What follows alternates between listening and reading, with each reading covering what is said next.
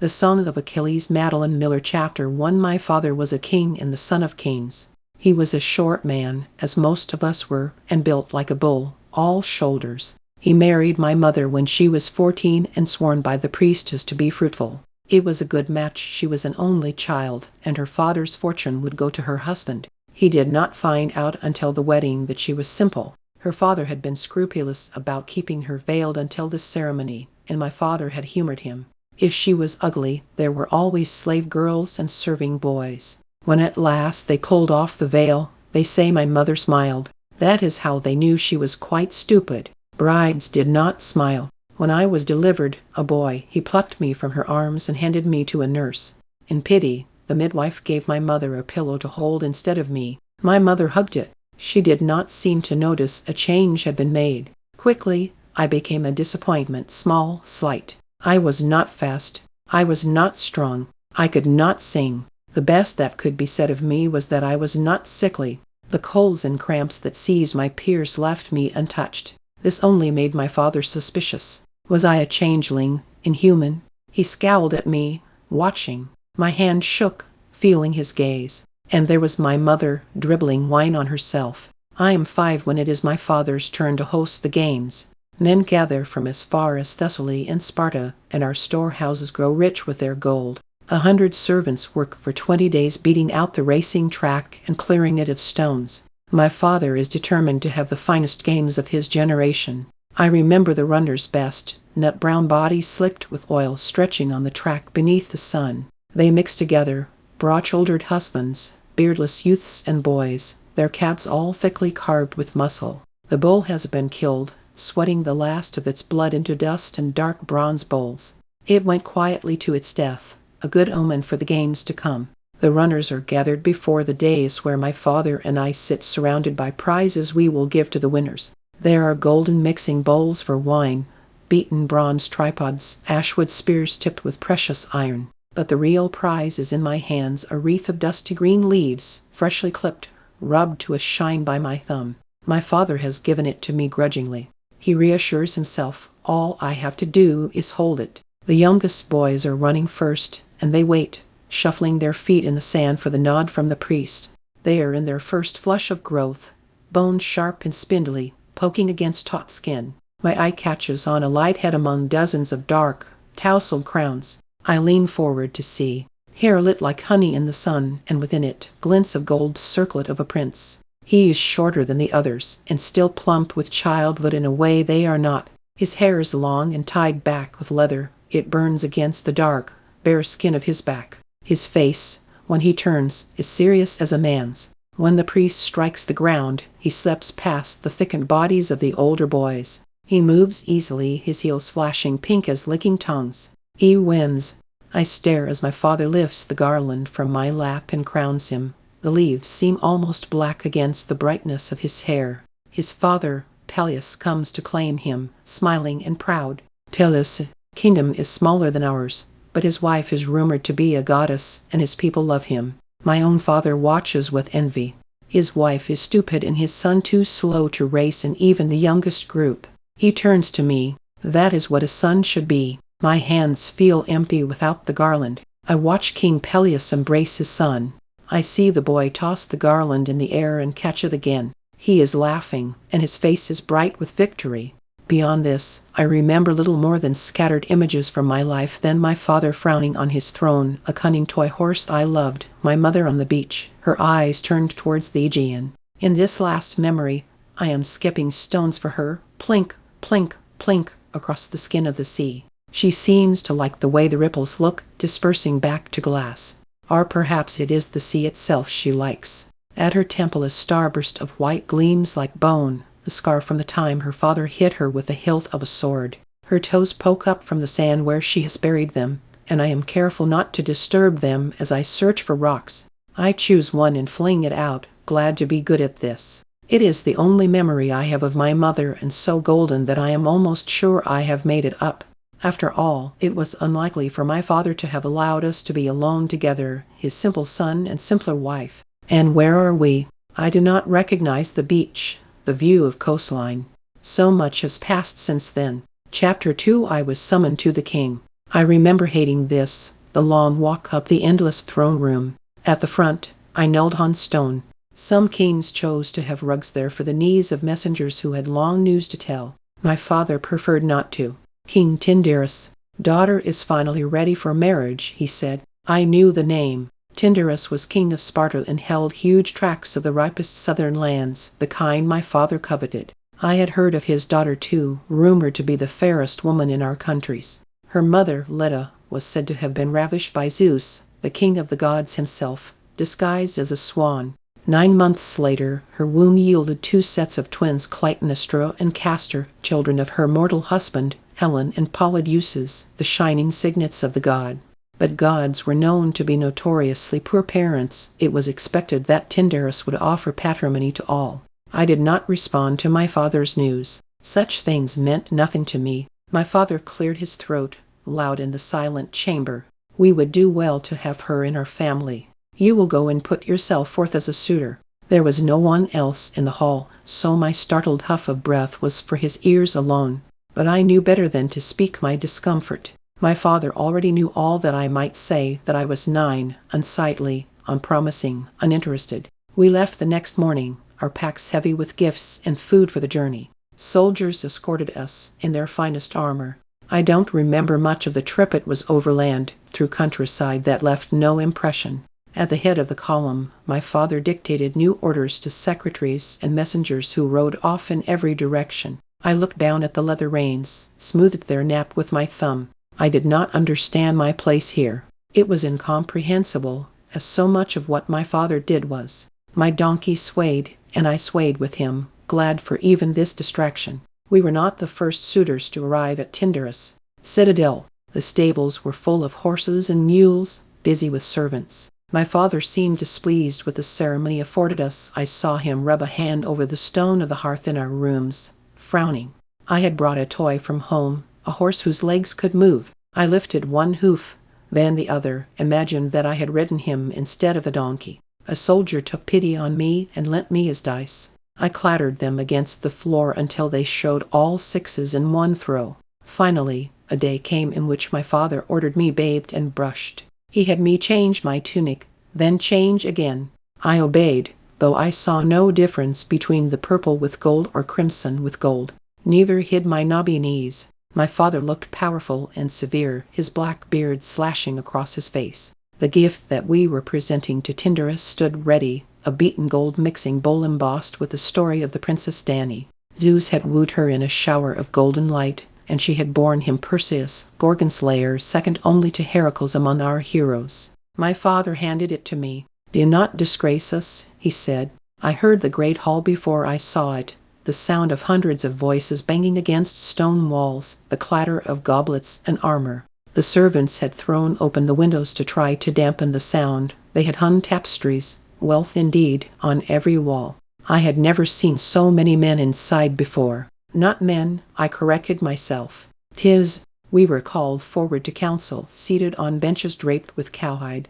Servants faded backwards to the shadows. My father's fingers dug into my collar, warning me not to fidget. There was violence in that room, with so many princes and heroes and kings competing for a single prize, but we knew how to ape civilization. One by one they introduced themselves, these young men, showing off shining hair and neat waists and expensively dyed clothing. Many were the sons or grandsons of gods. All had a song or two, or more, written of their deeds. Tyndarus greeted each in turn, accepted their gifts in a pile at the center of the room, invited each to speak and present his suit. My father was the oldest among them, except for the man who, when his turn came, named himself Philoctetes, a comrade of Heracles. The man beside us whispered, with an awe I understood. Heracles was the greatest of our heroes, and Philoctetes had been the closest of his companions, the only one still living. His hair was gray, and his thick fingers were all tendon, the sinewy dexterity that marked an archer. And indeed, a moment later he held up the largest bow I had ever seen, polished yew wood with a lion-skin grip. The bow of Heracles. Philoctetes named it, given to me at his death. In our lands a bow was mocked as the weapon of cowards.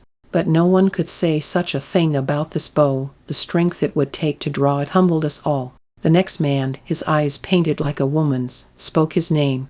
Idomeneus, king of Crete. He was lean, and his long hair fell to his waist when he stood. He offered rare iron, a double-headed axe, the symbol of my people. His movements reminded me of the dancers that my mother liked.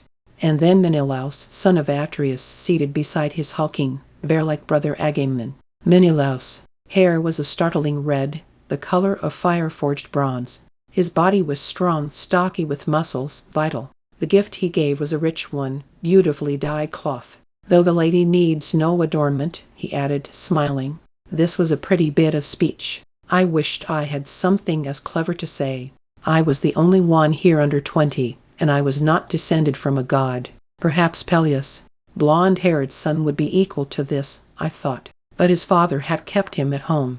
Man after man, and their names began to blur in my head. My attention wandered to the dais, where I noticed, for the first time, the 3 veiled women seated at Tyndarus. I stared at the white cloth over their faces, as if I might be able to catch some glimpse of the woman behind it. My father wanted one of them for my wife. 3 sets of hands, prettily adorned with bracelets, lay quiet in their laps. One of the women was taller than the other 2. I thought I saw a stray dark curl peek from beneath the bottom of her veil. Helen is light-haired, I remembered. So that one was not Helen. I had ceased to listen to the kings. Welcome, Menelaus. The speaking of my father's name startled me. Tyndarus was looking at us. I am sorry to hear of the death of your wife. My wife lives, Tyndarus. It is my son who comes today to wed your daughter. There was a silence in which I knelt, dizzied by the spin of faces around me. Your son is not yet a man. Tyndarus' voice seemed far away. I could detect nothing in it. He need not be. I'm man enough for both of us. It was the sort of jest our people loved, bold and boasting. But no one laughed.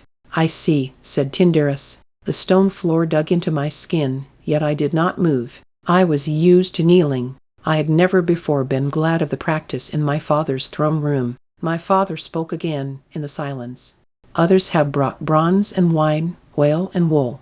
I bring gold, and it is only a small portion of my stores. I was aware of my hands on the beautiful bowl, touching the story's figures, Zeus appearing from the streaming sunlight, the startled princess, their coupling. My daughter and I are grateful that you have brought us such a worthy gift. O paltry to you. A murmur from the kings. There was humiliation here that my father did not seem to understand. My face flushed with it. I would make Helen the queen of my palace. For my wife, as you know well, is not fit to rule. My wealth exceeds all of these young men, and my deeds speak for themselves. I thought the suitor was your son. I looked up at the new voice. A man who had not spoken yet. He was the last in line, sitting at ease on the bench, his curling hair gleaming in the light of the fire. He had a jagged scar on one leg, a seam that stitched his dark brown flesh from heel to knee, wrapping around the muscles of the calf and burying itself in the shadow beneath his tunic. It looked like it had been a knife, I thought, or something like it, ripping upwards and leaving behind feathered edges, whose softness belied the violence that must have caused it. My father was angry. Son of Laertes, I do not remember inviting you to speak. The man smiled. I was not invited. I interrupted. But you need not fear my interference. I have no vested interest in the matter. I speak only as an observer. A small movement from the dais drew my eye. One of the veiled figures had stirred. What does he mean? My father was frowning. If he is not here for Helen, then for what? Let him go back to his rocks and his goats. The man's eyebrows lifted, but he said nothing. Tyndarus was also mild. If your son is to be a suitor, as you say, then let him present himself. Even I knew it was my turn to speak. I am Patroclus, son of Menelaus. My voice sounded high and scratchy with disuse. I am here as a suitor for Helen. My father is a king and the son of kings. I had no more to say. My father had not instructed me. He had not thought that Tyndarus would ask me to speak. I stood and carried the bowl to the pile of gifts, placed it where it would not topple. I turned and walked back to my bench. I had not disgraced myself with trembling or tripping, and my words had not been foolish. Still, my face burned with shame. I knew how I must look to these men. Oblivious, the line of suitors moved on. The man kneeling now was huge, half again as tall as my father, and broad besides. Behind him, 2 servants braced an enormous shield. It seemed to stand with him as part of his suit, reaching from his heels to his crown. No ordinary man could have carried it, and it was no decoration. Scarred and hacked edges bore witness to the battles it had seen.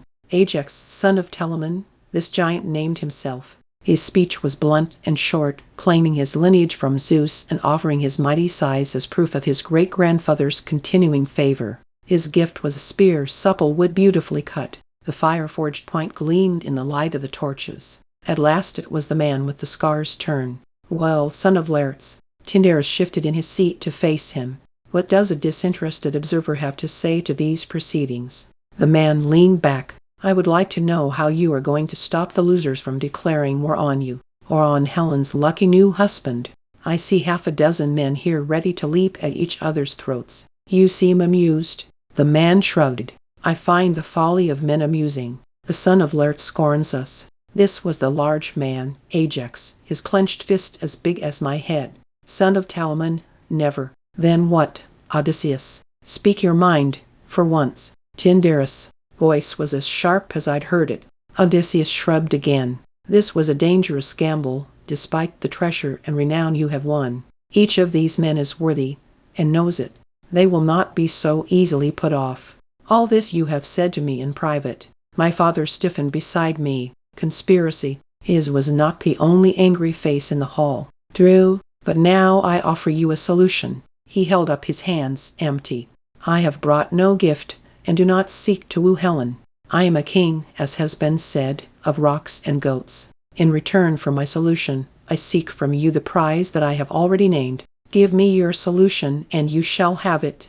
Again that slight movement from the dais. One woman's hand had twitched against her companion's dress. "Then here it is. I believe that we should let Helen choose." Odysseus paused, to allow for the murmurs of disbelief. Women did not have a say in such things. "No one may fault you, then. But she must choose now, at this very moment. So she will not be said to have taken counsel or instruction from you."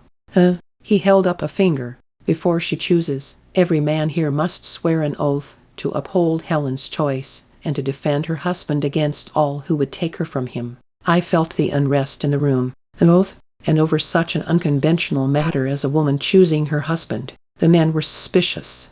"Very well." Tyndareus, his face unreadable, turned to the veiled women. "Helen, do you accept this proposal?" Her voice was low and lovely, carrying to every corner of the hall.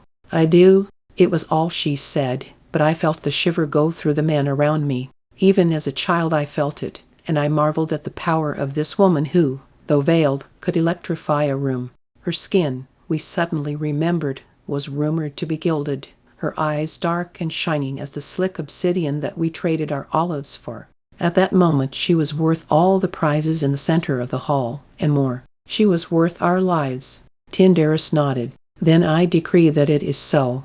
All those who wish to swear will do so now." I heard muttering, a few half-angry voices, but no man left. Helen's voice, and the veil, gently fluttering with her breath, held us all captive. A swiftly summoned priest led a white goat to the altar. Here, inside, it was a more propitious choice than a bull, whose throat might splash unwholesomely upon the stone floor. The animal died easily, and the man mixed its dark blood with the cypress ash from the fire.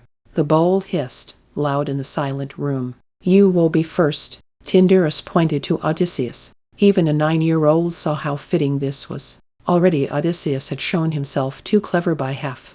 Our ragged alliances prevailed only when no man was allowed to be too much more powerful than another. Around the room, I saw smirks and satisfaction among the kings. He would not be allowed to escape his own news. Odysseus, mouth corked in a half-smile. "Of course, it is my pleasure." But I guessed that it was not so. During the sacrifice I had watched him lean back into the shadows as if he would be forgotten. He rose now, moved to the altar. "Now Helen." Odysseus paused, his arm half extended to the priest. "Remember that I swear only in fellowship, not as a suitor. You would never forgive yourself if you were to choose me." His words were teasing, and drew scattered laughter. We all knew it was not likely that one so luminous as Helen would choose the king of barren Ithaca. One by one the priests summoned us to the hearth, marking our wrists with blood and ash, binding as chains. I chanted the words of the oath back to him, my arm lifted for all to see. When the last man had returned to his place, Tyndarus rose. "Choose now, my daughter, Menelaus." She spoke without hesitation, startling us all. We had expected suspense, indecision. I turned to the red-haired man, who stood, a huge grin cracking his face. In outsized joy, he clapped his silent brother on the back. Everywhere else was anger, disappointment, even grief. But no man reached for his sword. The blood had dried thick on our wrists. "So be it." Tyndarus stood also. "I am glad to welcome a second son of Atreus to my family. You shall have my Helen, even as your worthy brother once claimed my Clytemnestra." He gestured to the tallest woman, as though she might stand. She did not move. Perhaps she had not heard. "What about the third girl?" This shout from a small man beside the giant Ajax. "Hermes, can I have her?" The men laughed, glad for an easing in the tension. "You're too late, Teucer." Odysseus spoke over the noise. "She's promised to me." I did not have the chance to hear more. My father's hand seized my shoulder, pulling me angrily off the bench. "We are finished here." We left that very night for home, and I climbed back on my donkey, thick with disappointment. I had not even been allowed to glimpse Helen's fabled face. My father would never mention the trip again, and once home the events twisted strangely in my memory. The blood in the oath, the room full of kings, they seemed distant and pale, like something a bard had spun, rather than something I lived. Had I really knelt there before them? And what of the oath I had sworn? It seemed absurd even to think of it, foolish and improbable as a dream is by dinner.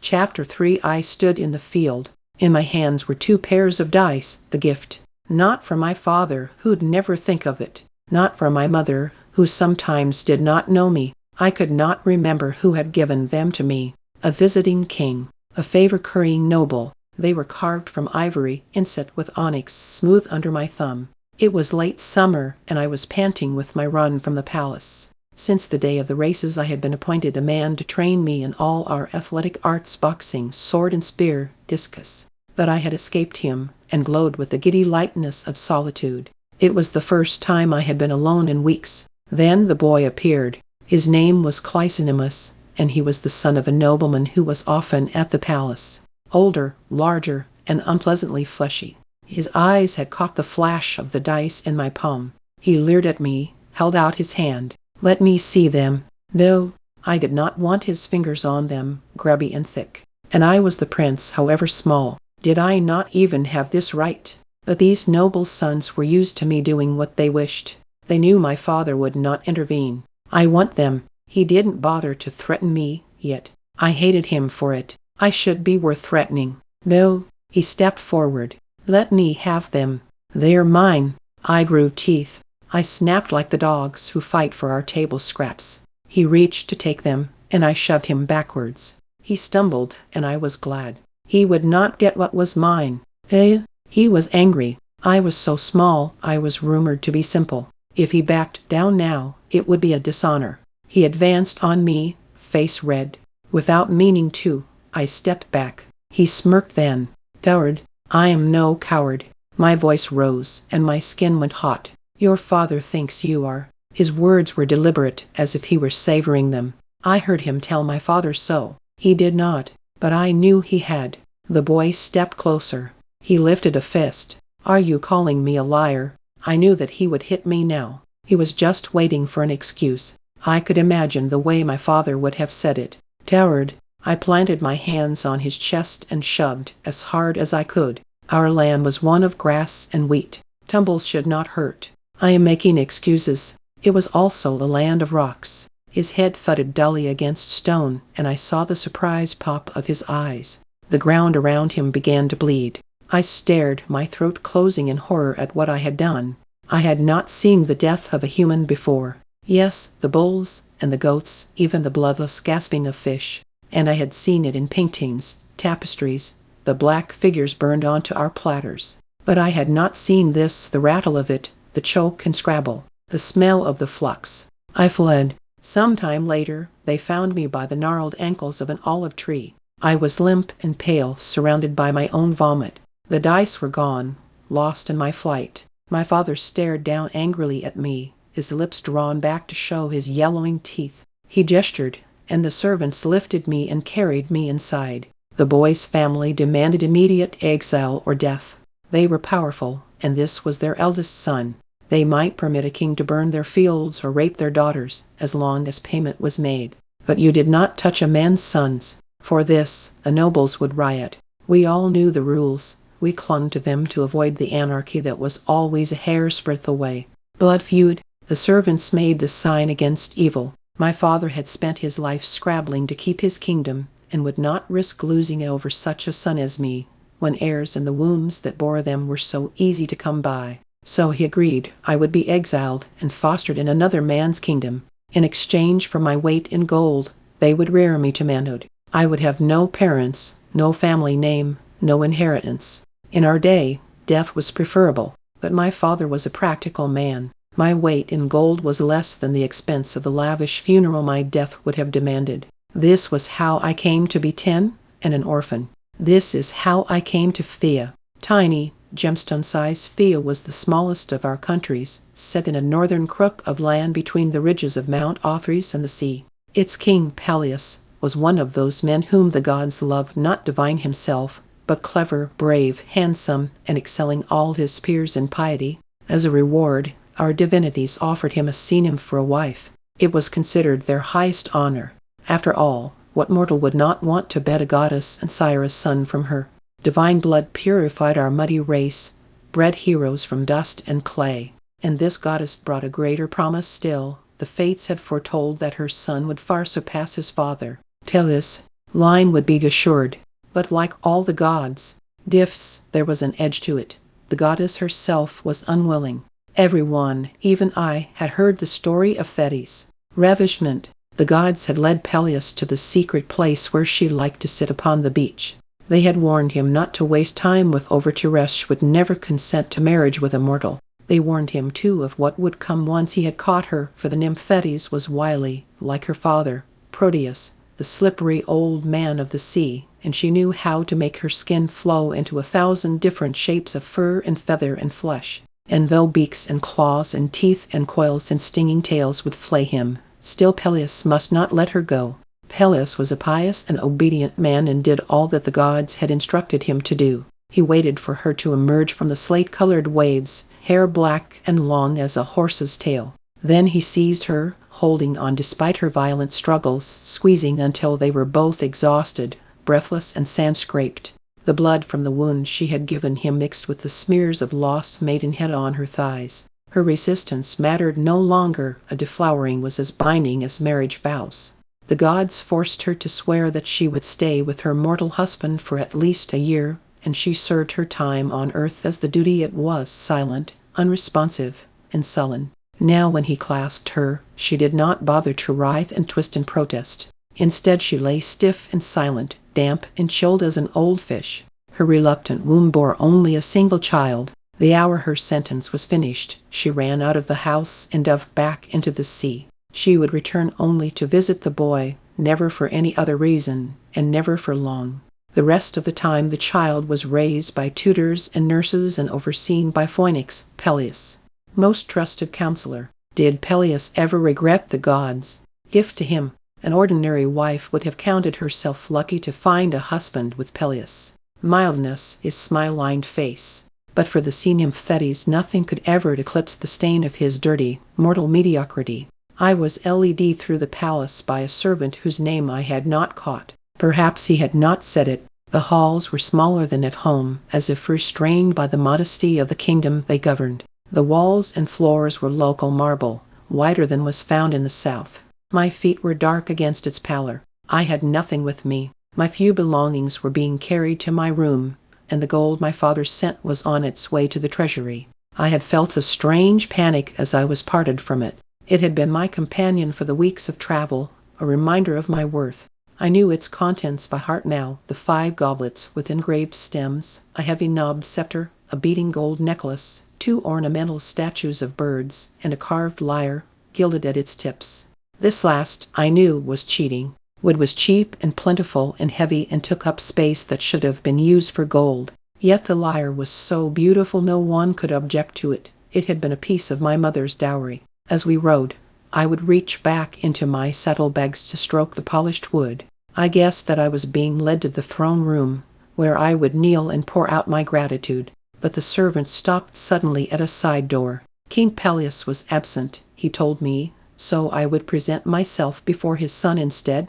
I was unnerved. This was not what I had prepared myself for, the dutiful words I'd practiced on donkeyback. Peleus, son. I could still remember the dark wreath against his bright hair, the way his pink soles had flashed along the track. That is what a son should be. He was lying on his back on a wide, pillowed bench, balancing a lyre on his stomach. Idly, he plucked at it. He did not hear me enter, or he did not choose to look. This is how I first began to understand my place here. Until this moment I had been a prince, expected and announced. Now I was negligible. I took another step forward, scuffing my feet, and his head lolled to the side to regard me. In the 5 years since I had seen him, he had outgrown his babyish roundness. I gaped at the cold shock of his beauty, deep green eyes, features fine as a girl's.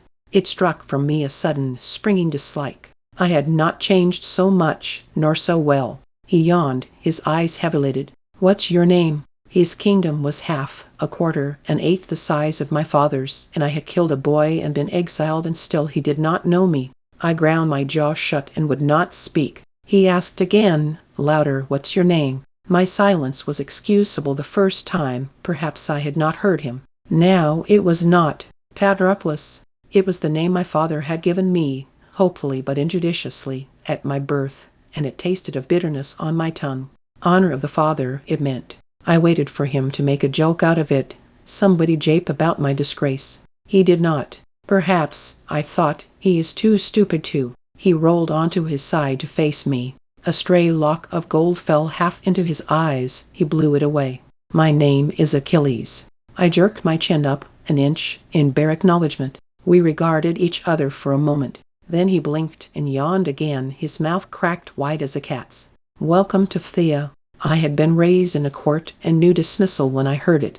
I discovered that afternoon that I was not the only foster child of Peleus. The modest king turned out to be rich in cast-off sons. He had once been a runaway himself, it was rumored, and had a reputation for charity towards exiles. My bed was a pallet in a long barrack-style room, filled with other boys tussling and lounging. A servant showed me where my things had been put. A few boys lifted their heads, stared. I am sure one of them spoke to me, asked my name. I am sure I gave it. They returned to their games. No one important. I walked stiff-legged to my pallet and waited for dinner. We were summoned to eat at dusk by a bell. Bronze struck from deep in the palace's turnings. The boys dropped their games and tumbled out into the hallway. The complex was built like a rabbit warren, full of twisting corridors and sudden inner rooms. I nearly tripped over the heels of the boy in front of me, fearful of being left behind and lost. The room for meals was a long hall at the front of the palace, its windows opening onto Mount Othrys, foothills. It was large enough to feed all of us, many times over. Peleus was a king who liked to host and entertain. We sat on its oakwood benches, at tables that were scratched from years of clattering plates. The food was simple but plentiful: salted fish, and thick bread served with herbed cheese. There was no flesh here, of goats or bulls. That was only for royalty, or festival days. Across the room I caught the flash of bright hair in lamplight. Achilles. He sat with a group of boys whose mouths were wide with laughter at something he'd said or done. That is what a prince should be. I stared down at my bread, its coarse grains that rubbed rough against my fingers. After supper we were allowed to do as we liked. Some boys were gathering in a corner for a game. Do you want to play? One asked. His hair still hung in childhood curls. He was younger than I was. Lay this. He opened his hand to show them, carved bone flecked with black dye. I started, stepped backwards. No, I said, too loudly. He blinked in surprise. All right. He shrugged, and was gone. That night I dreamed of the dead boy, his skull cracked like an egg against the ground. He has followed me. The blood spreads dark as spilled wine. His eyes open, and his mouth begins to move. I clap my hands over my ears. The voices of the dead were said to have the power to make the living mad. I must not hear him speak. I woke in terror, hoping I had not screamed aloud. The The pinpricks of stars outside the window were the only light. There was no moon I could see. My breathing was harsh in the silence, and the marsh reed ticking of the mattress crackled softly beneath me, rubbing its thin fingers against my back. The presence of the other boys did not comfort me. Our dead come for their vengeance regardless of witnesses. The stars turned, and somewhere the moon crept across the sky. When my eyes dragged closed again, he was waiting for me still, covered in blood, his face as pale as bone. Of course he was. No soul wished to be sent early to the endless gloom of our underworld. Exile might satisfy the anger of the living, but it did not appease the dead. I woke sandy-eyed, my limbs heavy and dull. The other boys surged around me, dressing for breakfast, eager for the day. Word had spread quickly of my strangeness, and the younger boy did not approach me again with dice or anything else. At breakfast, my fingers pushed bread between my lips, and my throat swallowed. Milk was poured for me. I drank it. Afterwards we were led into the dusty sun of the practice yards for training in spear and sword. Here is where I tasted the full truth of Peleus. Kindness, well trained and indebted, we would one day make him a fine army. I was given a spear, and a calloused hand corrected my grip, then corrected it again. I threw and grazed the edge of the oak tree target. The master blew out a breath and passed me a second spear. My eyes traveled over the other boys, searching for Peleus. Son, he was not there. I sighted once more at the oak, its bark pitted and cracked, oozing sap from punctures. I threw. The sun drove high, then higher still. My throat grew dry and hot, scratched with burning dust. When the masters released us, most of the boys fled to the beach, where small breezes still stirred. There they diced and raced, shouting jokes in the sharp, slanting dialects of the north. My eyes were heavy in my head, and my arm ached from the morning's exertion. I sat beneath the scrubby shade of an olive tree to stare out over the ocean's waves.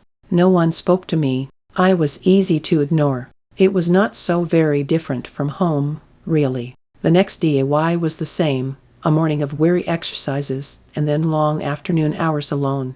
At night, the moon slivered smaller and smaller. I stared until I could see it even when I closed my eyes, the yellow curve bright against the dark of my eyelids. I hoped that it might keep the visions of the boy at bay. Our goddess of the moon is gifted with magic, with power over the dead. She could banish the dreams if she wished. She did not. The boy came, night after night, with his staring eyes and splintered skull. Sometimes he turned and showed me the hole in his head, where the soft mass of his brain hung loose. Sometimes he reached for me.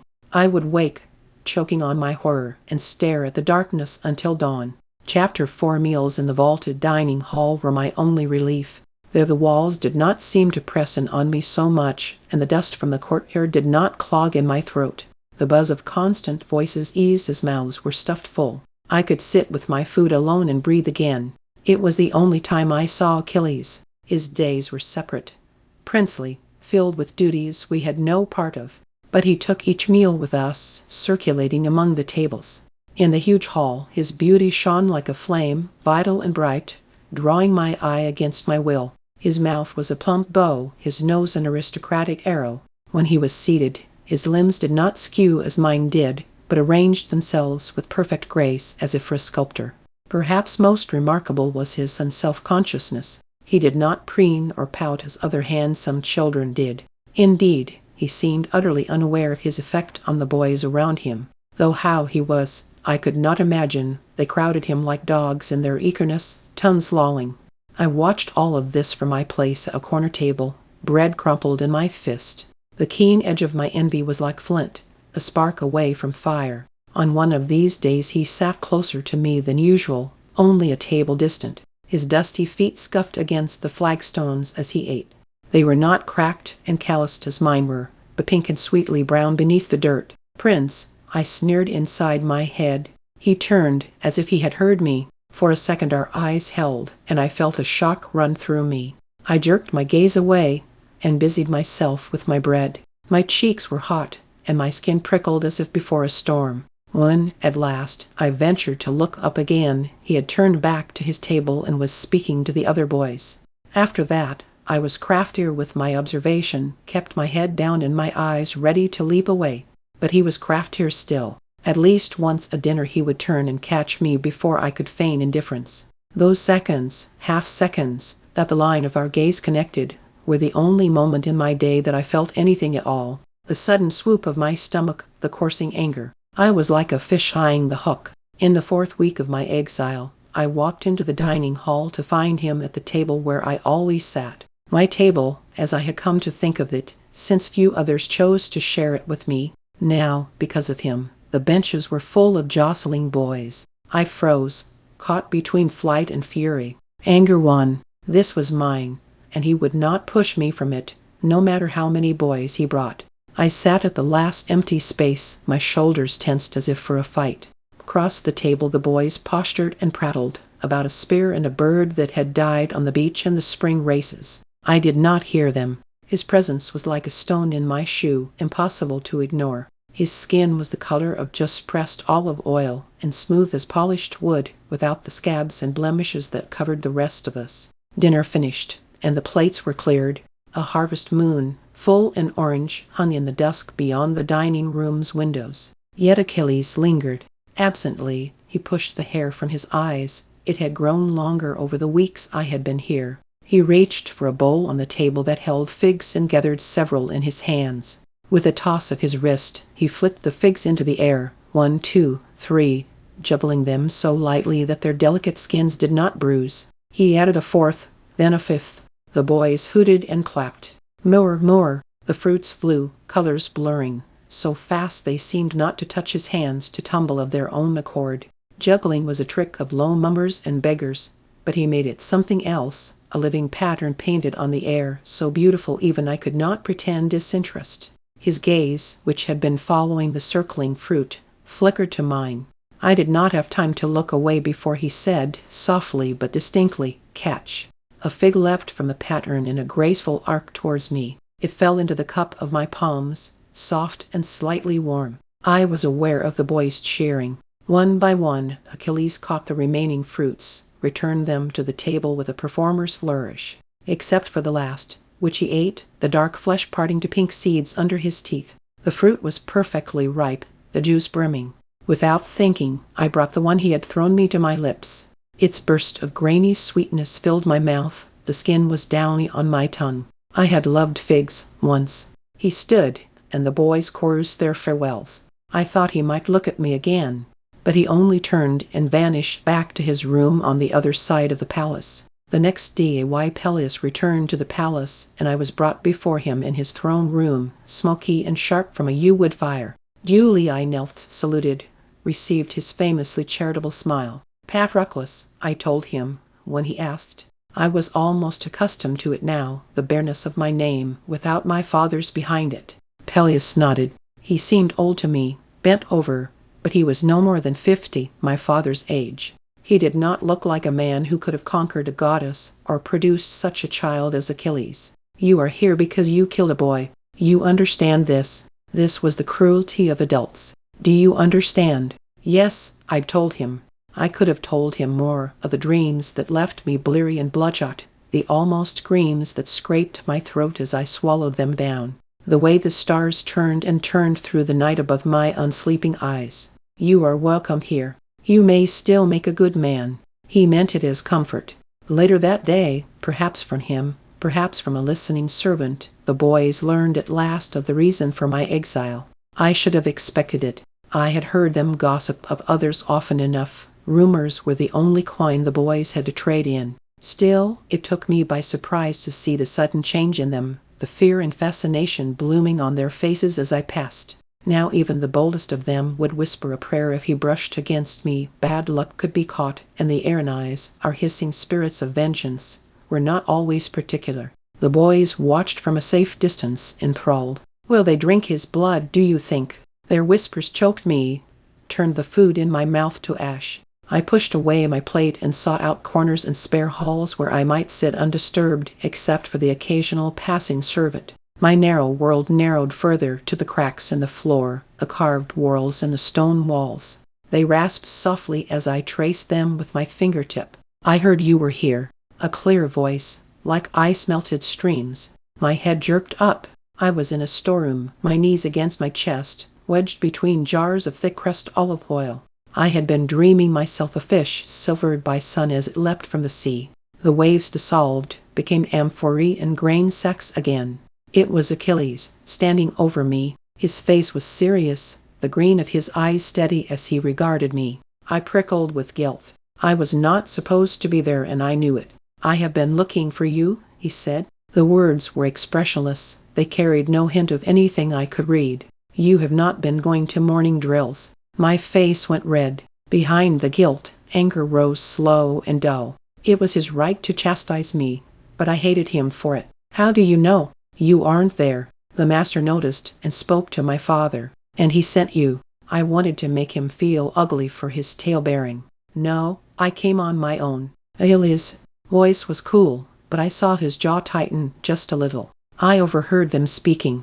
I have come to see if you are ill." I did not answer. He studied me a moment. "My father is considering punishment," he said. We knew what this meant. Punishment was corporal, and usually public. A prince would never be whipped, but I was no longer a prince. "You are not ill," he said. "No," I answered dully.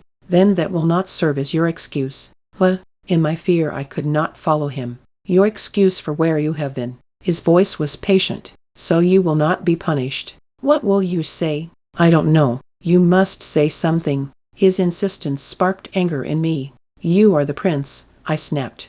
That surprised him. He tilted his head a little, like a curious bird. So speak to your father, and say I was with you. He will excuse it." I said this more confidently than I felt. If I had spoken to my father for another boy, he would have been whipped out of spite. But I was not Achilles. The slightest crease appeared between his eyes. "I do not like to lie," he said. "It was the sort of innocence other boys taunted out of you. Even if you felt it, you did not say it." "Then take me with you to your lessons," I said. "So it won't be a lie." His eyebrows lifted, and he regarded me. He was utterly still, the type of quiet that I had thought could not belong to humans, a stilling of everything but breath and pulse, like a deer listening for the hunter's bow. I found myself holding my breath. Then something shifted in his face. "A decision. Come," he said. "Where?" I was wary. Perhaps now I would be punished for suggesting deceit. "To my lyre lesson." "So, as you say, it will not be a lie. After, we will speak with my father." "No." "Yes." "Why not?" He watched me, curious. "Why not?" When I stood to follow him, my limbs ached from so long seated on cool stone. My chest trilled with something I could not quite name. Escape, and danger, and hope all at once. We walked in silence through the winding halls and came at length to a small room, holding only a large chest and stools for sitting. Achilles gestured to one and I went to it, leather pulled taut over a spare wooden frame. A musician's chair. I had seen them only when bards came, infrequently, to play at my father's fireside. Achilles opened the chest. He pulled a lyre from it and held it out to me. "I don't play," I told him. His forehead wrinkled at this. "Never?" Strangely, I found myself not wishing to disappoint him. My father did not like music. "So, your father is not here." I took the lyre. It was cool to the touch, and smooth. I slid my fingers over the strings, heard the humming almost note. It was the lyre I had seen him with the first day I came. Achilles bent again into the trunk, pulled out a second instrument, and came to join me. He settled it on his knees. The wood was carved and golden and shone with careful keeping.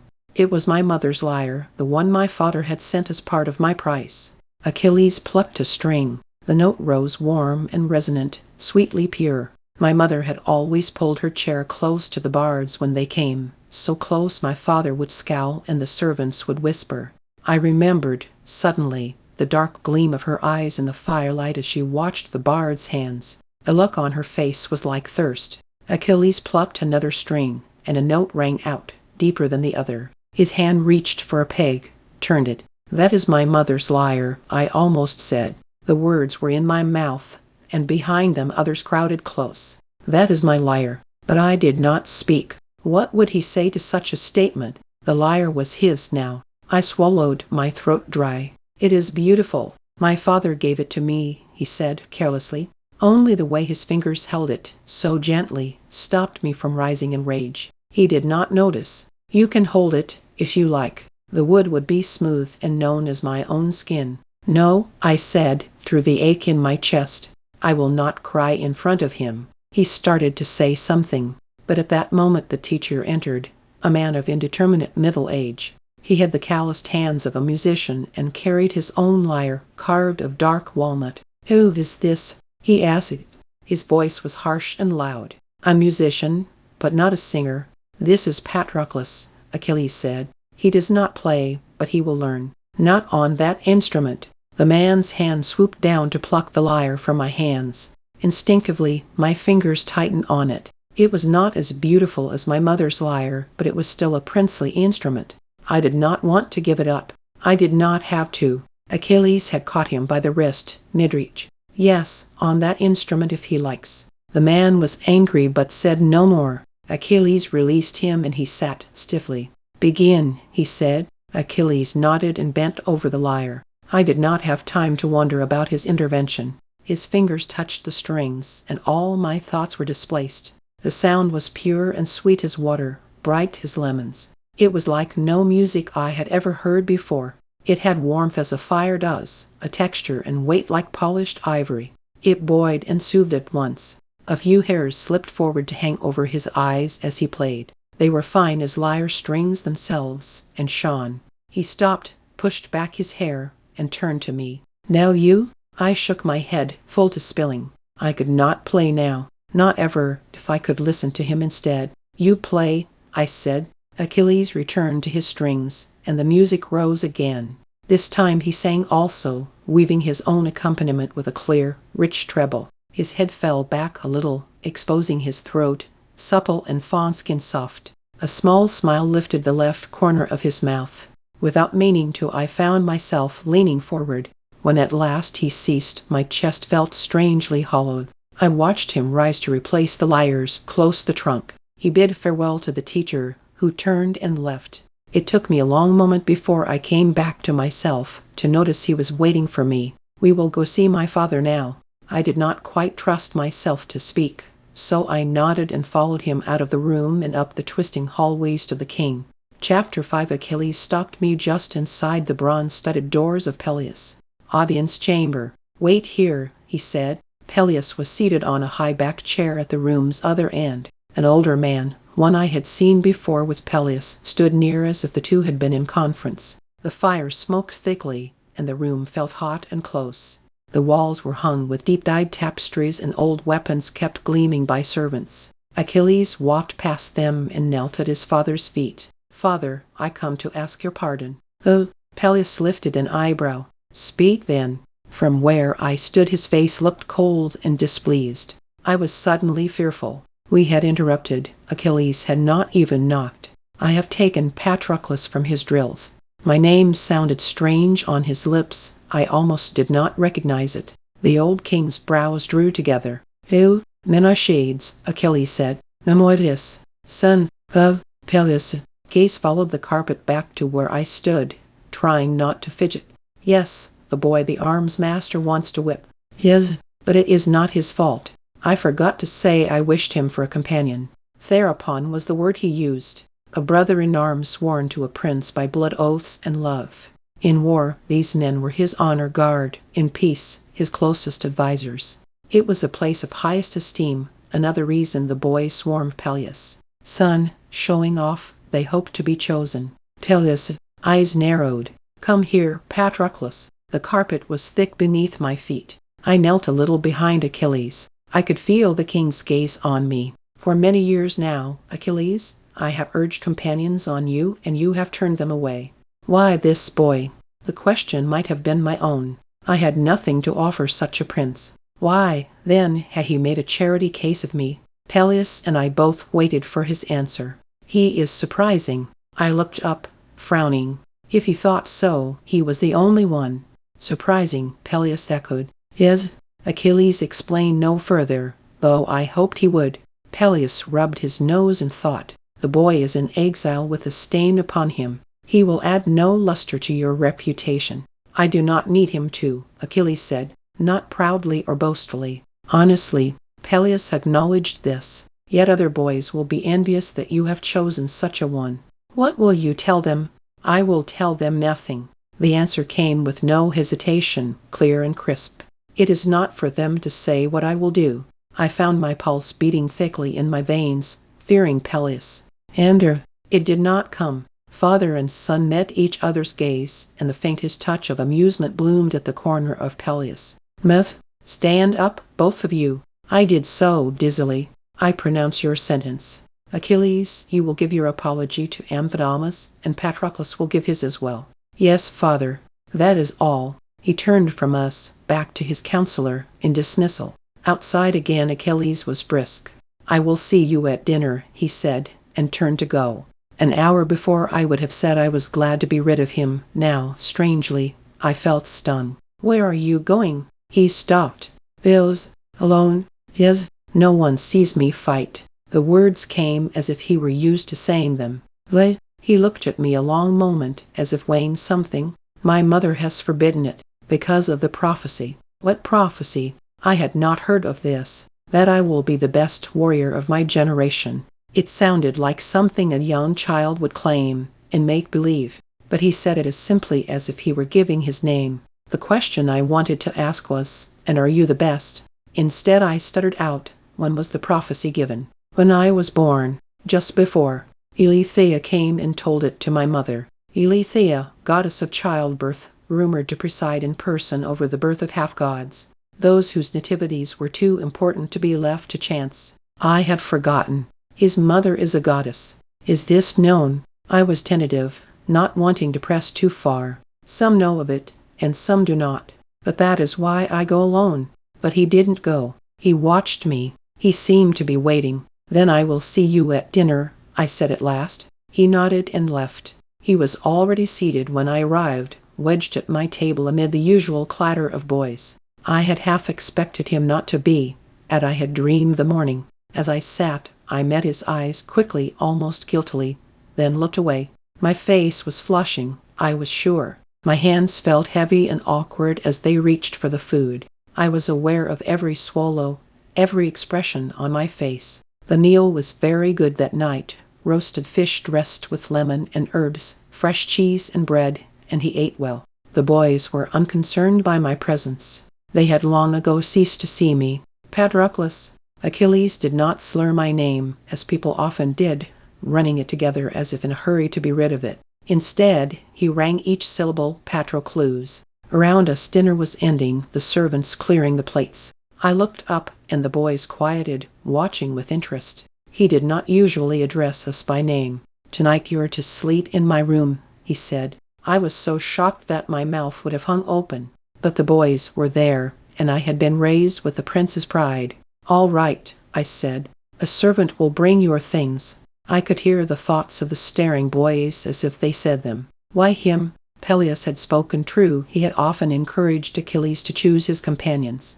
But in all those years, Achilles showed no special interest in any of the boys, though he was polite to all, as befitted his upbringing. And now he had bestowed the long-awaited honor upon the most unlikely of us, small and ungrateful and probably cursed. He turned to go, and I followed him, trying not to stumble, feeling the eyes of the table on my back. He led me past my old room and the chamber of state with its high-backed throne. Another turn, and we were in a portion of the palace I did not know, a wing that slanted down towards water. The walls were painted with bright patterns that bled to gray as his torch passed them. His room was so close to the sea that the air tasted of salt. There were no wall pictures here, only plain stone and a single soft rug. The furniture was simple but well made, carved from dark-grained wood I recognized as foreign. Off to one side I saw a thick pallet. He gestured to it. That is for you. Though saying thank you did not seem the right response. Are you tired? He asked. No. He nodded, as if I had said something wise. Me neither. I nodded in turn. Each of us, warily polite, bobbing our head like birds. There was a silence. Do you want to help me juggle? I don't know how. You don't have to know. I'll show you. I was regretting saying I was not tired. I did not want to make a fool of myself in front of him. But his face was hopeful, and I felt like a miser to refuse. All right. How many can you hold? I don't know. Show me your hand. I did, palm out. He rested his own palm against it. I tried not to startle. His skin was soft, and slightly sticky from dinner. The plump finger pads brushing mine were very warm. About the same. It will be better to start with 2, then. Take these. He reached for 6 leather-covered balls, the type that mummers used. Obediently, I claimed 2. When I say, throw one to me, normally I would chafe at being bossed this way. But somehow the words did not sound like commands in his mouth. He began to juggle the remaining balls. Now, he said. I let the ball fly from my hand towards him, saw it pulled seamlessly into the circling blur. Again, he said. I threw another ball, and it joined the others. You do that well, he said. I looked up quickly. Was he mocking me? But his face was sincere. Phew! A ball came back to me, just like the fig at dinner. My part took no great skill, but I enjoyed it anyway. We found ourselves smiling at the satisfaction of each smooth catch and throw. After some time he stopped, yawned. It's late, he said. I was surprised to see the moon high outside the window. I had not noticed the minutes passing. I sat on the pallet and watched as he busied himself with the tasks of bed, washing his face with water from a wide-mouthed ewer, untying the bit of leather that bound his hair. The silence brought my uneasiness back. Why was I here? Achilles snuffed out the torch. Good night, he said. Good night. The word felt strange in my mouth, like another language. Time passed. In the moonlight, I could just make out the shape of his face, sculpture perfect, across the room. His lips were parted slightly, an arm thrown carelessly above his head. He looked different in sleep, beautiful but cold as moonlight. I found myself wishing he would wake so that I might watch the life return. The next morning, after breakfast, I went back to the boys' room, expecting to find my things returned.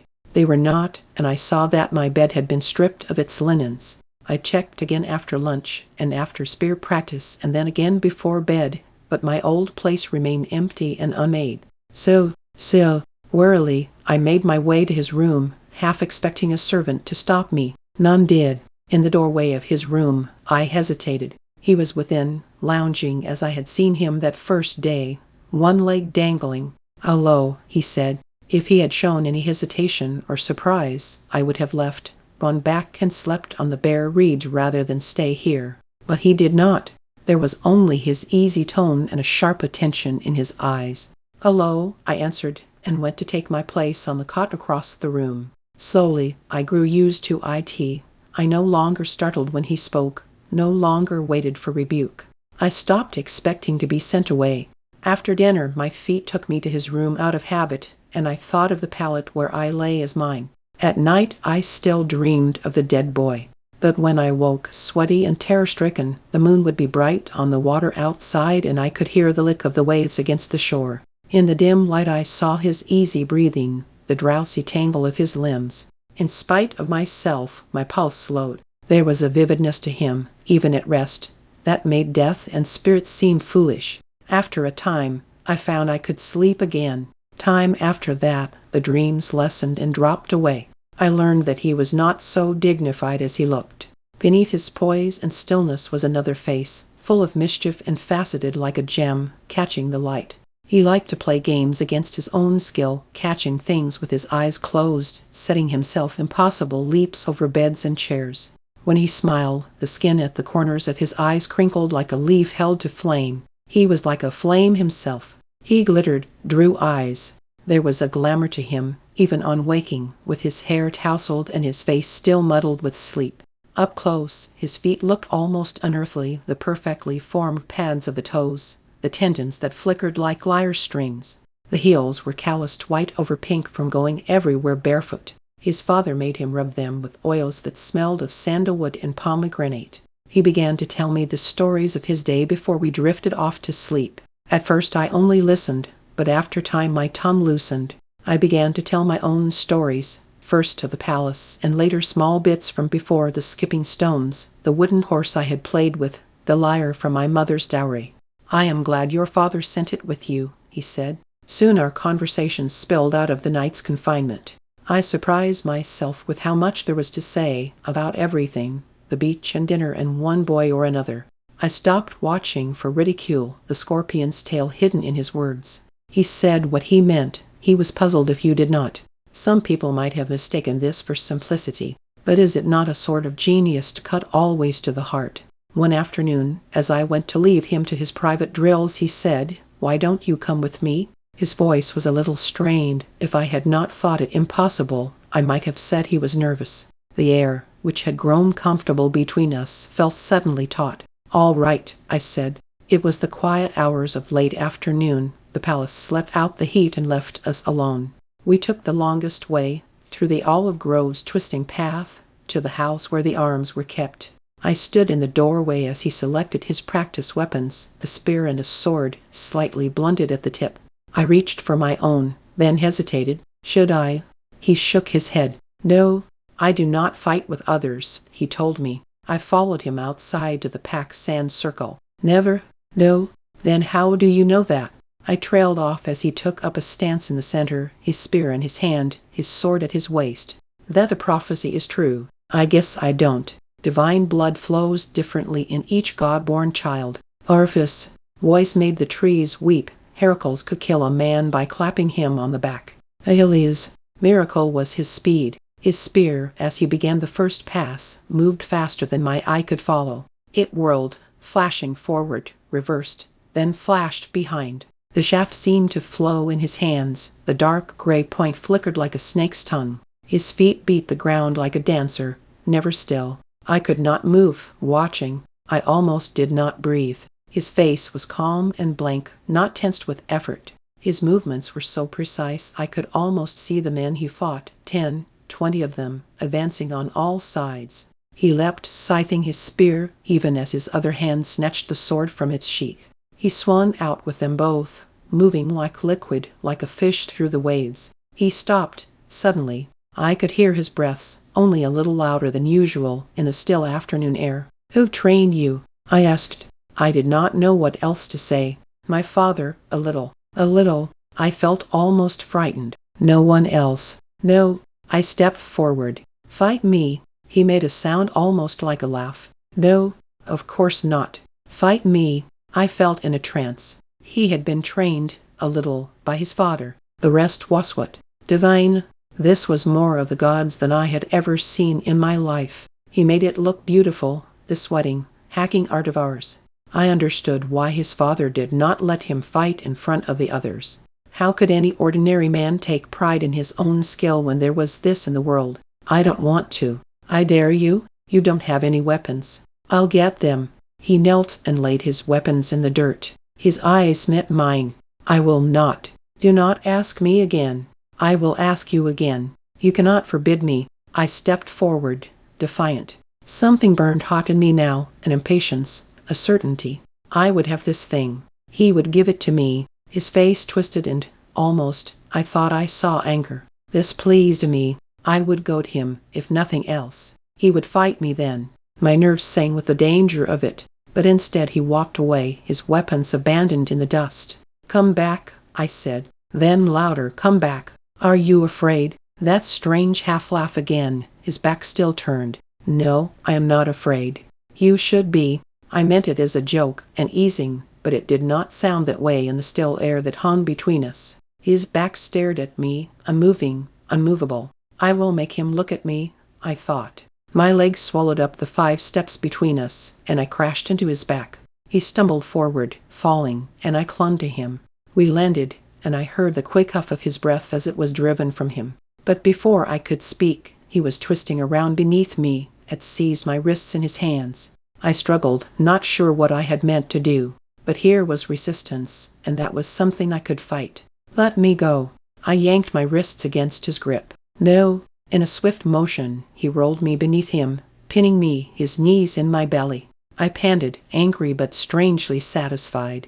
"I have never seen anyone fight the way you do," I told him. "Confession or accusation, or both?" "You have not seen much." I bridled, despite the mildness of his tone. "You know what I mean." His eyes were unreadable. Over us both, the unripe olives rattled gently. "Maybe." "What do you mean?" I twisted, hard, and he let go. We sat up, our tunics dusty and stuck to our backs. I broke off. There was an edge to me now, that familiar keenness of anger and envy, struck to life like flint. But the bitter words died even as I thought them. "There is no one like you," I said, at last. He regarded me a moment, in silence. So, something in the way he spoke it drained the last of my anger from me. I had minded, once. But who was I now, to begrudge such a thing? As if he heard me, he smiled, and his face was like the sun. Chapter 6. Our friendship came all at once after that, like spring floods from the mountains. Before, the boys and I had imagined that his days were filled with princely instruction, statecraft, and spear. But I had long since learned the truth. Other than his lyre lessons and his drills, he had no instruction. One day we might go swimming, another we might climb trees. We made up games for ourselves of racing and tumbling. We would lie on the warm sand and say, "Guess what I'm thinking about?" The falcon we had seen from our window, the boy with the crooked front tooth, dinner, and as we swam, or played, or talked, a feeling would come. It was almost like fear in the way it filled me, rising in my chest. It was almost like tears in how swiftly it came. But it was neither of those, buoyant where they were heavy, bright where they were dull. I had known contentment before, brief snatches of time in which I pursued solitary pleasure, skipping stones or dicing or dreaming. But in truth, it had been less a presence than an absence, a laying aside of dread. My father was not near, nor boys. I was not hungry, or tired, or sick. This feeling was different. I found myself grinning until my cheeks hurt, my scalp prickling till I thought it might lift off my head. My tongue ran away from me, giddy with freedom. This and this and this, I said to him. I did not have to fear that I spoke too much. I did not have to worry that I was too slender or too slow. This and this and this. I taught him how to skip stones, and he taught me how to carve wood. I could feel every nerve in my body, every brush of air against my skin. He played my mother's lyre, and I watched. When it was my turn to play, my fingers tangled in the strings and the teacher despaired of me. I did not care. Play again, I told him, and he played until I could barely see his fingers in the dark. I saw then how I had changed. I did not mind any more that I lost when we raced, and I lost when we swam out to the rocks, and I lost when we tossed spears or skipped stones. For who can be ashamed to lose to such beauty? It was enough to watch him win, to see the soles of his feet flashing as they kicked up sand, or the rise and fall of his shoulders as he pulled through the salt. It was enough. It was late summer, over a year after my exile had begun, when at last I told him of how I had killed the boy. We were in the branches of the courtyard oak, hidden by the patchwork leaves. It was easier here somehow, off the ground, with a solid trunk at my back. He listened silently, and when I had finished, he asked, "Why did you not say that you were defending yourself?" It was like him to ask this, the thing I had not thought of before. "I don't know." "Or you could have lied? Said you found him already dead." I stared at him, stunned by the simplicity of it. I could have lied. And then the revelation that followed. If I had lied, I would still be a prince. It was not murder that had exiled me, it was my lack of cunning. I understood, now, the disgust in my father's eyes. His moron son confessing all. I recalled how his jaw had hardened as I spoke. "He does not deserve to be a king." "You would not have lied," I said. "No," he admitted. "What would you have done?" I asked. Achilles tapped a finger against the branch he sat on. "I don't know. I can't imagine it. The way the boy spoke to you." He shrugged. "No one has ever tried to take something from me. Never." I could not believe it. A life without such things seemed impossible. "Never." He was silent a moment, thinking. "I don't know," he repeated, finally. "I think I would be angry." He closed his eyes and rested his head back against a branch. The green oak leaves crowded around his hair like a crown. I saw King Peleus often now. We were called to council sometimes, and dinners with visiting kings. I was allowed to sit at the table beside Achilles, even to speak if I wished. I did not wish. I was happy to be silent and watch the men around me. "Skops," Peleus took to calling me. "Owl," for my big eyes. He was good at this sort of affection, general and unminding. After the men were gone, we would sit with him by the fire to hear the stories of his youth. The old man, now gray and faded, told us that he had once fought beside Heracles. When I said that I had seen Philoctetes, he smiled. "Yes, the bearer of Heracles. Great bow. Back then he was a spearman, and much the bravest of us." This was like him too, these sorts of compliments. I understood, now, how his treasury had come to be so full of the gifts of treaty and alliance. Among our bragging, ranting heroes, Peleus was the exception, a man of modesty. We stayed to listen as the servants added one log, and then another, to the flames. It was halfway to dawn before he would send us back to our beds. The only place I did not follow was to see his mother. He went late at night, or at dawn before the palace was awake, and returned flushed and smelling of the sea. When I asked about it, he told me freely, his voice strangely toneless. It is always the same. She wants to know what I am doing and if I am well. She speaks to me of my reputation among men.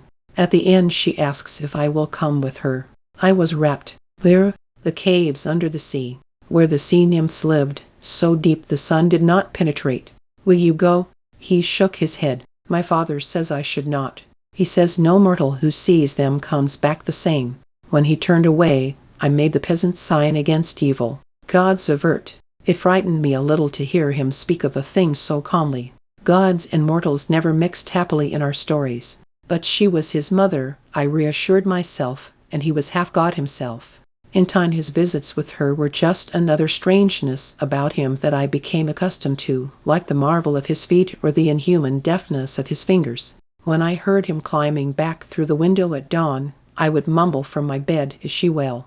And he would answer, "Yes, she is well." And he might add, "The fish are thick today," or "The bay is warm as a bath." And then we would sleep again. One morning of my second spring, he came back from his visit with his mother later than usual. The sun was almost out of the water and the goat bells were clanging in the hills. "Is she well?" "She is well. She wants to meet you." I felt a surge of fear, but stifled it. "Do you think I should?" I could not imagine what she would want with me. I knew her reputation for hating mortals. He did not meet my eyes. His fingers turned a stone he had found over and over. "There is no harm in it. Tomorrow night," she said. I understood now that it was a command. The gods did not make requests. I knew him well enough to see that he was embarrassed. He was never so stiff with me. "Tomorrow." He nodded.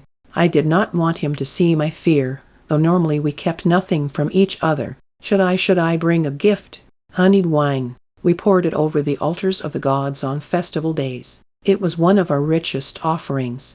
He shook his head. "She doesn't like it." The next night, when the household slept, I climbed out of our window. The moon was half full, bright enough for me to pick my way over the rocks without a torch. He had said that I was to stand in the surf and she would come. "No," he had reassured me, "you do not need to speak. She will know." The waves were warm and thick with sand. I shifted, watched the small white crabs run through the surf. I was listening, thinking I might hear the splash of her feet as she approached. A breeze blew down the beach and, grateful, I closed my eyes to it. When I opened them again, she was standing before me. She was taller than I was, taller than any woman I had ever seen. Her black hair was loose down her back, and her skin shone luminous and impossibly pale, as if it drank light from the moon. She was so close I could smell her, sea-water laced with dark brown honey. I did not breathe. I did not dare. "You are Patroclus." I flinched at the sound of her voice, hoarse and rasping. I had expected chimes, not the grinding of rocks in the surf. "Yes, lady." Distaste ran over her face. Her eyes were not like a human's. They were black to their center and flecked with gold. I could not bring myself to meet them. "He will be a god," she said. I did not know what to say, so I said nothing. She leaned forward, and I half thought she might touch me. But of course she did not. "Do you understand?" I could feel her breath on my cheek, not warm at all, but chilled like the depths of the sea. "Do you understand?" He had told me that she hated to be kept waiting. She leaned closer still, looming over me. Her mouth was a gash of red, like the torn open stomach of a sacrifice, bloody and oracular. Behind it her teeth shone sharp and white as bone. "Dead?" Carelessly, as if to herself, she added, "You will be dead soon enough." She turned and dove into the sea, leaving no ripples behind her. I did not go straight back to the palace. I could not. I went to the olive grove instead, to sit among the twisting trunks and fallen fruits. It was far from the sea. I did not wish to smell the salt now. "You will be dead soon enough." She had said it coldly, as a fact. She did not wish me for his companion, but I was not worth killing. To a goddess, the few decades of human life were barely even an inconvenience, and she wished him to be a god. She had spoken it so simply, as if it were obvious. A god. I could not imagine him so. Gods were cold and distant, far off as the moon, nothing like his bright eyes, the warm mischief of his smiles. Her desire was ambitious. It was a difficult thing to make even a half-god immortal. True, it had happened before to Heracles and Orpheus and Orion. They sat in the sky now, presiding as constellations, feasting with the gods on ambrosia. But these men had been the sons of Zeus, their sinews strong with the purest ichor that flowed. Thetis was a lesser of the lesser gods, a sea nymph only. In our stories these divinities had to work by wheedling and flattery, by favors won from stronger gods. They could not do much themselves, except live forever. What are you thinking about? It was Achilles, come to find me. His voice was loud in the quiet grove, but I did not startle. I had half expected him to come. I had wanted him to. Nothing, I said. It was untrue. I guess it always is. He sat down beside me, his feet bare and dusty. Did she tell you that you would die soon? I turned to look at him, startled. Yes, I said. I'm sorry, he said. The wind blew the gray leaves above us, and somber I heard the soft pat of an olive fall. She wants you to be a god, I told him.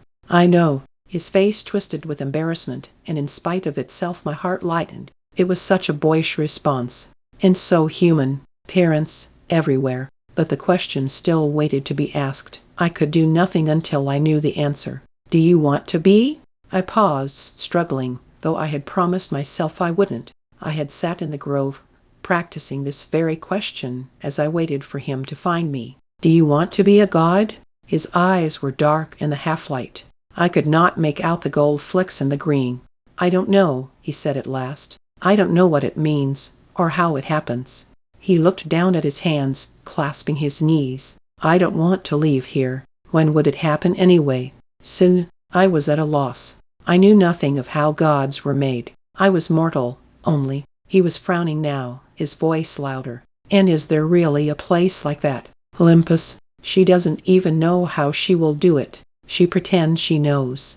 She thinks if I become famous enough. He trailed off. This at least I could follow. Then the gods will take you voluntarily. He nodded, but he had not answered my question. Achilles. He turned to me, his eyes still filled with frustration, with a sort of angry bewilderment. He was barely 12. Do you want to be a god? It was easier this time. Not yet, he said. A tightness I had not known was there eased a little. I would not lose him yet. He cupped a hand against his chin. His features looked finer than usual, like carved marble. I'd like to be a hero, though. I think I could do it, if the prophecy is true. If there's a war. My mother says I am better even than Heracles was. I did not know what to say to this. I did not know if it was motherly bias or fact. I did not care. Not yet. He was silent a moment, then turned to me, suddenly. Would you want to be a god? There, among the moss and olives, it struck me as funny. I laughed, and, a moment later, he did too. I do not think that is likely, I told him. I stood, put down a hand for him. He took it, pulled himself up. Our tunics were dusty, and my feet tingled slightly with drying sea salt. There were figs in the kitchen. I saw them, he said. We were only 12, too young to brood. I bet I can eat more than you. Race you? I left. We ran. Chapter 7. The next summer we turned 13, him first, and then me. Our bodies began to stretch, pulling at our joints till they were aching and weak. In Peleus' shining bronze mirror, I almost did not recognize myself, lanky and gaunt, stork legs and sharpening chin. Achilles was taller still, seeming to tower above me. Eventually we would be of a height, but he came to his maturity sooner, with a startling speed, primed perhaps by the divinity in his blood. The boys, too, were growing older. Regularly now we heard moans behind closed doors and saw shadows returning to their beds before dawn. In our countries, a man often took a wife before his beard was fully fledged. How much earlier, then, did he take a serving girl? It was expected. Very few men came to their marriage beds without having done so. Those who did were unlucky indeed, too weak to compel, too ugly to charm, and too poor to pay. It was customary for Pallas to have a full complement of nobly born women as servants for the mistress of the house. But Peleus had no wife in the palace, and so the women we saw were mostly slaves. They had been bought or taken in warfare, or bred from those who were. During the day they poured wine and scrubbed floors and kept the kitchen. At night they belonged to soldiers or foster boys, to visiting kings or Peleus himself. The swollen bellies that followed were not a thing of shame, they were profit, more slaves. These unions were not always rape. Sometimes there was mutual satisfaction, and even affection. At least that is what the men who spoke of them believed.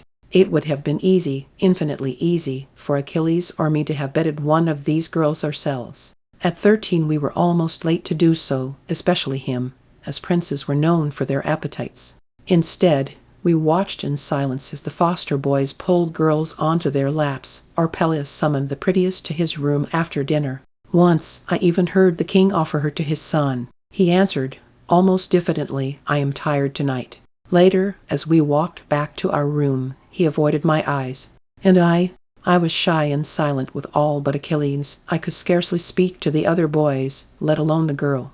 As a comrade of the prince, I suppose I would not have had to speak. A gesture or a look would have been enough. But such a thing did not occur to me. The feelings that stirred in me at night seemed strangely distant from those serving girls with their lowered eyes and obedience. I watched a boy fumbling at a girl's dress, the dull look on her face as she poured his wine. I did not wish for such a thing. One night we had stayed late in Peleus' chamber.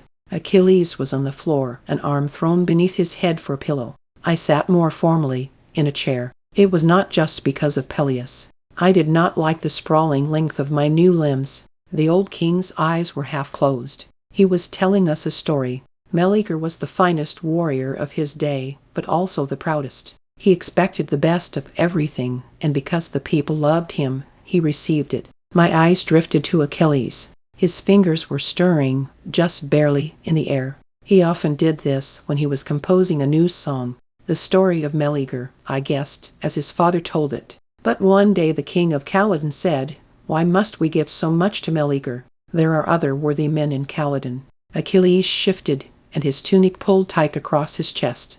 That day, I had overheard a serving girl whispering to her friend, "Do you think the prince looked at me at dinner?" Her tone was one of hope. Meleager heard the words of the king and was enraged. This morning he had leapt onto my bed and pressed his nose against mine. "Good morning," he'd said. I remembered the heat of him against my skin. He said, "I will not fight for you any longer," and he went back to his house and sought comfort in the arms of his wife. I felt a tug on my foot. It was Achilles, grinning at me from the floor. Calydon had fierce enemies, and when they heard that Meleager would no longer fight for Calydon, I pushed my foot towards him a little, provokingly. His fingers wrapped around my ankle. They attacked, and the city of Calydon suffered terrible losses. Achilles yanked, and I slid half out of the chair. I clung to the wooden frame so I would not be pulled onto the floor. So the people went to Meleager, to beg him for his help. Achilles, are you listening?" "Yes, father." "You are not. You are tormenting our poor scops." I tried to look tormented, but all I felt was the coolness against my ankle, where his fingers had been, a moment before. "It is just as well, perhaps. I am getting tired. We will finish the story another evening." We stood and wished the old man good night. But as we turned, he said, "Achilles, you might look for the light-haired girl from the kitchen. She has been haunting doorways for you, I hear." It was hard to know if it was the firelight that made his face look so changed. "Perhaps, father. I'm tired tonight." Peleus chuckled, as if this were a joke. "I'm sure she could wake you up." He waved us off. I had to trot, a little, to keep up with him as we walked back to our rooms. We washed our faces in silence, but there was an ache in me, like a rotten tooth. I could not let it be. "That girl, do you like her?" Achilles turned to face me from across the room. "Do you?" No, I flushed. "That is not what I meant." I had not felt so uncertain with him since the earliest days. "I mean, do you want?" He ran at me, pushed me backwards onto my cot, leaned over me. "I'm sick of talking about her," he said. The heat rose up my neck, wrapped fingers over my face. His hair fell around me, and I could smell nothing but him. The grain of his lips seemed to rest a hair's breadth from mine. Then, just like that morning, he was gone, up across the room, and pouring a last cup of water. His face was still and calm. "Good night," he said. At night, in bed, images come. They begin as dreams, trailing caresses in my sleep from which I start, trembling. I lie awake, and still they come, the flicker of firelight on a neck, the curve of a hip bone, drawing downwards. Hands smooth and strong, reaching to touch me. I know those hands. But even here, behind the darkness of my eyelids, I cannot name the thing I hope for. During the days I grow restless, fidgety, but all my pacing, singing, running does not keep them at bay. They come, and will not be stopped. It is summer, one of the first fine days. We are on the beach after lunch, our backs to a sloping piece of driftwood. The sun is high, and the air warm around us. Beside me, Achilles shifts, and his foot falls open against mine. It is cool, and chafed pink from the sand, soft from a winter indoors. He hums something, a piece of a song he had played earlier. I turn to look at him. His face is smooth, without the blotches and spots that have begun to afflict the other boys. His features are drawn with a firm hand, nothing awry or sloppy, nothing too large, all precise, cut with the sharpest of knives. And yet the effect itself is not sharp. He turns and finds me looking at him. "Well," he says. "Nothing." I can smell him. The oils that he uses on his feet, pomegranate and sandalwood, the salt of clean sweat, the hyacinths we had walked through, their scent crushed against our ankles. Beneath it all is his own smell, the one I go to sleep with, the one I wake up to. I cannot describe it. It is sweet, but not just. It is strong, but not too strong. Something like almond, but that still is not right. Sometimes, after we have wrestled, my own skin smells like it. He puts a hand down, to lean against. The muscles in his arms curve softly, appearing and disappearing as he moves. His eyes are deep green on mine. My pulse jumps, for no reason I can name. He has looked at me 1,000,000 times, but there is something different in this gaze, an intensity I do not know. My mouth is dry, and I can hear the sound of my throat as I swallow. He watches me. It seems that he is waiting. I shift, an infinitesimal movement, towards him.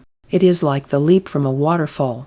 I do not know, until then, what I am going to do. I lean forward and our lips land clumsily on each other. They are like the fat bodies of bees, soft and round and giddy with pollen.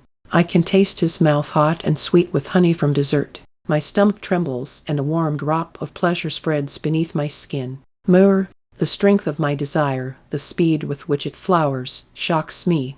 I flinch and startle back from him. I have a moment, only a moment, to see his face framed in the afternoon light, his lips slightly parted, still half forming a kiss. His eyes are wide with surprise. I am horrified. What have I done? But I do not have time to apologize. He stands and steps backwards. His face has closed over, impenetrable and distant, freezing the explanations in my mouth. He turns and races, the fastest boy in the world, up the beach and away. My side is cold with his absence. My skin feels tight, and my face, I know, is red and raw as a burn. Dear gods, I think, let him not hate me. I should have known better than to call upon the gods. When I turned the corner onto the garden path, she was there, sharp and knife-bright. A blue dress clung to her skin as if damp. Her dark eyes held mine, and her fingers, chill and unearthly pale, reached for me. My feet knocked against each other as she lifted me from the earth. "I have seen," she hissed, "the sound of waves breaking on stone."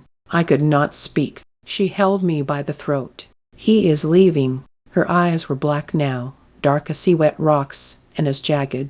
I should have sent him long ago. Do not try to follow. I could not breathe now, but I did not struggle. That much, at least, I knew. She seemed to pause, and I thought she might speak again. She did not, only opened her hand and released me, boneless, to the ground. A mother's wishes. In our countries, they were not worth much, but she was a goddess, first and always. When I returned to the room, it was already dark. I found Achilles sitting on his bed, staring at his feet. His head lifted, almost hopefully, as I came to the doorway. I did not speak. His mother's black eyes still burned in front of me, and the sight of his heels, flashing up the beach. "Forgive me, it was a mistake." This is what I might have dared to say then, if it had not been for her. I came into the room, sat on my own bed. He shifted, his eyes flicking to mine. He did not resemble her the way that children normally look like a parent, a tilt of chin, the shape of an eye. It was something in his movements, in his luminous skin. Son of a goddess, what had I thought would happen? Even from where I sat I could smell the sea on him. I'm supposed to leave tomorrow, he said. It was almost an accusation. Oh, I said. My mouth felt swollen and numb, too thick to form words. I'm going to be taught by Chiron. He paused, then added, he taught Heracles and Perseus. Not yet, he had said to me, but his mother had chosen differently. He stood and pulled off his tunic. It was hot, full summer, and we were accustomed to sleeping naked. The moon shone on his belly, smooth, muscled, downed with light brown hairs that darkened as they ran below his waist. I averted my eyes. The next morning, at dawn, he rose and dressed. I was awake. I had not slept. I watched him through the fringes of my eyelids, feigning sleep. From time to time he glanced at me. In the dim half-light his skin glowed gray and smooth as marble. He slung his bag over his shoulder and paused, a last time, at the door. I remember him there, outlined in the stone frame, his hair falling loose, still untidy from sleep. I closed my eyes, and a moment passed. When I opened them again, I was alone. Chapter 8. By breakfast, everyone knew he was gone. Their glances and whispers followed me to the table, lingered as I reached for food. I chewed and swallowed, though the bread sat like a stone in my stomach. I yearned to be away from the palace. I wanted the air. I walked to the olive grove, the earth dry beneath my feet. I half wondered if I was expected to join the boys, now that he was gone. I half wondered if anyone would notice whether I did. I half hoped they would. Whip me? I thought. I could smell the sea. It was everywhere, in my hair, in my clothes, in the sticky damp of my skin. Even here in the grove, amidst the must of leaves and earth, the unwholesome salty decay still found me. My stomach heaved a moment, and I leaned against the scabbed trunk of a tree. The rough bark pricked my forehead, steadying me. I must get away from this smell, I thought. I walked north, to the palace road, a dusty strip worn smooth by wagon wheels and horses. It was a little beyond the palace yard it divided. One half ran south and west, through grass and rocks and low hills. That was the way I had come 3 years ago. The other half twisted northwards towards Mount Othrys and then beyond, to Mount Pelion. I traced it with my eyes. It skirted the wooded foothills for some time before disappearing within them. The sun bore down on me, hot and hard in the summer sky, as if it would drive me back to the palace. Yet I lingered. I had heard they were beautiful, our mountain spears and cypress and streams of just melted ice.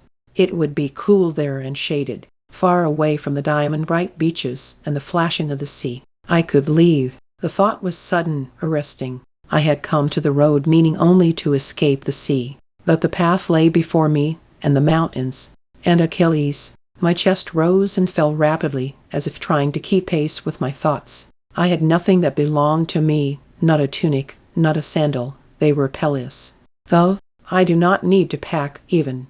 Only my mother's lyre, kept in the wooden chest within the inner room, stayed me. I hesitated a moment, thinking I might try to go back to take it with me. But it was already midday.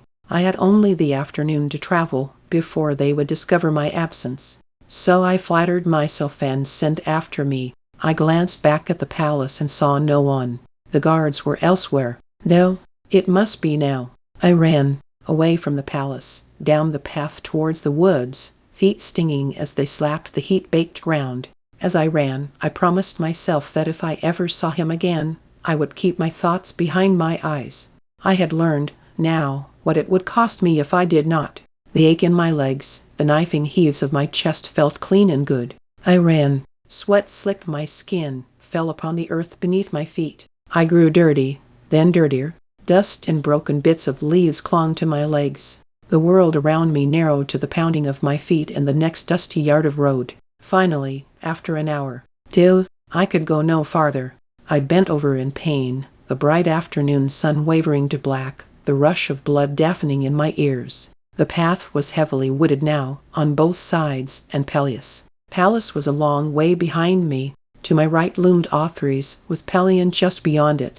I stared at its peak and tried to guess how much farther. 10,000 paces. 15. I began to walk. Hours passed. My muscles grew wobbly and weak, my feet jumbled together. The sun was well across the zenith now, hanging low in the western sky. I had 4, perhaps 5, hours until dark, and the peak was as far as ever.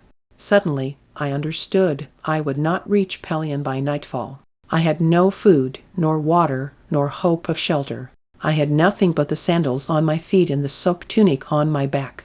I would not catch up to Achilles. I was sure of that now. He had left the road, and his horse long ago was now moving up the slopes on foot. A good tracker would have observed the woods beside the road, could have seen where the bracken was bent or torn, where a boy had made a path. But I was not a good tracker, and the scrub by the road looked all the same to me. My ears buzzed dully, with cicadas, with the shrill calls of birds, with the rasp of my own breath.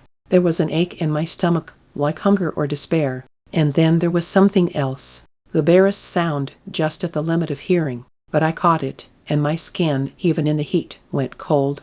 I knew that sound. It was the sound of stealth, a man attempting silence. It had been just the smallest misstep, the giving way of a single leaf, but it had been enough. I strained to listen, fear jumping in my throat. Where had it come from? My eyes tracked the woods on either side. I dared not move. Any sound would echo loudly up the slopes. I had not thought of dangers as I ran, but now my mind tumbled with them. Soldiers, sent by Peleus or Thetis herself, white hands cold as sand on my throat. Or bandits. I knew that they waited by roads, and I remembered stories of boys taken and kept until they died of misuse. My fingers pinched themselves white as I tried to still all breath, all movement, to give nothing away. My gaze caught on a thick clutch of blooming yarrow that could hide me. No. There was movement from the woods at my side, and I jerked my head towards it. Too late. Something someone struck me from behind, throwing me forward. I landed heavily, face down on the ground, with the person already on top of me. I closed my eyes and waited for a knife. There was nothing but silence and the knees that pinned my back. A moment passed, and it came to me that the knees were not so very heavy and were placed so that their pressure did not hurt. Patroclus. I did not move. The knees lifted, and hands reached down to turn me, gently, over. Achilles was looking down at me. I hoped that you would come, he said. My stomach rolled, awash with nerves and relief at once.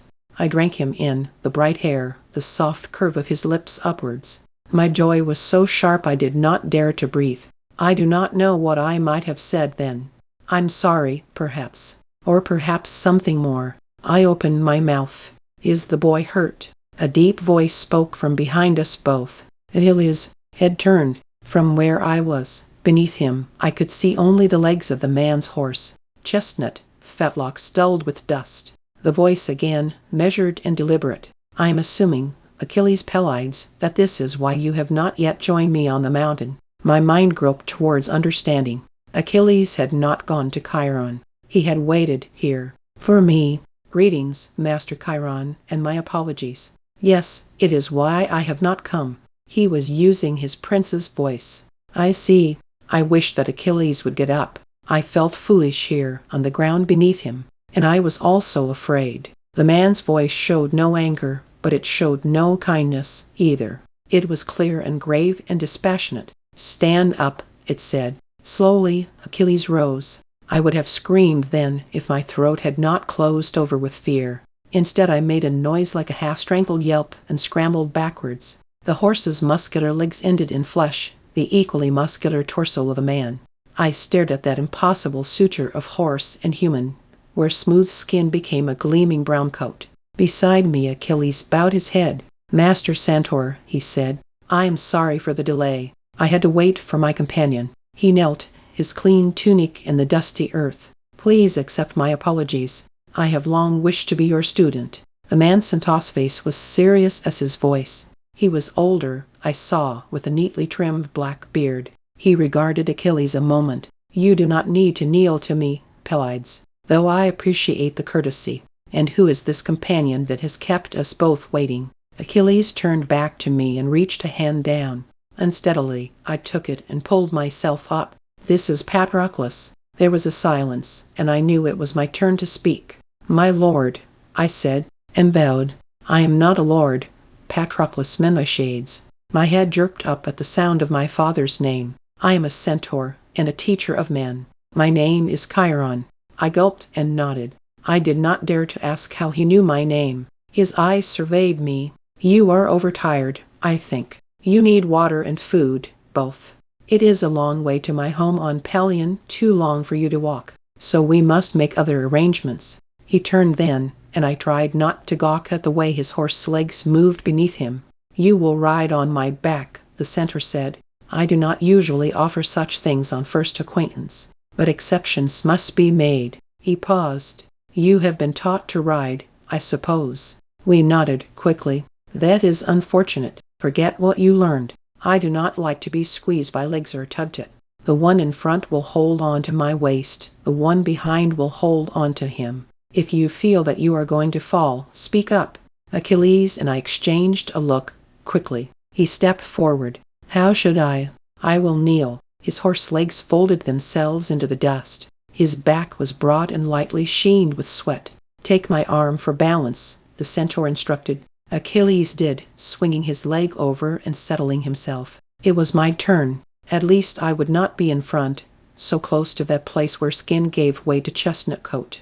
Chiron offered me his arm, and I took it. It was muscled and large, thickly covered with black hair that was nothing like the color of his horse half. I seated myself, my legs stretched across that wide back, almost to discomfort.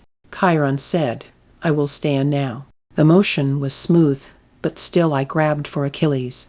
Chiron was half as high again as a normal horse, and my feet dangled so far above the ground it made me dizzy. Achilles' hands rested loosely on Chiron's trunk. "You will fall, if you hold so lightly," the centaur said. My fingers grew damp with sweat from clutching Achilles' chest. I dared not relax them, even for a moment. The centaur's gait was less symmetrical than a horse's, and the ground was uneven. I slipped alarmingly upon the sweat-slick horsehair. There was no path I could see, but we were rising swiftly upwards through the trees, carried along by Chiron's sure, unslowing steps. I winced every time a jounce caused my heels to kick into the centaur's sides. As we went, Chiron pointed things out to us in that same steady voice.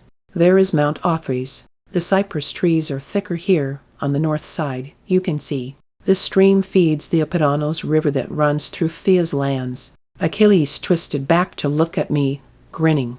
We climbed higher still, and the centaur swished his great black tail, swatting flies for all of us. Chiron stopped suddenly, and I jerked forward into Achilles. There, we were in a small break in the woods, a grove of sorts, half encircled by a rocky outcrop. We were not quite at the peak, but we were close, and the sky was blue and glowing above us. "We are here." Chiron knelt, and we stepped off his back, a bit unsteadily. In front of us was a cave, but to call it that is to demean it, for it was not made of dark stone, but pale rose quartz. "Come," the centaur said. We followed him through the entrance, high enough so that he did not need to stoop. We blinked, for it was shadowy inside, though lighter than it should have been, because of the crystal walls. At one end was a small spring that seemed to drain away inside the rock. On the walls hung things I did not recognize, strange bronze implements. Above us on the cave's ceiling, lines and specks of dye shaped the constellations and the movements of the heavens. On carved shelves were dozens of small ceramic jars covered with slanted markings. Instruments hung in one corner, lyres and flutes, and next to them tools and cooking pots. There was a single human-sized bed, thick and padded with animal skins, made up for Achilles. I did not see where the centaur slept. Perhaps he did not.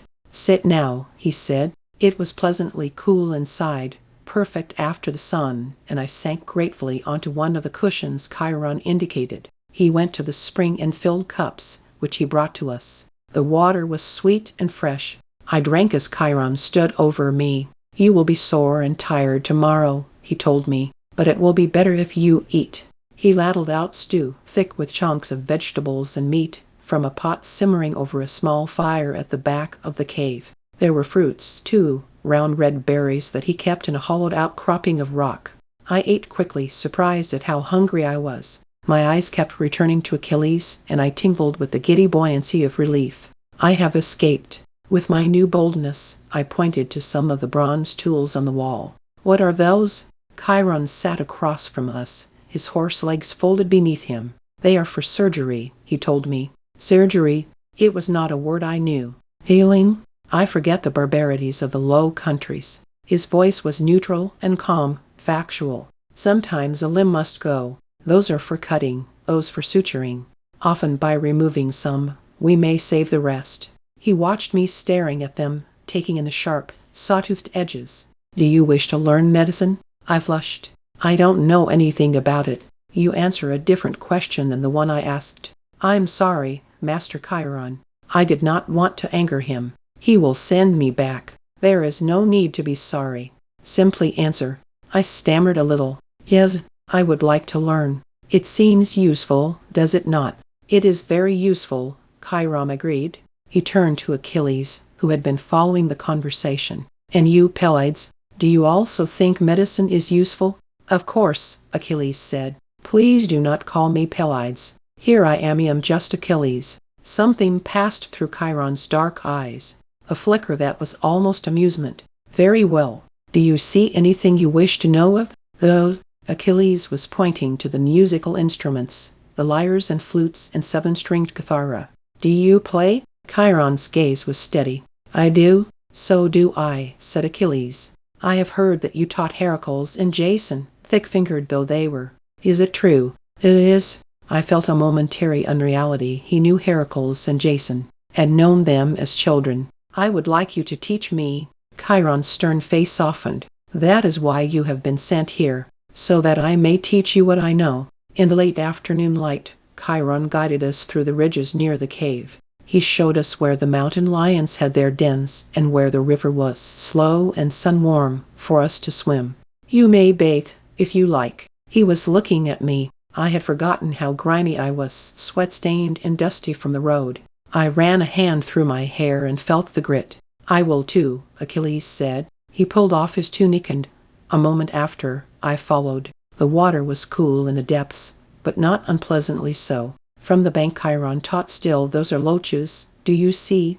And perch, that is a vimba. You will not find it farther south.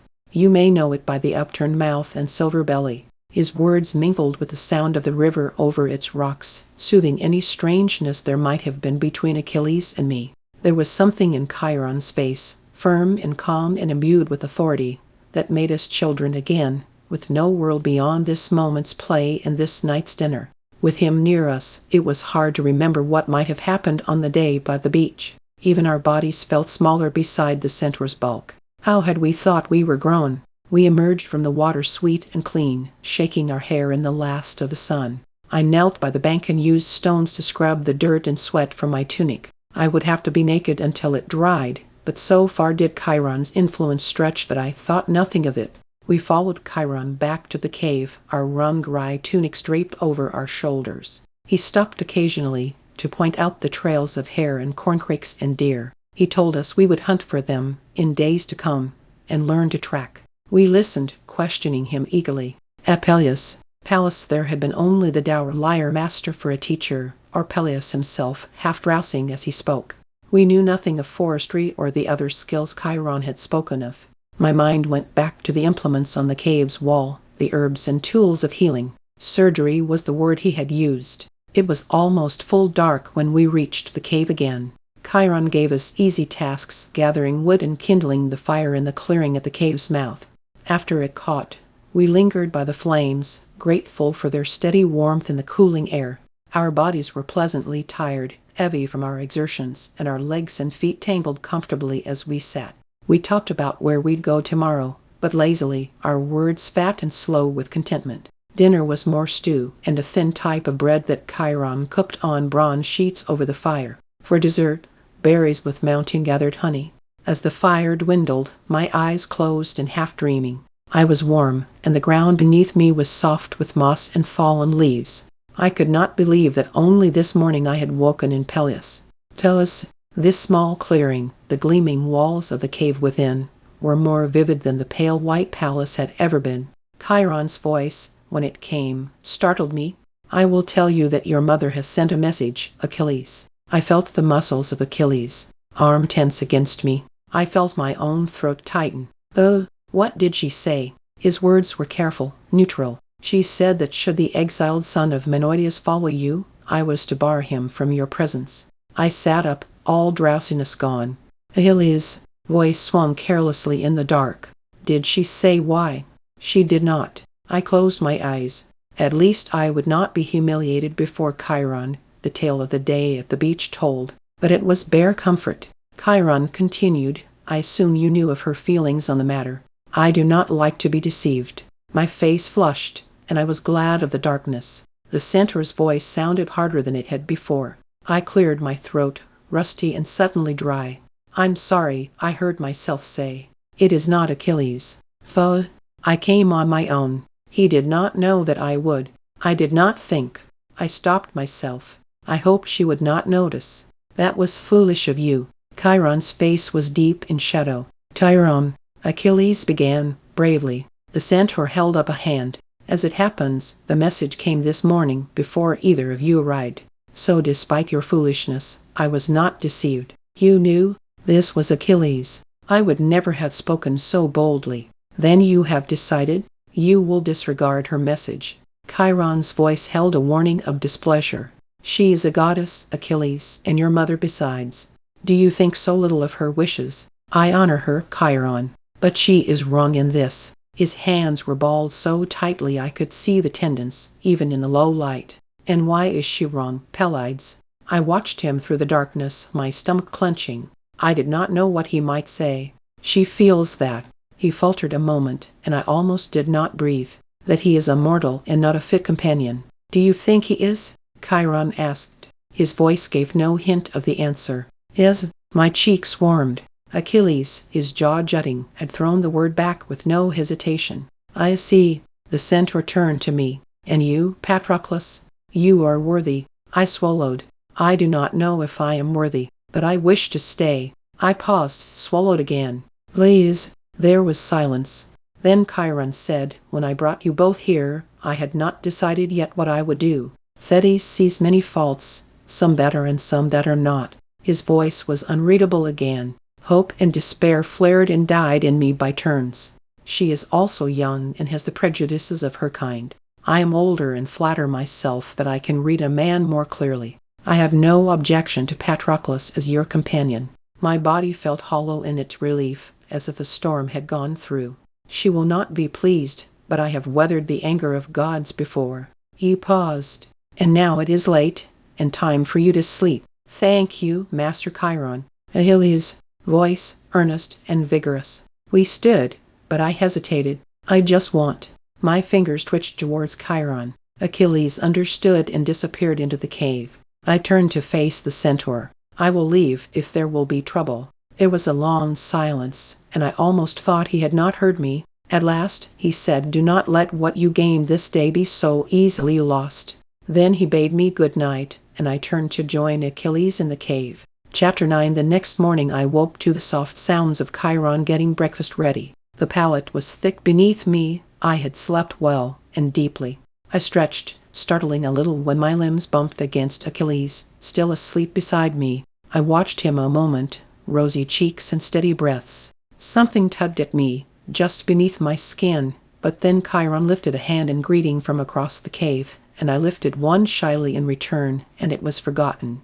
That day, after we ate, we joined Chiron for his chores. It was easy, pleasurable work collecting berries, catching fish for dinner, setting quail snares. The beginning of our studies, if it is possible to call them that, for Chiron liked to teach, not in set lessons, but in opportunities. When the goats that wandered the ridges took ill, we learned how to mix purgatives for their bad stomachs, and when they were well again, how to make a poultice that repelled their ticks. When I fell down a ravine, fracturing my arm and tearing open my knee, we learned how to set splints, clean wounds, and what herbs to give against infection. On a hunting trip, after we had accidentally flushed a corncrake from its nest, he taught us how to move silently and how to read the scuffles of tracks. And when we had found the animal, the best way to aim a bow or sling so that death was quick. If we were thirsty and had no water skin, He would teach us about the plants whose roots carried beads of moisture. When a mountain ash fell, we learned carpentry, splitting off the bark, sanding and shaping the wood that was left. I made an axe handle, and Achilles the shaft of a spear. Chiron said that soon we would learn to forge the blades for such things. Every evening and every morning we helped with meals, churning the thick goat's milk for yogurt and cheese, gutting fish. It was work we had never been allowed to do before as princes, and we fell upon it eagerly.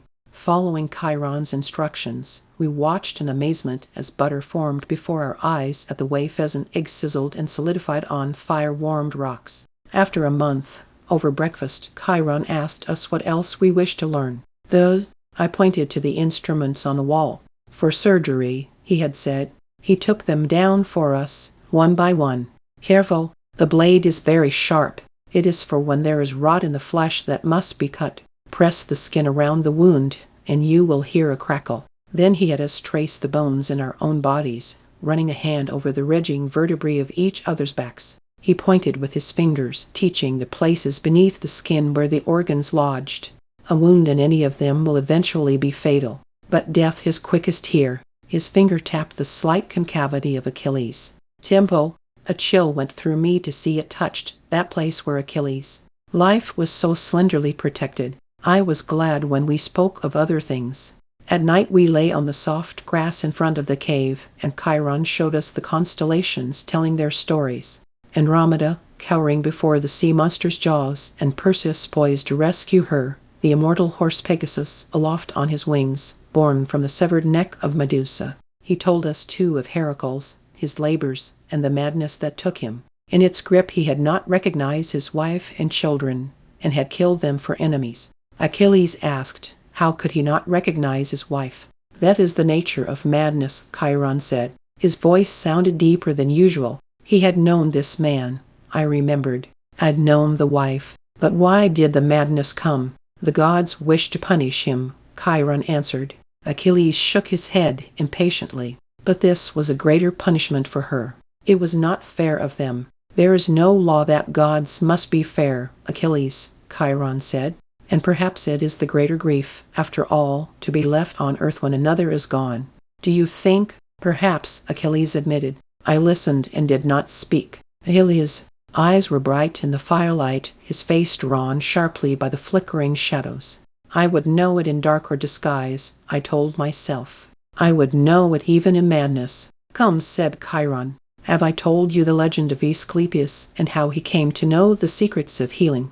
He had, but we wanted to hear it again, the story of how the hero, son of Apollo, had spared a snake's life. The snake had licked his ears clean in gratitude, so that he might hear her whisper the secrets of herbs to him. But you were the one who really taught him healing, Achilles said. I was. You do not mind that the snake gets all the credit. Chiron's teeth showed through his dark beard. A smile. No, Achilles, I do not mind. Later Achilles would play the lyre as Chiron and I listened. My mother's lyre. He had brought it with him. I wish I had known, I said the first day when he had showed it to me. I almost did not come, because I did not want to leave it. He smiled. Now I know how to make you follow me everywhere. The sun sank below Pelion's ridges, and we were happy. Time passed quickly on Mount Pelion, days slipping by in idle. The mountain air was cold now in the mornings when we woke, and warmed only reluctantly in the thin sunlight that filtered through the dying leaves. Chiron gave us furs to wear, and hung animal skins from the cave's entrance to keep the warmth in. During the days we collected wood for winter fires, or salted meat for preserving. The animals had not yet gone to their dens, but they would soon, Chiron said. In the mornings, we marveled at the frost-etched leaves. We knew of snow from bards and stories. We had never seen it. One morning, I woke to find Chiron gone. This was not unusual. He often rose before we did, to milk the goats or pick fruits for breakfast. I left the cave so that Achilles might sleep, and sat to wait for Chiron in the clearing. The ashes of last night's fire were white and cold. I stirred them idly with a stick, listening to the woods around me. A quail muttered in the underbrush, and a mourning dove called. I heard the rustle of ground cover from the wind or an animal's careless weight. In a moment I would get more wood and rekindle the fire. The strangeness began as a prickling of my skin. First the quail went silent, then the dove. The leaves stilled, and the breeze died, and no animals moved in the brush. There was a quality to this silence like a held breath, like the rabbit beneath the hawk's shadow. I could feel my pulse striking my skin. Sometimes, I reminded myself, Chiron did small magics, tricks of divinity, like warming water or calming animals. Chiron, I called. My voice wavered thinly. Chiron. It is not Chiron. I turned. Thetis stood at the edge of the clearing, her bone-white skin and black hair bright as slashes of lightning. The dress she wore clung close to her body and shimmered like fish scale. My breath died in my throat. You were not to be here, she said. The scrape of jagged rocks against a ship's hull. She stepped forward, and the grass seemed to wilt beneath her feet. She was a sea nymph, and the things of earth did not love her. I'm sorry, I managed, my voice a dried leaf, rattling in my throat. I warn you, she said. The black of her eyes seemed to seep into me, fill my throat to choking. I could not have cried out if I'd dared to. A noise behind me, and then Chiron's voice, loud in the quiet. Greetings, Thetis. Warmth surged back into my skin, and breath returned. I almost ran to him, but her gaze held me there, unwavering. I did not doubt she could reach me if she wished. You are frightening the boy, Chiron said. He does not belong here, she said. Her lips were red as newly spilled blood. Chiron's hand landed firmly on my shoulder. Patroclus, he said, you will return to the cave now. I will speak with you later. I stood, unsteadily, and obeyed. You have lived too long with mortals, Centaur, I heard her say before the animal skins closed behind me. I sagged against the cave's wall, my throat tasted brackish and raw. Achilles, I said. His eyes opened, and he was beside me before I could speak again. Are you all right? Your mother is here, I said. I saw the tightening of muscle beneath his skin. She did not hurt you. I shook my head. I did not add that I thought she wanted to. That she might have, if Chiron had not come. I must go, he said. The skins whispered against each other as they parted for him, then slipped shut again. I could not hear what was said in the clearing. Their voices were low, or perhaps they had gone to speak elsewhere. I waited, tracing spirals in the packed earth floor. I did not worry any longer for myself. Chiron meant to keep me, and he was older than she was, full-grown when the gods still rocked in their cradles, when she had been only an egg in the womb of the sea. But there was something else, less easy to name, a loss or lessening, that I feared her presence might bring. It was almost midday when they returned. My gaze went to Achilles, face first searching his eyes, the set of his mouth. I saw nothing but perhaps a touch of tiredness. He threw himself onto the pallet beside me. I'm hungry, he said. As well you should be, Chiron said. It is much past lunch. He was already preparing food for us, maneuvering in the cave space easily despite his bulk. Achilles turned to me. It is all right, he said. She just wanted to speak to me, to see me. She will come to speak with him again, Chiron said. And as if he knew what I thought, he added, as is proper.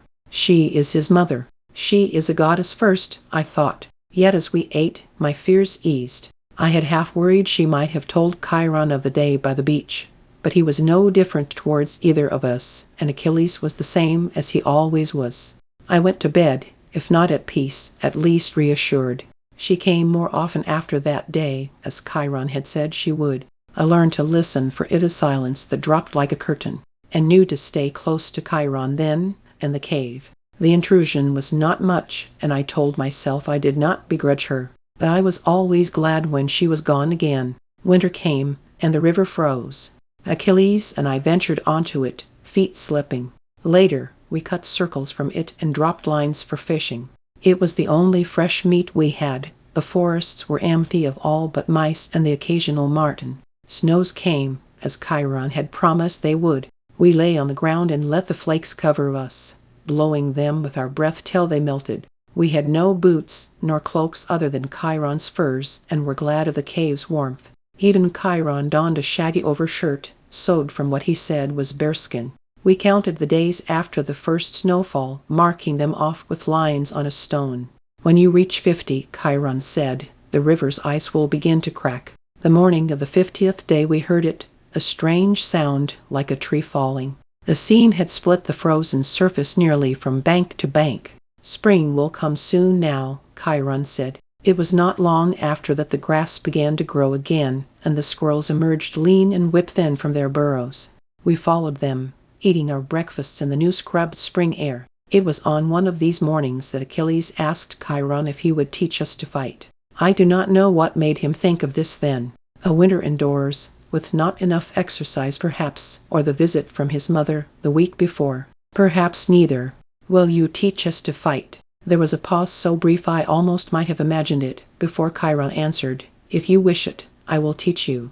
Later that day he took us to a clearing, high on a ridge. He had spear hefts and 2 practice swords for us, taken from storage in some corner of the cave. He asked us each to perform the drills that we knew. I did, slowly, the blocks and strikes and footwork I had learned in Phthia. To my side, just at the corner of my vision, Achilles. Limbs blurred and struck. Chiron had brought a bronze-banded staff, and he interposed it occasionally into our passes, probing with it, testing our reactions. It seemed to go on for a long time, and my arms grew sore with lifting and placing the point of the sword. At last Chiron called a stop. We drank deep from water skins and lay back on the grass. My chest was heaving. Achilles was steady. Chiron was silent, standing in front of us. "Well, what do you think?" Achilles was eager, and I remembered that Chiron was only the 4th person to have ever seen him fight. I did not know what I expected the centaur to say, but it was not what followed. "There is nothing I can teach you. You know all that Heracles knew, and more. You are the greatest warrior of your generation, and all the generations before." A flush stained Achilles' cheeks. I could not tell if it was embarrassment or pleasure or both. "Men will hear of your skill, and they will wish for you to fight their wars." He paused. "What will you answer?" "I do not know," Achilles said. "That is an answer for now. It will not be good enough later," Chiron said. There was a silence then, and I felt the tightness in the air around us. Achilles' face, for the first time since we had come, looked pinched and solemn. "What about me?" I asked. Chiron's dark eyes moved to rest on mine. "You will never gain fame from your fighting. Is this surprising to you?" His tone was matter-of-fact, and somehow that eased the sting of it. "No," I said truthfully. "Yet it is not beyond you to be a competent soldier. Do you wish to learn this?" I thought of the boy's dulled eyes, how quickly his blood had soaked the ground. I thought of Achilles, the greatest warrior of his generation. I thought of Thetis, who would take him from me, if she could. "No," I said, and that was the end of our lessons in soldiery. Spring passed into summer, and the woods grew warm and abundant, lush with game and fruit. Achilles turned 14, and messengers brought gifts for him from Peleus. It was strange to see them here, in their uniforms and palace colors. I watched their eyes, flickering over me, over Achilles, over Chiron most of all. Gossip was dear in the palace, and these men would be received like kings when they returned. I was glad to see them shoulder their empty trunks and be gone. The gifts were welcome, and new lyre strings and fresh tunics spun from the finest wool. There was a new bow as well, and arrows tipped with iron. We fingered their metal, the keen-edged points that would bring down our dinners in days to come. Some things were less useful, cloaks stiff with inlaid gold that would give the owner's presence away at 50 paces, and a jewel-studded belt, too heavy to wear for anything practical. There was a horse coat as well, thickly embroidered, meant to adorn the mount of a prince. "I hope that is not for me," Chiron said, lifting an eyebrow. We tore it up for compresses and bandages and scrub cloths. The rough material was perfect for pulling up crusted dirt and food. That afternoon we lay on the grass in front of the cave. "It has been almost a year since we came," Achilles said. The breeze was cool against our skin. "It does not feel so long," I answered. I was half sleepy, my eyes lost in the tilting blue of the afternoon sky. "Do you miss the palace?" I thought of his father's gifts, the servants and their gazes, the whispering gossip they would bring back to the palace. "No," I said. "I don't either," he said. "I thought I might, but I don't." The days turned, and the months, and 2 years passed. Chapter 10. It was spring, and we were 15. The winter had lasted longer than usual, and we were glad to be outside once more, beneath the sun. Our tunics were discarded, and our skin prickled in the light breeze. I had not been so naked all winter. It had been too cold to take off our furs and cloaks, beyond quick washes in the hollowed-out rock that served as our bath. Achilles was stretching, rolling limbs that were stiff from too long indoors. We had spent the morning swimming and chasing game through the forest. My muscles felt wearily content, glad to be used again. I watched him. Other than the unsteady surface of the river, there were no mirrors on Mount Pelion, so I could only measure myself by the changes in Achilles. His limbs were still slender, but I could see the muscles in them now, rising and falling beneath his skin as he moved. His face, too, was firmer, and his shoulders broader than they had been. "You look older," I said. He stopped, turned to me. "I do?" "Yeah," I nodded. "Do I? Come over here," he said. I stood, walked to him. He regarded me a moment. "Yes," he said. "Oh?" I wanted to know. "A lot. Your face is different," he said. "There." He touched my jaw with his right hand, drew his fingertips along it. "Here. Your face is whiter than it once was." I reached up with my own hand to see if I could feel this difference, but it was all the same to me, bone and skin. He took my hand and brought it down to my collarbone. "You are whiter here also," he said. "And this?" His finger touched, gently, the soft bulb that had emerged from my throat. I swallowed, and felt his fingertip right against the motion. "Where else?" I asked. He pointed to the trail of fine, dark hair that ran down my chest and over my stomach. He paused, and my face grew warm. "That's enough," I said, more abruptly than I meant to. I sat again on the grass, and he resumed his stretches. I watched the breeze stir his hair. I watched the sun fall on his golden skin. I leaned back and let it fall on me as well. After some time, he stopped and came to sit beside me. We watched the grass and the trees and the nubs of new buds just growing. His voice was remote, almost careless. "You would not be displeased, I think, with how you look now." My face grew warm again, but we spoke no more of it. We were almost 16. Soon Peleus' messengers would come with gifts. Soon the berries would ripen, the fruits would blush and fall into our hands. 16 was our last year of childhood, the year before our fathers named us men, and we would begin to wear not just tunics but capes and chittons as well. A marriage would be arranged for Achilles, and I might take a wife, if I wished to. I thought again of the serving girls with their dull eyes. I remembered the snatches of conversation I had overheard from the boys, the talk of breasts and hips and coupling. "She's like cream, she's that soft. Once her thighs are around you, you'll forget your own name." The boys' voices had been sharp with excitement, their color high. But when I tried to imagine what they spoke of, my mind slid away, like a fish who would not be caught. Other images came in their stead. The curve of a neck bent over a lyre, hair gleaming in firelight, hands with their flickering tendons. We were together all day, and I could not escape the smell of the oils he used on his feet, the glimpses of skin as he dressed. I would wrench my gaze from him and remember the day on the beach, the coldness in his eyes and how he ran from me. And always I remembered his mother. I began to go off by myself, early in the mornings, when Achilles still slept, or in the afternoons, when he would practice his spear thrusts. I brought a flute with me, but rarely played it. Instead I would find a tree to lean against and breathe the sharp drift of cypress scent, blown from the highest part of the mountain. Slowly, as if to escape my own notice, my hand would move to rest between my thighs. There was shame in this thing that I did, and a greater shame still in the thoughts that came with it. But it would be worse to think them inside the rose-quartz cave, with him beside me. It was difficult sometimes, after, to return to the cave. "Where were you?" he'd ask.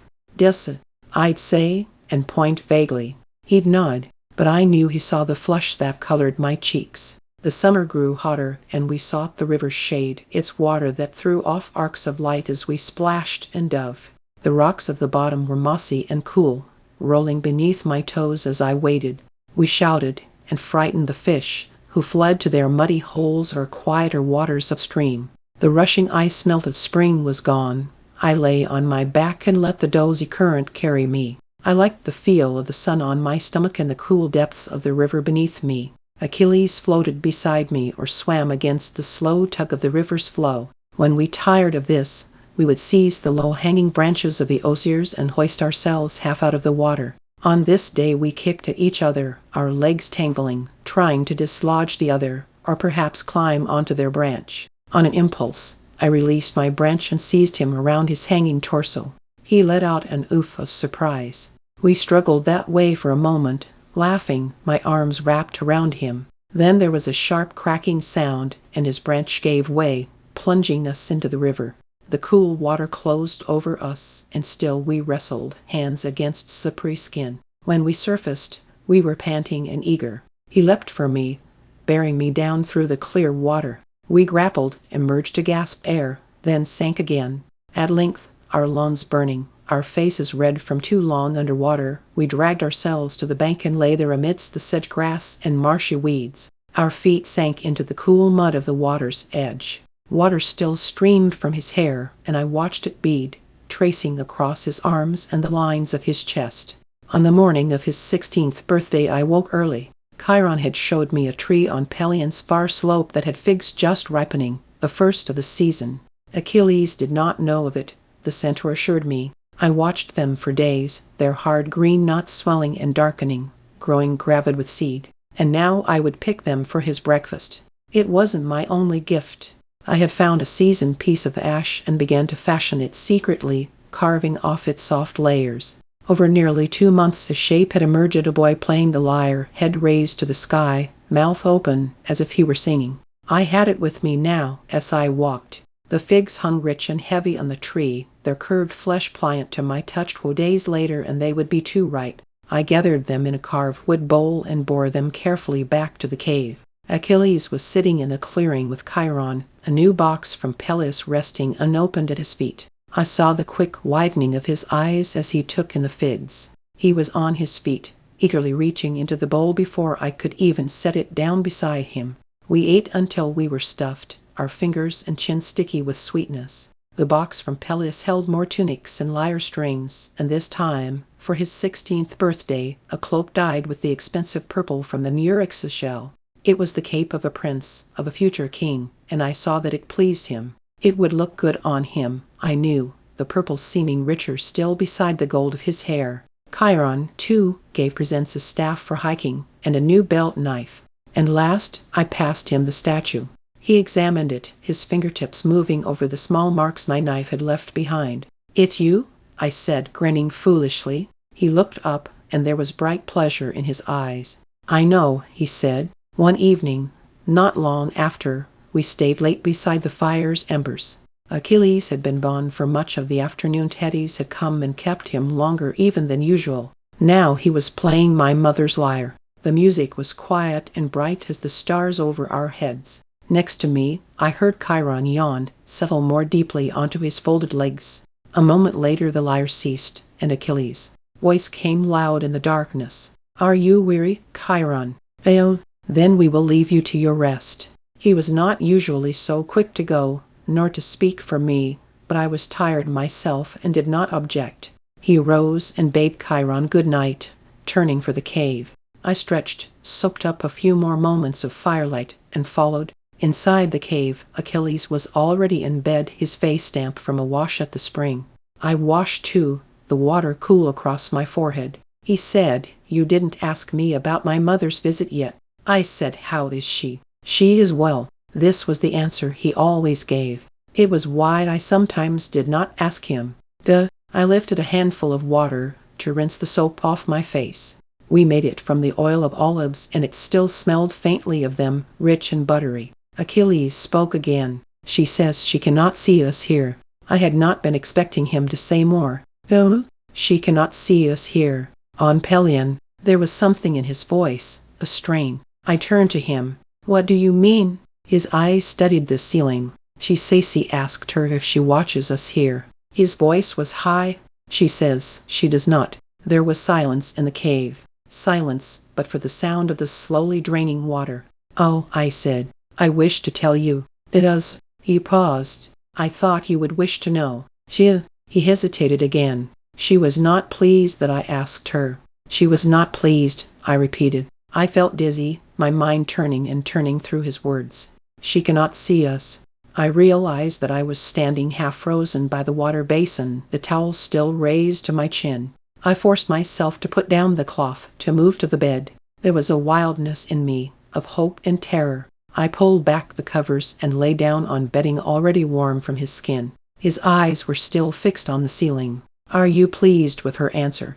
I said finally. "Yes," he said. We lay there a moment in that strained and living silence. Usually at night we would tell each other jokes or stories. The ceiling above us was painted with the stars, and if we grew tired of talking, we would point to them. "Orion," I would say, following his finger. "The Pleiades." But tonight there was nothing. I closed my eyes and waited long minutes until I guessed he was asleep. Then I turned to look at him. He was on his side, watching me. I had not heard him turn. I never hear him. He was utterly motionless, that stillness that was his alone. I breathed, and was aware of the bare stretch of dark pillow between us. He leaned forward. Our mouths opened under each other, and the warmth of his sweetened throat poured into mine. I could not think, could not do anything but drink him in, each breath as it came, the soft movements of his lips. It was a miracle. I was trembling, afraid to put him to flight. I did not know what to do, what he would like. I kissed his neck, the span of his chest, and tasted the salt. He seemed to swell beneath my touch, to ripen. He smelled like almonds and earth. He pressed against me, crushing my lips to wine. He went still as I took him in my hand, soft as the delicate velvet of petals. I knew Achilles, golden skin and the curve of his neck, the crooks of his elbows. I knew how pleasure looked on him. Our bodies cupped each other like hands. The blankets had twisted around me. He shucked them from us both. The air over my skin was a shock, and I shivered. He was outlined against the painted stars. Polaris sat on his shoulder. His hand slipped over the quickened rise and fall of my Bella's breathing. He stroked me gently, as though smoothing finest cloth, and my hips lifted to his touch. I pulled him to me, and trembled and trembled. He was trembling too. He sounded as though he had been running far and fast. I said his name, I think. It blew through me. I was hollow as a reed hung up for the wind to sound. There was no time that passed but our breaths. I found his hair between my fingers. There was a gathering inside me, a beat of blood against the movement of his hand. His face was pressed against me, but I tried to clutch him closer still. "Do not stop," I said. He did not stop. The feeling gathered and gathered till a hoarse cry leapt from my throat, and the sharp flowering drove me, arching, against him. It was not enough. My hand reached, found the place of his pleasure. His eyes closed. There was a rhythm he liked. I could feel it, the catch of his breath, the yearning. My fingers were ceaseless, following each quickening gasp. His eyelids were the color of the dawn sky. He smelled like earth after rain. His mouth opened in an inarticulate cry, and we were pressed so close that I felt the spurt of his warmth against me. He shuddered, and we lay still. Slowly, like duskfall, I became aware of my sweat, the dampness of the covers, and the wetness that slid between our bellies. We separated, peeling away from each other, our faces puffy and half bruised from kisses. The cave smelled hot and sweet, like fruit beneath the sun. Our eyes met, and we did not speak. Fear rose in me, sudden and sharp. This was the moment of truest peril, and I tensed, fearing his regret. He said, "I did not think," and stopped. There was nothing in the world I wanted more than to hear what he had not said. "What?" I asked him. "If it is bad, let it be over quickly. I did not think that we would ever." He was hesitating over every word, and I could not blame him. "I did not think so either," I said. "Are you sorry?" The words were quickly out of him, a single breath. "I am not," I said. "I am not either." There was silence then, and I did not care about the damp palate or how sweaty I was. His eyes were unwavering, green flecked with gold. The surety rose in me, lodged in my throat. I will never leave him. It will be this, always, for as long as he will let me. If I had had words to speak such a thing, I would have. But there were none that seemed big enough for it, to hold that swelling truth. As if he had heard me, he reached for my hand. I did not need to look. His fingers were etched into my memory, slender and petal-veined, strong and quick and never wrong. "Patroclus," he said. He was always better with words than I. The next morning I awoke light-headed, my body woozy with warmth and ease. After the tenderness had come more passion. We had been slower then, and lingering, a dreamy night that stretched on and on. Now, watching him stir beside me, his hand resting on my stomach, damp and curled as a flower at dawn, I was nervous again. I remembered in a rush the things I had said and done, the noises I had made. I feared that the spell was broken, that the light that crept through the cave's entrance would turn it all to stone. But then he was awake, his lips forming a half-sleepy greeting, and his hand was already reaching for mine. We lay there, like that, until the cave was bright with morning, and Chiron called. We ate, then ran to the river to wash. I savored the miracle of being able to watch him openly, to enjoy the play of dappled light on his limbs, the curving of his back as he dove beneath the water. Later, we lay on the river bank, learning the lines of each other's bodies anew. This, and this, and this. We were like gods at the dawning of the world, and our joy was so bright we could see nothing else but the other. If Chiron noticed a change, he did not speak of it, but I could not help worrying. Do you think he will be angry? We were by the olive grove on the north side of the mountain. The breezes were sweetest here, cool and clean as spring water. I don't think he will. He reached for my collarbone, the line he liked to draw his finger down. But he might. Surely he must know by now. Should we say something? It was not the first time I had wondered this. We had discussed it often, eager with conspiracy. If you like, that is what he had said before. You don't think he will be angry? He paused now, considering. I loved this about him. No matter how many times I had asked, he answered me as if it were the first time. I don't know. His eyes met mine. Does it matter?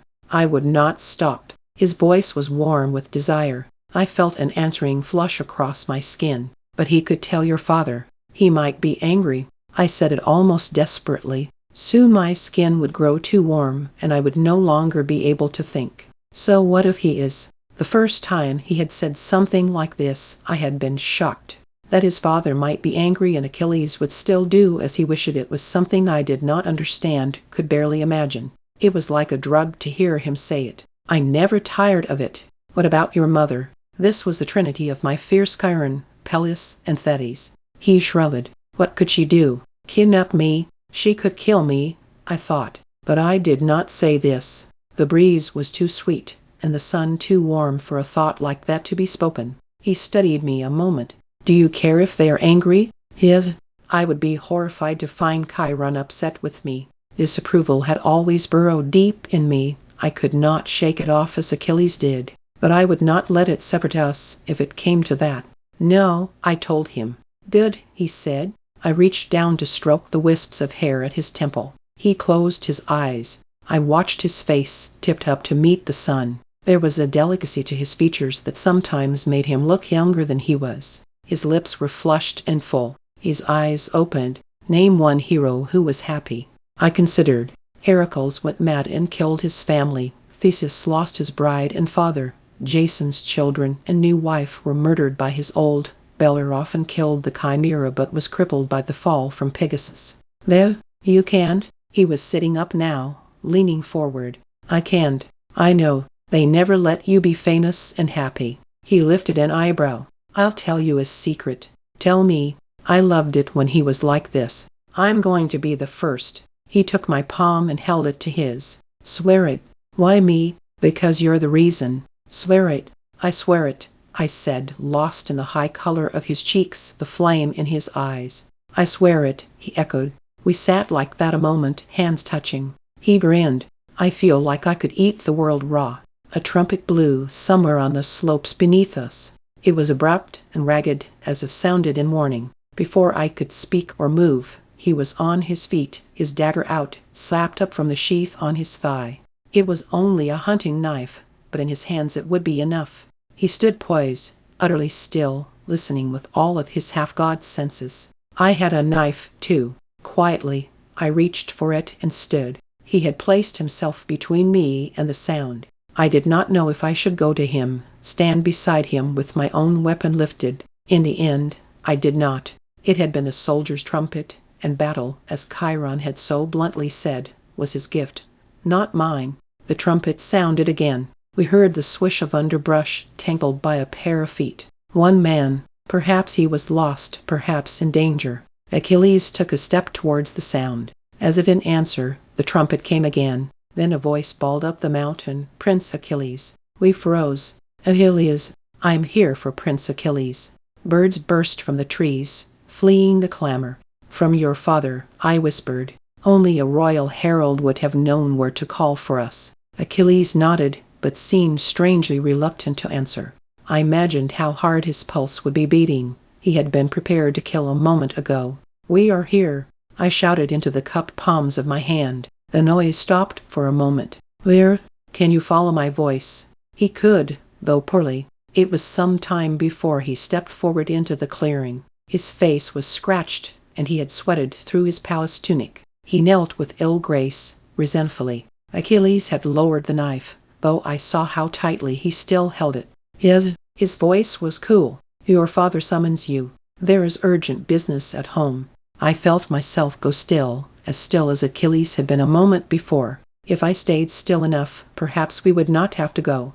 What sort of business? Achilles asked. The man had recovered himself somewhat. He remembered he was speaking to a prince. My lord, your pardon, I do not know all of it. Messengers came to Peleus from Mycenae with news. Your father plans to speak tonight to the people, and wishes you to be there. I have horses for you below. There was a moment of silence. Almost, I thought Achilles would decline. But at last he said, Patroclus and I will need to pack our things.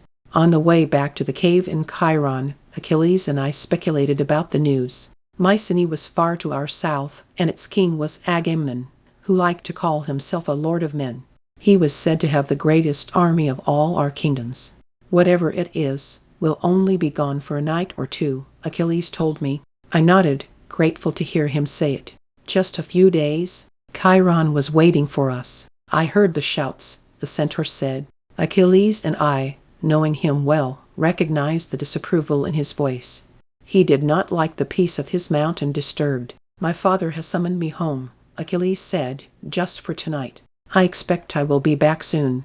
I see, Chiron said. He seemed larger than usual, standing there, hooves dull against the bright grass, his chestnut-colored flanks lit by the sun. I wondered if he would be lonely without us. I had never seen him with another centaur. We asked him about them once, and his face had gone stiff. Barbarians, he'd said. We gathered our things. I had almost nothing to bring with me, some tunics, a flute. Achilles had only a few possessions more, his clothes, and some spearheads he had made, and the statue I had carved for him.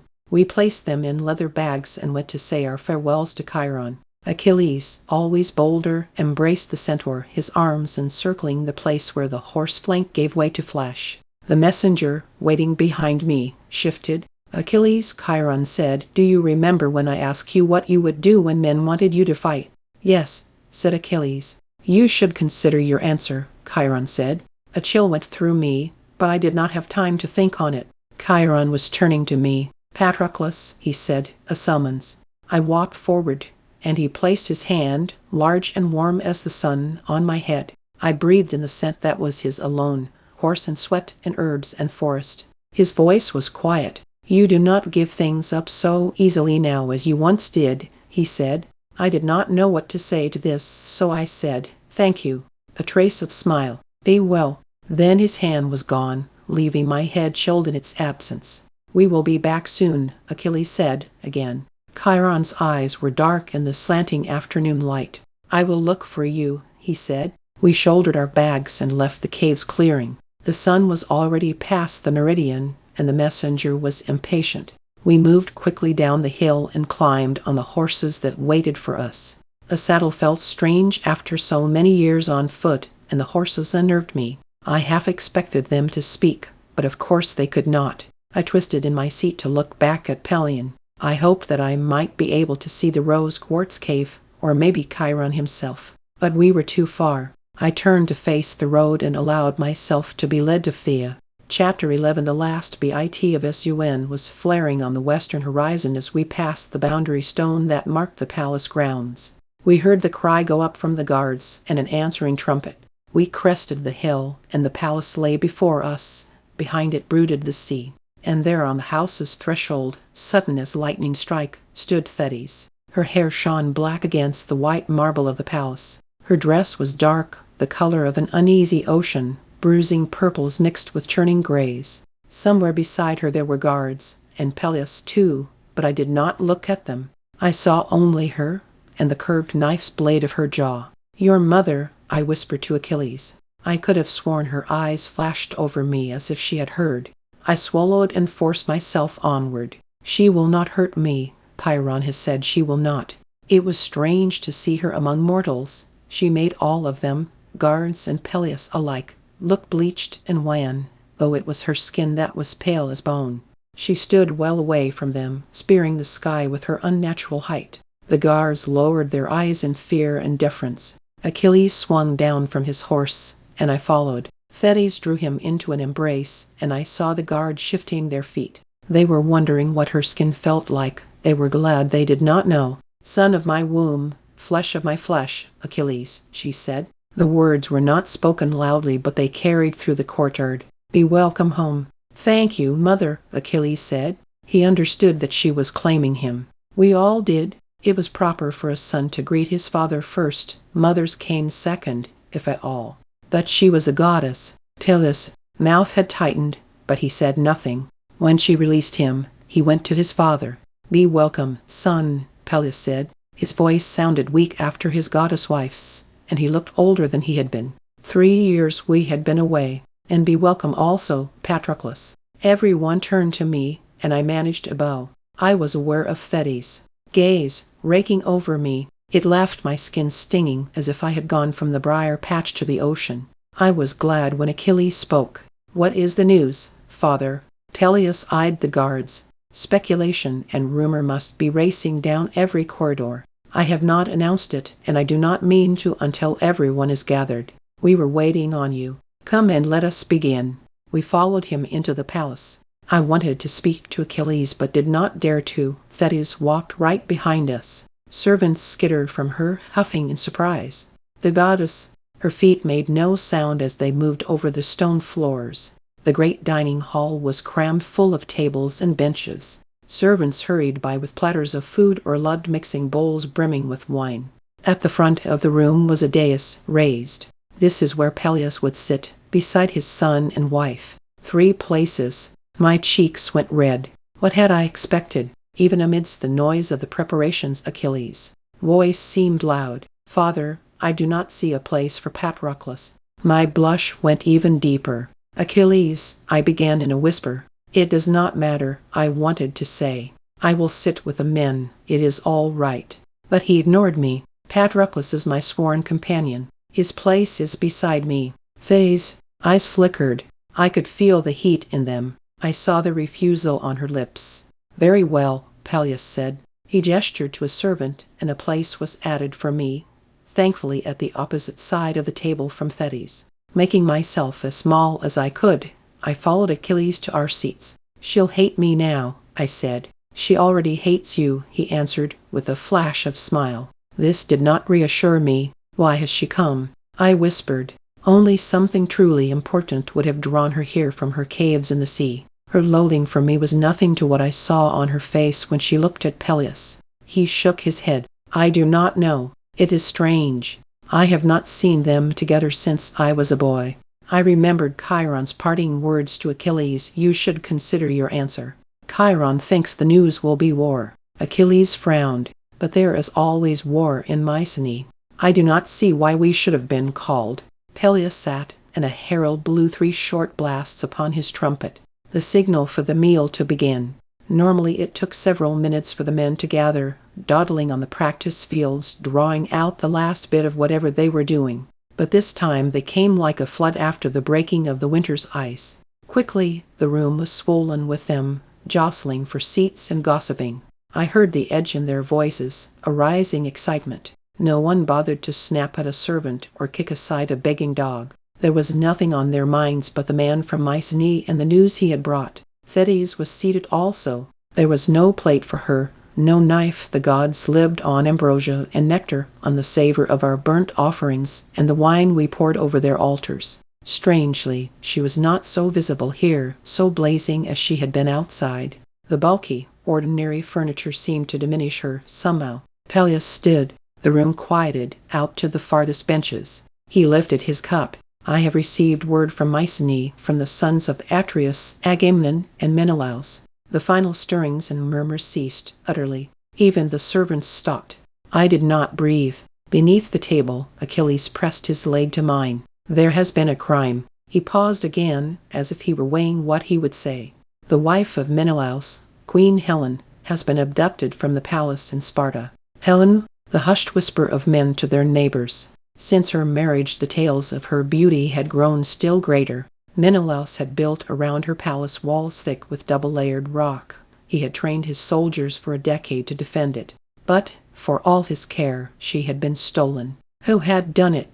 Menelaus welcomed an embassy sent from King Priam of Troy. At its head was Priam's son, the Prince Paris, and it is he who is responsible. He stole the queen of Sparta from her bedchamber while the king slept. A rumble of outrage. Only an Easterner would so dishonor the kindness of his host. Everyone knew how they dripped with perfume, were corrupt from soft living. A real hero would have taken her outright, with the strength of his sword. Agamemnon and Mycenae appealed to the men of Hellas to sail to the kingdom of Priam for her rescue. Troy is rich and will be easily taken, they say. All who fight will come home wealthy and renowned. This was well worded. Wealth and reputation were the things our people had always killed for. They have asked me to send a delegation of men from Phthia, and I have agreed. He waited for the murmuring to settle before adding, though I will not take any man who does not wish to go, and I will not lead the army myself. Who will lead it? Someone shouted. That is not yet determined, Peleus said, but I saw his eyes flicker to his son. No, I thought. My hand tightened on the edge of the chair. Not yet.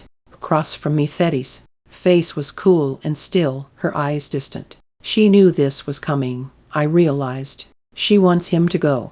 Chiron and the Rose Cape seemed impossibly far away, a childish idol. I understood, suddenly, the weight of Chiron's words. War was what the world would say Achilles was born for.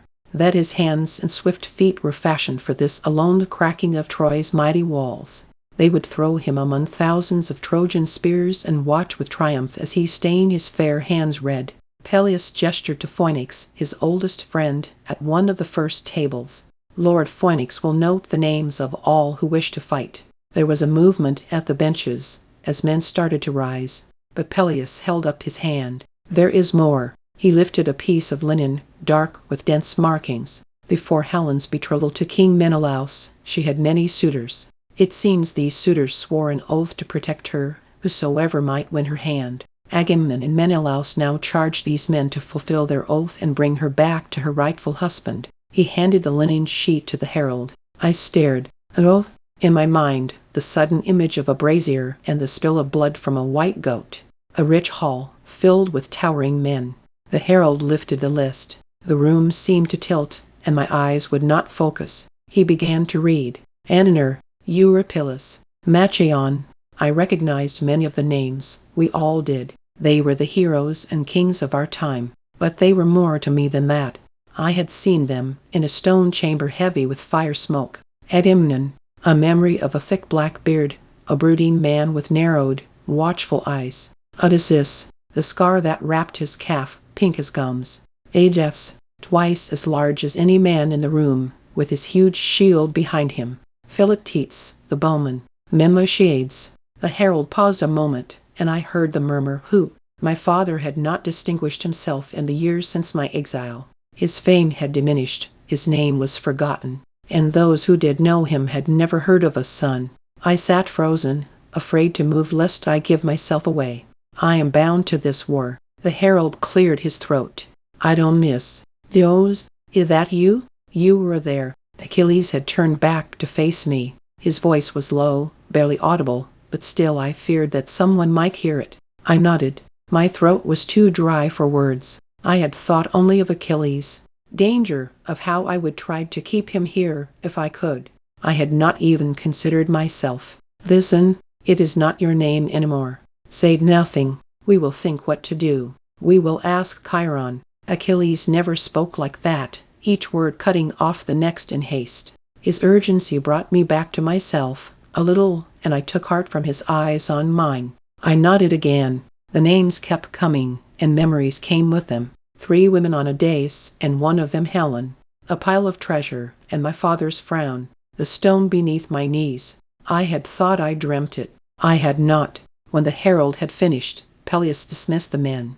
They stood as one, benches scraping, eager to get to Phoenix to enlist. Peleus turned to us. "Come, I would speak further with you both." I looked to Thetis to see if she would come too, but she was gone. We sat by Peleus' fireside. He had offered us wine, barely watered. Achilles refused it. I took a cup, but did not drink. The king was in his old chair, the one closest to the fire, with its cushions and high back. His eyes rested on Achilles. "I have called you home with the thought that you might wish to lead this army." It was spoken. The fire popped. Its wood was green. Achilles met his father's gaze. "I have not finished yet with Chiron. You have stayed on Pelion longer than I did, than any hero before. That does not mean I must run to help the sons of Atreus every time they lose their wives." I thought Peleus might smile at that, but he did not. I do not doubt that Menelaus rages at the loss of his wife, but the messenger came from Agamemnon. He has watched Troy grow rich and ripe for years, and now thinks to pluck her. The taking of Troy is a feat worthy of our greatest heroes. There may be much honor to be won from sailing with him. Achilles' mouth tightened. "There will be other wars." Peleus did not nod exactly, but I saw him register the truth of it. "What of Patroclus, then?" "He is called to serve. He is no longer the son of Menoetius. He is not bound by the oath." Peleus raised an eyebrow. "There is some shuffling there." "I do not think so." Achilles lifted his chin. "The oath was undone when his father disowned him." "I do not wish to go," I said softly. Peleus regarded us both for a moment. Then he said, "Such a thing is not for me to decide. I will leave it to you." I felt the tension slide from me a little. He would not expose me. "Achilles, men are coming here to speak with you, king sent by Agamemnon." Outside the window, I heard the ocean's steady whisper against the sand. I could smell the salt. "They will ask me to fight," Achilles said. It was not a question. "They will. You wish me to give them audience." "I do." There was quiet again. Then Achilles said, "I will not dishonor them, or you. I will hear their reasons. But I say to you that I do not think they will convince me." I saw that Peleus was surprised, a little, by his son's certainty, but not displeased. "That is also not for me to decide," he said mildly. The fire popped again, spitting out its sap. Achilles knelt, and Peleus placed one hand on his head. I was used to seeing Chiron do this, and Peleus' hand looked withered by comparison, threaded with trembling veins. It was hard to remember sometimes that he had been a warrior, that he had walked with gods. Achilles' room was as we had left it, except for the cot, which had been removed in our absence. I was glad. It was an easy excuse in case anyone asked why we shared a bed. We reached for each other, and I thought of how many nights I had lain awake in this room loving him in silence. Later, Achilles pressed close for a final, drowsy whisper. "If you have to go, you know I will go with you." We slept. Chapter 12. I woke to the red of my eyelids straining out the sun. I was cold, my right shoulder exposed to the breezes of the window, the one that faced the sea. The space beside me on the bed was empty, but the pillow still held the shape of him, and the sheets smelled of us both. I had spent so many mornings alone in this room. As he visited his mother, I did not think it was strange to find him gone. My eyes closed, and I sank again into the trailing thoughts of dreams. Time passed, and the sun came hot over the windowsill. The birds were up, and the servants, and even the men. I heard their voices from the beach in the practice hall, the rattle and bang of chores. I sat up. His sandals were overturned beside the bed, forgotten. It was not unusual. He went barefoot most places. He had gone to breakfast, I guessed. He was letting me sleep. Half of me wanted to stay in the room until his return, but that was cowardice. I had a right to a place by his side now, and I would not let the eyes of the servants drive me away. I pulled on my tunic and left to find him. He was not in the great hall, busy with servants removing the same platters and bowls there had always been. He was not in Peleus' council chamber, hung with purple tapestry and the weapons of former Phaeacian kings. And he was not in the room where we used to play the lyre. The trunk that had once kept our instruments sat forlorn in the room's center. He was not outside, either, in the trees he and I had climbed, or by the sea, on the jutting rocks where he waited for his mother, nor on the practice field where men sweated through drills, clacking their wooden swords. I do not need to say that my panic swelled, that it became a live thing, slippery and deaf to reason. My steps grew hurried, the kitchen, the basement, the storerooms with their amphorae of oil and wine. And still I did not find him. It was midday when I sought out Peleus. Rue! It was a sign of the size of my unease that I went at all. I had never spoken to the old man alone before. The guards outside stopped me when I tried to enter. The king was at rest, they said. He was alone and would see no one. But as Achilles, I gulped, trying not to make a spectacle of myself, to feed the curiosity I saw in their eyes. Is the prince with him? He is alone, one of them repeated. I went to Phoenix next, the old counselor who had looked after Achilles when he was a boy. I was almost choking with fear as I walked to his stateroom, a modest square chamber at the palace's heart. He had clay tablets in front of him, and on them the men's marks from the night before, angular and crisscrossing, pledging their arms to the war against Troy. The Prince Achilles, I said. I spoke haltingly, my voice thick with panic. I cannot find him. He looked up with some surprise. He had not heard me come in the room. His hearing was poor, and his eyes when they met mine were rheumy and opaque with cataract. Peleus did not tell you then. His voice was soft. No, my tongue was like a stone in my mouth, so big I could barely speak around it. I'm sorry, he said kindly. His mother has him. She took him last night as he was sleeping. They are gone, no one knows where. Later I would see the red marks where my nails had dug through my palms. No one knows where. To Olympus perhaps, where I could never follow. To Africa, or India. To some village where I would not think to look. Phoenix's gentle hands guided me back to my room. My mind twisted desperately from thought to thought. I would return to Chiron and seek counsel. I would walk the countryside calling his name. She must have drugged him, or tricked him. He would not have gone willingly. As I huddled in our empty room, I imagined it, the goddess leaning over us, cold and white beside the warmth of our sleeping bodies. Her fingernails prick into his skin as she lifts him. Her neck is silvery in the window's moonlight. His body lolls on her shoulder, sleeping or spelled. She carries him from me as a soldier might carry a corpse. She is strong. It takes only one of her hands to keep him from falling. I did not wonder why she had taken him. I knew. She had wanted to separate us, the first chance she had, as soon as we were out of the mountains. I was angry at how foolish we had been. Of course she would do this. Why had I thought we would be safe? That Chiron's protection would extend here, where it never had before. She would take him to the caves of the sea and teach him contempt for mortals. She would feed him with the food of the gods and burn his human blood from his veins. She would shape him into a figure meant to be painted on vases, to be son of Insons, to fight against Troy. I imagined him in black armor, a dark helmet that left him nothing but eyes, bronze greaves that covered his feet. He stands with a spear in each hand and does not know me. Time folded in on itself, closed over me, buried me. Outside my window, the moon moved through her shapes and came up full again. I slept little and ate less. Grief pinned me to the bed like an anchor. It was only my pricking memory of Chiron that finally drove me forth. You do not give up so easily as you once did. I went to Peleus. I knelt before him on a wool rug, woven bright with purple. He started to speak, but I was too quick for him. One of my hands went to clasp his knees, the other reached upwards to seize his chin with my hand, the pose of supplication. It was a gesture I had seen many times, but had never made myself.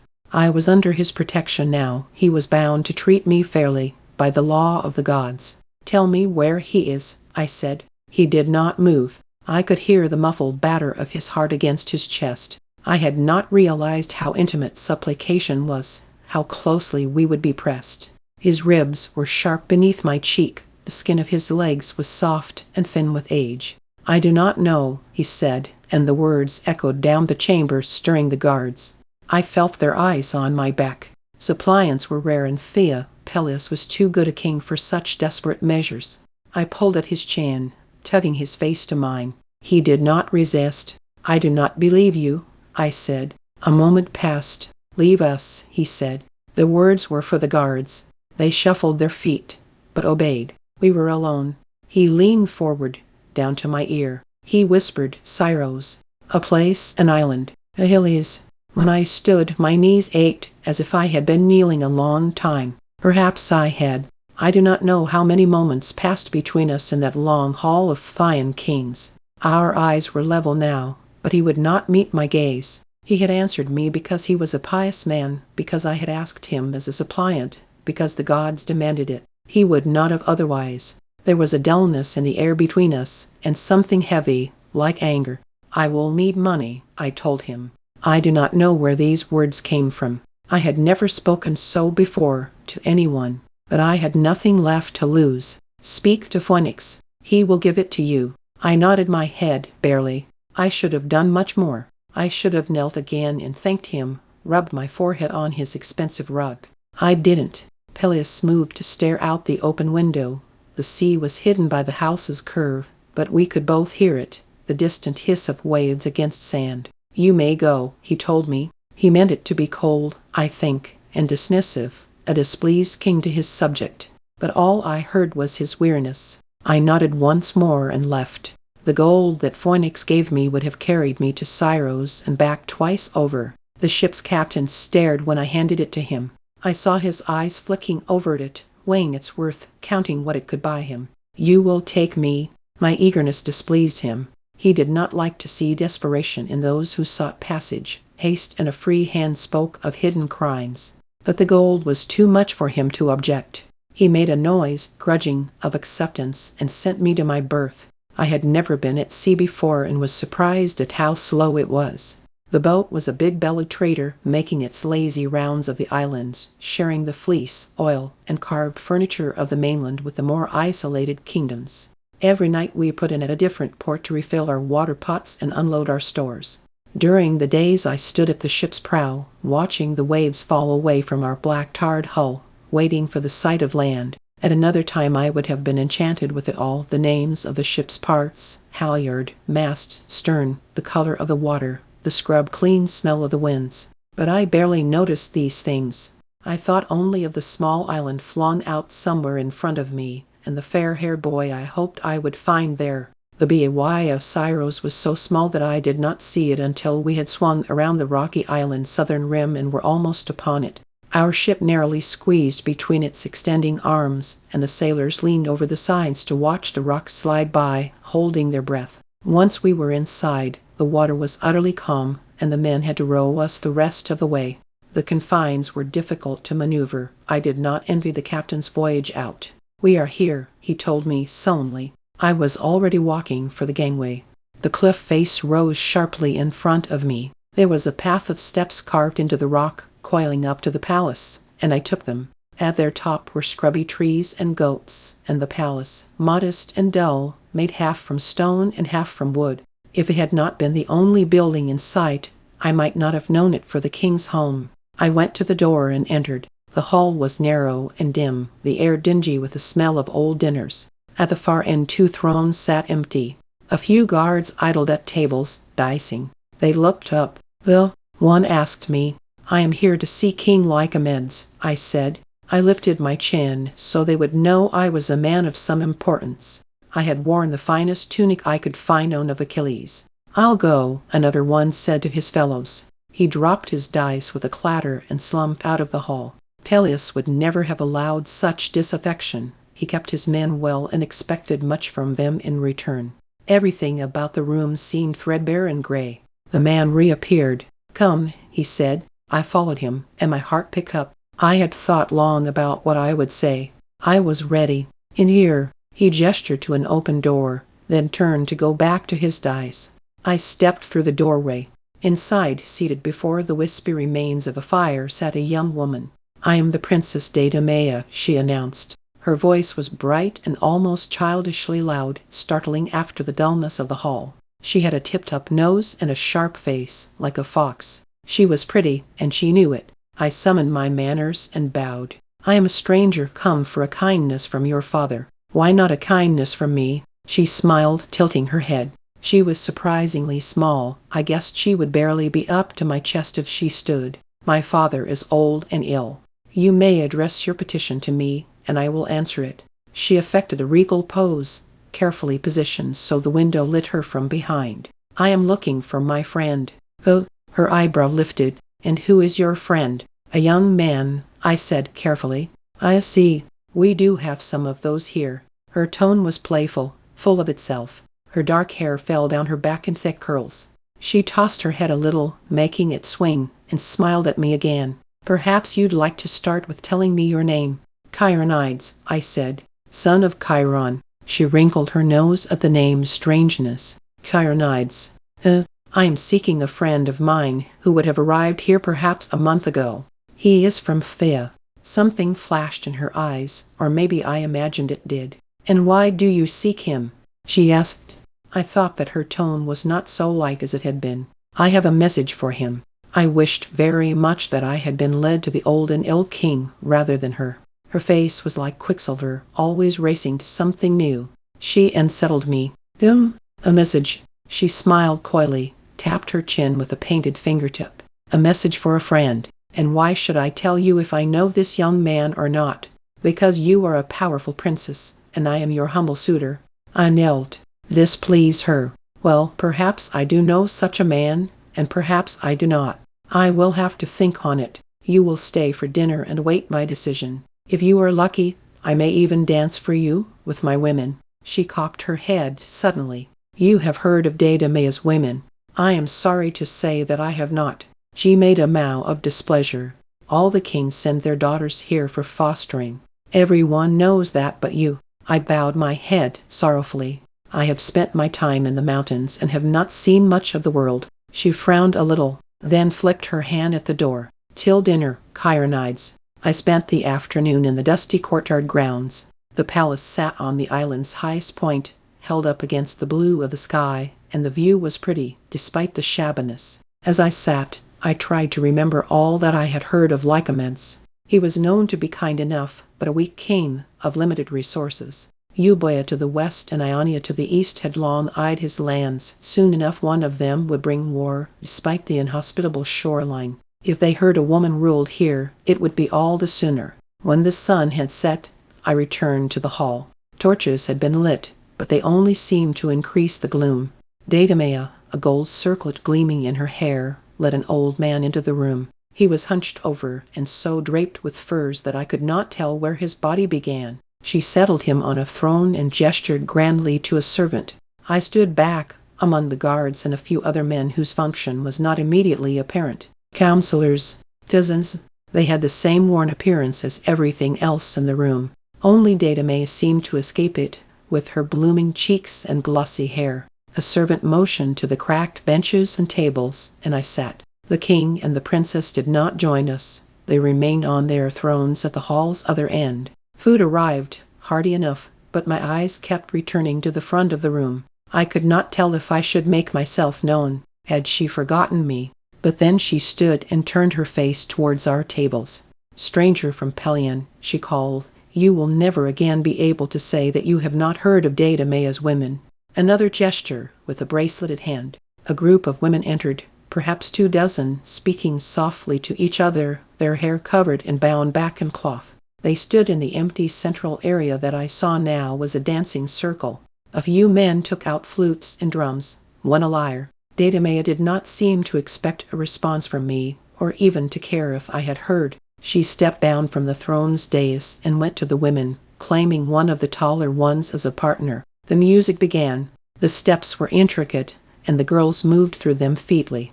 In spite of myself, I was impressed. Their dresses swirled, and jewelry swung around their wrists and ankles as they spun.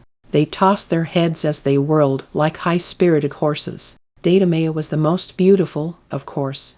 With her golden crown and unbound hair, she drew the eye, flashing her wrists prettily in the air. Her face was flushed with pleasure, and as I watched her, I saw her brightness grow brighter still. She was beaming at her partner, almost flirting. Now she would duck her eyes at the woman, now step close as if to tease with her touch. Curious, I craned my head to see the woman she danced with, but the crowd of white dresses obscured her. The music trilled to an end, and the dancers finished. Deidamia led them forward in a line to receive our praise. Her partner stood beside her, head bowed. She curtsied with the rest and looked up. I made some sort of sound, the breath jumping in my throat. It was quiet, but it was enough. The girl's eyes flickered to me. Several things happened at once then. Achilles, for it was Achilles. dropped Datamea's hand and flung himself joyously at me, knocking me backwards with the force of his embrace. Datamea screamed Pitha, and burst into tears. Lycomens, who was not so far sunk into dotage as his daughter had led me to believe, stood. Pitha, what is the meaning of this? I barely heard. Achilles and I clutched each other, almost incoherent with relief. My mother, he whispered, my mother, she. Pitha, Lycomens' voice carried the length of the hall, rising over his daughter's noisy sobs. He was talking to Achilles, I realized. Pitha, fire. Achilles ignored him. Datamea wailed louder. The king, showing a judiciousness that surprised me, threw his eye upon the rest of his court, women and men both. Out, he ordered. They obeyed reluctantly, trailing their glances behind them. No, Lycomens came forward, and I saw his face for the first time. His skin was yellowed, and his graying beard looked like dirty fleece, yet his eyes were sharp enough. Who is this man, Pitha? No one. Datamea had seized Achilles' arm, was tugging at it. At the same time, Achilles answered coolly, my husband. I closed my mouth quickly so I did not gape like a fish. He is not. That's not true. Datamea's voice rose high, startling the birds roosting in the rafters. A few feathers wafted down to the floor. She might have said more, but she was crying too hard to speak clearly. Lycomens turned to me as if for refuge, man to man. Sir, is this true? Achilles was squeezing my fingers. Yes, I said. No, the princess shrieked. Achilles ignored her pulling at him, and gracefully inclined his head at Lycomens. My husband has come for me, and now I may leave your court. Thank you for your hospitality. Achilles curtsied. I noted with an idle, dazed part of my mind that he did it remarkably well. Lycomens held up a hand to prevent us. We should consult your mother first. It was she who gave you to me to foster. Does she know of this husband? No, Datamea said again. Daughter, this was Lycomens, frowning in a way that was not unlike his daughter's habit. Stop this scene. Release Pitha. Her face was blotchy and swollen with tears, her chest heaving. No, she turned to Achilles. You are lying. You have betrayed me. Monster. That is, heartless. Lycomens froze. Achilles' fingers tightened on mine. In our language, words come in different genders. She had used the masculine form. What was that? Said Lycomens, slowly. Datamea's face had gone pale, but she lifted her chin in defiance, and her voice did not waver. He is a man, she said. And then, we are married. What? Lycomens clutched his throat. I could not speak. Achilles' hand was the only thing that kept me to earth. Do not do this, Achilles said to her. Please. It seemed to enrage her. I will do it. She turned to her father. You are a fool. I'm the only one who knew. I knew. She struck her chest in emphasis. And now I'll tell everyone. Achilles. She screamed as if she would force his name through the stout stone walls up to the gods themselves. Achilles. Achilles. I'll tell everyone. You will not. The words were cold and knife-sharp. They parted the princess's shouts easily. I know that voice. I turned. Thetis stood in the doorway. Her face glowed, the white blue of the flame's center. Her eyes were black, gashed into her skin, and she stood taller than I had ever seen her. Her hair was as sleek as it always was, and her dress as beautiful, but there was something about her that seemed wild, as if an invisible wind whipped around her. She looked like a fury, the demons that come from men's blood. I felt my scalp trying to climb off my head. Even Datamea dropped into silence. We stood there a moment, facing her. Then Achilles reached up and tore the veil from his hair. He seized the neckline of his dress and ripped it down the front, exposing his chest beneath. The firelight played over his skin, warming it to gold. No more, mother, he said. Something rippled beneath her features, a spasm of sorts. I was half afraid she would strike him down, but she only watched him with those restless black eyes. Achilles turned then to Lycomens. My mother and I have deceived you, for which I offer my apologies. I am the Prince Achilles, son of Peleus. She did not wish me to go to war and hid me here as one of your foster daughters. Lycomens swallowed and did not speak. We will leave now, Achilles said gently. The words shook Datamea from her trance. No, she said, voice rising again. You cannot. Your mother said the words over us, and we are married. You are my husband." Lycomed's breath rasped loudly in the chamber. His eyes were for Thetis alone. "Is this true?" he asked. "It is," the goddess answered. Something fell from a long height in my chest. Achilles turned to me, as if he would speak, but his mother was faster. "You are bound to us now, King Lycomedes. You will continue to shelter Achilles here. You will say nothing of who he is. In return, your daughter will one day be able to claim a famous husband." Her eyes went to a point above Deidamea's head, then back. She added, "It is better than she would have done." Lycomedes rubbed at his neck, as if he would smooth its wrinkles. "I have no choice," he said. "As you know, what if I will not be silent?" Deidamea's color was high. "You have ruined me, you and your son. I have lain with him, as you told me to, and my honor is gone. I will claim him now, before the court, as recompense." "I have lain with him. You are a foolish girl," Thetis said. Each word fell like an axe blade, sharp and severing. "Poor and ordinary, an expedient only. You do not deserve my son. You will keep your peace or I will keep it for you." Deidamia stepped backwards, her eyes wide, her lips gone white. Her hands were trembling. She lifted one to her stomach and clutched the fabric of her dress there, as if to steady herself. Outside the palace, beyond the cliffs, we could hear huge waves breaking on the rocks, dashing the shoreline to pieces. "I am pregnant," the princess whispered. I was watching Achilles when she said it, and I saw the horror on his face. Lycomedes made a noise of pain. My chest felt hollowed, and eggshell thin. Ugh! Perhaps I said it, perhaps I only thought it. I let go of Achilles' hand and strode to the door. Thetis must have moved aside for me. I would have run into her if she had not. Alone, I stepped into the darkness. "Wait!" Achilles shouted. It took him longer to reach me than it should have, I noted with detachment. The dress must be tangling his legs. He caught up to me, seized my arm. "Let go," I said. "Please wait. Please, let me explain. I did not want to do it. My mother—" He was breathless, almost panting. I had never seen him so upset. "She led the girl to my room. She made me. I did not want to. My mother said." He was stumbling over his words. "She said that if I did as she said, she would tell you where I was." What had Deidamia thought would happen, I wondered, when she had her women dance for me? Had she really thought I would not know him? I could recognize him by touch alone, by smell. I would know him blind, by the way his breaths came and his feet struck the earth. I would know him in death, at the end of the world. "Patroclus," he cupped my cheek with his hand. "Do you hear me? Please, say something." I could not stop imagining her skin beside his, her swelling breasts and curving hips. I remembered the long days I grieved for him, my hands empty and idle, plucking the air like birds peck at dry earth. "Patroclus, you did it for nothing." He flinched at the emptiness of my voice. But how else was I to sound? "What do you mean? Your mother did not tell me where you were." It was Peleus. His face had gone pale, bled dry. "She did not tell you?" "No." "Did you truly expect she would?" My voice cut harder than I meant it to.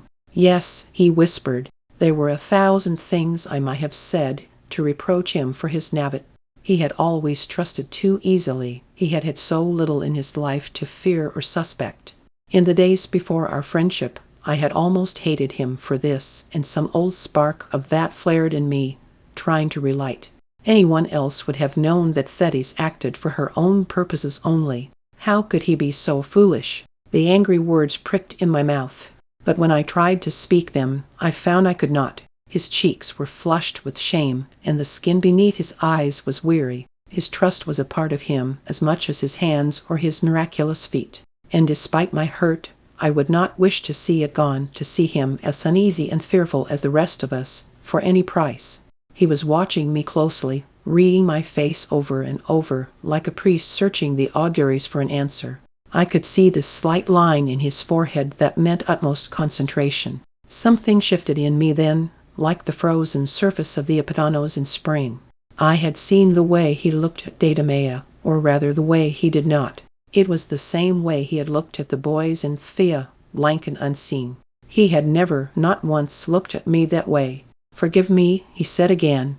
"I did not want it. It was not you. I did not like it." Hearing it soothed the last of the jagged grief that had begun when Deidameus shouted his name. My throat was thick with the beginning of tears. "There is nothing to forgive," I said. Later that evening we returned to the palace. The great hall was dark, its fire burned to embers. Achilles had repaired his dress as best he could, but it still gaped to the waist. He held it closed in case we met a lingering guard. The voice came from the shadows, startling us. "You have returned." The moonlight did not quite reach the thrones, but we saw the outline of a man there, thick with furs. His voice seemed deeper than it had before, heavier. "We have," Achilles said. I could hear the slight hesitation before he answered. He had not expected to face the king again so soon. "Your mother is gone. I do not know where." The king paused, as if awaiting a response.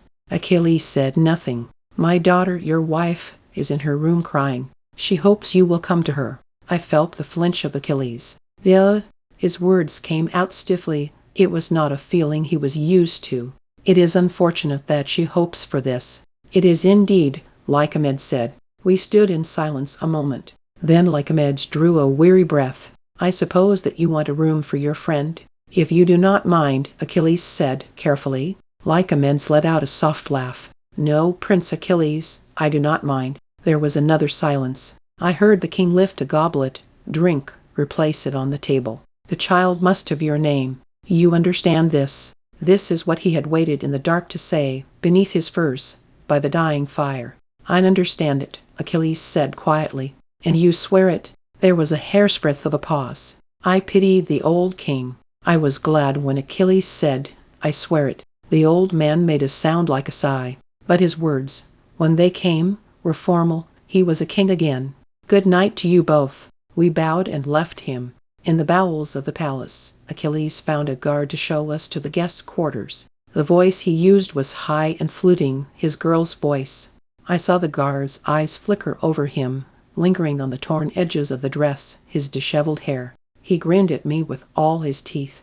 "Right away, mistress," he said. "In the stories, the gods have the power to delay the moon's course if they wish, to spin a single night the length of many. Such was this night, a bounty of ours that never ran dry. We drank deeply, thirsty for all that we had missed in the weeks we were separated. It was not until the sky began to blanch at last to gray that I remembered what he had said to Lycomedes in the hall. It had been forgotten amidst Deidameus' pregnancy, his marriage, our reunion. Your mother was trying to hide you from the war." He nodded. "She does not want me to go to Troy." "But I had always thought she wanted him to fight." "I don't know. She says I'm too young." "Not yet, she says." And it was her idea. I gestured at the remnants of the dress. "Of course, I wouldn't have done it myself." He made a face and yanked at his hair, hanging still in its womanly curls. An irritant, but not a crippling shame, as it would have been to another boy. He did not fear ridicule. He had never known it. "Anyway, it is only until the army leaves." My mind struggled with this. So, truly, it was not because of me that she took you. Deidameus was because of you, I think. He stared at his hands a moment. But the rest was the war. Chapter 13. The next days passed quietly. We took meals in our room and spent long hours away from the palace, exploring the island, seeking what shade there was beneath the scruffy trees. We had to be careful. Achilles could not be seen moving too quickly, climbing too skillfully, holding a spear. But we were not followed, and there were many places where he could safely let his disguise drop. On the far side of the island there was a deserted stretch of beach, rock-filled but twice the size of our running tracks. Achilles made a sound of delight when he saw it, and tore off his dress. I watched him race across it, as swiftly as if the beach had been flat. "Count for me," he shouted, over his shoulder. I did, tapping against the sand to keep the time. "How many?" he called, from the beach's end. 13, I called back. "I'm just warming up," he said. The next time it was 11. The last time it was 9. He sat down next to me, barely winded, his cheeks flushed with joy. He had told me of his days as a woman, the long hours of enforced tedium, with only the dances for relief. Free now, he stretched his muscles like one of Pelion's mountain cats, luxuriant in his own strength. In the evenings, though, we had to return to the great hall. Reluctant, Achilles would put on his dress and smooth back his hair. Often he bound it up in cloth, as he had that first night, golden hair was uncommon enough to be remarked upon by the sailors and merchants who passed through our harbor. If their tales found the ears of someone clever enough, he did not like to think of it. A table was set for us at the front of the hall near the thrones. We ate there, the four of us, Lycomedes, Deidameia, Achilles, and I. Sometimes we were joined by a counselor or two, sometimes not. These dinners were mostly silent. They were for form, to quell gossip and maintain the affection of Achilles as my wife and the king's ward. Deidameia's eyes darted eagerly towards him, hoping he would look at her. But he never did. "Good evening," he would say, in his proper girl's voice as we sat, but nothing more. His indifference was a palpable thing, and I saw her pretty face flinch through emotions of shame and hurt and anger. She kept looking to her father, as if she hoped he might intervene. But Lycomedes put bite after bite in his mouth and said nothing. Sometimes she saw me watching her. Her face would grow hard then, and her eyes would narrow. She put a hand on her belly, possessively, as if to ward off some spell I might cast. Perhaps she thought I was mocking her, flourishing my triumph. Perhaps she thought I hated her. She did not know that I almost asked him, 100 times, to be a little kinder to her. You do not have to humiliate her so thoroughly, I thought. But it was not kindness he lacked, it was interest. His gaze passed over her as if she were not there. Once she tried to speak to him, her voice trembling with hope. "Are you well, Piha?" He continued eating in his elegant, swift bites. He and I had planned to take spears to the far side of the island after dinner and catch fish by moonlight. He was eager to be gone. I had to nudge him, beneath the table. "What is it?" he asked me. "The princess wants to know if you are well." "Oh." He glanced at her briefly, then back to me. "I am well," he said. As the days wore on, Achilles took to waking early, so that he might practice with spears before the sun rose high. We had hidden weapons in a distant grove, and he would exercise there before returning to womanhood in the palace. Sometimes he might visit his mother afterwards, sitting on one of Scyros' jagged rocks, dangling his feet into the sea. It was one of these mornings, when Achilles was gone, that there was a loud rap on my door. I called, but the guards were already stepping inside. They were more formal than I had ever seen them, carrying spears and standing at attention. It was strange to see them without their dice. "You're to come with us," one of them said. "What?" I was barely out of bed and still bleary with sleep. "The princess ordered it." A guard took each of my arms and towed me to the door. When I stuttered a protest, the first guard leaned towards me, his eyes on mine. "It will be better if you go quietly." He drew his thumb over his spear point in theatrical menace. I did not really think they would hurt me, but neither did I want to be dragged through the halls of the palace. "All right," I said. The narrow corridors where they led me I had never visited before. They were the women's quarters twisting off from the main rooms, a beehive of narrow cells where Deidameia's foster sisters slept and lived. I heard laughter from behind the doors, and the endless shush-shush of the shuttle. Achilles said that the sun did not come through the windows here, and there was no breeze. He had spent nearly 2 months in them. I could not imagine it.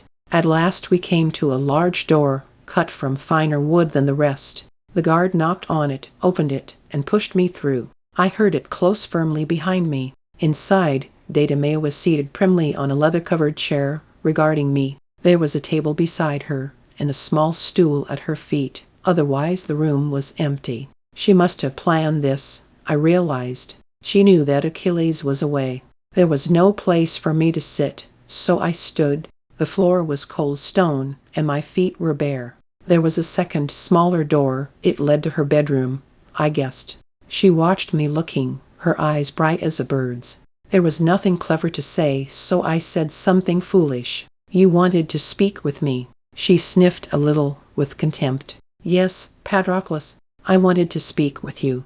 I waited, but she said nothing more, only studied me, a finger tapping the arm of her chair. Her dress was looser than usual. She did not have it tied across the waist as she often did, to show her figure. Her hair was unbound and held back at the temples with carved ivory combs. She tilted her head and smiled at me. "You are not even handsome. That is the funny thing. You are quite ordinary." She had her father's way of pausing as if she expected a reply.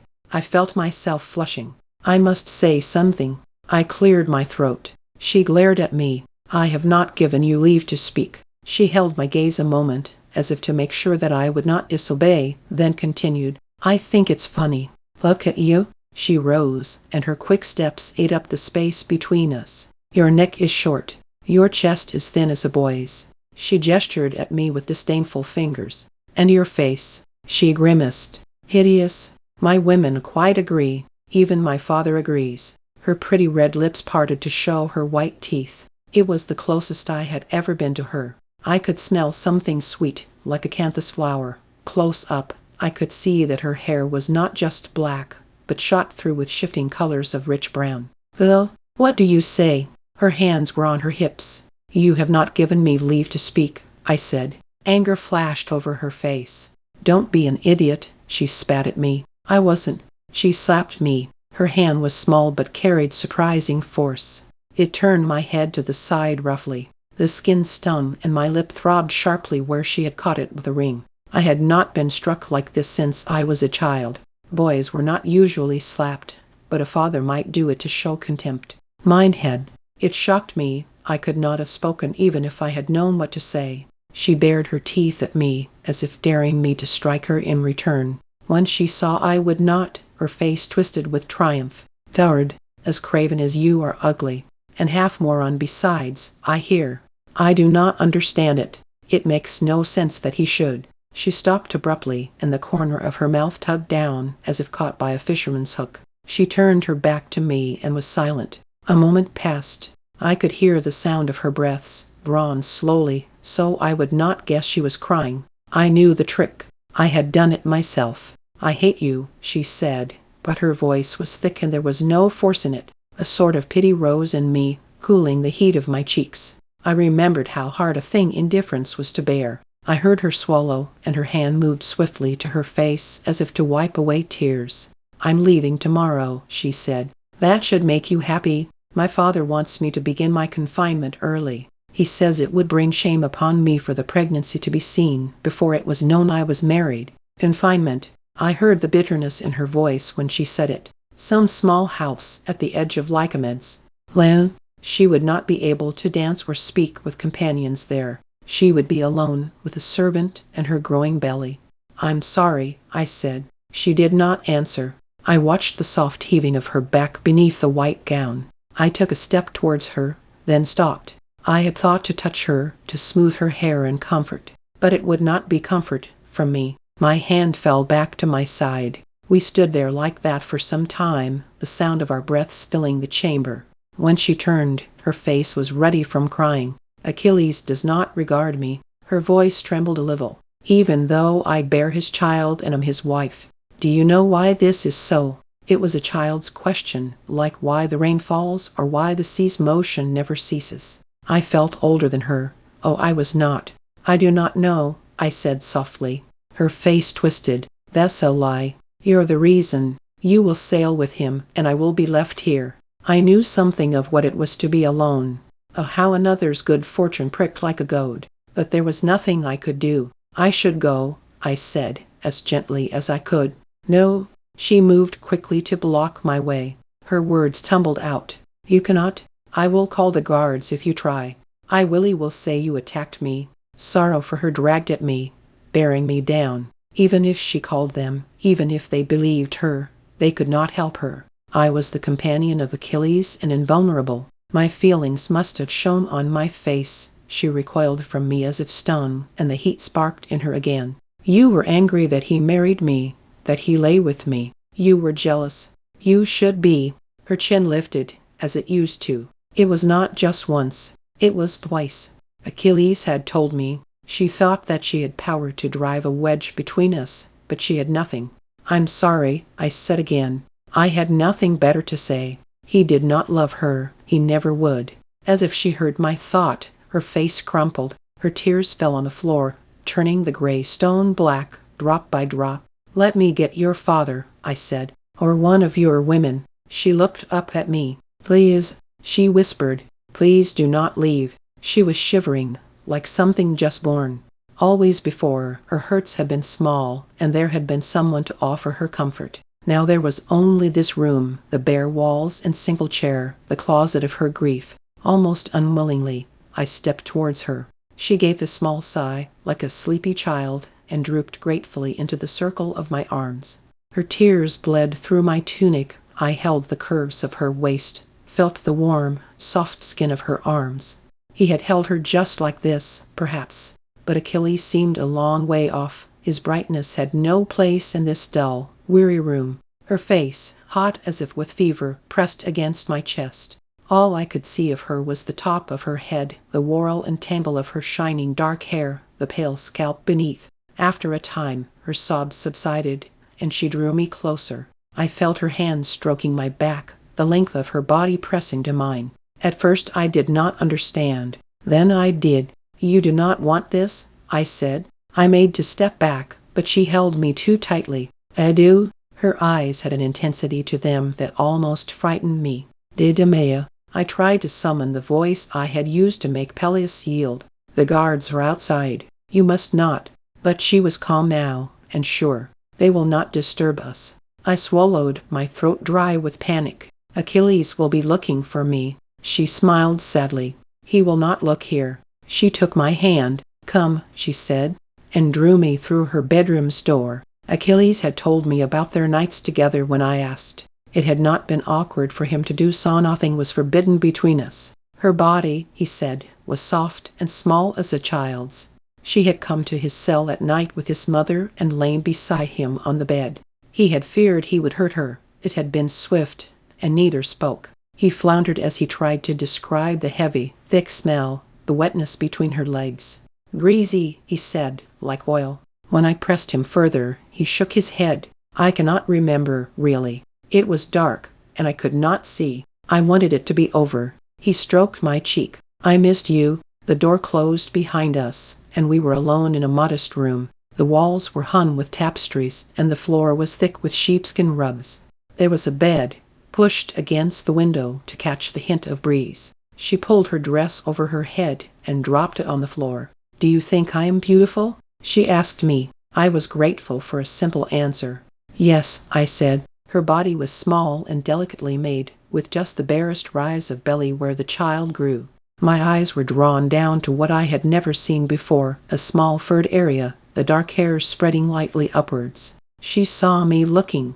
Reaching for my hand, she guided me to that place, which radiated heat like the embers of a fire. The skin that slipped against my fingers was warm and delicate, so fragile I was almost afraid I would tear it with my touch. My other hand reached up to stroke her cheek, to trace the softness beneath her eyes. The look in them was terrible to see. There was no hope or pleasure, only determination. Almost, I fled, but I could not bear to see her face broken open with more sorrow, more disappointment, another boy who could not give her what she wanted. So I allowed her hands, fumbling a little, to draw me to the bed, to guide me between her thighs, where tender skin parted, weeping slow warm drops. I felt resistance and would have drawn back, but she shook her head sharply. Her small face was tight with concentration, her jaw set as if against pain.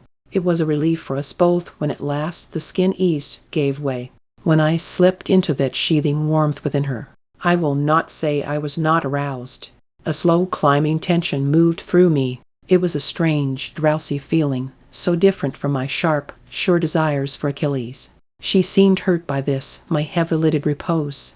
More indifference. And so I let myself move, made sounds of pleasure, pressed my chest against hers as if in passion, flattening her soft, small breasts beneath me. She was pleased then, suddenly fierce, pulling and pushing me harder and faster, her eyes lighting in triumph at the changes in my breath.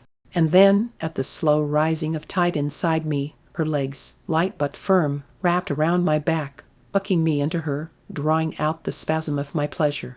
Afterwards we lay breathless side by side but not touching. Her face was shadowed and distant, her posture strangely stiff. My mind was still muddled from climax, but I reached to hold her. I could offer her this, at least.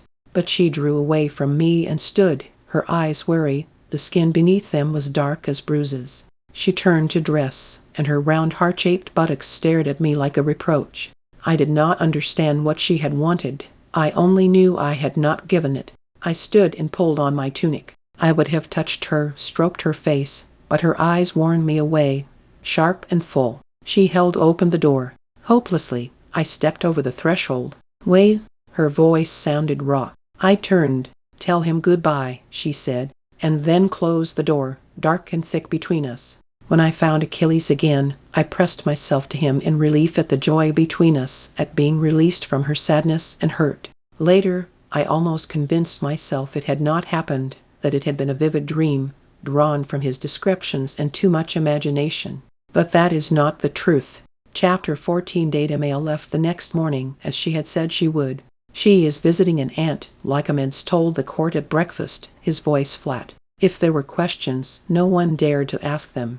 She would be gone until the child was born, and Achilles could be named as father. The weeks that passed now felt curiously suspended. Achilles and I spent as much time as possible away from the palace, and our joy, so explosive at our reunion, had been replaced with impatience. We wanted to leave, to return to our lives on Pelion or in Phthia. We felt furtive and guilty with the princess gone. The court's eyes on us had sharpened, grown uncomfortable. Lycomedes frowned whenever he saw us. And then there was the war. Even here, in far-off, forgotten Scyros, news came of it. Ellen's former suitors had honored their vow, and Agamemnon's army was rich with princely blood. It was said that he had done what no man before him could, united our fractious kingdoms with common cause. I remembered him a grim-faced shadow, shaggy as a bear. To my 9-year-old self, his brother Menelaus had been much the more memorable of the two, with his red hair and merry voice. But Agamemnon was older, and his armies the larger. He would lead the expedition to Troy. It was morning, and late winter, though it did not seem it. So far south, the leaves did not fall and no frost pinched the morning air.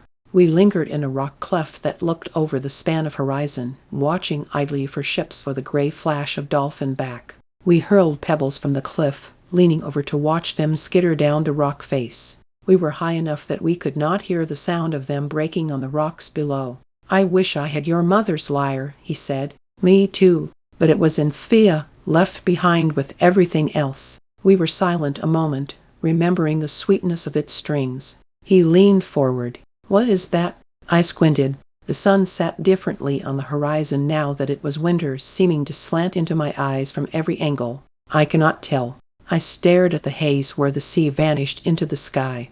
There was a distant smudge that might have been a ship, or a trick of the sun on the water. If it's a ship, there will be news, I said, with a familiar clutch in my stomach. Each time I feared word would come of a search for the last of Helen's suitors, the oath-breaker. I was young then. It did not occur to me that no leader would wish it known that some had not obeyed his summons.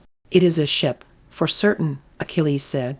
The smudge was closer now. The ship must be moving very quickly. The bright colors of the sail resolved themselves moment by moment out of the sea's blue-gray. Not a trader, Achilles commented. Trading ships used white sails only, practical and cheap. A man needed to be rich indeed to waste his dye on sailcloth. Agamemnon's messengers had crimson and purple sails, symbols stolen from Eastern royalty. This ship's sails were yellow, whorled with patterns of black. Do you know the design? I asked. Achilles shook his head. We watched the ship skirt the narrow mouth of Scyros, bay and beach itself on the sandy shore. A rough-cut stone anchor was heaved overboard, the gangway lowered. We were too far to see much of the men on its deck, beyond dark heads. We had stayed longer than we should have. Achilles stood and tucked his wind-loosened hair back beneath its kerchief. My hands busied themselves with the folds of his dress, settling them more gracefully across his shoulders, fastening the belts and laces. It was barely strange any more to see him in it. When we were finished, Achilles bent towards me for a kiss. His lips on mine were soft, and stirred me. He caught the expression in my eyes and smiled. Later, he promised me, then turned and went back down the path to the palace. He would go to the women's quarters and wait there, amidst the looms and the dresses, until the messenger was gone. The hairline cracks of a headache were beginning behind my eyes. I went to my bedroom, cool and dark, its shutters barring the midday sun, and slept. A knock woke me. A servant perhaps, or Lycomedes. My eyes still closed. I called, "Come in." "It's rather too late for that," a voice answered. The tone was amused, dry as driftwood. I opened my eyes and sat up. A man stood inside the open door. He was sturdy and muscular, with a close-cropped philosopher's beard, dark brown tinged with faintest red. He smiled at me, and I saw the lines where other smiles had been. It was an easy motion for him, swift and practiced. Something about it tugged at my memory. "I'm sorry if I disturbed you." His voice was pleasant, well modulated. "It's all right," I said carefully. "I was hoping I might have a word with you. Do you mind if I sit?" He gestured towards a chair with a wide palm. The request was politely made. Despite my unease, I could find no reason to refuse him. I nodded, and he drew the chair to him. His hands were calloused and rough. They would not have looked out of place holding a plough, yet his manner bespoke nobility. To stall, I stood and opened the shutters, hoping my brain would shake off its sleepy fog. I could think of no reason that any man would want a moment of my time, unless he had come to claim me for my oath. I turned to face him. "Who are you?" I asked. The man laughed. "A good question. I've been terribly rude, barging into your room like this. I am one of the great King Agamemnon's captains. I travel the islands and speak to promising young men, such as yourself." Inclined his head towards me. "About joining our army against Troy. Have you heard of the war?" "I have heard of it," I said. "Did?" He smiled and stretched his feet in front of him. The fading light fell on his legs, revealing a pink scar that seamed the brown flesh of his right calf from ankle to knee. A pink scar. My stomach dropped as if I leaned over Cyro's ice cliff, with nothing beneath me but the long fall to the sea. He was older now, and larger, come into the full flush of his strength. "Odysseus," he said something, but I did not hear it. I was back in Tyndaris Hall, remembering his clever dark eyes that missed nothing. Did he know me? I stared at his face, but saw only a slightly puzzled expectation. "He is waiting for an answer." I forced down my fear. "I'm sorry," I said. "I did not hear you." "Well, are you interested in joining us to fight?" "I don't think you'd want me. I'm not a very good soldier." His mouth twisted wryly. "It's fun enough one seems to be, when I come calling." His tone was light. It was a shared joke, not a reproach. "What's your name?" I tried to sound as casual as he. "Chironides." "Chironides," he repeated. I watched him for disbelief, but saw none. The tension in my muscles ebbed a little. Of course he did not recognize me. I had changed much since I was 9. "Well, Chironides, at him and promises gold and honor for all who fight for him. The campaign looks to be short. We will have you back home by next fall. I will be here for a few days, and I hope you will consider it." He dropped his hands to his knees with finality, and stood. "That's it." I had expected persuasion and pressure, a long evening of it. He laughed, almost affectionately. "Yes, that's it. I assume I will see you at dinner." I nodded. He made as if to go, then stopped. "You know, it's funny, I keep thinking I've seen you before." "I doubt it," I said quickly. "I don't recognize you." He studied me a moment, then shrugged, giving up. "I must be confusing you with another young man. You know what they say. The older you get, the less you remember." He scratched his beard thoughtfully. "Who's your father?" "Perhaps it's him I know." "I'm an exile." He made a sympathetic face. "I'm sorry to hear it. Where were you from?" "The coast." "North or south?" "South." He shook his head ruefully. "I would have sworn you were from the north. Somewhere near Thessaly, say.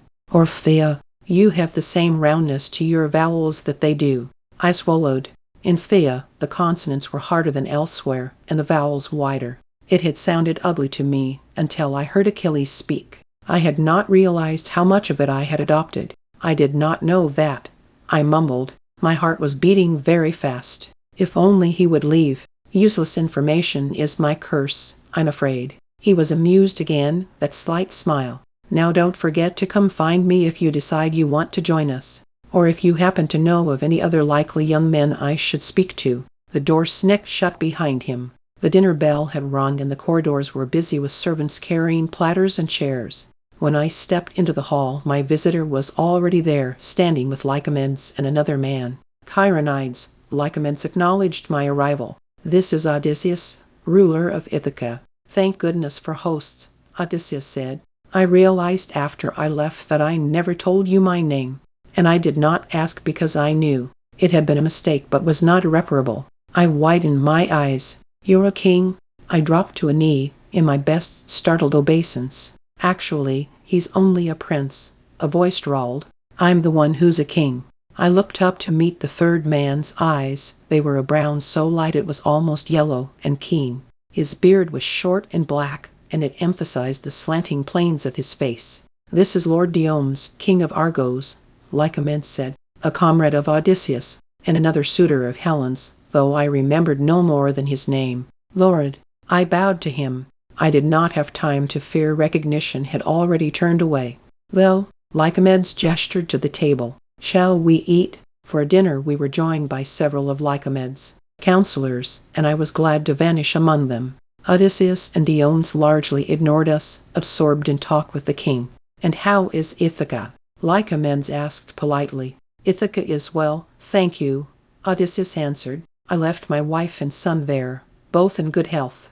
"Ask him about his wife," Diomes said. "He loves to talk about her. Have you heard how he met her? It's his favorite story." There was a goading edge to his voice, barely sheathed. The men around me stopped eating to watch. Lycomedes looked between the two men, then ventured, "And how did you meet your wife, Prince of Ithaca?"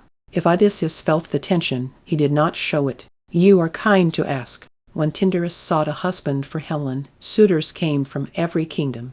I'm sure you remember." "I was married already," Lycomedes said. "I did not go." "Of course. And these were too young, I'm afraid." He tossed a smile at me, then turned back to the king. "Of all these men, I was fortunate to arrive first. The king invited me to dine with the family, Helen, her sister Clytemnestra, and their cousin Penelope." "Invited?" Diomes scoffed. "Is that what they call crawling through the bracken to spy upon them? I'm sure the Prince of Ithaca would not do such a thing." Lycomedes frowned. "Unfortunately I did just that, though I appreciate your faith in me." He offered Lycomedes a genial smile. "It was Penelope who caught me, actually. Said she had been watching me for over an hour and thought she should step in before I hit the thorn bush." Naturally, there was some awkwardness about it, but Tyndarus eventually came around and asked me to stay. In the course of dinner I came to see that Penelope was twice as clever as her cousins and just as beautiful. "So, as beautiful as Helen?" Diomes interrupted. "Is that why she was 20 and unmarried?" Odysseus' voice was mild. "I'm sure you would not ask a man to compare his wife unfavorably to another woman," he said. Diomes rolled his eyes and settled back to pick his teeth with the point of his knife. Odysseus returned to Lycomedes. "So, in the course of our conversation, when it became clear that the lady Penelope favored me—" "Not for your looks, certainly," Diomes commented. "Certainly not," Odysseus agreed.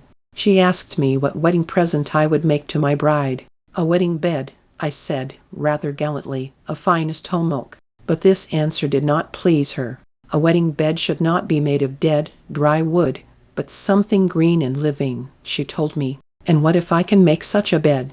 I said, "Will you have me?" And she said. The king of Argos made a noise of disgust.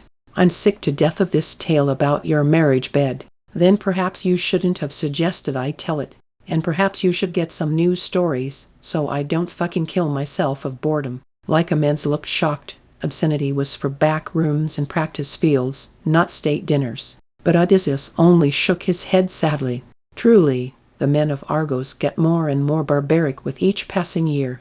Lycomedes, let us show the king of Argos a bit of civilization. I was hoping for a glimpse of the famous dancers of your isle." Lycomedes swallowed. "Yes," he said. "I had not thought." He stopped himself, then began again with the most kingly voice he could summon. "If you wish, we do." This was Diomes. "Well," Lycomedes' eyes darted between the two men.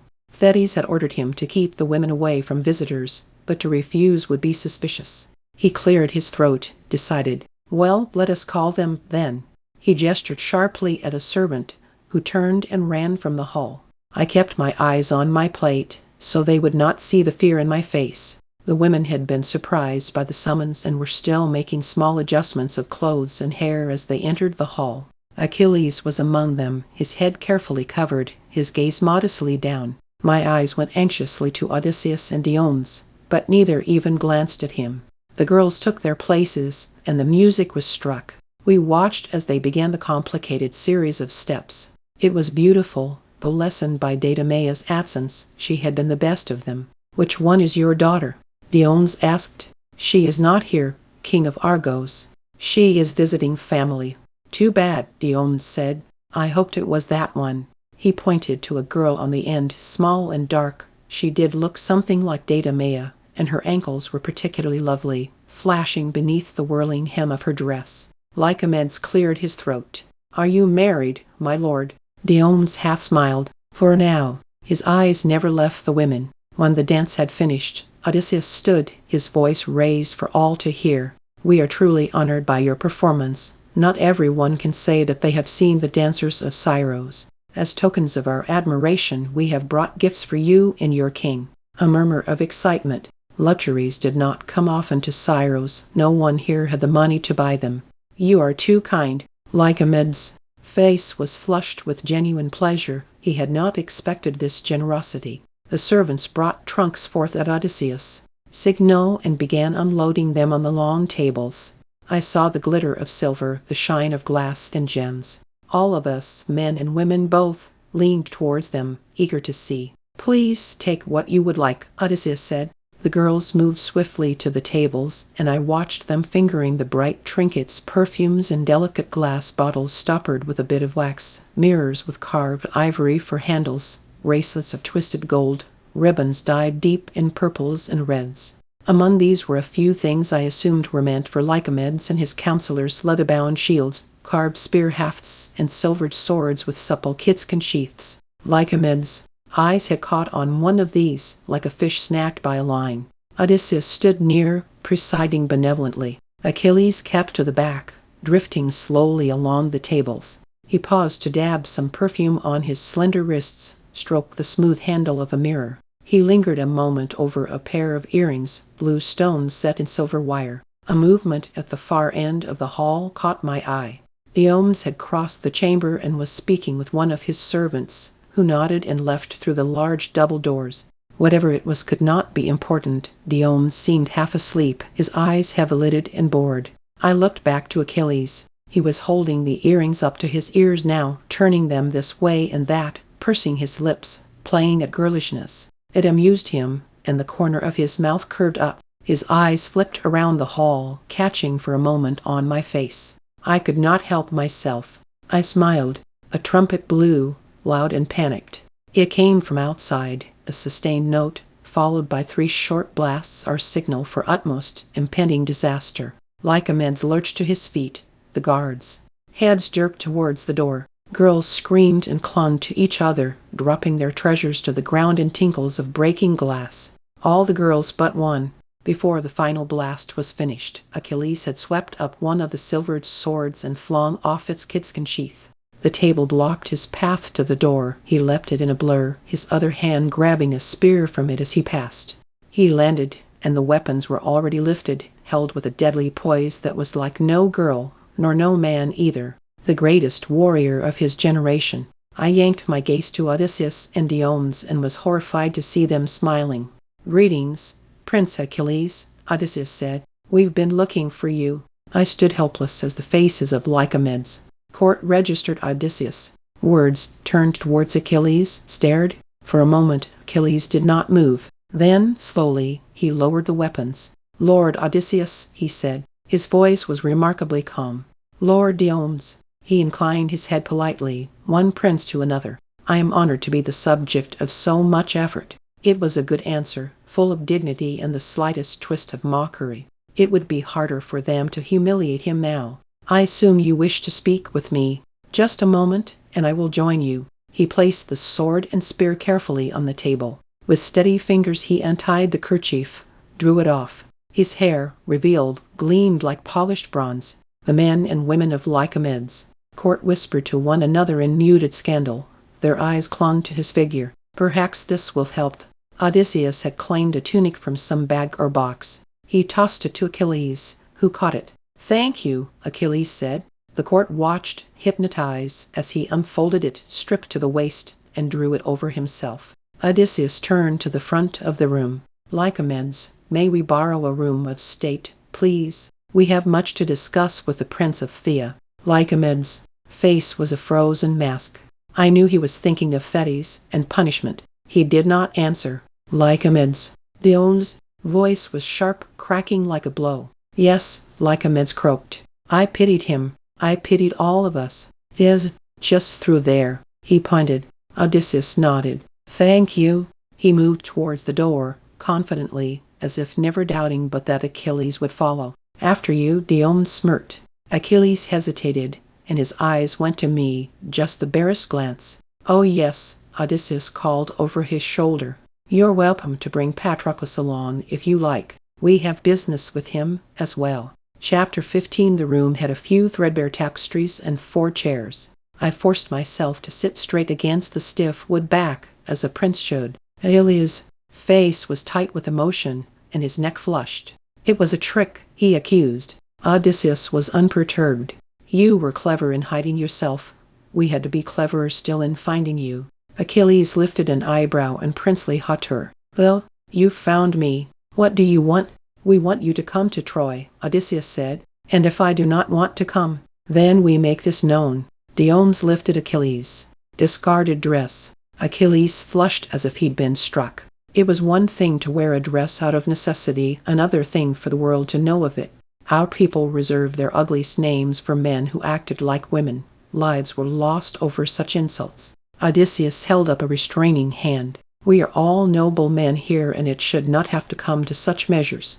I hope we can offer you happier reasons to agree. Fame, for instance. You will win much of it if you fight for us. There will be other wars. Not like this one, said Diomedes. This will be the greatest war of our people, remembered in legend and song for generations. You are a fool not to see it.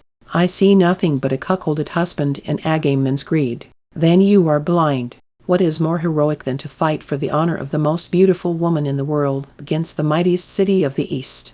Perseus cannot say he did so much, nor Jason. Heracles would kill his wife again for a chance to come along. We will master Anatolia all the way to Araby. We will carve ourselves into stories for ages to come. I thought you said it would be an easy campaign. Home by next fall, I managed. I had to do something to stop the relentless roll of their words. I lied.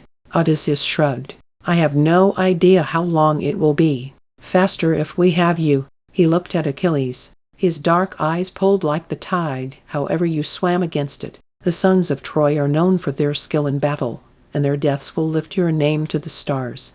If you miss it, you will miss your chance at immortality. You will stay behind, unknown. You will grow old and older in obscurity. Achilles frowned. You cannot know that. Actually, I can. He leaned back in his chair. I am fortunate to have some knowledge of the gods. He smiled as if at a memory of some divine mischief. And the gods have seen fit to share with me a prophecy about you. I should have known that Odysseus would not come with tawdry blackmail as his only coin. The stories named him Patroclus, the man of many turnings. Fear stirred in me like ash. What prophecy? Achilles asked, slowly. That if you do not come to Troy, your godhead will wither in you, unused. Your strength will diminish. At best, you will be like Lycomens here, mouldering on a forgotten island with only daughters to succeed him. Scyros will be conquered soon by a nearby state. You know this as well as I. They will not kill him. Why should they? He can live out his years in some corner eating the bread they soften for him, senile and alone. When he dies, people will say, Who? The words filled the room, thinning the air until we could not breathe. Such a life was a horror. But Odysseus' voice was relentless. He is known now only because of how his story touches yours. If you go to Troy, your fame will be so great that a man will be written into eternal legend just for having passed a cup to you.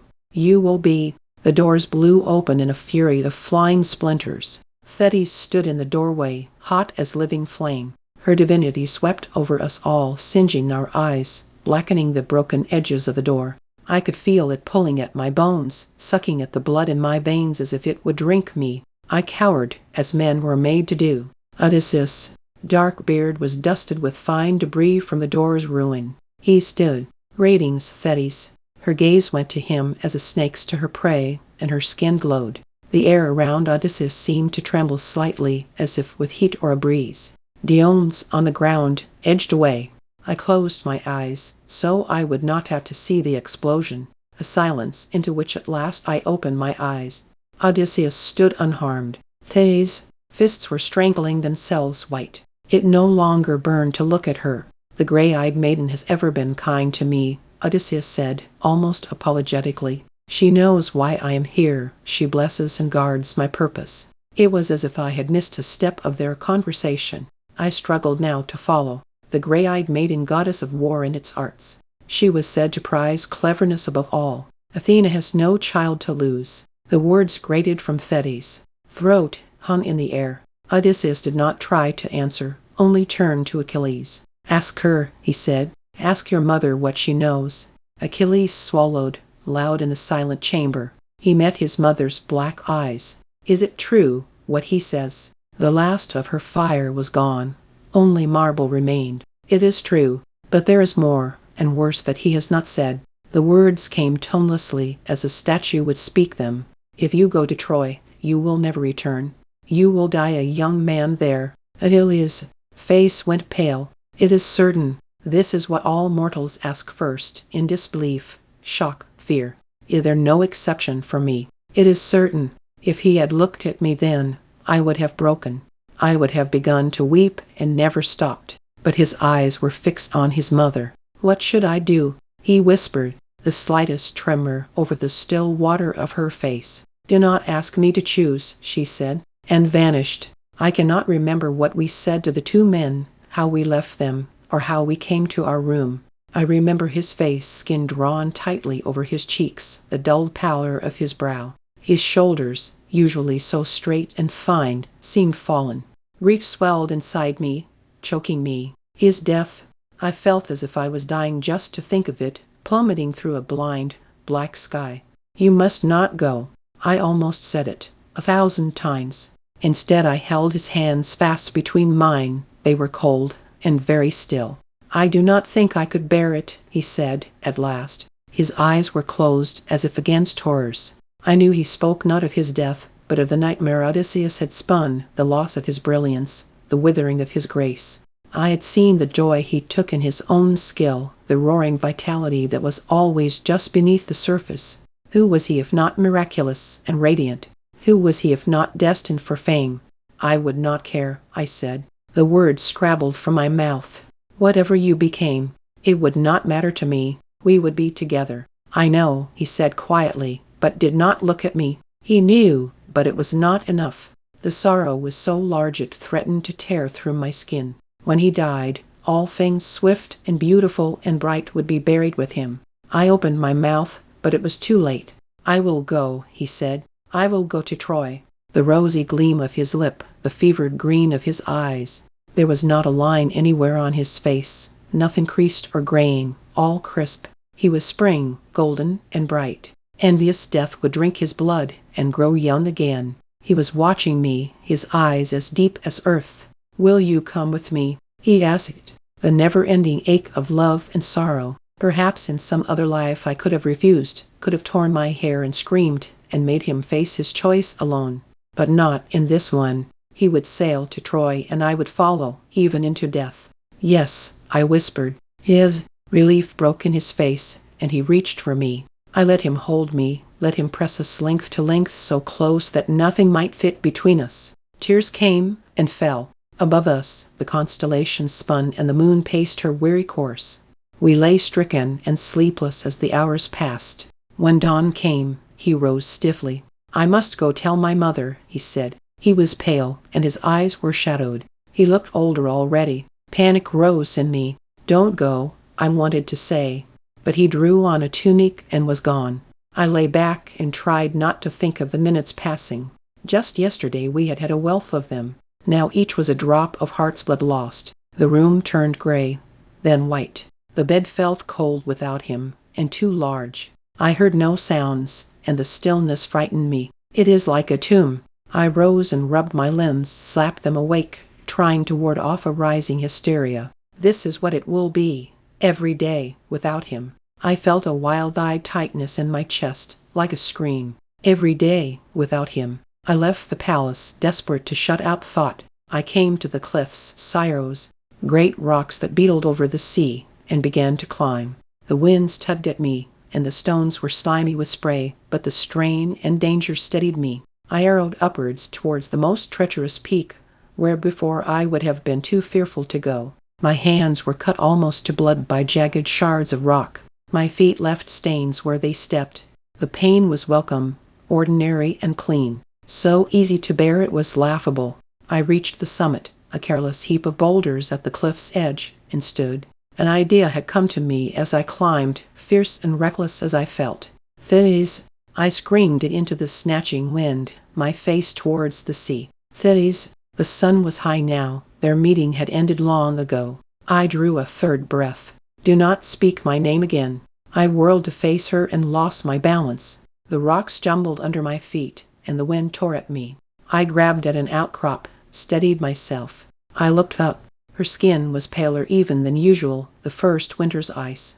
Her lips were drawn back to show her teeth. You are a fool, she said. Get down. Your half-wit death will not save him. I was not so fearless as I thought. I flinched from the malice in her face. But I forced myself to speak, to ask the thing I had to know of her.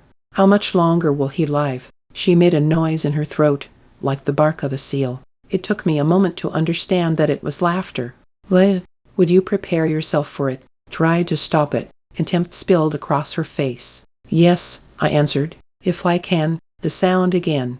Please. I knelt. Please tell me. Perhaps it was because I knelt. The sound ceased, and she considered me a moment. Hector's death will be first, she said.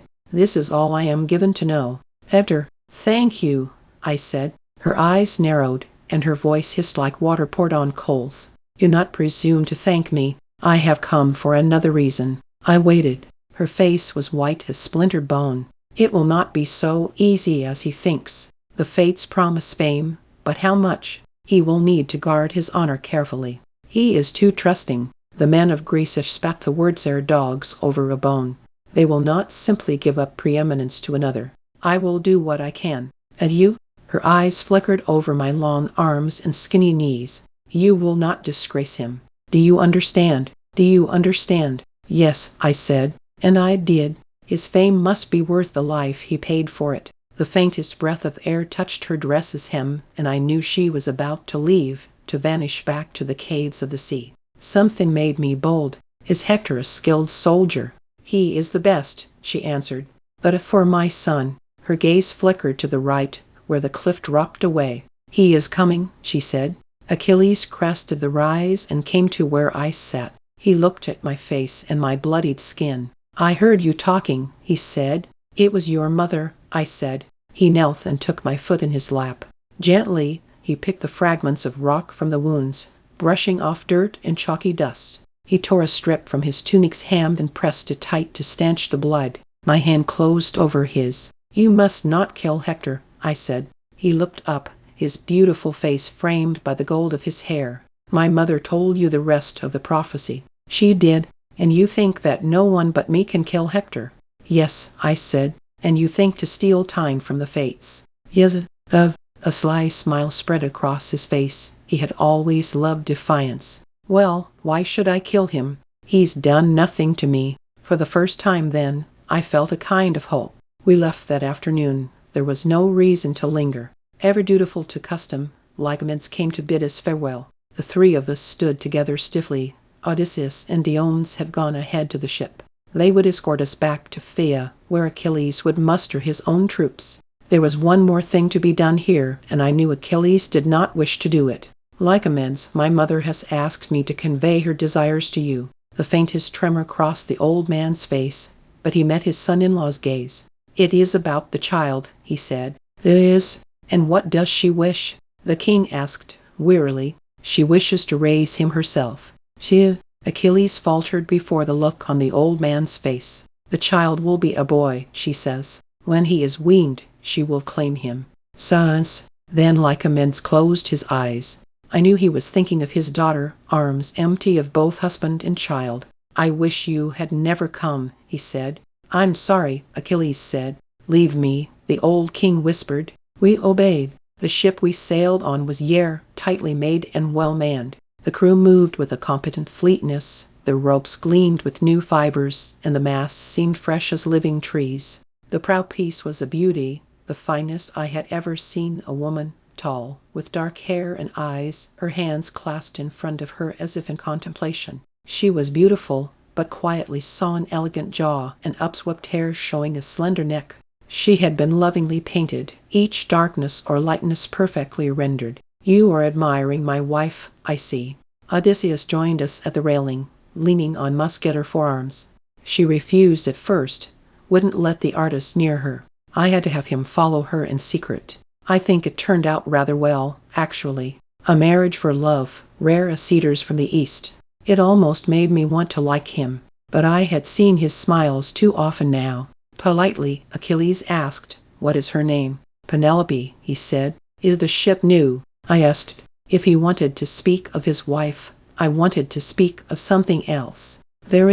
Every last timber of it, from the best wood that Ithaca has. He slapped the railing with his large palm, as one might the flank of a horse. "Bragging about your new ship again."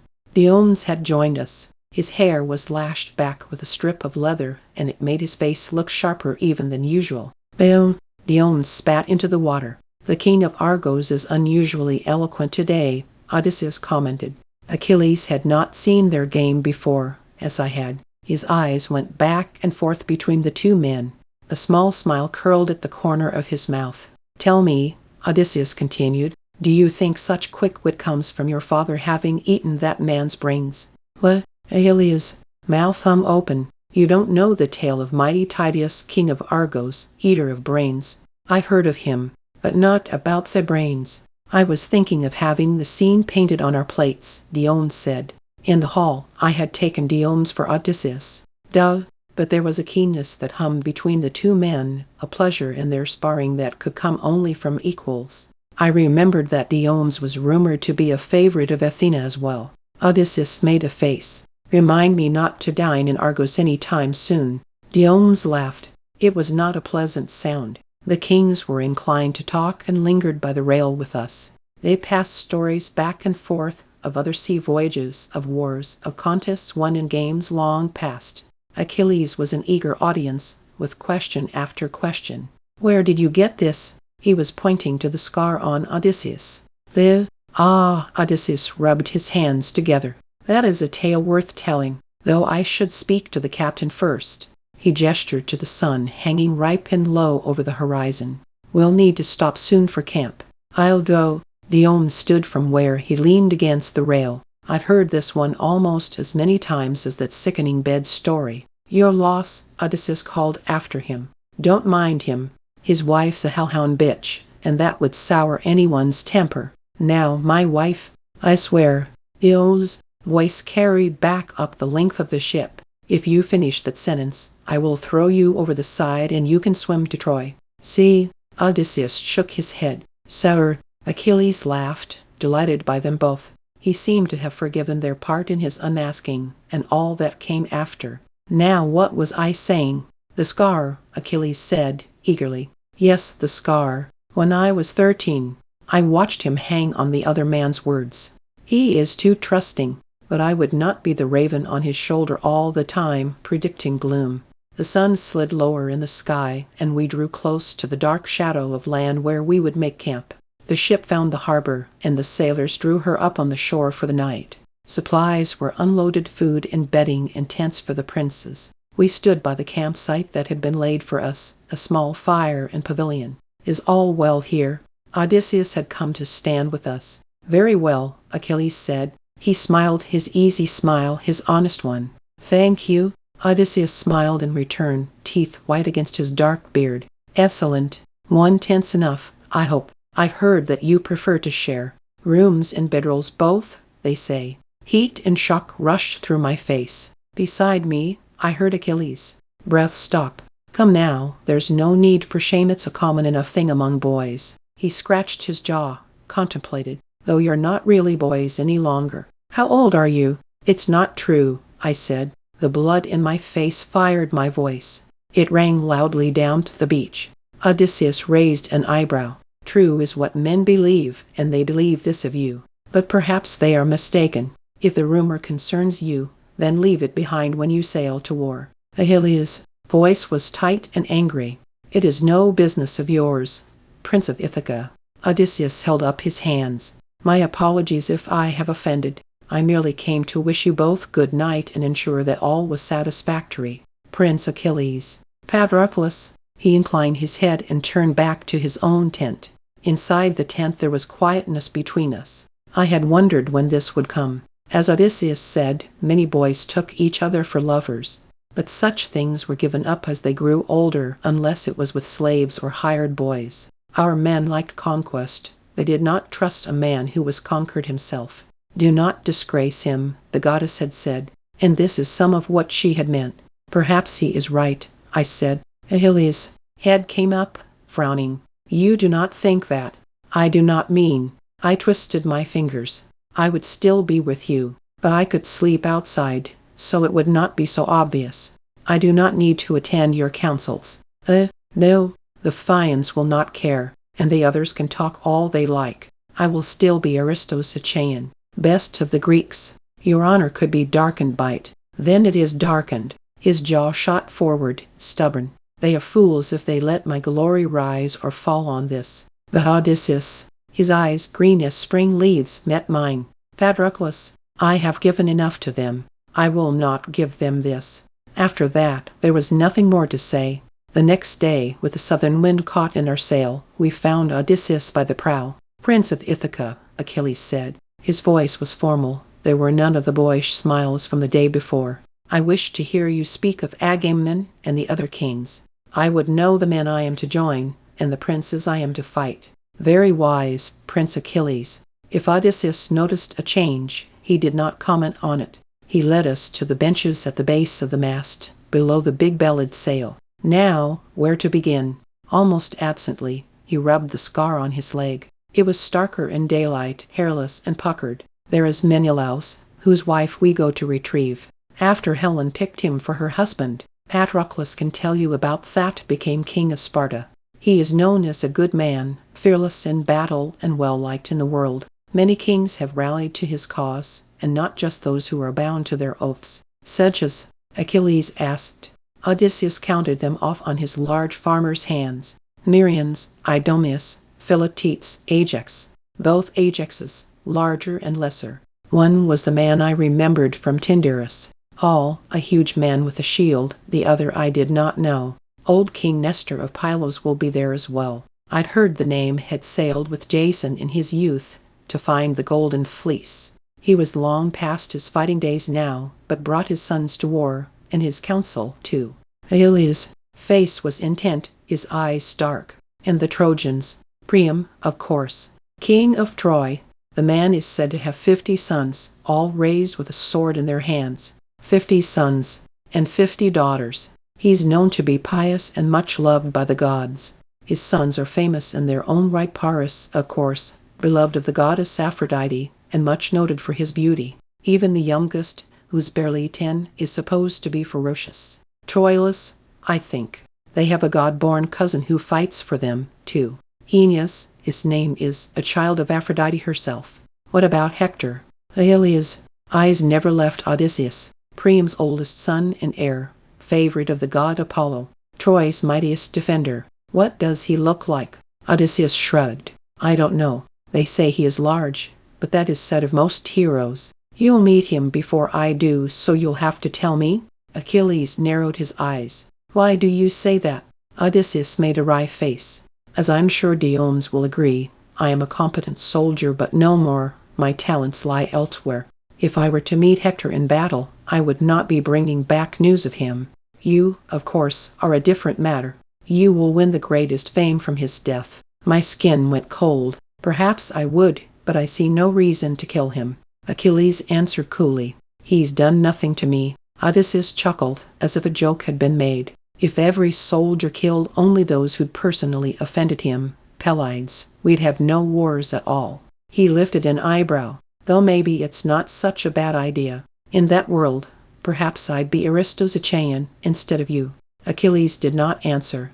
He had turned to look over the ship's side at the waves beyond. The light fell upon his cheek, lit it to glowing. You have told me nothing of Agamemnon, he said. Yes, our mighty king of Mycenae. Odysseus leaned back again. Proud scion of the house of Atreus. His great-grandfather Tantalus was a son of Zeus. Surely you've heard his story. All knew of Tantalus. Eternal torment, to punish his contempt for their powers. the gods had thrown him into the deepest pit of the underworld.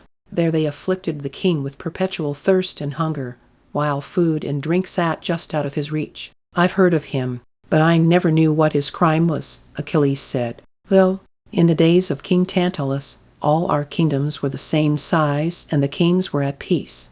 But Tantalus grew dissatisfied with his portion and began to take his neighbors' lands by force. His holdings doubled, then doubled again, but still Tantalus was not satisfied. His success had made him proud, and having bested all men who came before him, he sought next to best the gods themselves, not with weapons, for no man may match the gods in battle, but in trickery. He wished to prove that the gods do not know all as they say they do. So he called his son to him, Pelops, and asked him if he wanted to help his father. "Of course," Pelops said. His father smiled and drew his sword. With a single blow he slit his son's throat clean across. He carved the body into careful pieces and spitted them over the fire. My stomach heaved at the thought of the iron skewer through the boy's dead flesh. When the boy was cooked, Tantalus called to his father Zeus on Olympus. "Father," he said, "I have prepared a feast to honor you and all your kin. Hurry, for the meat is tender still, and fresh." The gods loved such feasting and came quickly to Tantalus. But when they arrived, the smell of the cooking meat, normally so dear, seemed to choke them. At once Zeus knew what had been done. He seized Tantalus by the legs and threw him into Tartarus to suffer his eternal punishment. The sky was bright, and the wind brisk, but in the spell of Odysseus' story I felt that we were by a fireside, with night pressing all around. Zeus then drew the pieces of the boy back together and breathed a second life into him. Pelops, though only a boy, became king of Mycenae. He was a good king, distinguished in piety and wisdom, yet many miseries afflicted his reign. Some said that the gods had cursed Tantalus, lying condemning them all to violence and disaster. Pelops' sons, Atreus and Thyestes, were born with their grandfather's ambition, and their crimes were dark and bloody as his had been. A daughter raped by her father, a son cooked and eaten, all in their bitter rivalry for the throne. It is only now, by the virtue of Agamemnon and Menelaus, that their family fortune has begun to change.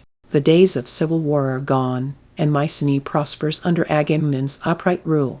He has won just renown for his skill with the spear and the firmness of his leadership. We are fortunate to have him as our general." I had thought Achilles was no longer listening, but he turned now, frowning. "We are each generals." "Of course," Odysseus agreed.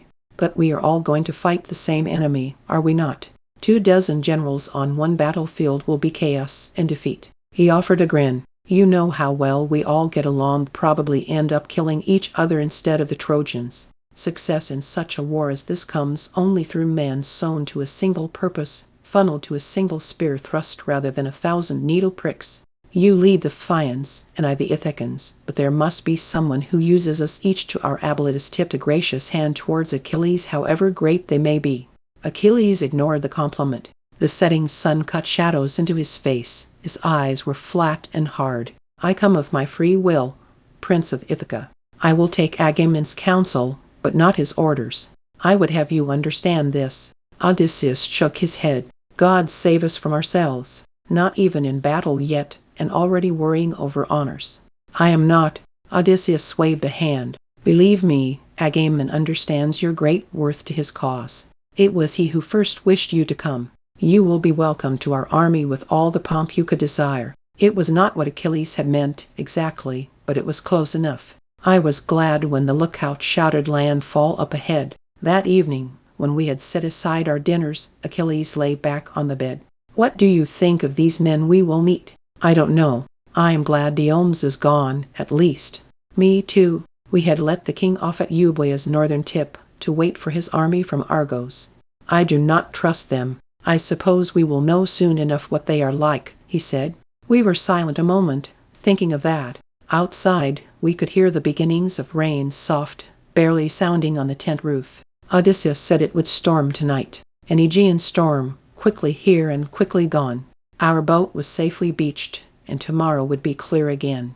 Achilles was looking at me. "Your hair never quite lies flat here." He touched my head, just behind my ear. "I don't think I've ever told you how I like it." My scalp prickled where his fingers had been. "You haven't," I said.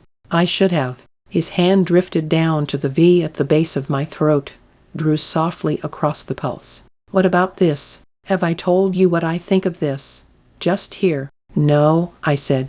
This surely, then. His hand moved across the muscles of my chest, my skin warmed beneath it. Have I told you of this? That you have told me. My breath caught a little as I spoke. And what of this? His hand lingered over my hips, drew down the line of my thigh. Have I spoken of it? Ye have. And this? Surely, I would not have forgotten this. His cat's smile. Tell me I did not. You did not. There is this, too. His hand was ceaseless now. I know I have told you of this. I closed my eyes. Tell me again, I said. Later, Achilles sleeps next to me. Odysseus. Storm has come, and the coarse fabric of the tent wall trembles with its force. I hear the stinging slap over and over of waves reproaching the shore. He stirs and the air stirs with him, bearing the musk-sweet smell of his body. I think this is what I will miss. I think I will kill myself rather than miss it. I think how long do we have? Chapter 16. We arrived in Phthia the next day. The sun was just over the meridian, and Achilles and I stood looking at the rail. Do you see that? What? As always, his eyes were sharper than mine. The shore, it looks strange. As we drew closer we saw why. It was thick with people, jostling impatiently, craning their necks towards us. And the sound, at first it seemed to come from the waves, or the ship as it cut them, a rushing roar. But it grew louder with each stroke of our oars until we understood that it was voices, then words. Over and over it came. Prince Achilles, Aristos Achaean. As our ship touched the beach, hundreds of hands threw themselves into the air, and hundreds of throats opened in a cheer. All other noises, the wood of the gangplank banging down on rock, the sailors' commands, were lost to it. We stared in shock. It was that moment, perhaps, that our lives changed. Not before in Scyros, nor before that still, on Pelion. But here, as we began to understand the grandness, now and always, that would follow him wherever he went. He had chosen to become a legend, and this was the beginning. He hesitated, and I touched my hand to his, where the crowd could not see it. Go, I urged him. They are waiting for you. Achilles stepped forward onto the gangplank, his arm lifted in greeting, and the crowd screamed itself hoarse. I half feared they would swarm onto the ship, but soldiers pushed forward and lined the gangway, making a path straight through the crush. Achilles turned back to me, said something. I could not hear it, but I understood. Come with me. I nodded, and we began to walk. On either side of us, the crowd surged against the soldiers. There, at the aisle's end was Peleus, waiting for us. His face was wet, and he made no attempt to wipe aside the tears. He drew Achilles to him, held him long before he let him go. Our prince has returned. His voice was deeper than I remembered, resonant and carrying far over the noise of the crowd.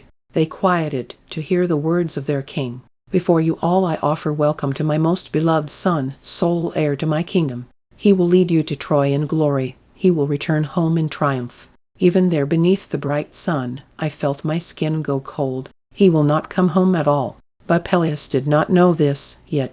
He is a man grown and God-born, Aristos Achaean. There was no time to think of it now. The soldiers were beating on their shields with their spears, the women screamed, the men howled. I caught sight of Achilles' face. The look on it was stunned, but not displeased. He was standing differently, I noticed, shoulders back and legs braced. He looked older somehow, taller even. He leaned over to say something in his father's ear, but I could not hear what he said. A chariot was waiting. We stepped into it and watched the crowd stream behind us up the beach. Inside the palace, attendants and servants buzzed around us. We were given a moment to eat and drink what was pressed into our hands. Then we were led to the palace courtyard, where 2,500 men waited for us. At our approach they lifted their square shields, shining like carapace in salute to their new general. This, out of all of it, was perhaps the strangest, that he was their commander now. He would be expected to know them all, their names and armor and stories. He no longer belongs to me alone. If he was nervous, even I could not tell. I watched as he greeted them, spoke ringing words that made them stand up straighter. They grinned, loving every inch of their miraculous prince, his gleaming hair, his deadly hands, his nimble feet. They leaned towards him, like flowers to the sun, drinking in his luster. It was as Odysseus had said, he had light enough to make heroes of them all. We were never alone. Achilles was always needed for something. His eye on draft sheets and figures, his advice on food supplies and levy lists. Phoenix, his father's old counselor, would be accompanying us, but there were still 1,000 questions for Achilles to answer. How many? How much? Who will be your captains? He did what he could, then announced, I defer all the rest of such matters to the experience of Phoenix. I heard a servant girl sigh behind me, handsome and gracious, both. He knew that I had little to do here. His face, when he turned to me, was increasingly apologetic. He was always sure to place the tablets where I could see them too, to ask my opinion. But I did not make it easy for him, standing in the back, listless and silent. Even there, I could not escape. Through every window came the constant clatter of soldiers, bragging and drilling and sharpening their spears. The Myrmidons, they had begun calling themselves Ant-Men, an old nickname of honor. Another thing Achilles had to explain to me, the legend of Zeus creating the first Phaeons from ants. I watched them marching, rank on cheerful rank. I saw them dreaming of the plunder they would bring home, and the triumph. There was no such dream for us. I began to slip away. I would find a reason to linger behind as the attendants ushered him forward, an itch or a loose strap of my shoe. Oblivious, they hurried on, turned a corner, and left me suddenly, blessedly, alone. I took the twisting corridors I had learned so many years ago and came gratefully to our empty room. There I lay on the cool stone of the floor and closed my eyes. I could not stop imagining how it would end. Spear tip or sword point, or smashed by a chariot. The rushing, unending blood of his heart. One night in the second week, as we lay half drowsing, I asked him, How will you tell your father about the prophecy? The words were loud in the silence of midnight. For a moment he was still. Then he said, I do not think I will. Never. He shook his head, just the barest shadow. There is nothing he can do. It would only bring him grief. What about your mother? Won't she tell him? No, he said. It was one of the things I asked her to promise me, that last day on Scyros. I frowned. He had not told me this before. What were the other things? I saw him hesitate. But we did not lie to each other. We never had. I asked her to protect you, he said. Ever? I stared at him, dry-mouthed. What did she say? Another silence. Then, so quietly I could imagine the dull red shame of his cheeks, he answered, she said no. Later, when he slept, and I lay wakeful and watching under the stars, I thought of this. Knowing that he had asked warmed me chased away some of the coldness of the days here in the palace, when he was wanted every moment, and I was not. As for the goddess's answer, I did not care. I would have no need of her. I did not plan to live after he was gone. As 6 weeks passed, 6 weeks that it took to organize soldiers, to equip a fleet, to pack up food and clothing to last the length of the war, a year perhaps, or two. Sieges were always long. Peleus insisted that Achilles take only the best. He paid for a small fortune in armor, more than 6 men would need. There were hammered bronze breastplates, graven with lions and a rising phoenix, stiff leather greaves with gold bands, horsehair plumed helms, a silver-forged sword, dozens of spearheads, and 2 light-wheeled chariots. With this came a 4-horse team, including the pair given to Peleus by the gods at his wedding. Xanthos and Balios, they were called, golden and dapple, and their eyes rolled white with impatience whenever they were not free to run. He gave us also a charioteer, a boy younger than we were, but sturdily built and said to be skilled with headstrong horses. Automedon, his name was. Finally, last of all, a long spear, ash sapling peeled of bark and polished until it glowed like gray flame. From Chiron, Peleus said, handing it to his son.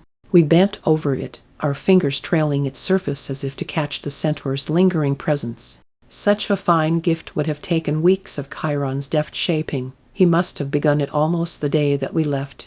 Did he know, or only guess at Achilles' destiny? As he lay alone in his rose-colored cave, had some glimmer of prophecy come to him? Perhaps he simply assumed a bitterness of habit, a boy after boy trained for music and medicine, and unleashed for murder. Yet this beautiful spear had been fashioned not in bitterness, but love.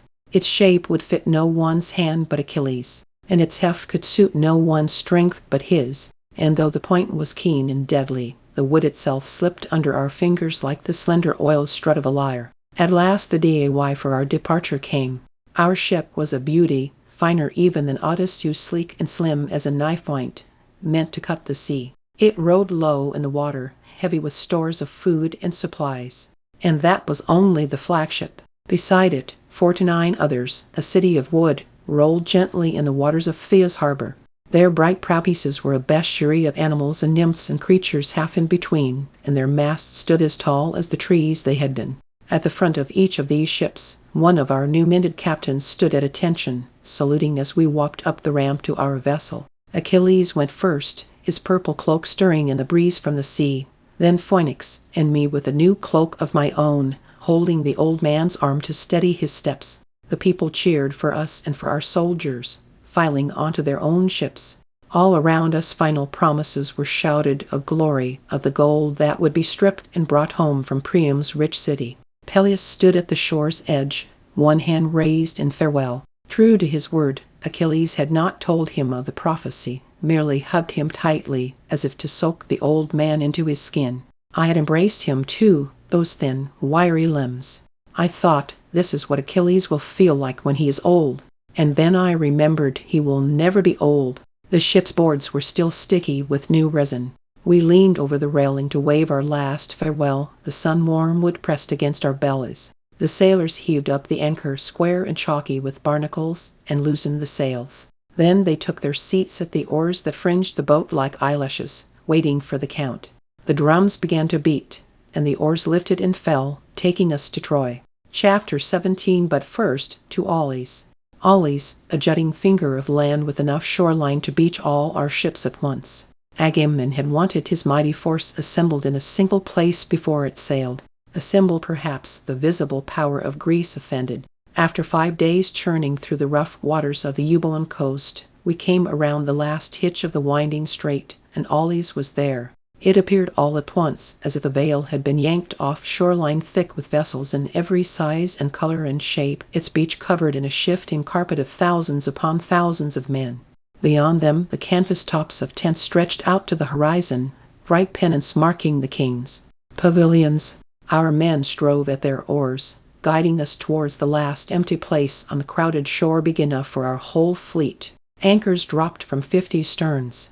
Oars blew. The myrmidons from the other ships were already wading ashore. They stood now at the water's edge surrounding us, white tunics billowing. As signal we could not see, they began to chant their prince's name, 2,500 men speaking as one. Achilles. All along the shore, heads turned at Spartans, Argives, Mycenaeans, and all the rest. The news went rippling through them, passing one to another. Achilles is here. As the sailors lowered the gangway we watched them gather, kings and conscripts both. I could not see the princely faces from the distance, but I recognized the pennants that their squires carried before them, the yellow banner of Odysseus, the blue of Diomedes, and then the brightest, the biggest, a lion on purple, the symbol of Agamemnon and Mycenae. Achilles looked to me, drew in a breath. The screaming crowd at Thea was nothing compared to this. But he was ready. I saw it in the way he lifted his chest, in the fierce green of his eyes. He walked to the gangway and stood at its top. The myrmidons kept up their shouts, and they were not alone now. Others in the crowd had joined them. A broad-chested myrmidon captain cupped his hands around his mouth. Prince Achilles, son of King Peleus and the goddess Thetis. Aristos Achaean. As if in answer, the air changed.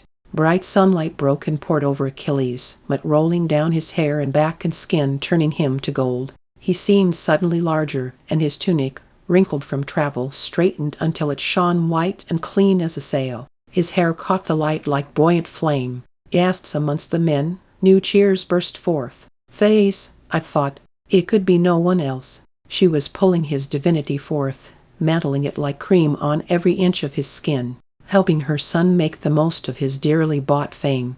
I could see the tug of a smile at the corner of his mouth. He was enjoying it, licking the crowd's worship off his lips. He did not know, he told me later, what was happening. But he did not question it. It did not seem strange to him.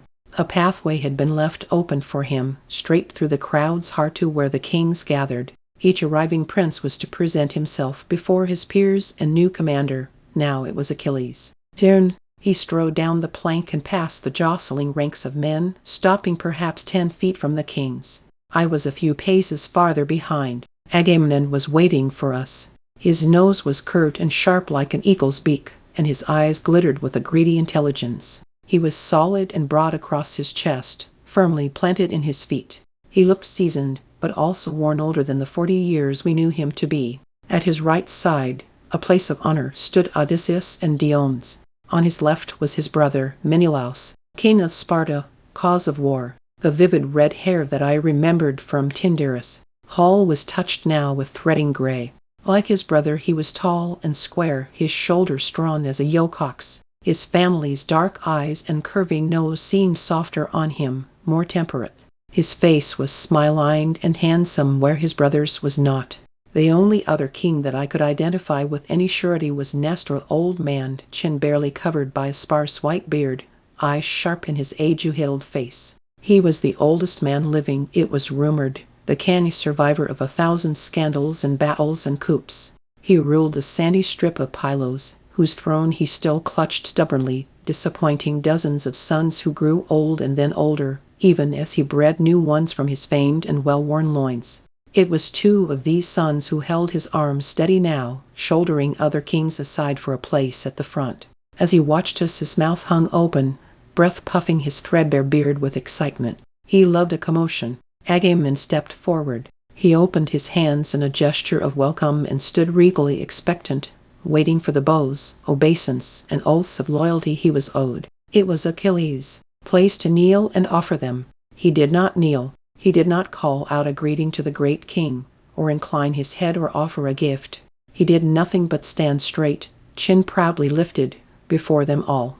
Agamemnon's jaw tightened. He looked silly like that, with his arms out, and he knew it. My gaze caught on Odysseus and Diomedes. Their eyes were sending sharp messages. Around us the uneasy silence spread. Men exchanged glances. My hands clutched each other behind my back as I watched Achilles and the game he played. His face seemed cut from stone as he stared his warning at the king of Mycenae. You do not command me. The silence went on and on, painful and breathless, like a singer overreaching to finish a phrase. Then, just as Odysseus moved forward to intervene, Achilles spoke. I am Achilles, son of Peleus, god-born, best of the Greeks, he said. I have come to bring you victory. A second of startled silence, then the men roared their approval. Pride became us heroes were never modest. Agamemnon's eyes went flat. And then Odysseus was there, his hand hard on Achilles' shoulder, wrinkling the fabric as his voice smoothed the air. Agamemnon, lord of men, we have brought the prince Achilles to pledge his allegiance to you. His look warned Achilles. It is not too late. But Achilles simply smiled and stepped forward so that Odysseus' hand fell off him. I come freely to offer my aid to your cause, he said loudly. Then turning to the crowd around him, I am honored to fight with so many noble warriors of our kingdoms. Another cheer, loud and long, taking what felt like minutes to die. Finally, from the deep crag of his face, Agamemnon spoke, with patience that had been hard-won, hard-practiced. Indeed, I have the finest army in the world, and I welcome you to it, young prince of Phthia. His smile cut sharply. It is a pity you were so slow to come. There was implication here, but Achilles had no chance to answer. Agamemnon was already speaking again, his voice lifted over us all. Men of Greece, we have delayed long enough. We leave for Troy tomorrow. Repair to your camps and make yourselves ready. Then he turned with finality and strode up the beach. The kings of Agamemnon's innermost circle followed him, dispersing back to their ships. Odysseus, Diomedes, Nestor, Menelaus, more. But others lingered to meet the new hero, Thessalian Eurypylus and Antilochus of Pylos, Myrmians of Crete, and the physician Podalirius. Men drawn here for glory or bound by their oath, from every far-flung crack of our countries. Many had been here for months, waiting as the rest of the army straggled together. After such tedium, they said, looking slyly at Achilles, they welcomed any harmless entertainment, particularly at the expense of Prince Achilles, interrupted Phoenix. Please excuse my intrusion. I thought you would wish to know that your camp is being prepared. His voice was stiff with disapproval, but here, in front of the others, he would not chide. Thank you, worthy Phoenix, Achilles said. If you'll pardon us. Yes, of course they would. They'd come by later, or tomorrow. They'd bring their best wine and we'd broach it together. Achilles clasped hands with them, promised it would be so. In camp, myrmidons streamed around us hafting baggage and food, poles and canvas. A man in livery approached and bowed. One of Menelaus' heroes. His king could not come in person, he regretted, but had sent the herald here in his place to welcome us. Achilles and I exchanged a glance. This was clever diplomacy. We had not made a friend in his brother, so Menelaus did not come himself. Yet some welcome was due to the best of the Greeks. A man who plays both sides of the fence, I whispered to Achilles. A man who cannot afford to offend me if he wants his wife returned, he whispered back. Would we accept a tour? The herald asked. Yes, we said, in our best princely manner. We would. The main encampment was a dizzying chaos, a bedlam of motion. The constant fluttering of pennants, laundry on lines, tent walls, the hurrying bodies of thousands and thousands of men. Beyond this was the river, with its old watermark from when the armies had first arrived, a foot higher on the bank. Then the marketplace center, the agora, with its altar and makeshift podium. Last, the latrine slong, open ditches, busy with men. Wherever we went, we were observed. I watched Achilles closely, waiting to see if Thetis would again make his hair brighter or his muscles bigger. If she did, I did not notice. All the grace I saw then was his own, simple, unadorned, glorious. He waved to the men who stared at him. He smiled and greeted them as he passed. I heard the words, whispered from behind beards and broken teeth and calloused hands, Aristos Achaean. Was he as Odysseus and Diomedes had promised? Did they believe those slender limbs could hold against an army of Trojans? Could a boy of 16 really be our greatest warrior? And everywhere, as I watched the questions, I saw also the answers. Yes, they nodded to each other. Yes, yes. Chapter 18. I woke that night gasping. I was sweat-soaked, and the tent felt oppressively warm. Beside me Achilles slept, his skin as damp as mine. I stepped outside, eager for a breeze off the water. But here, too, the air was heavy and humid. It was quiet, strangely so. I heard no flapping of canvas, no jingle of an unsecured harness. Even the sea was silent, as if the waves had ceased to fall against the shore. Out beyond the breakers it was flat as a polished bronze mirror. There was no wind, I realized. That was the strangeness. The air that hung around me did not stir, even with the faintest whisper of current. I remember thinking, if it keeps up like this we won't be able to sail tomorrow. I washed my face, glad of the water's coolness, then returned to Achilles and restless, turning sleep. The next morning is the same. I wake in a pool of sweat, my skin puckered and parched. Gratefully I gulp the water that Automedon brings us. Achilles wakes, draws a hand over his soaked forehead. He frowns, goes outside, returns. There is no wind. I nod. We will not leave today. Our men are strong oarsmen, but even they cannot power a full day's journey. We need the wind to take us to Troy. It does not come, not that day, or that night, or the next day either. Agamemnon is forced to stand in the marketplace and announce further delay. As soon as the wind returns, we will leave, he promises us. But the wind does not return. We are hot all the time, and the air feels like the blasts off a fire scorching our lungs. We had never noticed how scalding the sand could be, how scratchy our blankets. Tempers fray, and fights break out. Achilles and I spend all our time in the sea, seeking the meager comfort it offers. The days pass and our foreheads crease with worry. 2 weeks with no wind is unnatural, yet Agamemnon does nothing. At last Achilles says, I will speak to my mother. I sit in the tent sweating and waiting while he summons her. When he returns, he says, it is the gods. But his mother will cannot say who. We go to Agamemnon. The king's skin is red with heat rash, and he is angry all the time at the wind, at his restless army, at anyone who will give him an excuse for it. Achilles says, you know my mother is a goddess. Agamemnon almost snarls his answer. Odysseus lays a restraining hand on his shoulder. She says the weather is not natural, that it is a message from the gods. Agamemnon is not pleased to hear it. He glowers and dismisses us. A month passes, a weary month of feverish sleep and sweltering days. Men's faces are heavy with anger, but there are no more fights. It is too hot. They lie in the dark and hate each other. Another month. We are all, I think, going to go mad, suffocated by the weight of the motionless air. How much longer can this go on? It is terrible, the glaring sky that pins down our host, the choking heat we suck in with every breath. Even Achilles and I, alone in our tent with 100 games we make for each other, feel winnowed and bare. When will it end? Finally, word comes.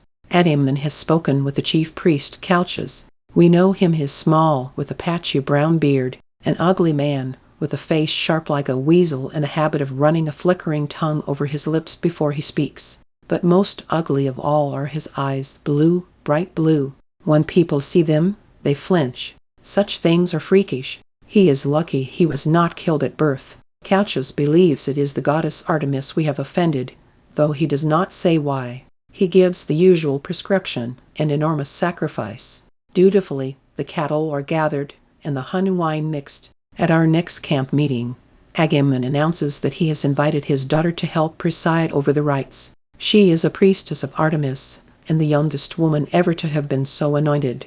Perhaps she can soothe the raging goddess. Then we hear Morthai's daughter is being brought from Mycenae not just for the ceremony, but for marriage to one of the kings. Weddings are always propitious, pleasing to the gods. Perhaps this too will help. Agamemnon summons Achilles and me to his tent. His face looks rumpled and swollen, the skin of a man who has not been sleeping. His nose is still red with rash. Beside him sits Odysseus, cool as ever. Agamemnon clears his throat. Prince Achilles, I have called you here with a proposition. Perhaps you have heard that. He stops, clears his throat again.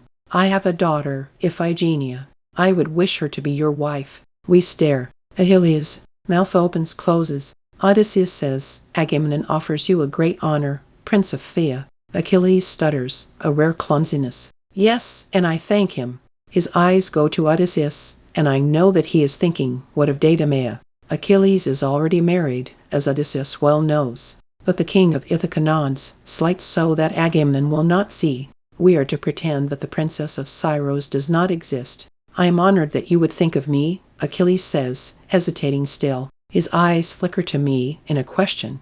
Odysseus sees as he sees everything. Sadly, you will only have a night together before she must leave again, though of course, much may happen in a night. He smiles.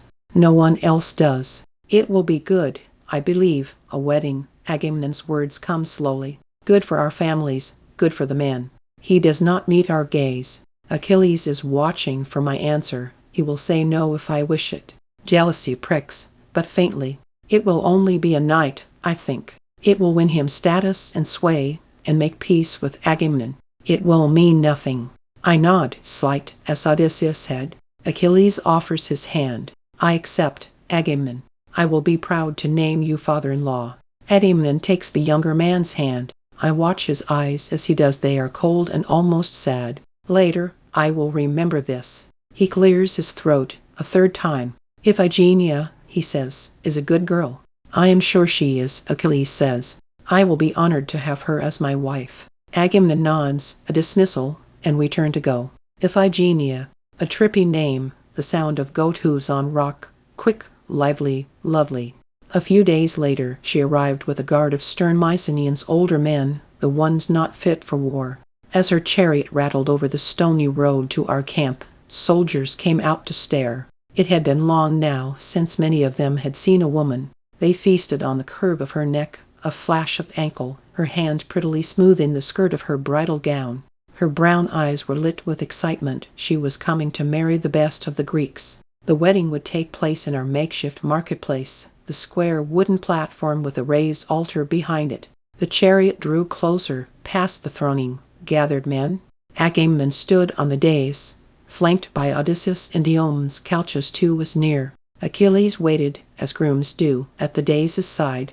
Iphigenia stepped delicately out of her chariot and onto the raised wood floor. She was very young, not yet 14, caught between priestess poise and childlike eagerness. She threw her arms around her father's neck, laced her hands through his hair. She whispered something to him and laughed. I could not see his face, but his hands on her slender shoulders seemed to tighten. Odysseus and Diomedes moved forward, all smiles and bows, offering their greetings. Her responses were gracious, but impatient. Her eyes were already searching for the husband she had been promised. She found him easily, her gaze catching on his golden hair. She smiled at what she saw. At her look, Achilles stepped forward to meet her, standing now just at the platform's edge. He could have touched her then, and I saw him start to reach towards her tapered fingers, fine as sea-smooth shells. Then the girl stumbled. I remember Achilles frowning. I remember him shift to catch her. But she wasn't falling. She was being dragged backwards to the altar behind her. No one had seen Diomedes move, but his hand was on her now, huge against her slender collarbone, bearing her down to the stone surface. She was too shocked to struggle, to know even what was happening. Agamemnon yanked something from his belt. It flashed in the sun as he swung it. The knife's edge fell onto her throat, and blood spurted over the altar, spilled down her dress. She choked, tried to speak, could not. Her body thrashed and writhed, but the hands of the king pinned her down. At last her struggles grew weaker, her kicking less. At last she lay still. Blood slicked Agamemnon's hands. He spoke into the silence. The goddess is appeased. Who knows what might have happened then? The air was close with the iron salt smell of her death. Human sacrifice was an abomination, driven from our lands long ago. And his own daughter. We were horrified and angry, and there was violence in us. Then, before we could move something on our cheeks, we paused, unsure, and it came again, soft and cool and smelling of the sea. A murmur went through the men. "Well, the wind has come." Jaws unclenched and muscles loosened.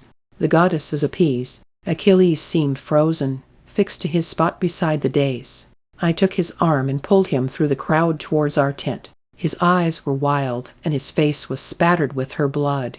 I wet a cloth and tried to clean it away, but he caught my hand. "I could have stopped them," he said. The skin of his face was very pale, his voice was hoarse. "I was close enough. I could have saved her." I shook my head. "You could not have known." He buried his face in his hands and did not speak. I held him and whispered all the bits of broken comfort I could find. After he had washed his stained hands and changed his bloodied clothes, Agamemnon called us all back to the marketplace.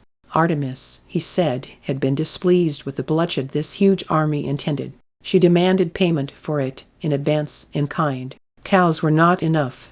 A virgin priestess was required. Human blood for human blood. The leader's eldest daughter would be best. If Igenia had known, he said, had agreed to do it. Most men had not been close enough to see the startled panic in her eyes. Gratefully, they believed their general's lie. They burned her that night on cypress wood, the tree of our darkest gods. Agamemnon broached 100 casks of wine for celebration. We were leaving for Troy on the morning's tide. Inside our tent Achilles fell into exhausted sleep, his head in my lap. I stroked his forehead, watching the trembles of his dreaming face. In the corner lay his bloodied groom's tunic. Looking at him, my chest felt hot and tight. It was the first death he had ever witnessed. I eased his head off my lap and stood. Outside, men sang and shouted, drunk and getting drunker. On the beach the pyre burned high, fed by the breeze. I strode past campfires, past lurching soldiers. I knew where I was going. There were guards outside his tent, but they were slumping, half asleep. "Who are you?" one asked, starting up. I stepped past him and threw open the tent's door. Odysseus turned. He had been standing at a small table, his finger to a map. There was a half-finished dinner plate beside it. "Welcome, Patroclus." "It's all right. I know him," he added to the guard, stuttering apologies behind me. He waited until the man was gone. "I thought you might come." I made a noise of contempt. "You would say that whatever you thought." He half smiled. "Sit if you like. I'm just finishing my dinner." "You let them murder her." I spat the words at him. He drew a chair to the table. "What makes you think I could have stopped them?" "You would have, if it had been your daughter." I felt like my eyes were throwing off sparks. I wanted him burnt. "I don't have a daughter." He tore a piece of bread, sopped it into gravy. Your wife then." "What if it had been your wife?" He looked up at me. "What do you wish me to say?" "That I would not have done it." I would not have. But perhaps that is why Agamemnon is king of Mycenae, and I rule only Ithaca. Too easily his answers came to him. His patience enraged me. "Her death is on your head." A wry twist of his mouth. "You give me too much credit. I am a counselor only, Patroclus, not a general. You lied to us." "About the wedding." It was the only way Clytemnestra would let the girl come. The mother, back in Argos. Questions rose in me, but I knew this trick of his. I would not let him divert me from my anger. My finger stabbed the air. You dishonored him. Achilles had not thought of this yet. He was too grieved with the girl's death. But I had. They had tainted him with their deceit. Odysseus waved a hand. The men have already forgotten he was part of it. They forgot it when the girl's blood spilled. It is convenient for you to think so. He poured himself a cup of wine, drank. You are angry, and not without reason. But why come to me? I did not hold the knife, or the girl. There was blood, I snarled, all over him, his face, in his mouth. Do you know what it did to him? He grieves that he did not prevent it. Of course, I snapped. He could barely speak. Odysseus shrugged. He has a tender heart, an admirable quality, surely. If it helps his conscience, tell him I placed Diomedes where he was on purpose. So Achilles would see too late. I hated him so much I could not speak. He leaned forward in his chair. May I give you some advice? If you are truly his friend, you will help him leave this soft heart behind. He's going to Troy to kill men, not rescue them. His dark eyes held me like swift-running current. He is a weapon, a killer. Do not forget it. You can use a spear as a walking stick, but that will not change its nature. The words drove breath from me, left me stuttering. He is not, but he is, the best the gods have ever made. And it is time he knew it, and you did too. If you hear nothing else I say, hear that. I do not say it in malice. I was no match for him and his words that lodged like quills and would not be shaken loose. You are wrong, I said. He did not answer me, only watched me turn and flee from him in silence. Chapter 19. We left the next day, early, with the rest of the fleet. From the stern of our ship, Aulis's beach looked strangely bare. Only the gouges of the latrines and the ash-white ruins of the girl's pyre were left to mark our passage. I had woken him this morning with Odysseus, news that he could not have seen Diomedes in time. He heard me out dully, his eyes bruised despite how long he had slept. Then he said, "She is dead, all the same." Now he paced the deck behind me. I tried to point things out to him, the dolphins that ran beside us, the rain-swelled clouds on the horizon, but he was listless and only half listening. Later I caught him standing alone, practicing drill steps and sword swings and frowning to himself. Each night we put in at a different port. Our boats were not built for long journeys, for day after day of submersion. The only men we saw were our own Phaeons and Diomedes. Ardes. The fleet split so that each island would not be forced to give landfall to the entire army.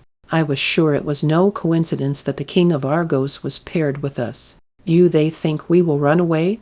I did my best to ignore him, and he seemed content to leave us in peace. The islands looked all the same to me, high cliffs bleached white, pebbled beaches that scratched the underside of our ships with their chalky fingernails. They were frequently scrubby, brush struggling up beside olives and cypresses. Achilles barely noticed any of it. He bent over his armor, polishing it till it shone bright as flame. On the 7th day we came to Lemnos, just across from the Hellespont's narrow mouth. It was lower than most of our islands, full of swamps and stagnant ponds choking with water lilies. We found a pool some distance from the camp and sat by it. Bugs shivered on its surface, and bulbous eyes peered from amidst the weeds. We were only 2 days from Troy. What was it like when you killed that boy? I looked up. His face was in shadow, the hair falling around his eyes. I asked. He nodded, staring at the water as if to read its depths. What did it look like? It's hard to describe. He had taken me by surprise. I closed my eyes to conjure it. The blood came quickly, I remember that. And I couldn't believe how much there was. His head was split, and his brain showed a little. I fought down the nausea that gripped me, even now. I remember the sound his head made against the rock. Did he twitch, like animals do? I did not stay long enough to watch. He was silent a moment. My father told me once to think of them like animals. The man I kill. I opened my mouth to speak, then closed it again. He did not look up from his vigil over the water's surface. I do not think I can do it, he said, simply, as was his way. Odysseus. Words pressed on me, weighed down my tongue. Good, I wanted to say. But what did I know? I did not have to win my immortality with war. I held my peace. "I cannot stop seeing it," he said softly. "Her death, I could not either. The gaudy spray of blood, the shock and pain in her eyes.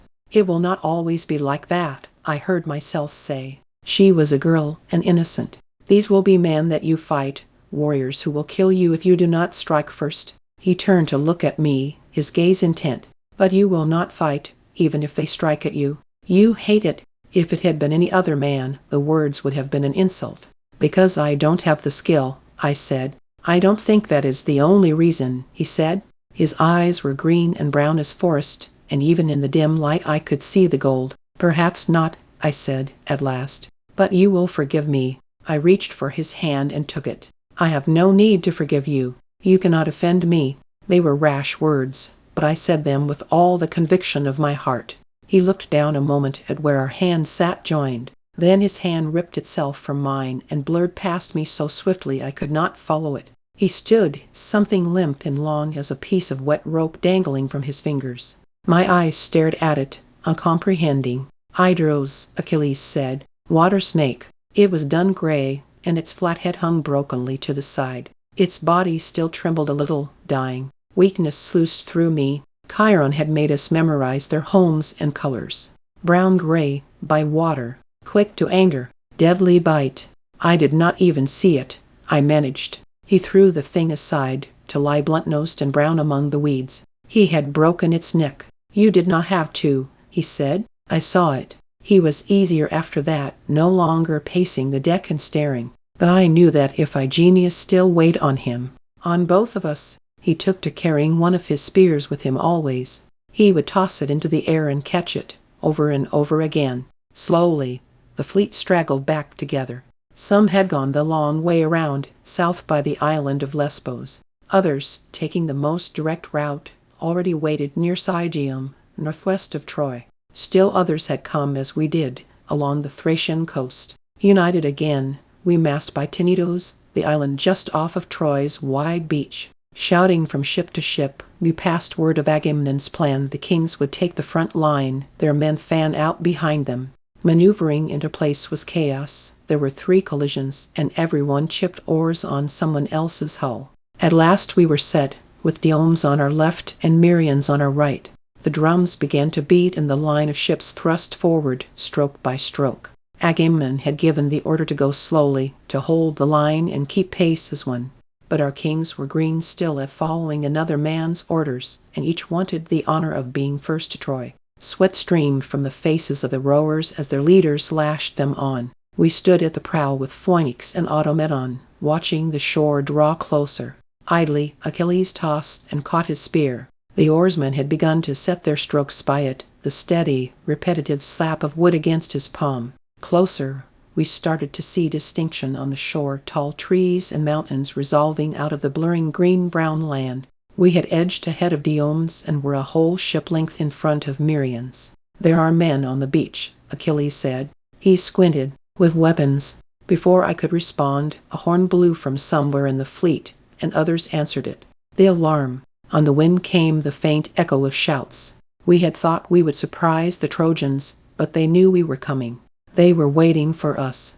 All along the line, rowers jammed their oars into the water to slow our approach. The men on the beach were undoubtedly soldiers, all dressed in the dark crimson of the house of Priam. A chariot flew along their ranks, churning up sand. The man in it wore a horsehair helmet, and even from a distance we could see the strong lines of his body. He was large, yes, but not as large as Ajax or Menelaus. His power came from his carriage, his perfectly squared shoulders, the straight line of his back harrowing up to heaven. This was no slouchy prince of wine halls and debauchery, as Easterners were said to be. This was a man who moved like the gods were watching. Every gesture he made was upright and correct. There was no one else it could be but Hector. He leapt from the chariot, shouting to his men. We saw spears hoisted and arrows nocked. We were still too far away for their bows, but the tide was dragging us in despite our oars, and the anchors were not catching. Shouts came down the line, in confusion. Agamemnon had no orders. "Hold position. Do not make landfall." "We are almost in range of their arrows," Achilles commented. He did not seem alarmed by it, though around us there was panic and the sound of feet pounding the deck. I stared at the shore coming closer. Hector was gone now, back up the beach to a different part of his army. But there was another man before us, a captain, in leather armor and a full helmet that covered all but his beard. He pulled back the string of his bow as the line of ships drew closer. It was not as big a weapon as Philoctetes, but it was not far off. He sighted along the shaft and prepared to kill his first Greek. He never had the chance. I did not see Achilles move, but I heard it, the whistle of air, and his soft exhalation. The spear was out of his hand and flying across the water that separated our deck from the beach. It was a gesture only. No spearman could throw half so far as an arrow could fly. It would fall well short. It did not. Its black head pierced the bowman's chest, drove him backwards and over. His arrow twanged harmlessly into the air, shot wild from nerveless fingers. He fell to the sand and did not rise. From the ships beside us, those who had seen, there were shouts and triumphant horns. The news flared along the line of Greek ships in either direction. First blood was ours, spilt by the godlike prince of Phthia. Achilles' face was still, almost peaceful. He did not look like a man who had performed a miracle. On the shore, the Trojans shook their weapons and shouted strange, harsh words. There was a group of them kneeling around the fallen man. Behind me I heard Phoenix whisper something to Automedon, who ran off. A moment later he reappeared with a handful of spears. Achilles took one without looking, hefted it, and threw. I watched him this time, the graceful curve of his arm, a lift of his chin. He did not pause, as most men did, to aim or sight. He knew where it would go. On the shore another man fell. We were close now, and arrows began to fly on both sides. Many hit the water, others stuck in masts and hulls. A few men cried out along our line, a few men fell along theirs. Achilles calmly took a shield from Automedon. "Stand behind me," he said. I did. When an arrow came close, he brushed it aside with the shield. He took another spear. The soldiers grew wilder there over eager arrows, and spears littered the water. Somewhere down the line Patroclus, prince of Phylace, leapt laughing from the bow of his ship and began to swim to shore. Perhaps he was drunk, perhaps his blood was fired with hopes of glory, perhaps he wished to outdo the prince of Phthia. A spinning spear, from Hector himself, hit him, and the surf around him flushed red. He was the first of the Greeks to die. Our men slid down ropes, lifted huge shields to cover themselves from arrows, and began to stream to shore. The Trojans were well marshaled, but the beach offered no natural defense, and we outnumbered them. At a command from Hector they seized their fallen comrades and relinquished the beach. Their point had been made. They would not be so easy to kill. Chapter 20. We gained the beach, and pulled the first ships onto the sand. Scouts were sent ahead to watch for further Trojan ambush, and guards were posted. Hot though it was, no one took off his armor. Quickly, while ships still clogged the harbor behind us, lots were drawn for the placement of each kingdom's camp. The spot assigned to the Phthians was at the farthest end of the beach, away from where the marketplace would be, away from Troy and all the other kings. I spared a quick glance at Odysseus. It was he who had chosen the lots. His face was mild and inscrutable as always. "How do we know how far to go?" Achilles asked. He was shading his eyes and looking north. The beach seemed to stretch on forever. "When the sand ends," Odysseus said. Achilles gestured our ships up the beach, and the Myrmidon captains began unsnarling themselves from the other fleet lines to follow. The sun beat down on us. It seemed brighter here, but perhaps that was only the whiteness of the sand. We walked until we came to a grassy rise springing from the beach. It was crescent-shaped, cradling our future camp at the side and back. At its top was a forest that spread east towards a glinting river. To the south, Troy was a smudge on the horizon. If the pick had been Odysseus' design, we owed him our thanks. It was the best of the camps by far, offering green and shade and quiet. We left the Myrmidons under Phoenix's direction and made our way back to the main camp. Every place we walked buzzed with the same activities, dragging ships onto the shore, setting tents, unloading supplies. There was a hectic energy to the men, a manic purpose. We were here, at last. Along the way we passed the camp of Achilles' famous cousin, towering Ajax, king of the Isle of Salamis. We had seen him from afar at Aulis and heard the rumors. He cracked the deck of the ship when he walked. He had borne a bull a mile on his back. We found him lifting huge bags out of his ship's hold. His muscles looked large as boulders. "Son of Telamon," Achilles said. The huge man turned. Slowly, he registered the unmistakable boy before him. His eyes narrowed, and then stiff politeness took over. "Pelides," he said thickly. He put down his burden and offered a hand knobbed with calluses big as olives. I pitied Ajax a little. He would be Aristos the Achaean if Achilles were not. Back in the main camp, we stood on the hill that marked the boundary between sand and grass and regarded the thing we had come for. It was separated from us by a flat expanse of grass and framed by two wide, lazy rivers. Even so far away, its stone walls caught the sharp sun and gleamed. We fancied we could see the metallic glint of the famous Scaean gate, its brazen hinges said to be tall as a man. Later, I would see those walls up close, their sharp squared stones perfectly cut and fitted against each other, the work of the god Apollo, it was said. And I would wonder at them at how ever the city could be taken, for they were too high for siege towers and too strong for catapults, and no sane person would ever try to climb their sheer, divinely smooth face. When the sun hung low in the sky, Agamemnon called the first council meeting. A large tent had been set up and filled with a few rows of chairs in a ragged semicircle. At the front of the room sat Agamemnon and Menelaus, flanked by Odysseus and Diomedes. The kings came in and took their seats one by one. Trained from birth in hierarchy, the lesser kings took the lesser places, leaving the front rows for their more famous peers. Achilles, with no hesitation, took a seat in the first row and motioned me to sit beside him. I did so, waiting for someone to object, to ask for my removal. But then Ajax arrived with his bastard half-brother Teucer, and Idomeneus brought his squire and charioteer. Apparently the best were allowed their indulgences. Unlike those meetings we had heard complaints of that all is pompous, pointless, endless, this was all business latrines, food supplies, and strategy. The kings were divided between attack and diplomacy. Should we not perhaps try to be civilized first? Surprisingly, Menelaus was the loudest voice in favor of a parley. "I will gladly go myself to treat with them," he said. "It is my office. What have we come all this way for, if you intend to talk them into surrender?" Diomedes complained. "I could have stayed at home." "We are not savages," Menelaus said stubbornly. "Perhaps they will hear reason, but likely not. Why waste the time? Because, dear King of Argos, if war comes after some diplomacy or delay, we do not seem so much the villains." This was Odysseus. "Which means the cities of Anatolia will not feel so much duty to come to Troy's aid." "You are for it then, Ithaca?" Agamemnon asked.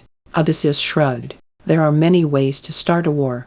I always think raiding makes a good beginning. It accomplishes almost the same thing as diplomacy, but with greater profit." "Yes, raiding," brayed Nestor. "We must have a show of strength before anything else." Agamemnon rubbed his chin and swung his gaze over the room of kings. "I think Nestor and Odysseus are correct. Raids first, then perhaps we will send an embassy. We begin tomorrow." He needed to give no further instructions. Raiding was typical siege warfare. You would not attack the city, but the lands that surrounded it, that supplied it with grain and meat. You would kill those who resisted, make serfs of those who did not. All their food went now to you, and you held their daughters and wives as hostages to their loyalty. Those who escaped would flee to the city for sanctuary. Quarters would quickly grow crowded and mutinous, disease would arise. Eventually, the gates would have to open out of desperation, if not honor. I hoped that Achilles might object, declare that there was no glory in killing farmers. But he only nodded, as if this were his 100th siege, as if he had done nothing but lead raids his whole life. "One final thing: if there is an attack, I do not want chaos. We must have lines and companies." Agamemnon shifted in his chair, seemed almost nervous. Well he might be. Our kings were prickly, and this was the first distribution of honor, the place in the line. If there was a rebellion against his authority, now would be the time. The very thought of it seemed to anger him, and his voice grew rougher. This was a frequent fault of his. The more precarious his position, the more unlikable he became. "Menelaus and I will take the center, of course." There was a faint ripple of discontent at that, but Odysseus spoke over it. "Very wise, King of Mycenae. Messengers will be able to find you easily." "Exactly so." Agamemnon nodded briskly, as if that had indeed been the reason. "To my brother's left will be the Prince of Phthia, and to my right, Odysseus." The wings will be Diomedes and Ajax. All of these were the most dangerous positions, the places where the enemy would seek to flank or punch through. They were therefore the most important to hold at all costs, and the most prestigious. The rest shall be determined by lot. When the murmur had died, Agamemnon stood. It is settled. We begin tomorrow. Raids at sunup. The sun was just setting as we walked back up the beach to our camp. Achilles was well pleased. One of the greatest places of primacy was his, and without a fight. It was too soon for dinner, so we climbed the grassy hill that lay just beyond our camp, a thin thrust of land emerging from the woods. We stopped there a moment, surveying the new camp and the sea beyond. The dying light was in his hair, and his face was sweet with evening. A question had burned in me since the battle on the ships, but there had been no time before now to ask it. Did you think of them as animals, as your father said? He shook his head. I did not think at all. Over our heads the gulls screamed and wheeled. I tried to imagine him bloodied and murderous after his first raid tomorrow.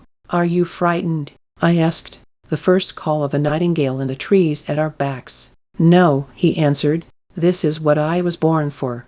I woke next morning to the sound of Trojan waves against the Trojan shore. Achilles still drowsed beside me, so I left the tent to let him sleep. Outside the sky was as cloudless as the day before, the sun bright and piercing, the sea throwing off great sheets of light. I sat and felt the drops of sweat prick and pool against my skin. In less than an hour the raid would begin. I had fallen asleep thinking of it. I had woken with it. We had discussed, already, that I would not go. Most of the men would not. This was a king's raid, picked to grant first honors to the best warriors.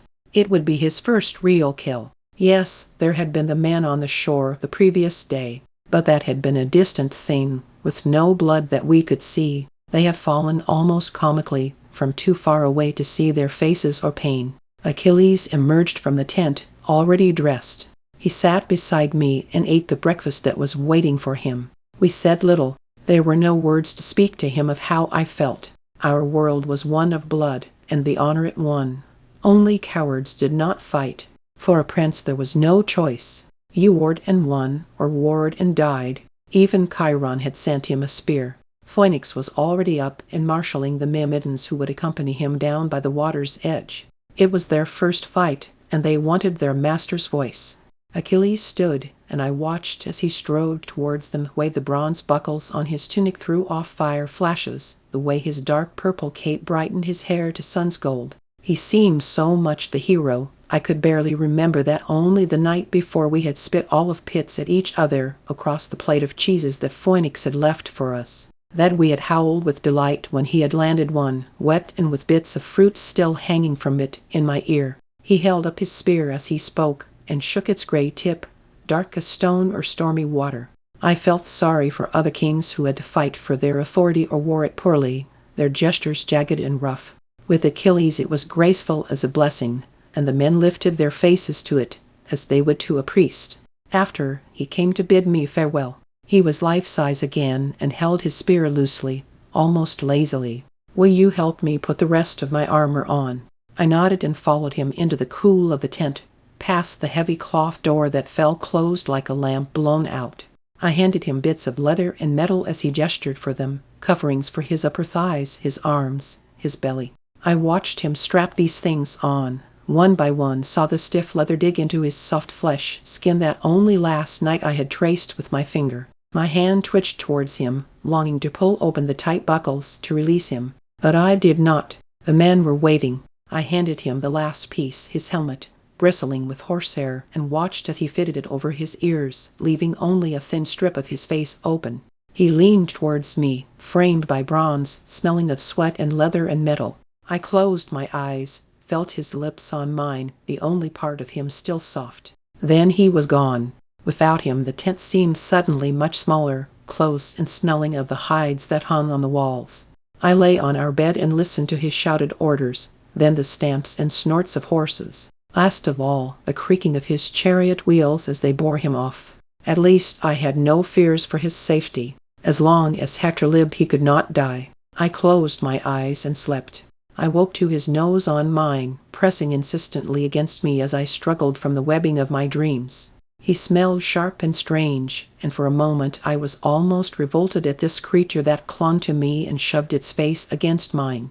But then he sat back on his heels and was Achilles again, his hair damp and darkened as if all the morning sun had been poured out of it. It stuck to his face and ears, flattened and wet from the helmet. He was covered in blood, vivid splashes not yet dried to rust. My first thought was terror that he was wounded, bleeding to death. "Where are you hurt?" I asked. My eyes raked him for the source of the blood, but the spatter seemed to come from nowhere. Slowly, my sleep-stupid brain understood. It was not his. "They could not get close enough to touch me," he said. There was a sort of wondering triumph in his voice. "I did not know how easy it would be. Like nothing. You should have seen it. The men cheered me afterwards." His words were almost dreamy. "I cannot miss. I wish you had seen." "How many?" I asked. 12. 12 men with nothing at all to do with Paris or Helen or any of us. Farmers. There was a bitterness to my voice that seemed to bring him back to himself. "They were armed," he said, quickly. "I would not kill an unarmed man." "How many will you kill tomorrow, do you think?" I asked. He heard the edge in my voice and looked away. The pain on his face struck me, and I was ashamed. Where was my promise that I would forgive him? I knew what his destiny was, and I had chosen to come to Troy anyway. It was too late for me to object simply because my conscience had begun to chafe. "I'm sorry," I said. I asked him to tell me what it was like, all of it, as we had always spoken to each other. And he did. Everything. How his first spear had pierced the hollow of a man's cheek, carrying flesh with it as it came out the other side. How this second man had fallen struck through the chest, how the spear had caught against his ribcage when Achilles tried to retrieve it. The village had smelled terrible when they left it, muddy and metallic, with the flies already landing. I listened to every word, imagining it was a story only, as if it were dark figures on an urn he spoke of instead of men. Agamemnon posted guards to watch Troy every hour of every day. We were all waiting for something, an attack or an embassy or a demonstration of power. But Troy kept her gates shut, and so the raids continued. I learned to sleep through the day so that I would not be tired when he returned. He always needed to talk then, to tell me down to the last detail about the faces and the wounds and the movements of men. And I wanted to be able to listen, to digest the bloody images, to paint them flat and unremarkable onto the vase of posterity, to release him from it and make him Achilles again. Chapter 21. With the raids came the distribution. This was a custom of ours, the awarding of prizes, the claiming of war spoils. Each man was allowed to keep what he personally won, armor that he stripped from a dead soldier, a jewel he tore from the widow's neck. But the rest, ewers and rugs and vases, were carried to the dais and piled high for distribution. It was not so much about the worth of any object as about honor. The portion you were given was equal to your standing in the army. First allotment went usually to the army's best soldier, but Agamemnon named himself first and Achilles second. I was surprised that Achilles only shrugged. "Everyone knows I am better." This only makes Agamemnon look greedy. He was right, of course, and it made it all the sweeter when the men cheered for us tottering beneath our pile of treasure, and not for Agamemnon. Only his own Mycenaeans applauded him. After Achilles came Ajax, then Diomedes and Menelaus, and then Odysseus, and on and away until Cebriones was left with only wooden helmets and chipped goblets. Sometimes, though, if a man had done particularly well that day, the general might award him something particularly fine before even the first man's turn. Thus even Cebriones was not without hope. In the third week, a girl stood on the dais amidst the swords and woven rugs and gold. She was beautiful, her skin a deep brown, her hair black and gleaming. High on her cheekbone was a spreading bruise where a knuckle had connected. In the twilight, her eyes seemed bruised as well, shadowed as if with Egyptian kohl. Her dress was torn at the shoulder and stained with blood. Her hands were bound. The men gathered eagerly. They knew what her presence meant. Agamemnon was giving us permission for camp followers, for spear wives and bed slaves. Until now, the women had simply been forced in the fields and left. In your own tent was a much more convenient arrangement. Agamemnon mounted the dais, and I saw his eyes slide over the girl, a slight smile on his lips. He was known all the house of Atreus was for his appetites. I do not know what came over me then, but I seized Achilles' arm and spoke into his ear. Take her. He turned to me, his eyes wide with surprise. Take her as your prize, before Agamemnon does. Please. He hesitated, but only a second. Men of Greece. He stepped forward, still in the day's armor, still smeared with blood. Great king of Mycenae. Agamemnon turned to face him, frowning. Pylades, I would have this girl as my war prize. At the back of the dais Odysseus raised an eyebrow. The men around us murmured. His request was unusual, but not unreasonable. In any other army, first choice would have been his anyway. Irritation flashed in Agamemnon's eyes. I saw the thoughts turn across his face. He did not like Achilles, yet it was not worth it, here, already, to be churlish. She was beautiful, but there would be other girls. I grant your wish, Prince of Phthia. She is yours. The crowd shouted its approval like their commanders generous, their heroes bold and lusty. Her eyes had followed the exchange with bright intelligence. When she understood that she was to come with us, I saw her swallow, her gaze darting over Achilles. I will leave my men here for the rest of my belongings. The girl will come with me now. Appreciative laughter and whistles from the men. The girl trembled all over, very slightly, like a rabbit checked by a hawk overhead. Come, Achilles commanded. We turned to go. Head down, she followed. Back in our camp, Achilles drew his knife, and her head jerked a little with fear. He was still bloody from the day's battle. It had been her village he had plundered. Let me, I said. He handed me the knife and backed away, almost embarrassed. I am going to free you, I said. Up close I saw how dark her eyes were, brown as richest earth, and large in her almond-shaped face. Her gaze flickered from the blade to me. I thought of frightened dogs I had seen, back small and sharp into corners. No, no, I said quickly. We will not hurt you. I am going to free you. She looked at us in horror. The gods knew what she thought I was saying. She was an Anatolian farm girl, with no reason to have ever heard Greek before.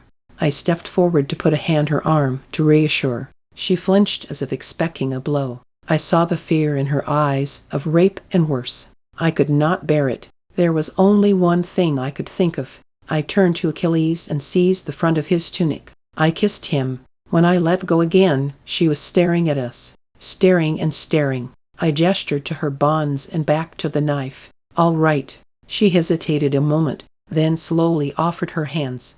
Achilles left to speak to Phoenix about procuring another tent. I took her to the grass-sided hill and had her sit while I made a compress for her bruised face. Gingerly, eyes downcast, she took it. I pointed to her leg. It was torn open, a long cut along her shin. May I see? I asked, gesturing. She made no response, but reluctantly let me take her leg, dress the wound, and tie it closed with bandages. She followed every movement of my hands and never met my gaze. After, I took her to her new pitch tent. She seemed startled by it, almost afraid to enter.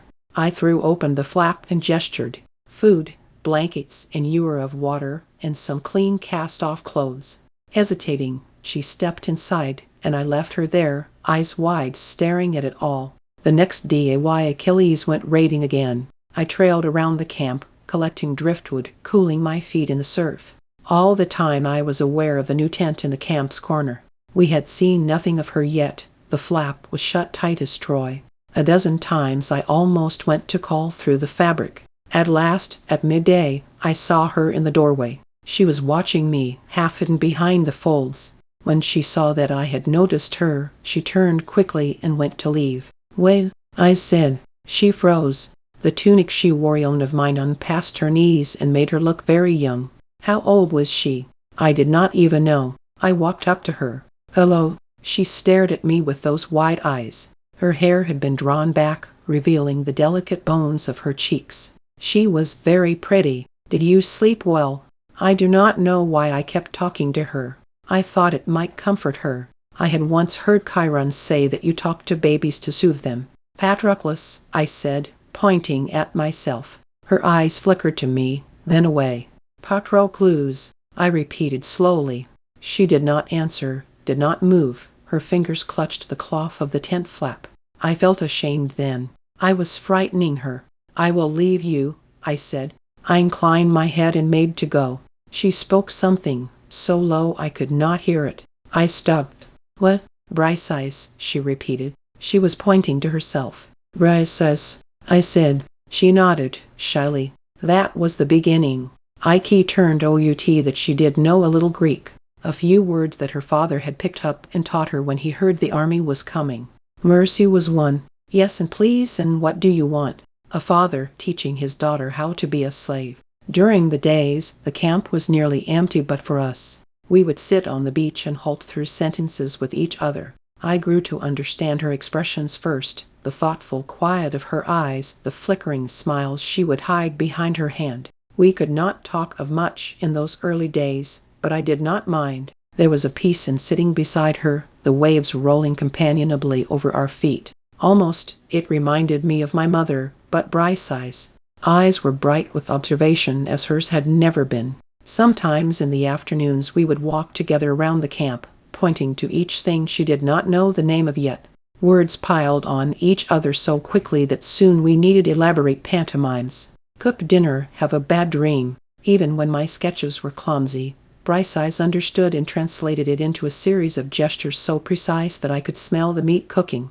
I laughed often at her ingenuity, and she would grant me her secret smile. The raiding continued. Every day Agamemnon would climb the dais amidst the day's plunder and say, "No news." No news meant no soldiers, no signals, no sounds from the city. It sat stubbornly on the horizon and made us wait. The men consoled themselves in other ways. After Briseis there was a girl or two on the dais nearly every day. They were all farm girls with calloused hands and burnt noses, used to hard work in the sun. Agamemnon took his share, and the other kings as well. You saw them everywhere now, weaving between tents, slopping buckets of water onto their long wrinkled dresses what they had happened to be wearing the day they were taken. They served fruit and cheese and olives, carved meat, and filled wine cups. They polished armor, wedging the carapaces between their legs as they sat on the sand. Some of them even wove, spinning threads from tangled clots of sheep's wool, animals we had stolen in our raids. At night they served in other ways, and I cringed at the cries that reached even our corner of the camp. I tried not to think of their burnt villages and dead fathers, but it was difficult to banish. The raids were stamped on every one of the girls' faces, large smears of grief that kept their eyes as wobbling and sloppy as the buckets that swung into their legs. And bruises too, from fists or elbows, and sometimes perfect circless spear butts to the forehead or temple. I could barely watch these girls as they stumbled into camp to be parceled off. I sent Achilles out to ask for them, to seek as many as he could, and the men teased him about his voraciousness, his endless priapism. Didn't even know you liked girls, Diomedes joked. Each new girl went first to Briseis, who would speak comfort to her in soft Anatolian. She would be allowed to bathe and be given new clothes, and then would join the others in the tent. We put up a new one, larger, to fit them all, 8, 10, 11 girls. Mostly it was Phoenix and I who spoke to them. Achilles stayed away. He knew that they had seen him killing their brothers and lovers and fathers. Some things could not be forgiven. Slowly, they grew less frightened. They spun and talked in their own language, sharing the words they picked up from us. Helpful words like cheese, or water, or wool. They were not as quick as Briseis was, but they patched together enough that they could speak to us. It was Briseis' idea for me to spend a few hours with them each day, teaching them. But the lessons were more difficult than I thought. The girls were wary, their eyes darting to each other. They were not sure what to make of my sudden appearance in their lives. It was Briseis again who eased their fears and let our lessons grow more elaborate, stepping in with a word of explanation or a clarifying gesture. Her Greek was quite good now, and more I simply deferred to her. She was a better teacher than I, and funnier too. Her mimes brought us all to laughter, a sleepy-eyed lizard, 2 dogs fighting. It was easy to stay with them long and late, until I heard the creaking of the chariot and the distant banging of bronze, and returned to greet my Achilles. It was easy, in those moments, to forget that the war had not yet really begun. Chapter 22. As triumphant as the raids were, they were only raids. The men who died were farmers, tradesmen, from the vast network of villages that supported the mighty city, not soldiers. In councils Agamemnon's jaw grew increasingly tight, and the men were restive. Where was the fight we were promised? Close, Odysseus said. He pointed out the steady flood of refugees into Troy. The city must be near to bursting now. Hungry families would be spilling into the palace. Makeshift tents would clog the city's streets. It was only a matter of time, he told us. As if conjured by his prophecy, a flag of parley flew above Troy's walls the very next morning. The soldier on watch raced down the beach to tell Agamemnon King Priam was willing to receive an embassy. The camp was afire with the news. One way or another now, something would happen. They would return Helen, or we would get to fight for her properly in the field. The Council of Kings sent Menelaus and Odysseus, the obvious choices. The two men left at first light on their high-stepping horses, brushed to a shine and jingling with ornament. We watched them cross the grass of Troy's wide plain, then vanish into the blur of the dark gray walls. Achilles and I waited in our tents, wondering, would they see Helen? Paris could hardly dare to keep her from her husband, and he could hardly dare to show her either. Menelaus had gone conspicuously unarmed. Perhaps he did not trust himself. Do you know why she chose him? Achilles asked me. Menelaus. No. I remembered the king's face in Tyndarus Hall, glowing with health and good humor. He had been handsome, but not the handsomest man there. He had been powerful, but there were many men with more wealth and greater deeds to their name. He brought a generous gift, and her sister was already married to his brother. Maybe that was part of it. Achilles considered this, arm folded behind his head. Do you think she went with Paris willingly? I think if she did, she will not admit it to Menelaus. Dimimim. He tapped a finger against his chest, thinking. She must have been willing, though. Menelaus. Palace is like a fortress. If she had struggled or cried out, someone would have heard. She knew he must come after her, for his honor if nothing else, and that Agamemnon would seize this opportunity and invoke the oath. I would not have known that. You are not married to Menelaus. So you think she did it on purpose, to cause the war? This shocked me. Maybe. She used to be known as the most beautiful woman in our kingdoms. Now they say she's the most beautiful woman in the world. He put on his best singer's falsetto. 1,000 ships have sailed for her. 1,000 was the number Agamemnon's bards had started using. 1,186 didn't fit well in a line of verse. Maybe she really fell in love with Paris. Maybe she was bored. After 10 years shut up in Sparta, I'd want to leave too. Maybe Aphrodite made her. Maybe they'll bring her back with them. We considered this. I think Agamemnon would attack anyway. I think so too. They never even mention her anymore, except in speeches to the men. We were silent a moment. So which of the suitors would you have picked? I shoved him, and he laughed. They returned at nightfall, alone. Odysseus reported to the council, while Menelaus sat silent. King Priam had welcomed them warmly, feasted them in his hall. Then he had stood before them, flanked by Paris and Hector with his other 48 sons arrayed behind. We know why you have come, he said, but the lady herself does not wish to return and has put herself under our protection. I have never refused a woman's defense, and I will not begin now. Clever, said Diomedes. They have found a way around their guilt. Odysseus continued. I told them that if they were so resolved, there was no more to say. Agamemnon rose, his voice ringing grandly. Indeed there is not. We have tried diplomacy and been rebuffed. Our only honorable course is war. Tomorrow you go to win the glory you deserve, every last man of you. There was more, but I did not hear it. Every last man. Fear sluiced through me. How could I not have thought of this? Of course I would be expected to fight. We were at war now, and all had to serve. Especially the closest companion of Aristotle's Achaean. That night I barely slept. The spears that leaned against the walls of our tent seemed impossibly tall, and my mind scrambled to remember a few lessons: how to heft them, how to duck. The fates had said nothing about how long I would live. I woke Achilles in panic. I will be there, he promised me. In the dark just before dawn, Achilles helped me arm. Greaves, gauntlets, a leather cuirass, and bronze breastplate over it. It all seemed more of a hindrance than protection, knocking against my chin when I walked, confining my arms, weighing me down. He assured me that I would get used to it. I did not believe him. Walking out of the tent into the morning sun, I felt foolish, like someone trying on an older brother's clothing.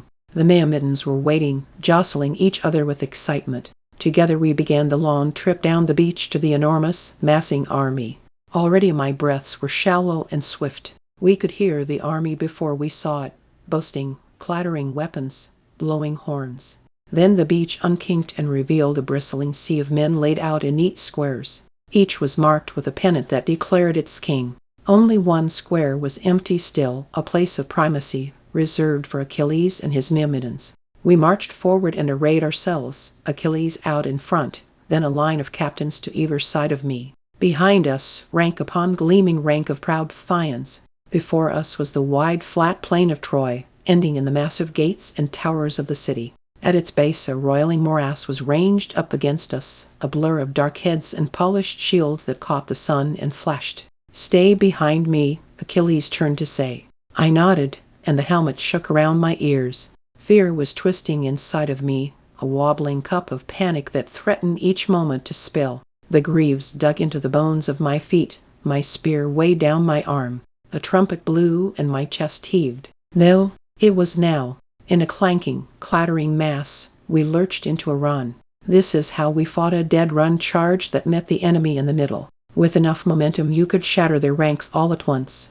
Our lines went quickly ragged as some outstripped others in their speed, glory-hungry, eager to be the first to kill a real Trojan. By halfway across the plain we were no longer in ranks, or even kingdoms. The Myrmidons had largely passed me, drifting in a cloud off to the left, and I mingled among Menelaus, long-haired Spartans, all oiled and combed for battle. I ran, armor banging.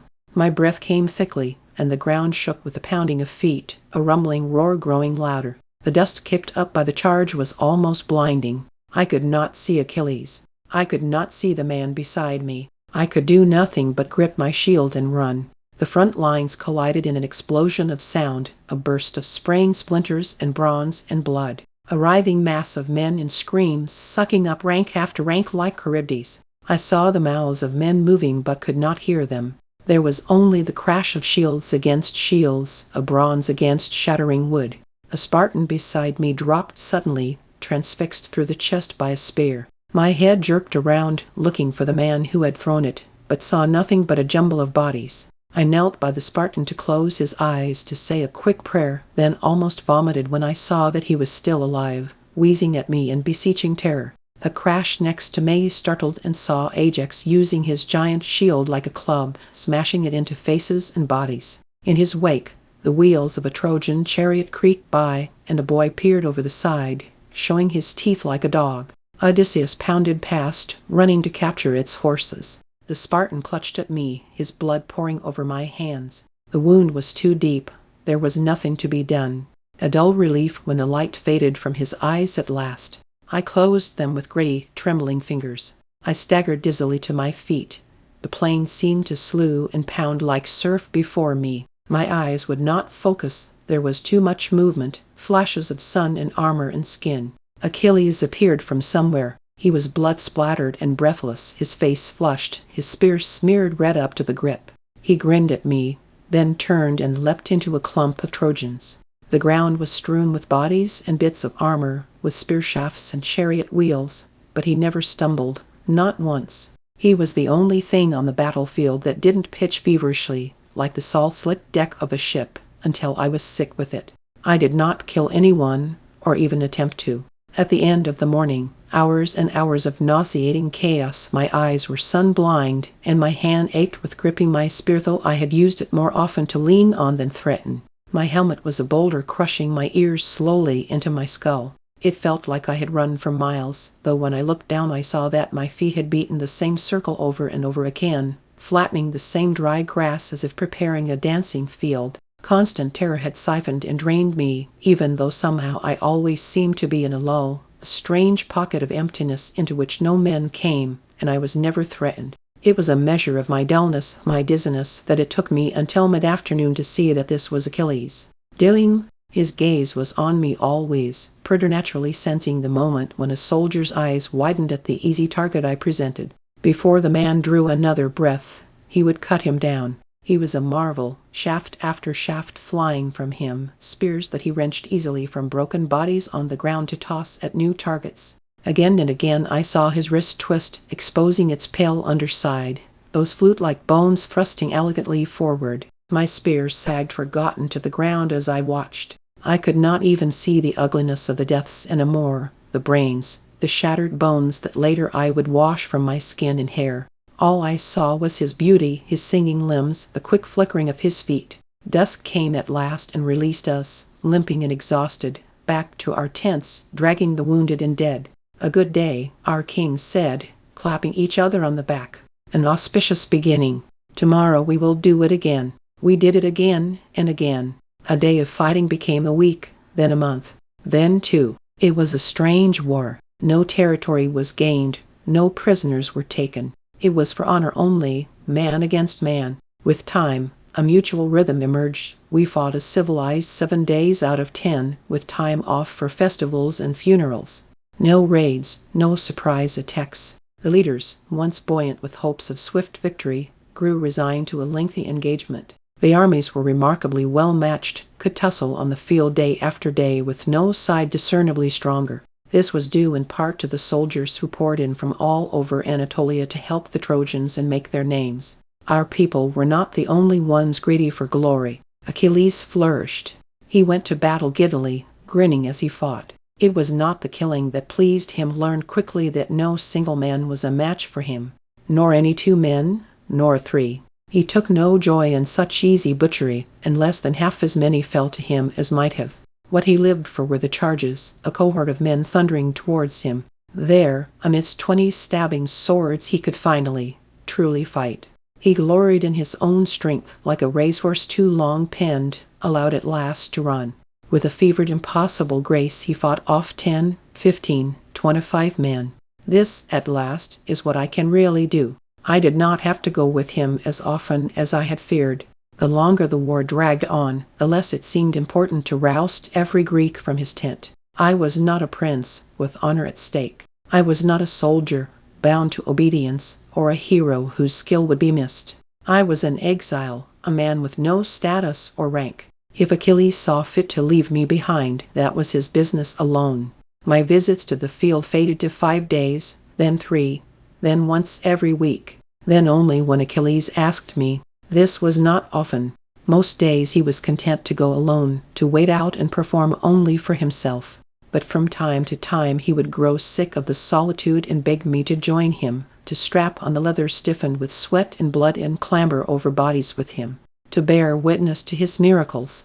Sometimes, as I watched him, I would catch sight of a square of ground where soldiers did not go. It would be near to Achilles, and if I stared at it, it would grow light, then lighter. At last it might reluctantly yield its secret, a woman, white as death, taller than the men who toiled around her. No matter how the blood sprayed, it did not fall on her pale gray dress. Her bare feet did not seem to touch the earth. She did not help her son, she did not need to. Only watched, as I did, with her huge black eyes. I could not read the look on her face. It might have been pleasure, or grief, or nothing at all, except for the time she turned and saw me. Her face twisted in disgust, and her lips pulled back from her teeth. She hissed like a snake, and vanished. In the field beside him, I steadied, got my sea legs. I was able to discern other soldiers whole, not just body parts, pierced flesh, bronze.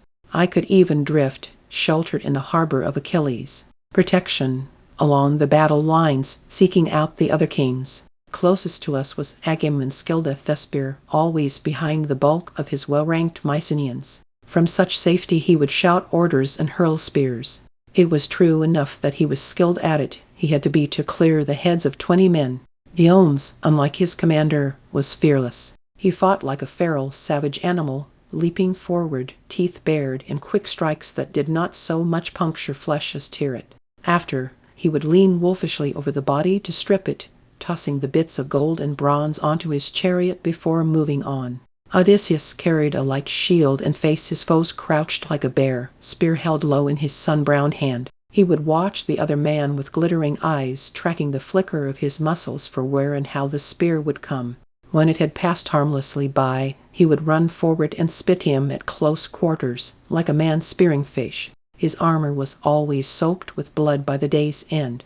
I began to know the Trojans, too. Paris, loosing careless arrows from a speeding chariot.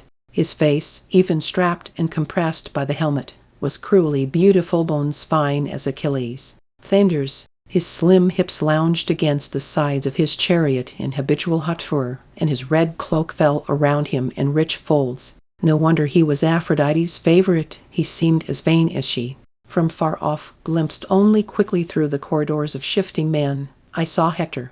He was always alone, strangely solitary in the space the other men gave him. He was capable and steady and thoughtful, every movement considered. His hands were large and were cruffined, and sometimes, as our army withdrew, we would see him washing the blood from them so he could pray without pollution.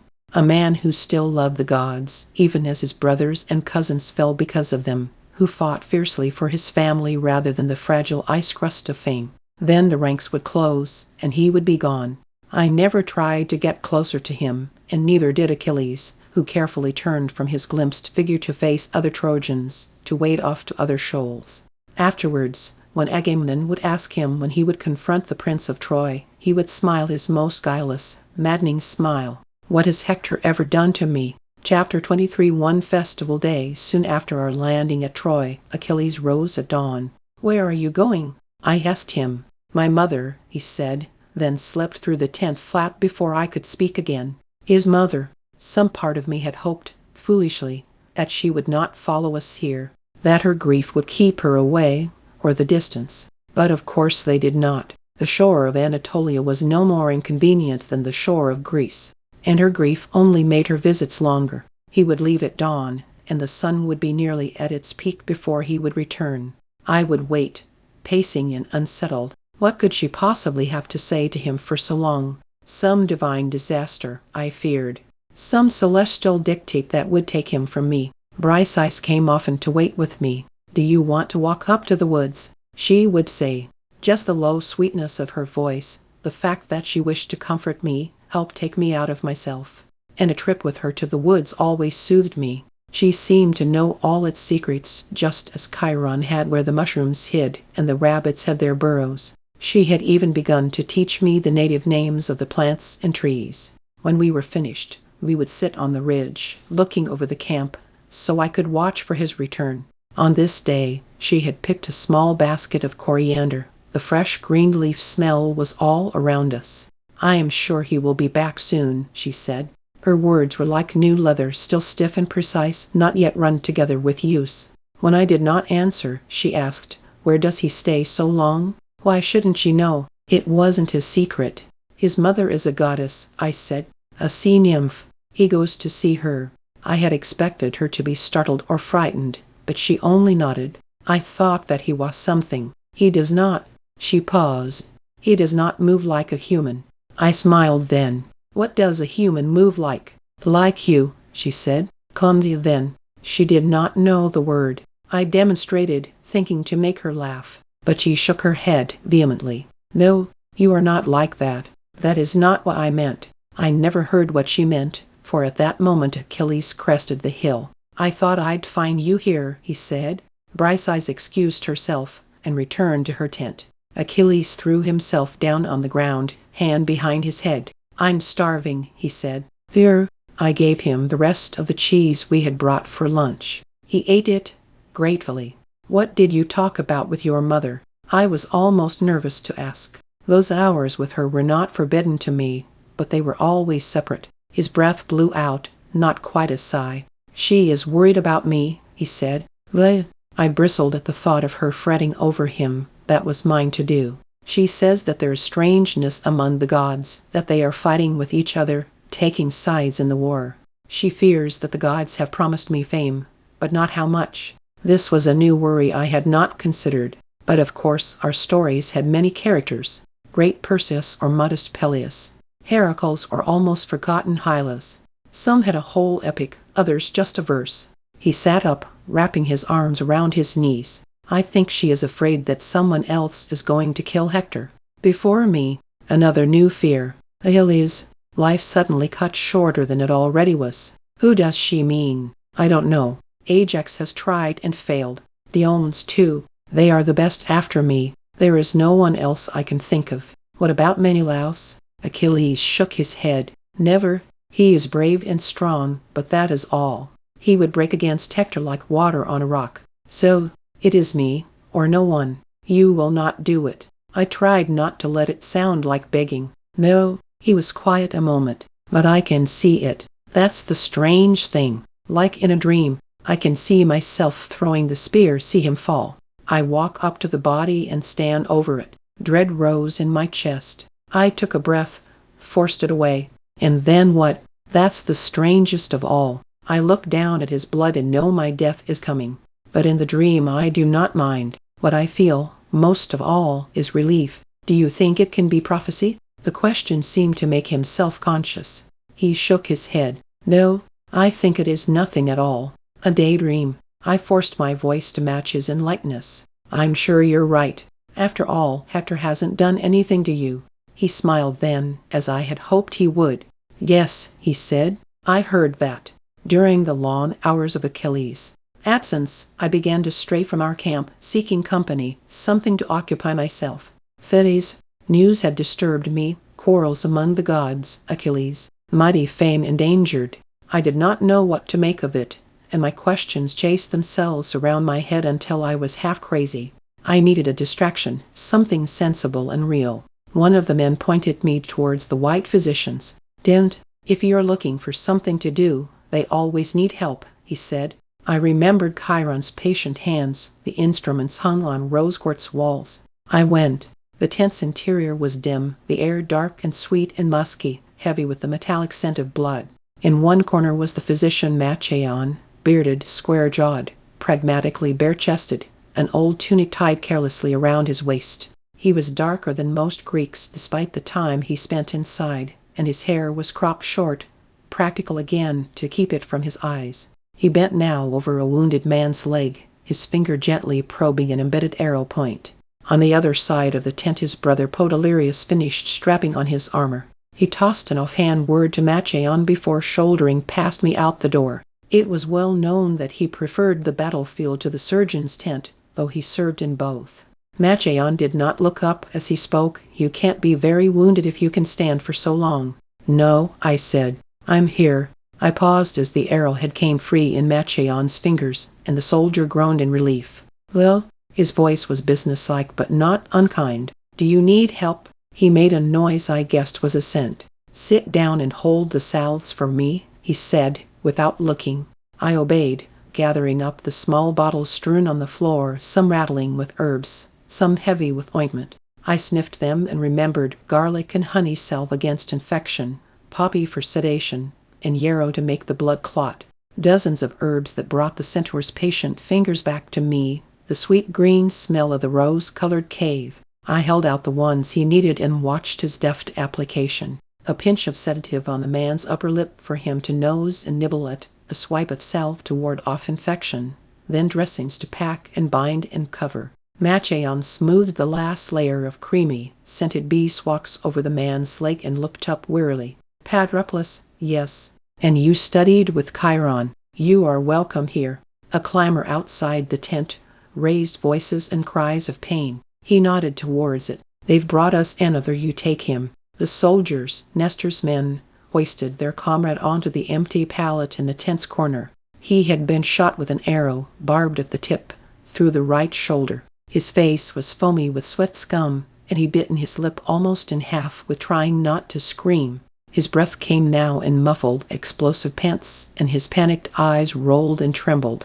I resisted the urge to call for Machaon, busy with another man who had started to wail, and reached for cloth to wipe his face. The arrow had pierced through the thickest part of his shoulder and was threaded half in and half out, like a terrible needle. I would have to break off the fletching and pull the end through him, without further tearing the flesh or leaving splinters that might fester.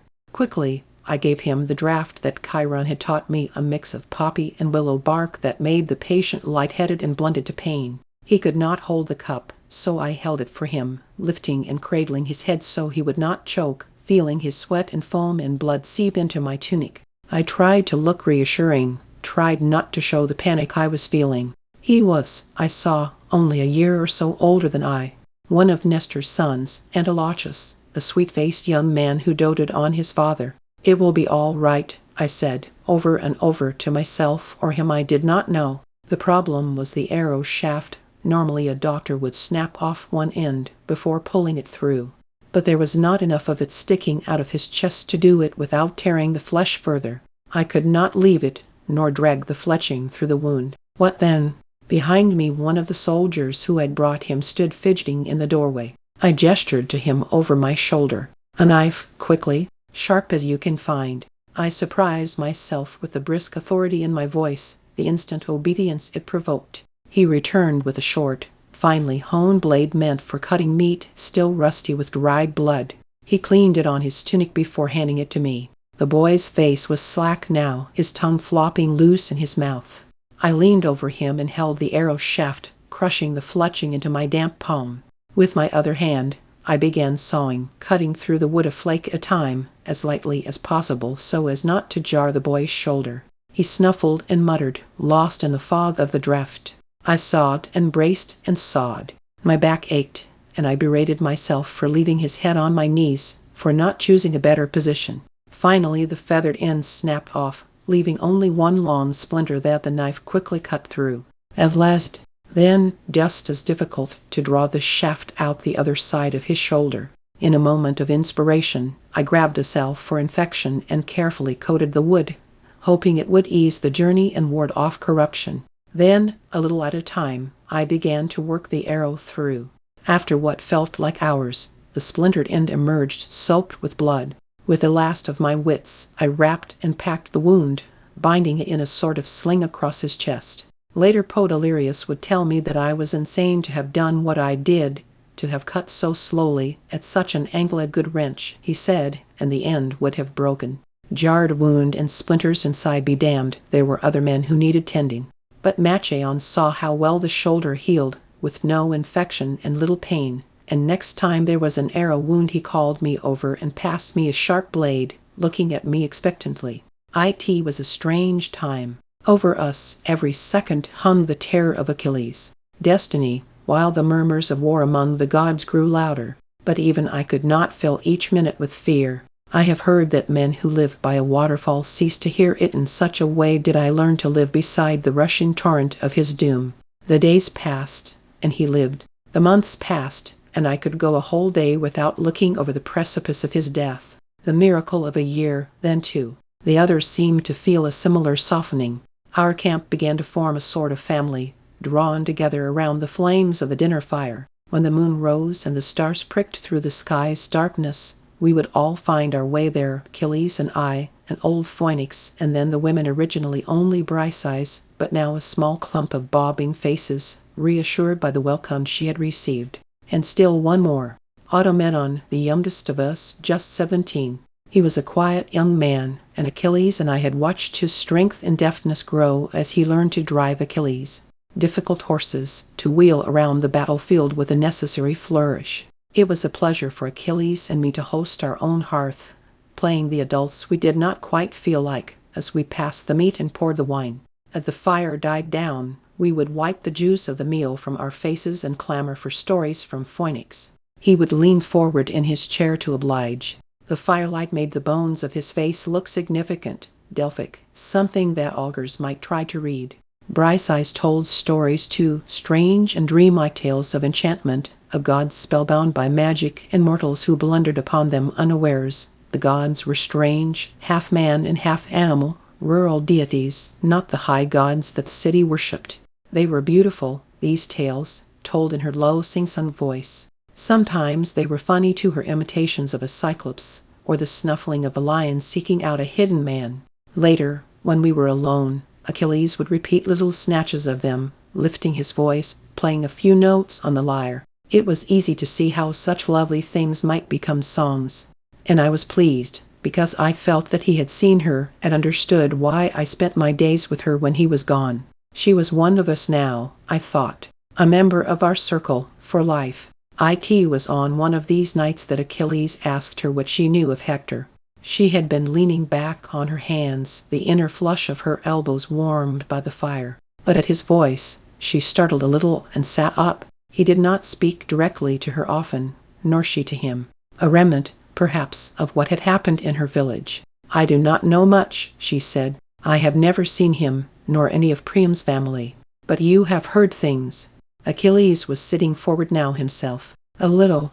I know more of his wife.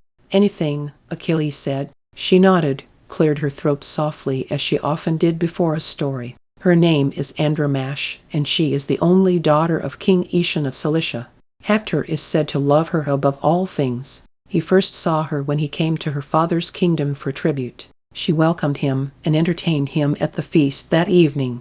At the night's end, Hector asked her father for her hand. She must have been very beautiful. People say she is fair, but not the fairest girl Hector might have found. She is known for a sweet temper and gentle spirit. The country people love her because she often brings them food and clothes.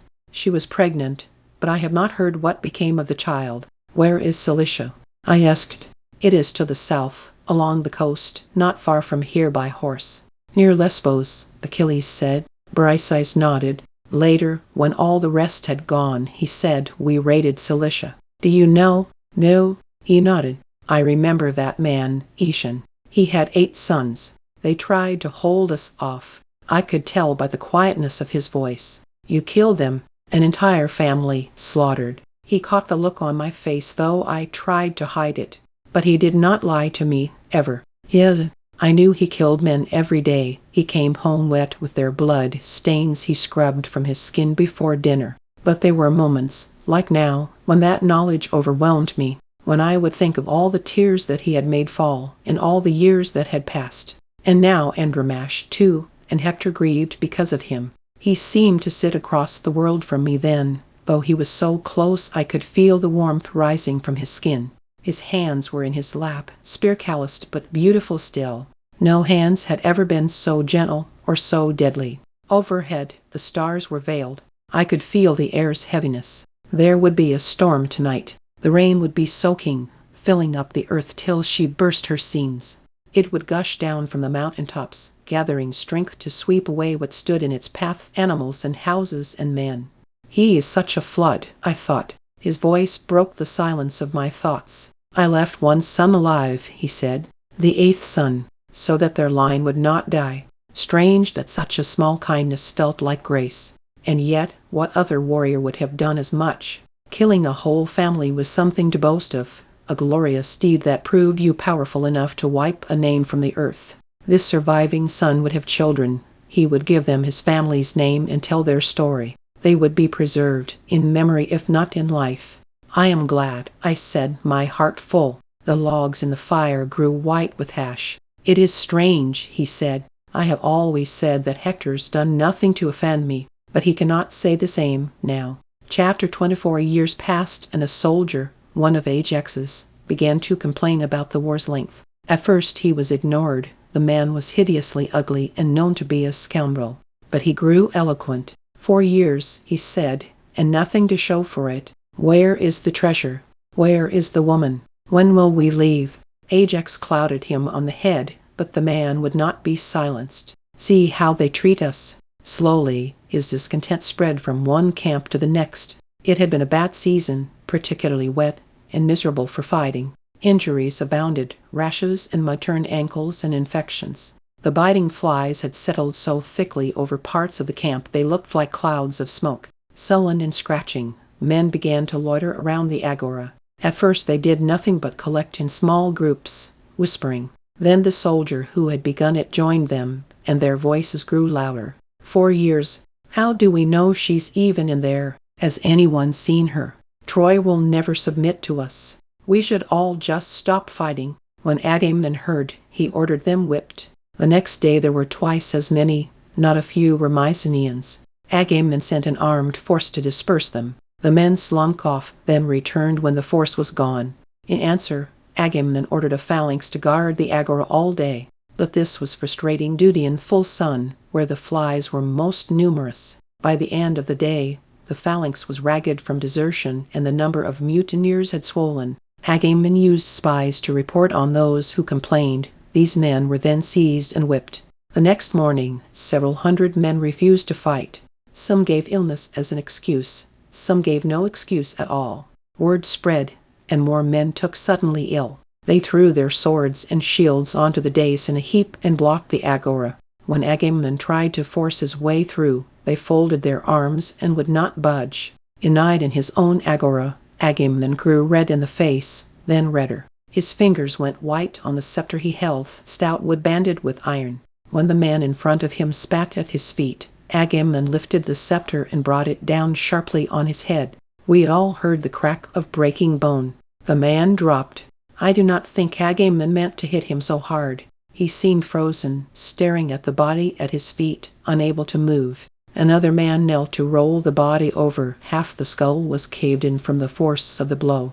The news hissed through the men with a sound like a fire lighting. Many drew their knives. I heard Achilles murmur something, then he was gone from my side. Agamemnon's face was filled with the growing realization of his mistake. He had recklessly left his loyal guards behind. He was surrounded now. Help could not reach him even if it wanted to. I held my breath, sure I was about to see him die. Men of Greece. Startled faces turned to the shout. Achilles stood atop a pile of shields on the dais. He looked every inch the champion, beautiful and strong, his face serious. "You are angry," he said. This caught their attention. They were angry. It was unusual for a general to admit that his troops might feel such a thing. "Speak your grievance," he said. "We want to leave." The voice came from the back of the crowd.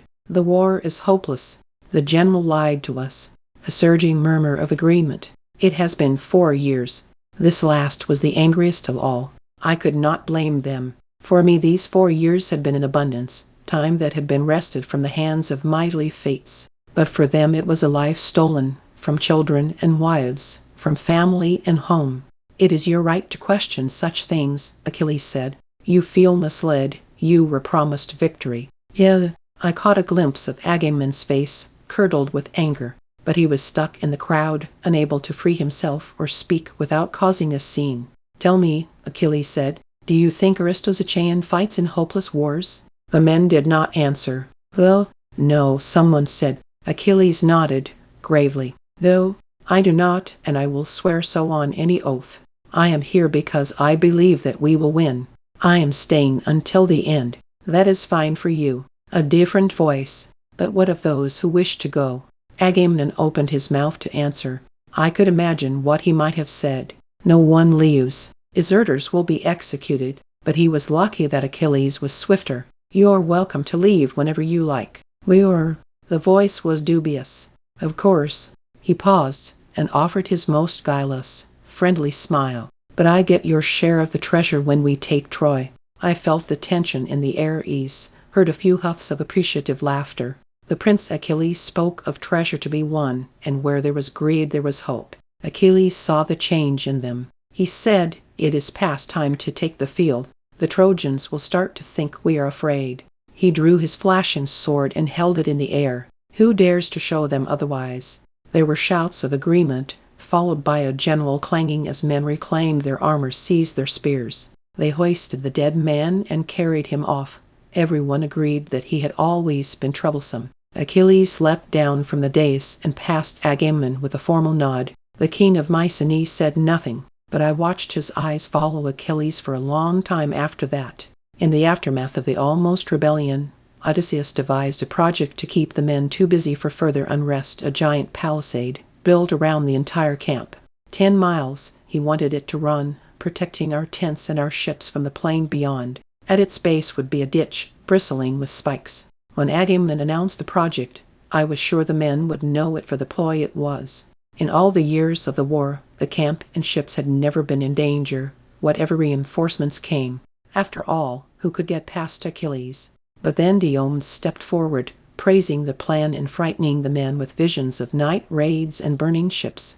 This last was particularly effective. Without the ships, we could not get home again. By the end of it, the men's eyes were bright and eager. As they went cheerfully off to the woods with their hatchets and levels, Odysseus found the original trouble-causing soldier their sights. His name was, and had him beaten quietly into unconsciousness. That was the end of mutinies at Troy. Things changed after that, whether because of the joint venture of the wall or the relief of violence averted. All of us, from the lowest foot soldier to the general himself, began to think of Troy as a sort of home. Our invasion became an occupation. Before now we had lived as scavengers off the land in the villages that we raided. Now we began to build, not just the wall, but the things of a town, a forge, and a pen for the cattle that we stole from the neighboring farms, even a potter's shed. In this last, amateur artisans labored to replace the cracking ceramics we had brought with us, most of them leaking or broken from hard camp use. Everything we owned now was makeshift, scrounged, having lived at least 2 lives before as something else. Only the king's personal armors remained untouched, insignias polished and pure. The men too became less like dozens of different armies, and more like countrymen. These men, who had left Aulies as Cretans and Cypriots and Argives, now were simply Greeks cast into the same pot by the otherness of the Trojans, sharing food and women and clothing and battle stories, their distinctions blurred away. Agamemnon's boast of uniting Greece was not so idle after all. Even years later this camaraderie would remain, a fellow feeling so uncharacteristic of our fiercely warring kingdoms. For a generation, there would be no wars among those of us who had fought at Troy. Even I was not exempt. During this time 6-7 years in which I spent more and more hours in Machaon's tent and fewer with Achilles in the field, I got to know the other men well. Everyone eventually made their way there, if only for smashed toes or ingrown nails. Even Automedon came, covering the bleeding remnants of a savage boil with his hand. Men doted on their slave women and brought them to us with swollen bellies. We delivered their children in a steady, squalling stream, then fixed their hurts as they grew older. And it was not just the common soldiery. In time, I came to know the kings as well. Nestor with his throat syrup, honeyed and warmed, that he wanted at the end of a day, Menelaus and the opiate he took for his headaches, Ajax's acid stomach. It moved me to see how much they trusted me, turned hopeful faces towards me for comfort. I grew to like them, no matter how difficult they were in council. I developed a reputation, a standing in the camp. I was asked for, known for my quick hands and how little pain I caused. Less and less often Podalirius took his turn in the tent. He was the one who was there when Machaon was not. I began to surprise Achilles calling out to these men as we walked through the camp. I was always gratified at how they would raise a hand in return, point to a scar that had healed over well. After they were gone, Achilles would shake his head. "I don't know how you remember them all. I swear they look the same to me." I would laugh and point them out again. "That's Asthenius, Diomedes, Jared here, and that's Patroclus, whose brother was the first to die, remember. There are too many of them," he said. "It's simpler if they just remember me." The faces around our hearth began to dwindle, as one woman after another quietly took a myrmidon for her lover, and then husband. They no longer needed our fire, they had their own. We were glad. Laughter in the camp, and voices raised in pleasure at night, and even the swelling of bells, myrmidons grinning with satisfaction were things that we welcomed, the golden stitch of their happiness like a fretted border around our own. After a time, only Briseis was left. She never took a lover, despite her beauty and the many myrmidons who pursued her. Instead she grew into a kind of anti-woman with sweets and love potions and soft fabrics for the drying of eyes. This is how I think of us, when I remember our nights at Troy, Achilles and I beside each other, and Phoenix smiling, and Automedon stuttering through the punch-lines of jokes, and Briseis with her secret eyes and quick, spilling laughter. I woke before dawn and felt the first twinging cold of fall in the air. It was a festival day, the harvest of first fruits to the god Apollo. Achilles was warm beside me, his naked body heavy with sleep. The tent was very dark, but I could just see the features of his face, the strong jaw and gentle curves of his eyes. I wanted to wake him and see those eyes open. 1,000,000 times I had seen it, but I never tired of it. My hands slid lightly over his chest, stroking the muscles beneath. We were both of us strong now, from days in the white tent and in the field. It shocked me sometimes to catch sight of myself. I looked like a man, broad as my father had been, though much leaner. He shivered beneath my hand, and I felt desire rise in me. I drew back the covers so that I might see all of him. I bent and pressed my mouth to him, in soft kisses that trailed down his stomach. Dawn stole through the tent flap. The room lightened. I saw the moment he woke and knew me. Our limbs slid against one another, on paths that we had traced so many times before, yet still were not old. Some time later, we rose and took our breakfast. We had thrown open the tent flap to let in the air. It ruffled pleasantly over our damp skin. Through the doorway we watched the crisscrossing of myrmidons about their chores. We saw Automedon race down to the sea for a swim. We saw the sea itself, inviting and warm from a summer of sun. My hand sat familiarly on his knee. She did not come through the door. She was simply there, in the tent's center, where a moment before there had been empty space. I gasped, and yanked my hand from where it rested on him. I knew it was foolish, even as I did it. She was a goddess. She could see us whenever she wished. "Mother," he said, in greeting, "I have received a warning." The words were snapped off, like an owl biting through a bone. The tent was dim, but Faye's skin burned cold and bright. I could see each slicing line of her face, each fold of her shimmering robe. It had been a long time since I had seen her so close, since Cyrus. I had changed since then. I had gained strength and size, and a beard that grew if I did not shave it away. But she was the same. Of course she was. Apollo is angry and looks for ways to move against the Greeks. "You will sacrifice to him today." "I will," Achilles said. "We always observe the festivals, dutifully slitting the throats and roasting the fat." "You must," she said. Her eyes were fixed on Achilles. They did not seem to see me at all. "A hecatomb, our grandest offering, 100 head of sheep or cattle." Only the richest and most powerful men could afford such an extravagance of piety. "Whatever the others do, do this. The gods have chosen sides, and you must not draw their anger. It would take us most of the day to slaughter them all, and the camp would smell like a charnel house for a week." But Achilles nodded. "We will do it," he promised. Her lips were pressed together, 2 red slashes like the edge of a wound. "There is more," she said. Even without her gaze upon me, she frightened me. She brought the whole urgent universe wherever she went, portents and angry deities and 1,000 looming perils. "What is it?" She hesitated, and fear knotted my throat. What could make a goddess pause was terrifying indeed. "A prophecy," she said, "that the best of the Myrmidons will die before 2 more years have passed." Iliad's face was still, utterly still. "We have known it was coming," he said. A curt shake of her head. "No, the prophecy says you will still be alive when it happens." Achilles frowned. "What do you think it means?" "I do not know," she said. Her eyes were very large. The black pools opened as if they would drink him, pull him back into her. "I fear a trick." The fates were well known for such riddles, unclear until the final piece had fallen.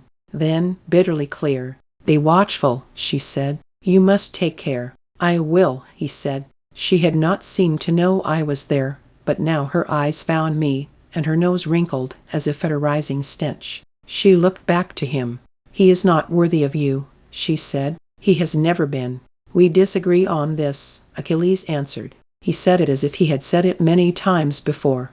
Probably he had. She made a low noise of contempt, then vanished. Achilles turned to me. "She is afraid." "I know," I said. I cleared my throat, trying to release the clot of dread that had formed there. "Who is the best of the Myrmidons, do you think, if I am excluded?" I cast my mind through our captains. I thought of Automedon, who had become Achilles. Valuable second on the battlefield, but I would not call him best. "I don't know," I said. "Do you think it means my father?" He asked. "Peleus, home in Phthia, who had fought with Heracles and Perseus. A legend in his own time for piety and courage, even if not in times to come." "Maybe," I admitted. We were silent a moment. Then he said, "I suppose we will know soon enough." "It is not you," I said. "At least there is that." That afternoon we performed the sacrifice his mother had commanded. The Myrmidons built the altar fires high, and I held bowls for the blood while Achilles cut throat after throat.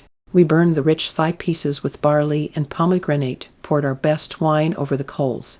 "Apollo is angry," she had said. "One of our most powerful gods, with his arrows that could stop a man's heart, swift as rays of sun." I was not known for my piety, but that day I praised Apollo with an intensity that could have rivaled Peleus himself. And whoever the best of the Myrmidons was, I sent the gods a prayer for him as well. Briseis asked me to teach her medicine and promised in return a knowledge of the area's herbs indispensable to match Aeon's dwindling supply. I agreed, and passed many contented days with her in the forest, parting low-hanging branches, reaching underneath rotting logs for mushrooms as delicate and soft as the ear of a baby. Sometimes on those days her hand would accidentally brush mine, and she would look up and smile, water drops hanging from her ears and hair like pearls. Her long skirt was tied practically around her knees, revealing feet that were sturdy and sure. One of these days we had stopped for lunch. We feasted on cloth-wrapped bread and cheese, strips of dried meat, and water scooped with our hands from the stream. It was spring, and we were surrounded by the profusion of Anatolian fertility. For 3 weeks the earth would paint herself in every color, burst every bud, unfurl each rioting petal. Then, the wild flush of her excitement spent, she would settle down to the steady work of summer. It was my favorite time of year. I should have seen it coming. Perhaps you will think me stupid that I did not. I was telling her a story, something about Chiron, I think, and she was listening, her eyes dark like the earth on which we sat. I finished, and she was quiet. This was nothing unusual, she was often quiet. We were sitting close to each other, heads together as if in conspiracy. I could smell the fruit she had eaten. I could smell the rose oil she pressed for the other girls, still staining her fingers. She was so dear to me, I thought. Her serious face and clever eyes. I imagined her as a girl, scraped with tree climbing, skinny limbs flying as she ran. I wished that I had known her then, that she had been with me at my father's house, had skipped stones with my mother. Almost, I could imagine her there, hovering just at the edge of my remembrance. Her lips touched mine. I was so surprised I did not move. Her mouth was soft and a little hesitant. Her eyes were sweetly closed. Of habit, of its own accord, my mouth parted. A moment passed like this, the ground beneath us, the breeze sifting flower scents. Then she drew back, eyes down, waiting for judgment. My pulse sounded in my ears, but it was not as Achilles made it sound. It was something more like surprise and fear that I would hurt her. I put my hand to hers. She knew, then. She felt it in the way I took her hand, the way my gaze rested on her. "I'm sorry," she whispered. I shook my head, but could not think of what more to say. Her shoulders crept up like folded wings. "I know that you love him," she said, hesitating a little before each word.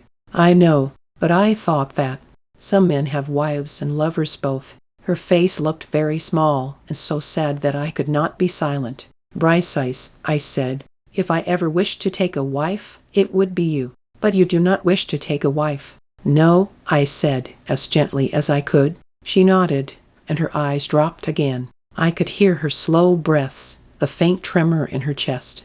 "I'm sorry," I said. "Do you not ever want children?" she asked. The question surprised me. I still felt half a child myself, though most my age were parents several times over. "I don't think I would be much of a parent," I said. "I do not believe that," she said. "I don't know," I said. "Do you?" I asked it casually, but it seemed to strike deep, and she hesitated. "Maybe," she said. And then I understood, too late, what she had really been asking me. I flushed, embarrassed of my thoughtlessness, and humbled too. I opened my mouth to say something, to thank her, perhaps, but she was already standing, brushing off her dress. "Shall we go?" There was nothing to do but rise and join her. That night I could not stop thinking of it, Briseis, and my child. I saw stumbling legs, and dark hair, and the mother's big eyes. I saw us by the fire, Briseis and I, and the baby, playing with some bit of wood I had carved. Yet there was an emptiness to the scene, an ache of absence. Where was Achilles? Dead, or had he never existed? I could not live in such a life. But Briseis had not asked me to. She had offered me all of it, herself and the child and Achilles too. I shifted to face Achilles. "Did you ever think of having children?" I asked. His eyes were closed, but he was not sleeping. "I have a child," he answered. It shocked me anew each time I remembered it. His child with Deidamia, a boy, Thetis had told him, called Neoptolemus, New War, nicknamed Pitys for his fiery red hair. It disturbed me to think of him, a piece of Achilles wandering through the world. "Does he look like you?" I had asked Achilles once. Achilles had shrugged. I didn't ask. "Do you wish you could see him?" Achilles shook his head. "It is best that my mother raise him. He will be better with her." I did not agree, but this was not the time to say so. I waited a moment for him to ask me if I wished to have a child, but he did not, and his breathing grew more even. He always fell asleep before I did. "Achilles, do you like Briseis?" He frowned, his eyes still closed. "Like her, enjoy her," I said. "You know, His eyes opened, more alert than I had expected. "What does this have to do with children?" "Nothing." But I was obviously lying. "Does she wish to have a child?" "Maybe," I said. "With me," he said. "No," I said. "That is good," he said, eyelids drooping once more. Moments passed, and I was sure he was asleep. But then he said, "With you. She wants to have a child with you." My silence was his answer. He sat up, the blanket falling from his chest. "Is she pregnant?" he asked. There was a tautness to his voice I had not heard before. "No," I said. His eyes dug into mine, sifting them for answers. "Do you want to?" he asked. I saw the struggle on his face. Jealousy was strange to him, a foreign thing. He was hurt, but did not know how to speak of it. I felt cruel, suddenly, for bringing it up. "No," I said. "I don't think so." "No, if you wanted it, it would be all right." Each word was carefully placed. He was trying to be fair. I thought of the dark-haired child again. I thought of Achilles. "It is all right now," I said. The relief on his face filled me with sweetness. Things were strange for some time after that. Bryce would have avoided me, but I called on her as I used to, and we went for our walks as we always had. We talked of camp gossip and medicine.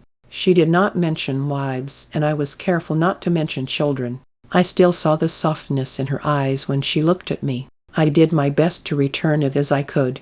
Chapter 25. One day in the 9th year, a girl mounted the dais. There was a bruise on her cheek, spreading like spilled wine down the side of her face.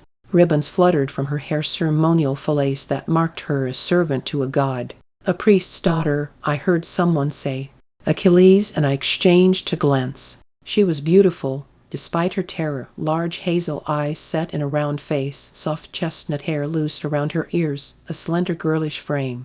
As we watched, her eyes filled, dark pools that brimmed their banks spilling down her cheeks, falling from her chin to the ground. She did not wipe them away. Her hands were tied behind her back. As the men gathered, her eyes lifted, seeking the sky in mute prayer.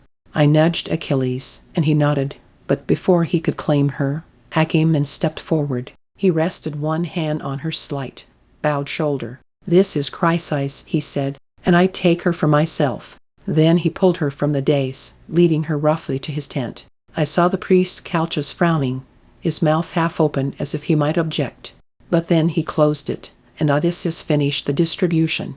It was barely a month after that the girl's father came, walking down the beach with a staff of gold-studded wood, threaded with garlands. He wore his beard long in the style of Anatolian priests, his hair unbound but decorated with bits of ribbon to match his staff. His robe was banded with red and gold, loose with fabric that billowed and flapped around his legs. Behind him, silent under-priests strained to heft the weight of huge wooden chests. He did not slow for their faltering steps but strode relentlessly onwards. The small procession moved past the tents of Ajax and Diomedes and Nestor closest to the agora and then on to the dais itself. By the time Achilles and I had heard and run, weaving around slower soldiers, he had planted himself there, staff-strong. When Agamemnon and Menelaus mounted the dais to approach him, he did not acknowledge them, only stood there proud before his treasure and the heaving chests of his underlings. Agamemnon glowered at the presumption, but held his tongue. Finally, when enough soldiers had gathered, drawn from every corner by breathless rumor, he turned to survey them all, his eyes moving across the crowd, taking in kings and common. Landing, at last, on the twin sons of Atreus who stood before him, he spoke in a voice resonant and grave, made for leading prayers. He gave his name, Chryseis, and identified himself, staff raised, as a high priest of Apollo. Then he pointed to the chests, open now to show gold and gems and bronze catching the sun. "None of this tells us why you have come, priest Chryseis." Menelaus' voice was even, but with an edge of impatience. Trojans did not climb the dais of the Greek kings and make speeches. "I have come to ransom my daughter, Chryseis," he said, "taken unlawfully by the Greek army from our temple." A slight girl, and young, with fillets in her hair. The Greeks muttered. Suppliants seeking ransom knelt and begged. They did not speak like kings giving sentence in court. Yet he was a high priest, not used to bending to anyone but his god, and allowances could be made. The gold he offered was generous, twice what the girl was worth, and a priest's favor was never something to scorn. That word, unlawful, had been sharp as a drawn sword, but we could not say that he was wrong to use it. Even Diomedes and Odysseus were nodding, and Menelaus drew a breath as if to speak. But Agamemnon stepped forward, broad as a bear, his neck muscles twisting in anger. "Is this how a man begs? You are lucky I do not kill you where you stand. I am this army's commander," he spat, "and you have no leave to speak before my man.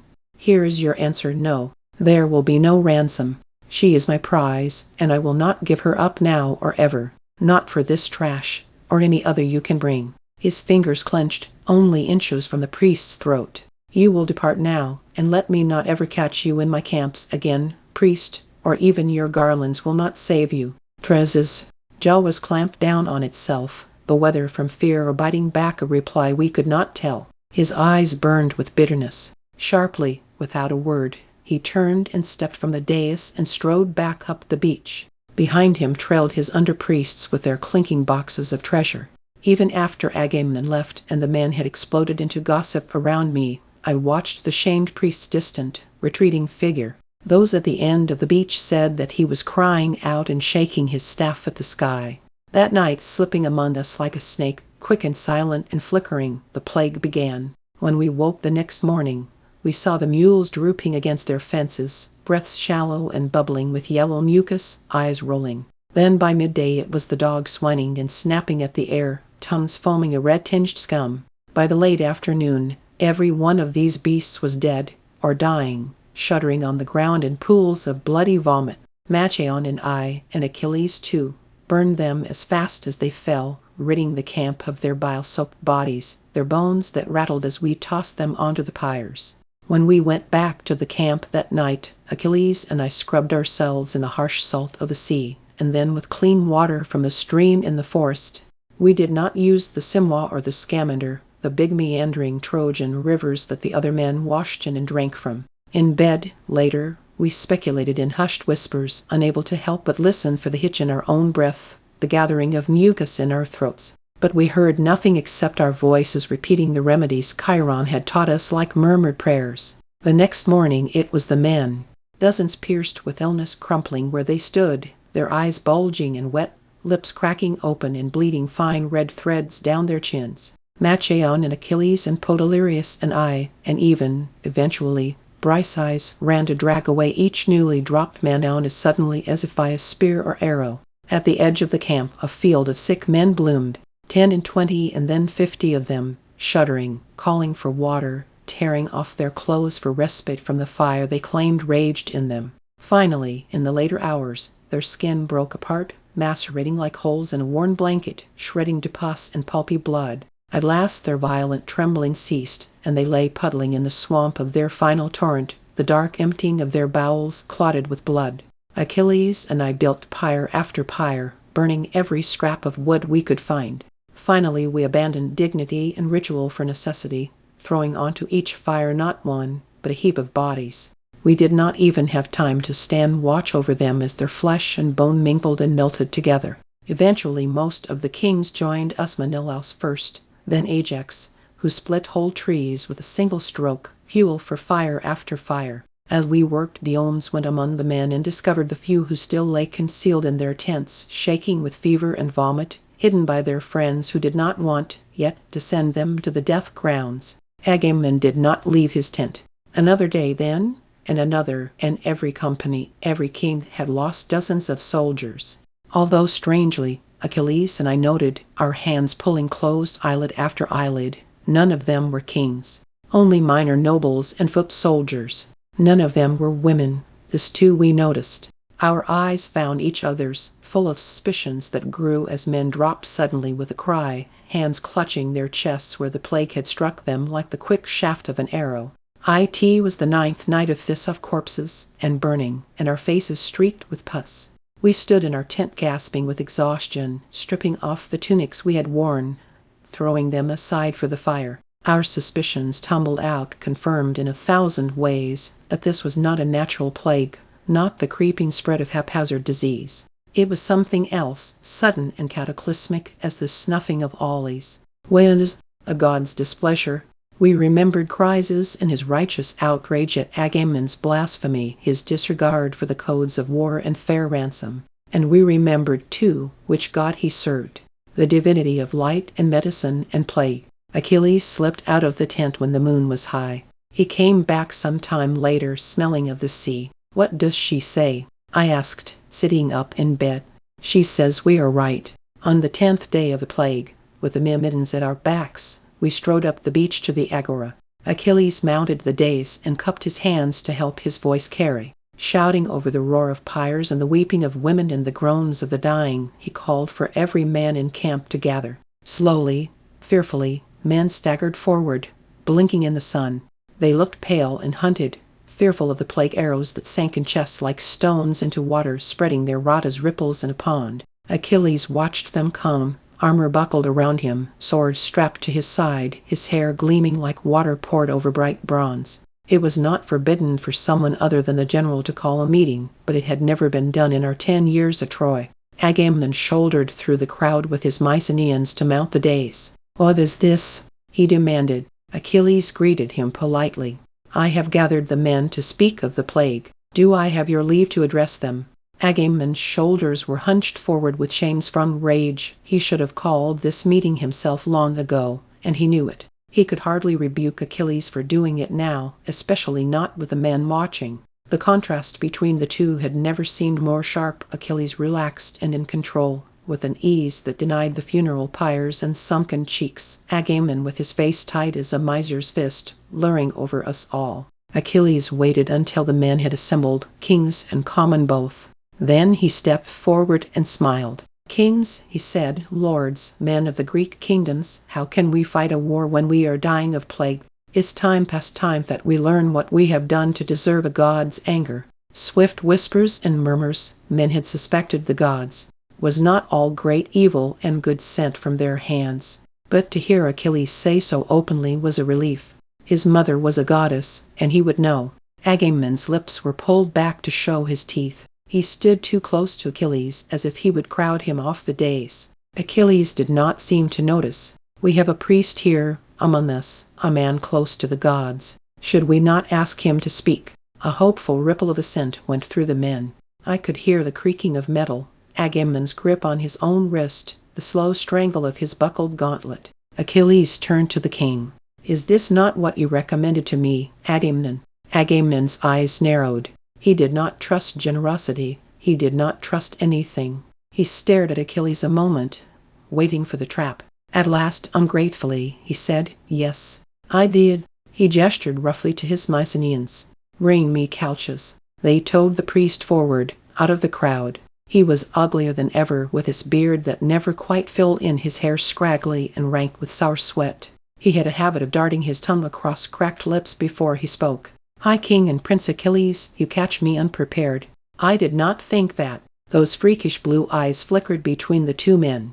"That is, I did not expect I would be asked to speak here before so many." His voice wheedled and ducked, like a weasel escaping the nest. "Speak," Agamemnon commanded. Calchas seemed at a loss. His tongue swiped his lips again and again. "Achilles," clear voice prompted him. "You have done sacrifices surely. You have prayed." "I have, of course I have." "Well," the priest's voice trembled. "I am afraid that what I say might anger someone here. Someone who is powerful, and does not forget insult easily." Achilles squatted to reach a hand out to the grimed shoulder of the flinching priest, clasping it genially. "Calchas, we are dying. This is not the time for such fears. What man among us would hold your words against you? I would not, even if you named me as the cause. Would any of you?" He looked at the men before him. They shook their heads. "You see, no sane man would ever harm a priest." Agamemnon's neck went taut as ship ropes. I was suddenly aware of how strange it was to see him standing alone. Always his brother or Odysseus or Diomedes was near him. But those men waited on the side with the rest of the princes. Calchas cleared his throat. "The auguries have shown that it is the god Apollo who is angry." Apollo. The name went through the host like wind in summer wheat. Calchas' eyes flickered to Agamemnon, then back to Achilles. He swallowed. "He is offended, it seems, so the omens say, at the treatment of his dedicated servant, Chryses." Agamemnon's shoulders were rigid. Calchas stumbled on. To appease him, the girl Chrysis must be returned without ransom, and High King Agamemnon must offer prayers and sacrifices. He stopped, his last word gulped down suddenly, as if he had run out of air. Agamemnon's face had broken into dark red blotches of shock. It seemed like the greatest arrogance or stupidity not to have guessed he might be at fault. But he had not. The silence was so profound I felt I could hear the grains of sand falling against each other at our feet. "Thank you, Calchas," Agamemnon said, his voice splintering the air. "Thank you for always bringing good news. Last time it was my daughter. Kill her, you said, because you have angered the goddess. Now you seek to humiliate me before my army." He wheeled on the men, his face twisted in rage. "Am I not your general, and do I not see you fed and clothed and honored? And are my Mycenaeans not the largest part of this army?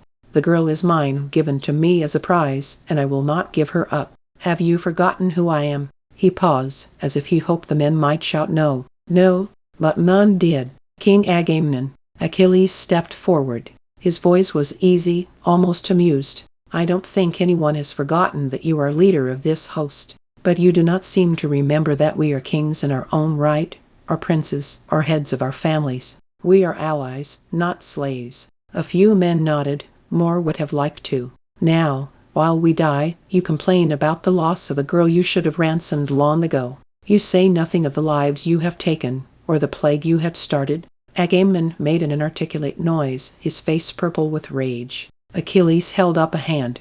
"I do not mean to dishonor you. I only wish to end the plague. Send the girl to her father and be done." Agamemnon's cheeks were creased with fury. "I understand you, Achilles. You think because you're the son of a sea nymph you have the right to play high prince wherever you go. You have never learned your place among men." Achilles opened his mouth to answer. "You will be silent," Agamemnon said, words lashing like a whip. "You will not speak another word or you will be sorry. Or I will be sorry." Achilles' face was very still. The words were quiet, but distinctly audible. "I do not think, High King, that you can afford to say such things to me. Do you threaten me?" Agamemnon shouted. "Did you not hear him threaten me? It is not a threat. What is your army without me?" Agamemnon's face was clotted with malice. "You have always thought too much of yourself," he sneered. "We should have left you where we found you, hiding behind your mother's skirts. In a skirt yourself." The men frowned in confusion, whispered to each other. Achilles' hands were fisted at his sides. He hung on to his composure, barely. "You say this to turn attention away from yourself. If I had not called this council, how long would you have let your men die? Can you answer that?" Agamemnon was already roaring over him. "When all of these brave men came to Aulis, they knelt to offer me their loyalty. All of them but you. I think we have indulged your arrogance long enough. It is time, past time, mimicked Achilles, that you swore the oath. I do not need to prove myself to you. To any of you." Achilles' voice was cold, his chin lifted in disdain. "I am here of my own free will, and you are lucky that it is so. I am not the one who should kneel." It was too far. I felt the men shift around me. Agamemnon seized upon it, like a bird bolting a fish. "Do you hear his pride?" He turned to Achilles. "You will not kneel." Achilles' face was like stone. "I will not." "Then you are a traitor to this army, and will be punished like one. Your war prizes are hostage, placed in my care until you offer your obedience and submission. Let us start with that girl. Briseis is her name. She will do as penance for the girl you have forced me to return." The air died in my lungs. "She is mine," Achilles said. Each word fell sharp, like a butcher cutting meat. "Given to me by all the Greeks. You cannot take her. If you try, your life is forfeit. Think on that, King, before you bring harm to yourself." Agamemnon's answer came quickly. He could never back down in front of a crowd. "Never. I do not fear you. I will have her." He turned to his Mycenaeans. "Bring the girl." Round me were the shocked faces of kings. Briseis was a war prize, a living embodiment of Achilles' honor. In taking her, Agamemnon denied Achilles the full measure of his worth. The men muttered, and I hoped they might object. But no one spoke. Because he was turned, Agamemnon did not see Achilles' hand go to his sword. My breath caught. I knew that he was capable of this, a single thrust through Agamemnon's cowardly heart. I saw the struggle on his face. I still do not know why he stopped himself. Perhaps he wanted greater punishment for the king than death. Agamemnon, he said. I flinched from the roughness of his voice. The king turned, and Achilles drove a finger into his chest. The high king could not stop the huff of surprise. Your words today have caused your own death, and the death of your men. I will fight for you no longer. Without me, your army will fall. Hector will grind you to bones and bloody dust, and I will watch it and laugh. You will come crying for mercy, but I will give none. They will all die, Agamemnon, for what you have done here. He spat a huge wet smack between Agamemnon's feet, and then he was before me, and past me, and I was dizzied as I turned to follow him, feeling the myrmidons behind me, hundreds of men shouldering their way through the crowd, storming off to their tents. Powerful strides took him swiftly up the beach. His anger was incandescent, a fire under his skin. His muscles were pulled so taut I was afraid to touch him, fearing they would snap like bowstrings. He did not stop once we reached the camp. He did not turn and speak to the men. He seized the extra tent flap covering our door and ripped it free as he passed. His mouth was twisted, ugly and tight as I had ever seen it. His eyes were wild. I will kill him, he swore. I will kill him. He grabbed a spear and broke it in half with an explosion of wood. The pieces fell to the floor. I almost did it there, he said. I should have done it. How dare he? He flung the ewer aside, and it shattered against a chair. The cowards! You saw how they bit their lips and did not dare to speak. I hope he takes all their prizes. I hope he swallows them one by one. A voice, tentative, outside. Achilles, come in, Achilles snarled. Automedon was breathless and stuttering. I am sorry to disturb you. Phoenix told me to stay, so I could listen and tell you what happened. Achilles demanded. Automedon flinched. Agamemnon asked why Hector still lived. He said that they do not need you, that perhaps you are not what you say you are. Another spear shaft shattered in Achilles' fingers. Automedon swallowed. They are coming, now, for Briseis. Achilles had his back to me. I could not see his face. Leave us, he told his charioteer. Automedon backed away, and we were alone. They were coming for Briseis. I stood, my hands balled. I felt strong, unbending, like my feet pierced through the earth to the other side of the world. We must do something, I said. We can hide her in the woods or he will pay now, Achilles said. There was fierce triumph in his voice. Let him come for her. He has doomed himself. What do you mean? I must speak to my mother. He started from the tent. I seized his arm. We don't have time. They will have taken her by the time you are back. We must do something now. He turned. His eyes looked strange, the pupils huge and dark, swallowing his face. He seemed to be looking a long way off. What are you talking about? I stared at him. Briseis. He stared back. I could not follow the flicker of emotion in his eyes. I can do nothing for her, he said at last. If Agamemnon chooses this path, he must bear the consequences. A feeling, as if I were falling into ocean depths, weighted with stones. You are not going to let him take her. He turned away. He would not look at me. It is his choice. I told him what would happen if he did. You know what he will do to her.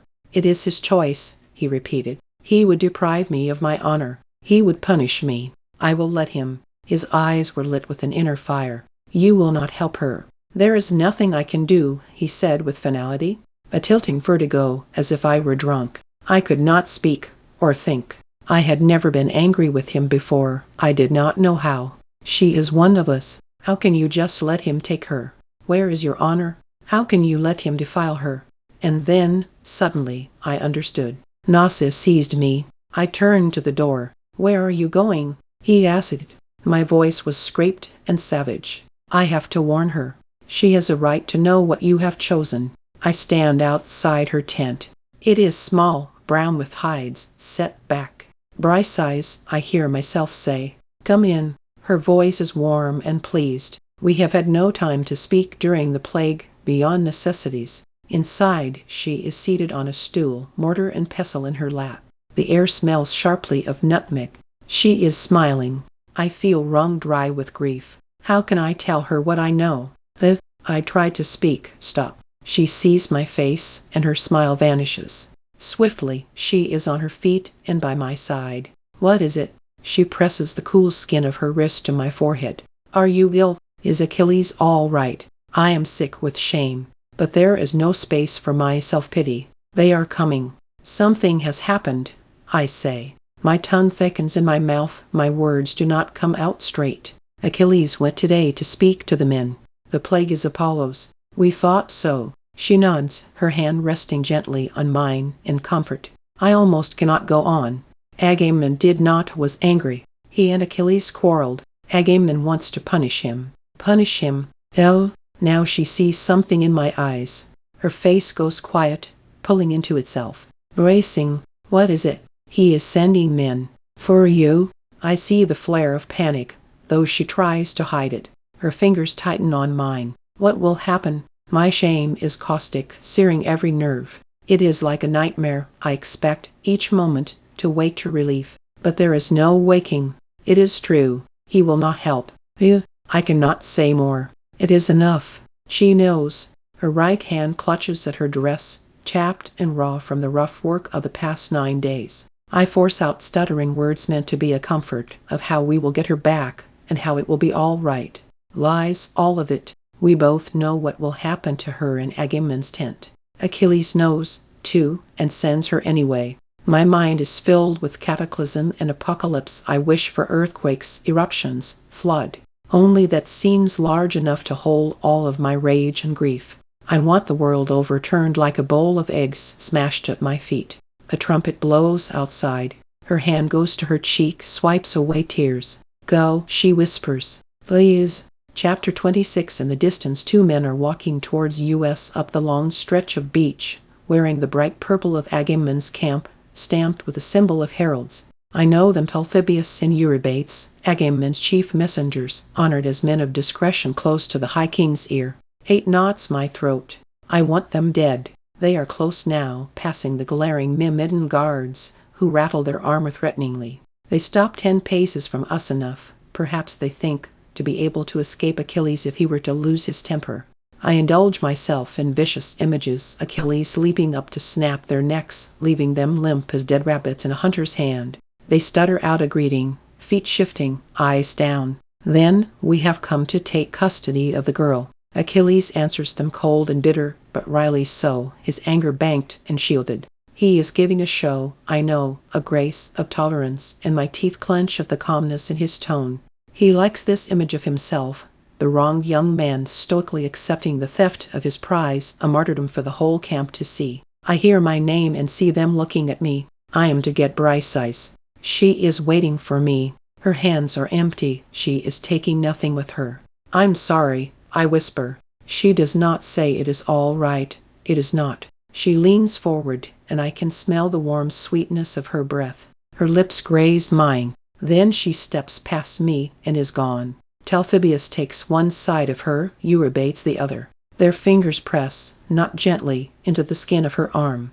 They tow her forward, eager to be away from us. She is forced to move, or fall. Her head turns back to look at us, and I want to break at the desperate hope in her eyes. I stare at him, will him to look up, to change his mind. He does not. They are out of our camp now, moving quickly.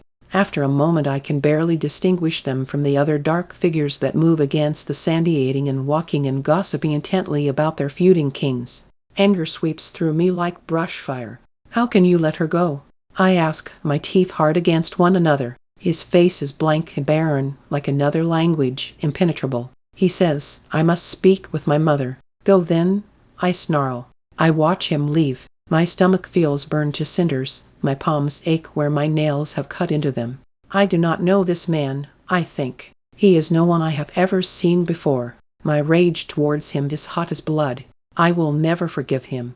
I imagine tearing down our tent, smashing the lyre, stabbing myself in the stomach and bleeding to death. I want to see his face broken with grief and regret. I want to shatter the cold mask of stone that has slipped down over the boy I knew. He has given her to Agamemnon knowing what will happen. Now he expects that I will wait here, impotent and obedient. I have nothing to offer Agamemnon for her safety. I cannot bribe him, and I cannot beg him. The king of Mycenae has waited too long for this triumph. He will not let her go. I think of a wolf guarding its bone. There were such wolves on Pelion, who would hunt men if they were hungry enough. If one of them is stalking you, Chiron said, you must give it something it wants more than you. There is only one thing that Agamemnon wants more than Briseis. I yank the knife from my belt.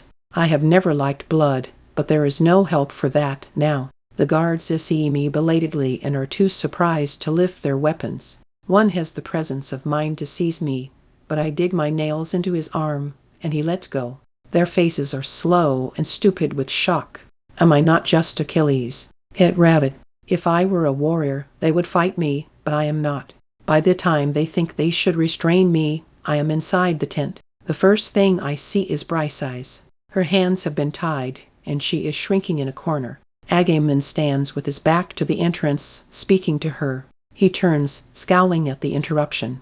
But when he sees me, his face goes slick with triumph. I have come to beg, he thinks. I am here to plead for mercy, as Achilles' ambassador, or perhaps I will rage impotently, for his entertainment. I lift the knife, and Agamemnon's eyes widen. His hand goes to the knife at his own belt, and his mouth opens to call the guards. He does not have time to speak. I slash the knife down at my left wrist. It scores the skin but does not bite deep enough. I slash again, and this time I find the vein. Blood spurts in the enclosed space. I hear Briseis' noise of horror. Agamemnon's face is spattered with drops. I swear that the news I bring is truth, I say. I swear it on my blood. Agamemnon is taken aback. The blood and the oath stay his hand. He has always been superstitious. Well, he says curtly, trying for dignity, speak your news then. I can feel the blood draining down my wrist, but I do not move to stanch it. You are in the gravest danger, I say. He sneers. Are you threatening me? Is this why he has sent you? No, he has not sent me at all. His eyes narrow, and I see his mind working, fitting tiles into the picture. Surely you come with his blessing. No, I say. He is listening now. He knows what you intend towards the girl, I say. Out of the corner of my eye I can see Briseis following our conversation, but I do not dare to look at her directly. My wrist throbs dully, and I can feel the warm blood filling my hand, then emptying again. I drop the knife and press my thumb onto the vein to slow the steady draining of my heart. Do you not wonder why he did not prevent you from taking her? My voice is disdainful. He could have killed your men, and all your army. Do you not think he could have held you off?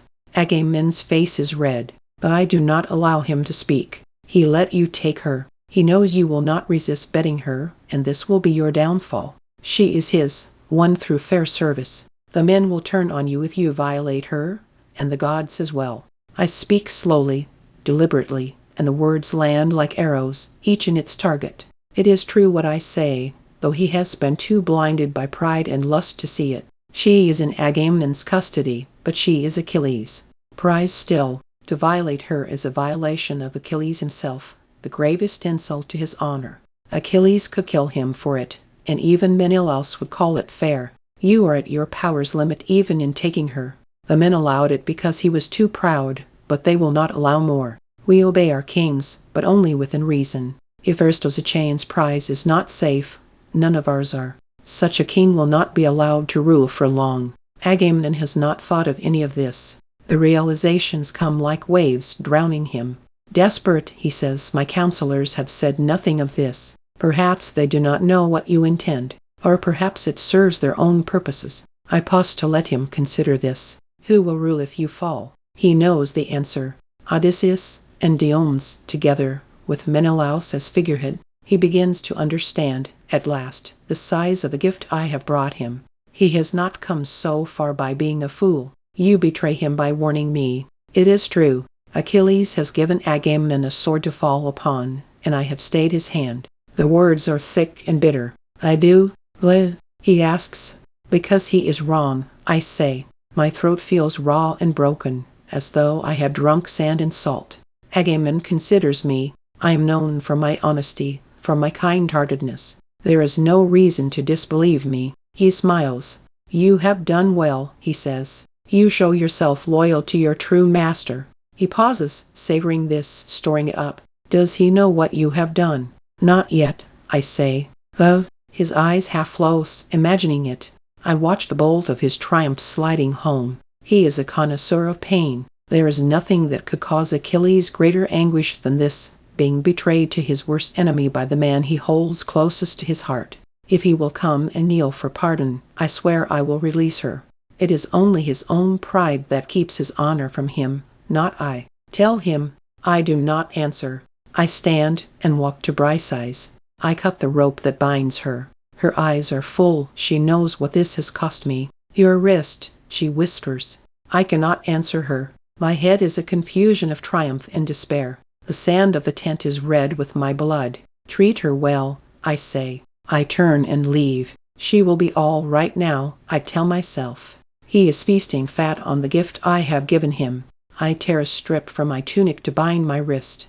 I am dizzy, though I do not know if it is with loss of blood or what I have done. Slowly, I begin the long walk back up the beach. He is standing outside the tent when I return. His tunic is damp from where he knelt in the sea. His face is wrapped close, but there is a weariness to its edges, like fraying cloth. It matches mine. "Where have you been?" "In the camp." I am not ready yet to tell him. "How is your mother?" "She is well." "You are bleeding. The bandage has soaked through." "I know," I say. "Let me look at it." I follow him obediently into the tent. He takes my arm and unwraps the cloth. He brings water to rinse the wound clean and packs it with crushed yarrow and honey. "A knife?" he asks. "Yes." "We know the storm is coming. We are waiting as long as we can." He binds the wound with clean bandages. He brings me watered wine, and food as well. I can tell by his face that I look ill and pale. "Will you tell me who hurt you?" I imagine saying "you," but that is nothing more than childishness. I did it to myself. But, for an oath, there is no waiting any longer. I look at him, full in the face. "I went to Agamemnon. I told him of your plan." "My plan?" His words are flat, almost detached. "To let him rape Briseis, so that you might revenge yourself on him." Saying it out loud is more shocking than I thought it would be. He rises, half turning so I cannot see his face. I read his shoulders instead. They're set, the tension of his neck. "So you warned him?" "I did. You know, if he had done it, I could have killed him." That same flat tone. "Or exiled him, forced him from the throne. The men would have honored me like a god." "I know," I say. There is a silence, a dangerous one. I keep waiting for him to turn on me, to scream, or strike out. And he does turn, to face me, at last. "Her safety for my honor. Are you happy with your trade? There is no honor in betraying your friends." "It is strange," he says, "that you would speak against betrayal." There is more pain in those words, almost, than I can bear. I force myself to think of Briseis. "It was the only way. You chose her," he says, "over me, over your pride." The word I use is hubris, our word for arrogance that scrapes the stars, for violence and towering rage as ugly as the gods. His fists tighten. "Now perhaps the attack will come." "My life is my reputation," he says. His breath sounds ragged. "It is all I have.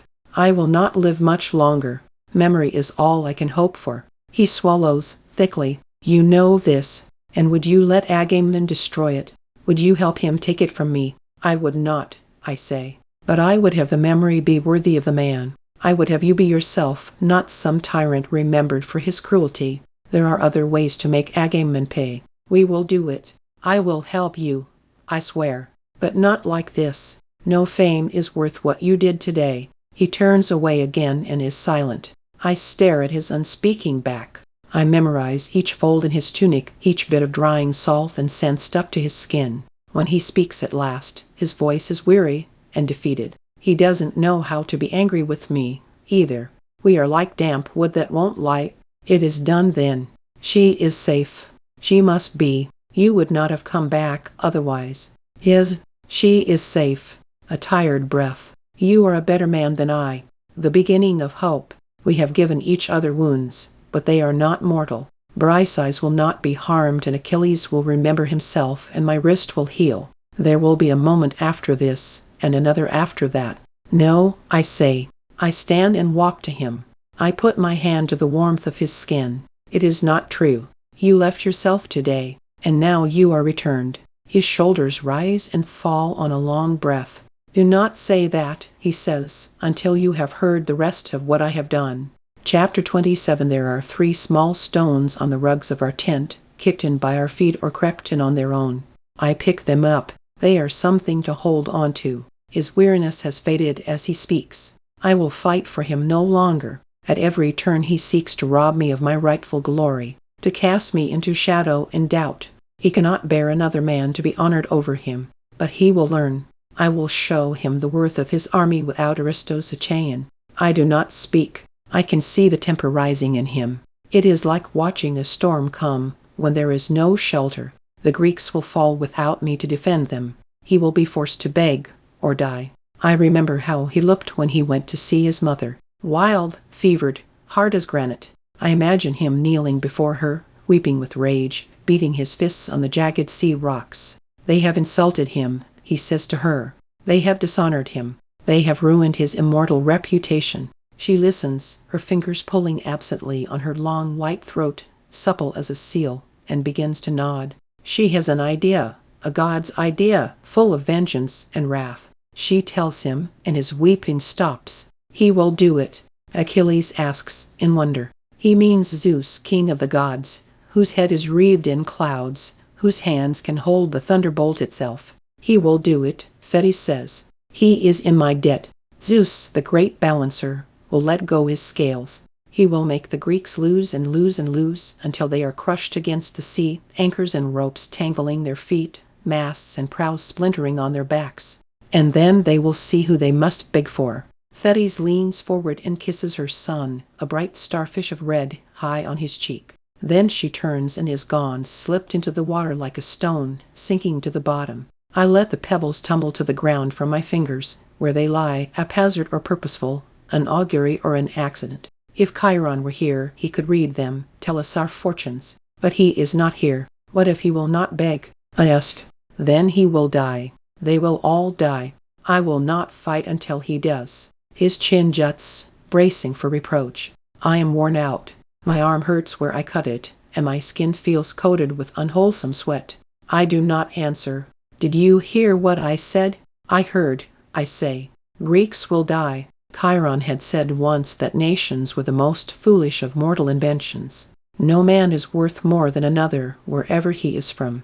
But what if he is your friend? Achilles had asked him, feet kicked up on the wall of the rose quartz cave. Or your brother, should you treat him the same as a stranger? You ask a question that philosophers argue over, Chiron had said. He is worth more to you, perhaps. But the stranger is someone else's friend and brother. So which life is more important? We had been silent. We were 14, and these things were too hard for us. Now that we are 27, they still feel too hard. He is half of my soul, as the poets say. He will be dead soon, and his honor is all that will remain.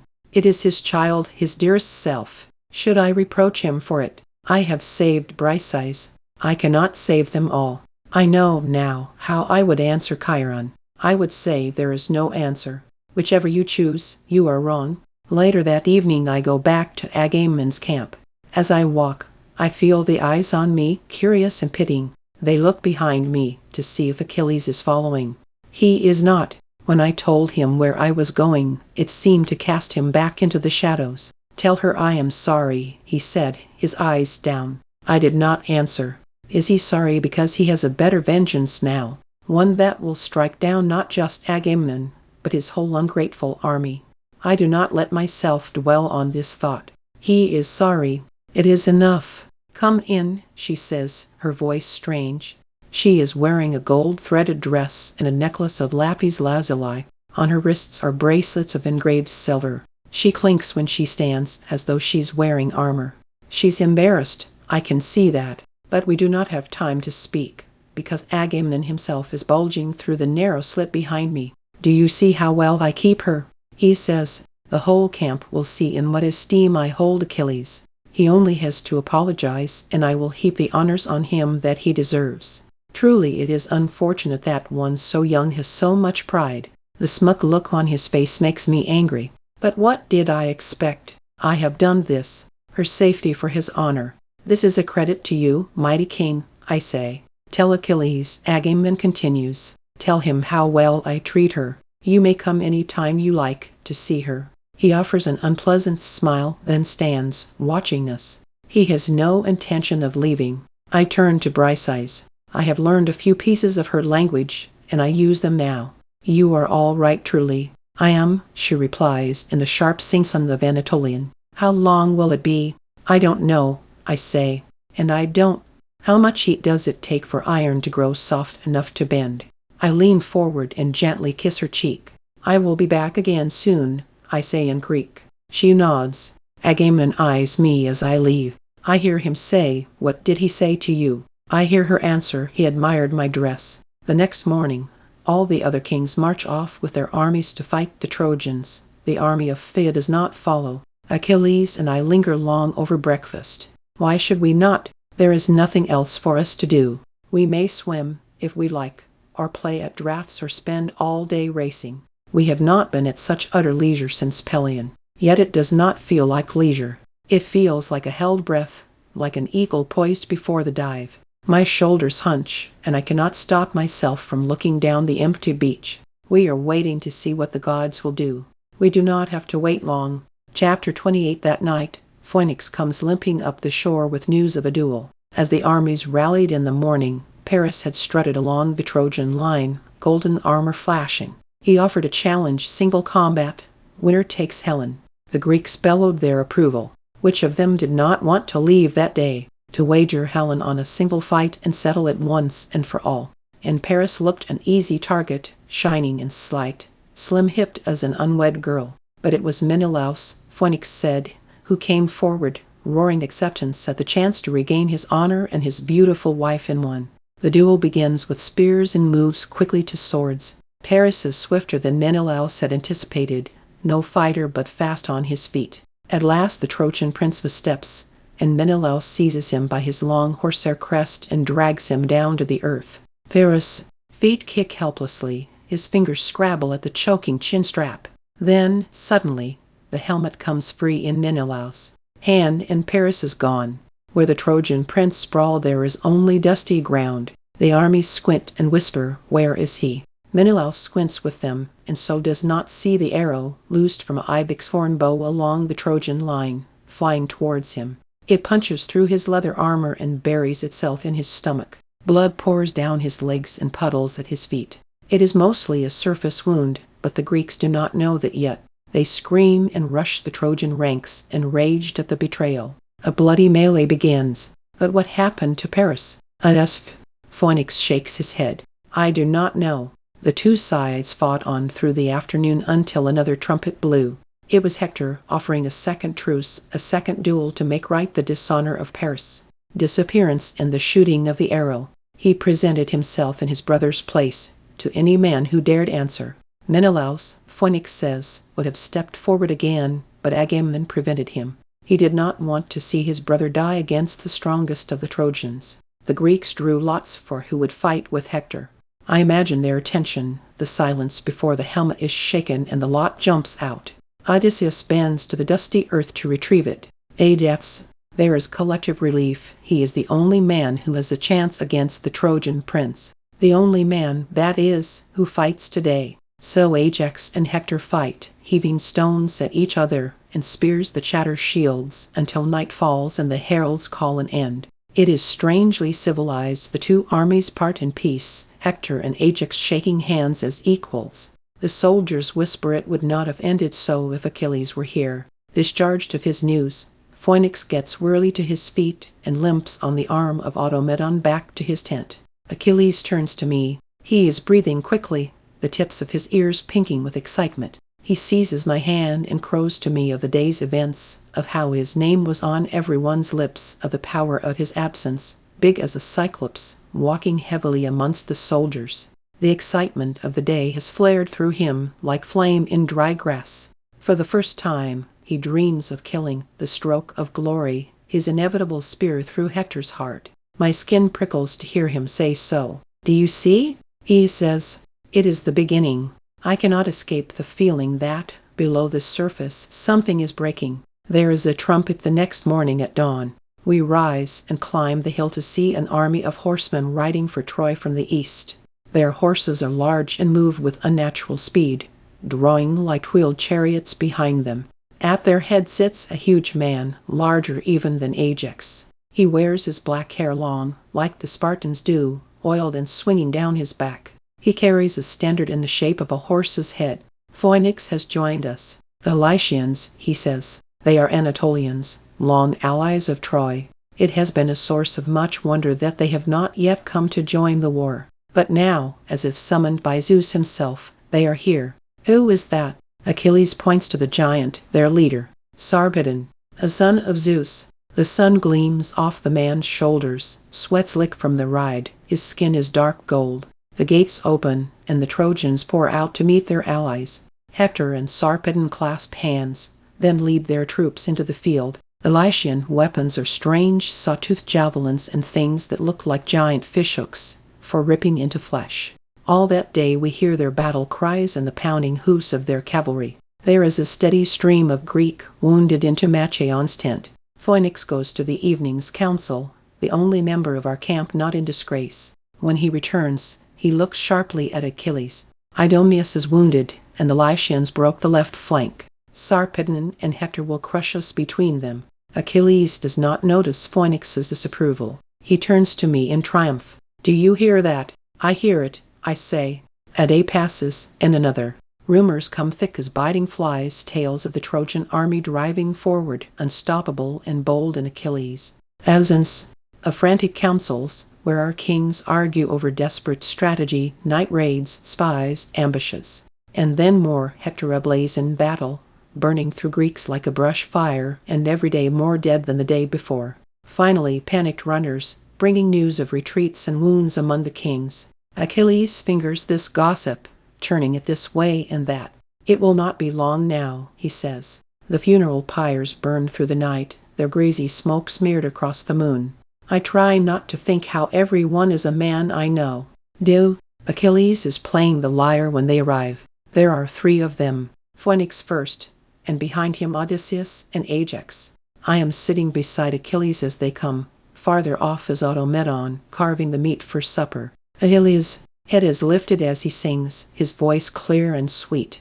I straighten, and my hand leaves his foot where it has been resting. The trio approach us and stand on the other side of the fire, waiting for Achilles to finish. He puts down his lyre and rises. Welcome, you will stay for dinner, I hope. He clasps their hands warmly, smiling through their stiffness. I know why they have come. I must see to the meal. I mumble. I feel Odysseus' eyes on my back as I go. The strips of lamb drip and sear on the brazier's grill. Through the haze of smoke I watch them, seated around the fire as if they are friends. I cannot hear their words, but Achilles is smiling still, pushing past their grimness, pretending he does not see it. Then he calls for me, and I cannot stall any longer. Dutifully I bring the platters and take my seat beside him. He is making desultory conversation of battles and helmets.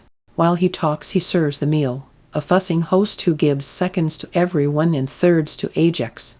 They eat and let him talk. When they are finished, they wipe their mouths and put aside their plates. Everyone seems to know it is time. It is Odysseus, of course, who begins. He talks first of things, casual words that he drops into our laps, one at a time. A list really. 12 swift horses, and 7 bronze tripods, and 7 pretty girls, 10 bars of gold, 20 cauldrons, and more bowls, and goblets, and armor, and at last, the final gem held before us, Briseis. Return. He smiles and spreads his hands with a guileless shrug I recognize from Scyros, from Aulis, and now from Troy. Then a second list, almost as long as the first, the endless names of Greek dead. Iliad's jaw grows hard as Odysseus draws forth tablet after tablet, crammed to the margin with marks. Ajax looks down at his hands, scabbed from the splintering of shields and spears. Then Odysseus tells us news that we do not know yet, that the Trojans are less than 1,000 paces from our wall, encamped on newly won plain we could not take back before dusk. Would we like proof? We can probably see their watchfires from the hill just beyond our camp. They will attack at dawn. There is silence, a long moment of it, before Achilles speaks. No, he says, shoving back treasure and guilt. His honor is not such a trifle that it can be returned in a night embassy, in a handful huddled around a campfire. It was taken before the entire host, witnessed by every last man. The king of Ithaca pokes the fire that sits between them. She has not been harmed, you know. Ray says, God knows where Agamemnon found the restraint, but she is well kept and whole. She, and your honor, wait only for you to reclaim them. You make it sound as if I have abandoned my honor, Achilles says, his voice tart as raw wine. Is that what you spin? Are you Agamemnon's spider, catching flies with that tail? Very poetic, Odysseus says. But tomorrow will not be a bard's song. Tomorrow the Trojans will break through the wall and burn the ships. Will you stand by and do nothing? That depends on Agamemnon. If he makes right the wrong he has done me, I will chase the Trojans to Persia, if you like. Tell me, Odysseus asks, why is Hector not dead? He holds up a hand. I do not seek an answer. I merely repeat what all the men wish to know. In the last 10 years you could have killed him 1,000 times over. Yet you have not. It makes a man wonder. His tone tells us that he does not wonder, that he knows of the prophecy. I am glad that there is only Ajax with him, who will not understand the exchange. You have eked out 10 more years of life, and I am glad for you. But the rest of us, his mouth twists, the rest of us are forced to wait for your leisure. You are holding us here, Achilles. You were given a choice and you chose. You must live by it now. We stare at him, but he is not finished yet. You have made a fair run of blocking fate's path, but you cannot do it forever. The gods will not let you. He pauses to let us hear each word of what he says. The thread will run smooth, whether you choose it or not. I tell you as a friend, it is better to seek it on your own terms, to make it go at your pace, than theirs. That is what I am doing. Very well, Odysseus says. I have said what I came to say. Achilles stands. Then it is time for you to leave. Not yet. It is Phoenix. I, too, have something I wish to say. Slowly, caught between his pride and his respect for the old man, Achilles sits. Phoenix begins. When you were a boy, Achilles, your father gave you to me to raise. Your mother was long gone, and I was the only nurse you would have, cutting your meat and teaching you myself. Now you are a man, and still I strive to watch over you, to keep you safe from spear and sword and folly. My eyes lift to Achilles, and I see that he is tensed, wary. I understand what he fears being played upon by the gentleness of this old man, being convinced by his words to give something up. Worse, a sudden doubt that perhaps if Phoenix agrees with these men, he is wrong. The old man holds up a hand, as if to stop the spin of such thoughts. Whatever you do, I will stand with you, as I always have. But before you decide your course, there is a story you should hear. He does not give Achilles time to object. In the days of your father's father, there was a young hero, Meleager, whose town of Calydon was besieged by a fierce people called the Curetes. I know this story, I think. I heard Peleus tell it long ago, while Achilles grinned at me from the shadows. There was no blood on his hands then, and no death sentence on his head. Another life. In the beginning the Curetes were losing, worn down by Meleager's skill in war. Phoenix continues. Then one day there was an insult, a slight to his honor by his own people, and Meleager refused to fight any further on his city's behalf. The people offered him gifts and apologies, but he would not hear them. He stormed off to his room to lie with his wife, Cleopatra, and be comforted. When he speaks her name, Phoenix's eyes flicker to me. At last, when her city was falling and her friends dying, Cleopatra could bear it no longer. She went to beg her husband to fight again. He loved her above all things and so agreed, and won a mighty victory for his people. But though he had saved them, he came too late. Too many lives had been lost to his pride, and so they gave him no gratitude, no gifts, only their hatred for not having spared them sooner. In the silence, I can hear Phoenix's breaths, labored with the exertion of speaking so long. I do not dare to speak or move. I am afraid that someone will see the thought that is plain on my face. It was not honor that made Meleager fight, or his friends, or victory, or revenge, or even his own life. It was Cleopatra, on her knees before him, her face streaked with tears. Here is Phoenix's craft, Cleopatra, Patroclus. Her name built from the same pieces as mine, only reversed. If Achilles noticed, he does not show it. His voice is gentle for the old man's sake, but still he refuses. Not until Agamemnon gives back the honor he has taken from me. Even in the darkness I can see that Odysseus is not surprised. I can almost hear his report to the others, his hands spread in regret. I tried. If Achilles had agreed, all to the good. If he did not, his refusal in the face of prizes and apologies would only seem like madness, like fury or unreasonable pride. They will hate him, just as they hated Meleager. My chest tightens in panic, in a quick desire to kneel before him and beg. But I do not, for like Phoenix I am declared already, decided. I am no longer to guide the course, merely to be carried into darkness and beyond, with only Achilles' hands at the helm. Ajax does not have Odysseus. Equanimity glares, his face carved with anger. It has cost him much to be here, to beg for his own demotion. With Achilles not fighting, he is Aristos Achaean. When they are gone, I stand and give my arm to Phoenix. He is tired tonight, I can see, and his steps are slow. By the time I leave him, old Bones sign onto his pallet and return to our tent, Achilles is already asleep. I am disappointed. I had hoped, perhaps, for conversation, for two bodies in one bed, for reassurance that the Achilles I saw at dinner was not the only one. But I do not rouse him. I slip from the tent and leave him to dream. I crouch and lose sand in the shadow of a small tent. Bryce says, I call softly. There is a silence. Then I hear Patroclus. She tugs up the side of the tent and pulls me quickly inside. Her face is pinched with fear. It is too dangerous for you to be here. Agamemnon is in a rage. He will kill you. Her words are a rushing whisper. Because Achilles refused the embassy. I whisper back. She nods, and in a swift motion snuffs out the tent's small lamp. Agamemnon comes often to look in on me. You are not safe here. In the darkness I cannot see the worry on her face, but her voice is filled with it. You must go. I will be quick. I have to speak with you. Then we must hide you. He comes without warning. Where? The tent is small, bare of everything but pallet, pillows and blankets, and a few clothes. The bed. She piles cushions around me and heaps blankets. She lies down beside me, pulling the cover over us both. I am surrounded by her scent, familiar and warm. I press my mouth to her ear, speaking barely louder than a breath. Odysseus says that tomorrow the Trojans will break the wall and storm the camp. We must find a place to hide you, among the Myrmidons or in the forest. I feel her cheek moving against mine as she shakes her head. I cannot. That is the first place he will look. It will only make more trouble. I will be all right here, but what if they take the camp? I will surrender to Aeneas, Hector's cousin, if I can. He is known to be a pious man, and his father lived as a shepherd for a time near my village. If I cannot, I will find Hector or any of the sons of Priam. I am shaking my head. It is too dangerous. You must not expose yourself.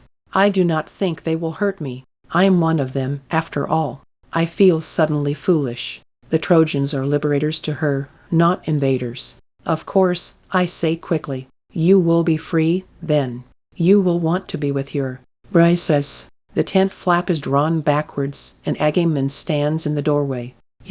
She sits up, careful to keep the blanket over me. Were you speaking? Praying, my lord. Lying down. Through the thick weave of wool I can see the glow of torchlight. His voice is loud, as if he is standing beside us. I will myself not to move. She will be punished if I am caught here.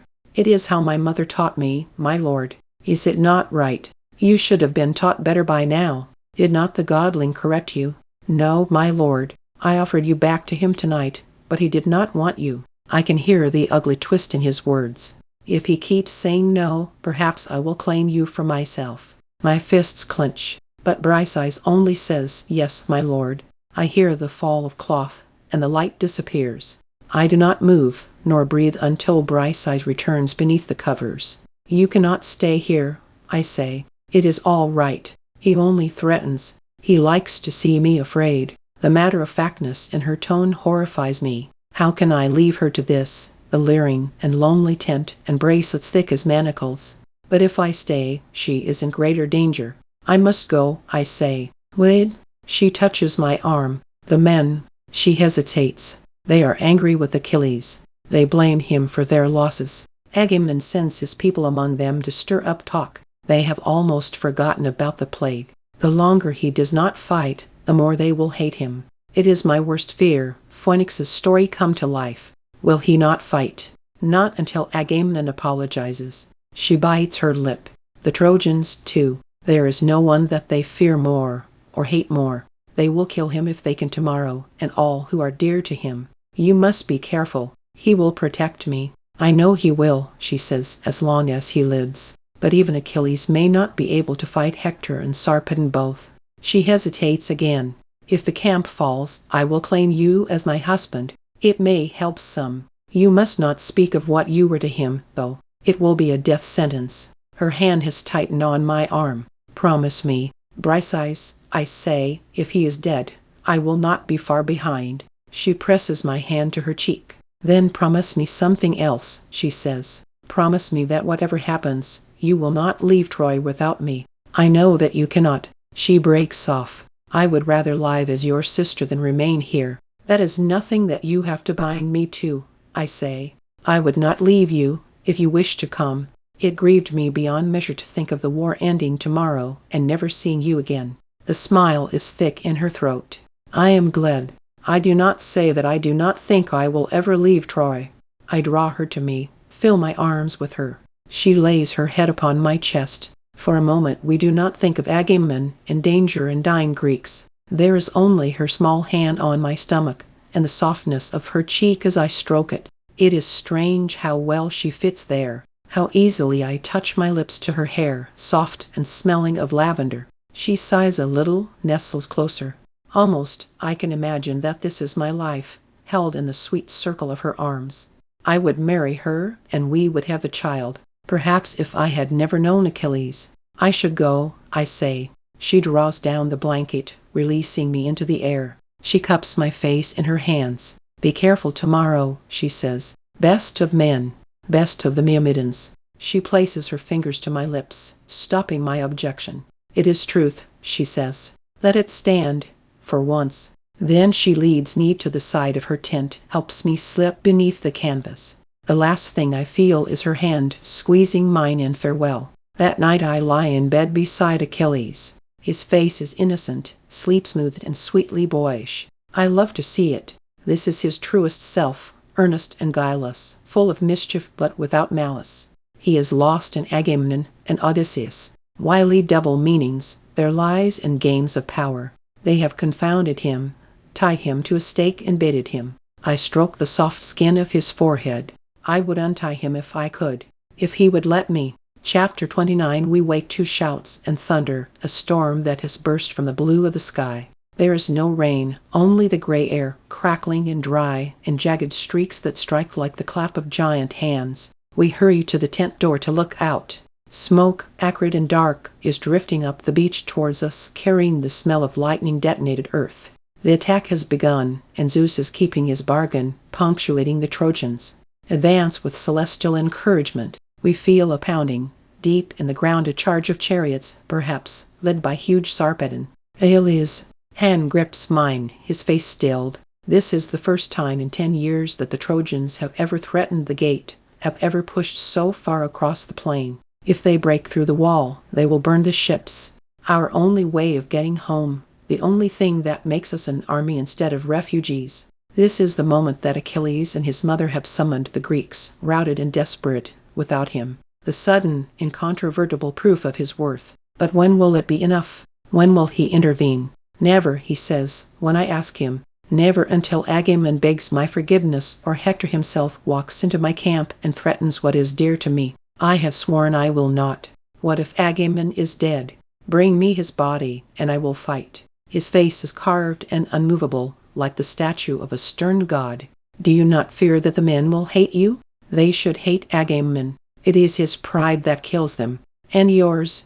But I know the look on his face, the dark recklessness of his eyes. He will not yield. He does not know how. I have lived 18 years with him, and he has never backed down, never lost. What will happen if he is forced to? I am afraid for him, and for me, and for all of us. We dress and eat, and Achilles speaks bravely of the future. He talks of tomorrow, when perhaps we will swim, or scramble up the bare trunks of sticky cypresses, or watch for the hatching of the sea turtle eggs, even now incubating beneath the sun-warmed sand. But my mind keeps slipping from his words, dragged downwards by the seeping gray of the sky, by the sand chilled and pallid as a corpse, and the distant, dying shrieks of men whom I know. How many more by day's end? I watch him staring over the ocean.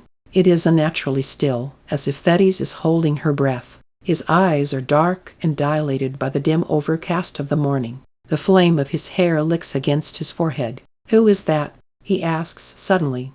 Down the beach, a distant figure is being carried on a stretcher to the white tent. Someone important. There is a crowd around him. I seize on the excuse for motion, distraction. I will go see. Outside the remove of our camp, the sounds of battle grow louder, piercing screams of horses impaled on the stakes of the trench, the desperate shouts of the commanders, the clangor of metal on metal. Podalirius shoulders past me into the white tent. The air is thick with the smell of herbs and blood, fear and sweat. Nestor looms up at me from my right, his hand clamping around my shoulder, chilling through my tunic. He screeches, "We are lost." The wall is breaking. Behind him Machaon lies panting on a pallet, his leg a spreading pool of blood from the ragged prick of an arrow. Podalirius is bent over him, already working. Machaon sees me. "Patroclus," he says, gasping a little. I go to him. "Will you be all right?" "Cannot tell yet. I think—" He breaks off, his eyes squeezed shut. "Do not talk to him," Podalirius says, sharply. His hands are covered in his brother's blood. Nestor's voice rushes onward, listing woe after woe, the wall splintering, and the ships in danger, and so many wounded Kingstones, Agamemnon, Odysseus strewn about the camp like crumpled tunics. Machaon's eyes open. "Can you not speak to Achilles?" he says, hoarsely. "Please, for all of us. Yes, Thea must come to our aid, or we are lost." Nestor's fingers dig into my flesh, and my face is damp with the panicked spray of his lips. My eyes close. I am remembering Phoenix's story, the image of the Caledonians kneeling before Cleopatra, covering her hands and feet with their tears. In my imagination she does not look at them, only lends them her hands as if perhaps they were cloths to wipe their streaming eyes. She is watching her husband Meleager for his answer, the set of his mouth that tells her what she must say. No. I yank myself from the old man's clinging fingers. I am desperate to escape the sour smell of fear that has settled like ash over everything. I turn from Machaon's pain-twisted face and the old man's outstretched hands and flee from the tent. As I step outside there is a terrible cracking, like a ship's hull tearing apart, like a giant tree smashing to earth. The wall. Screams follow, of triumph and terror.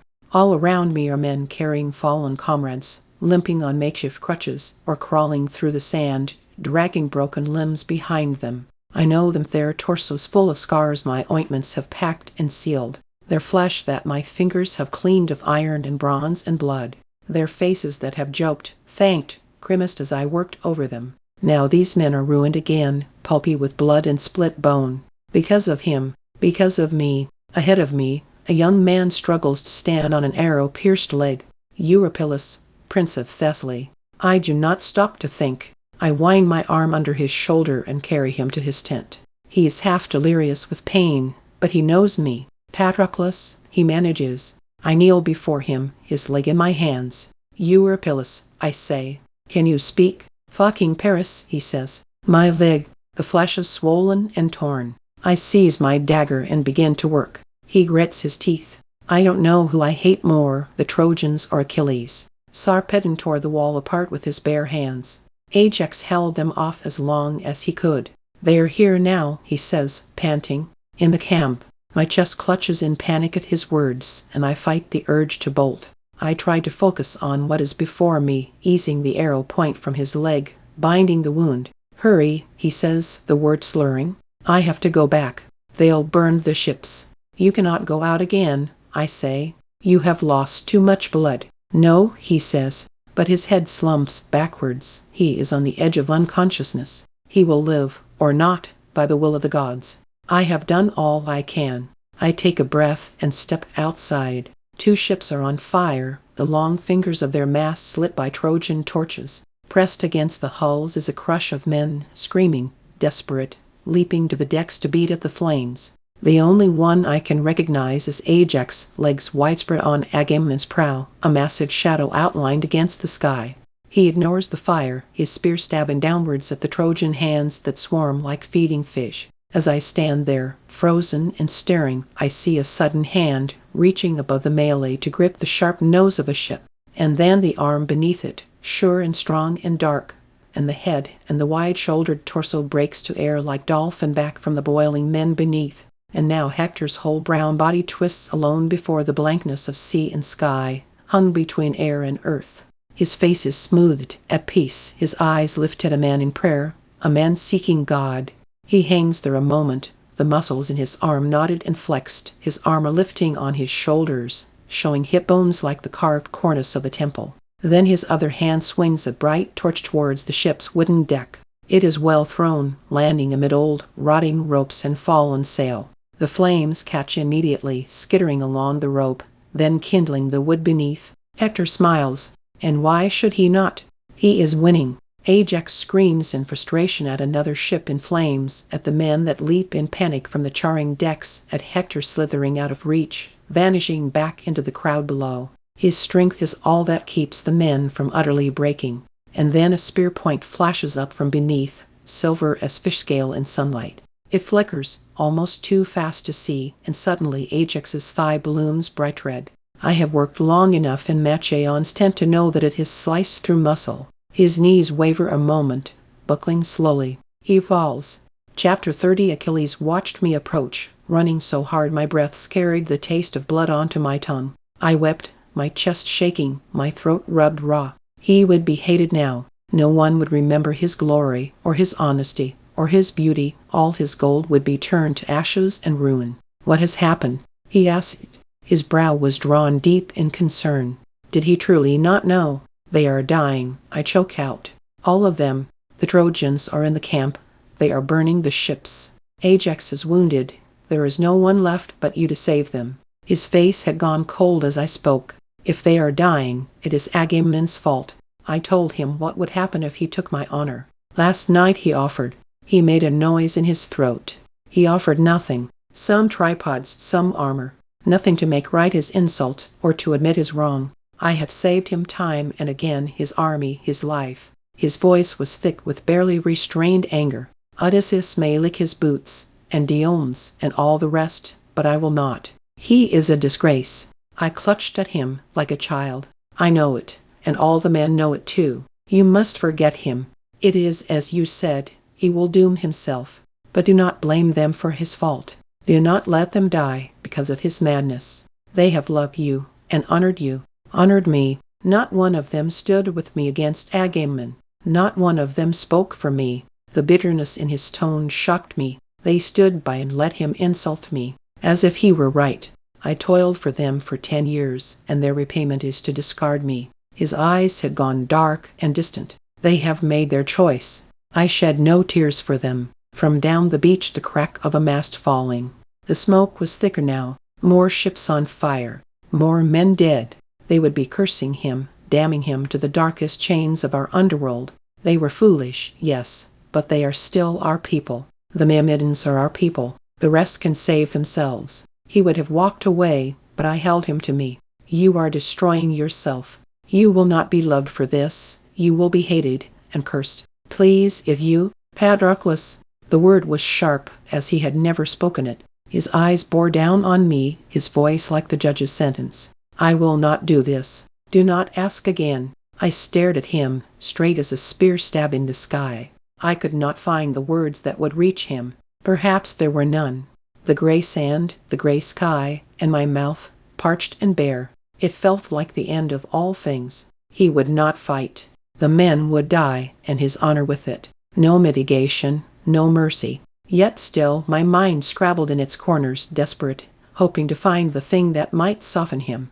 I knelt and pressed his hands to my face. My cheeks flowed with tears unending, like water over dark rock. For me then, I said, save them for me. I know what I am asking of you, but I ask it for me. He looked down at me, and I saw the pull my words had on him, the struggle in his eyes. He swallowed.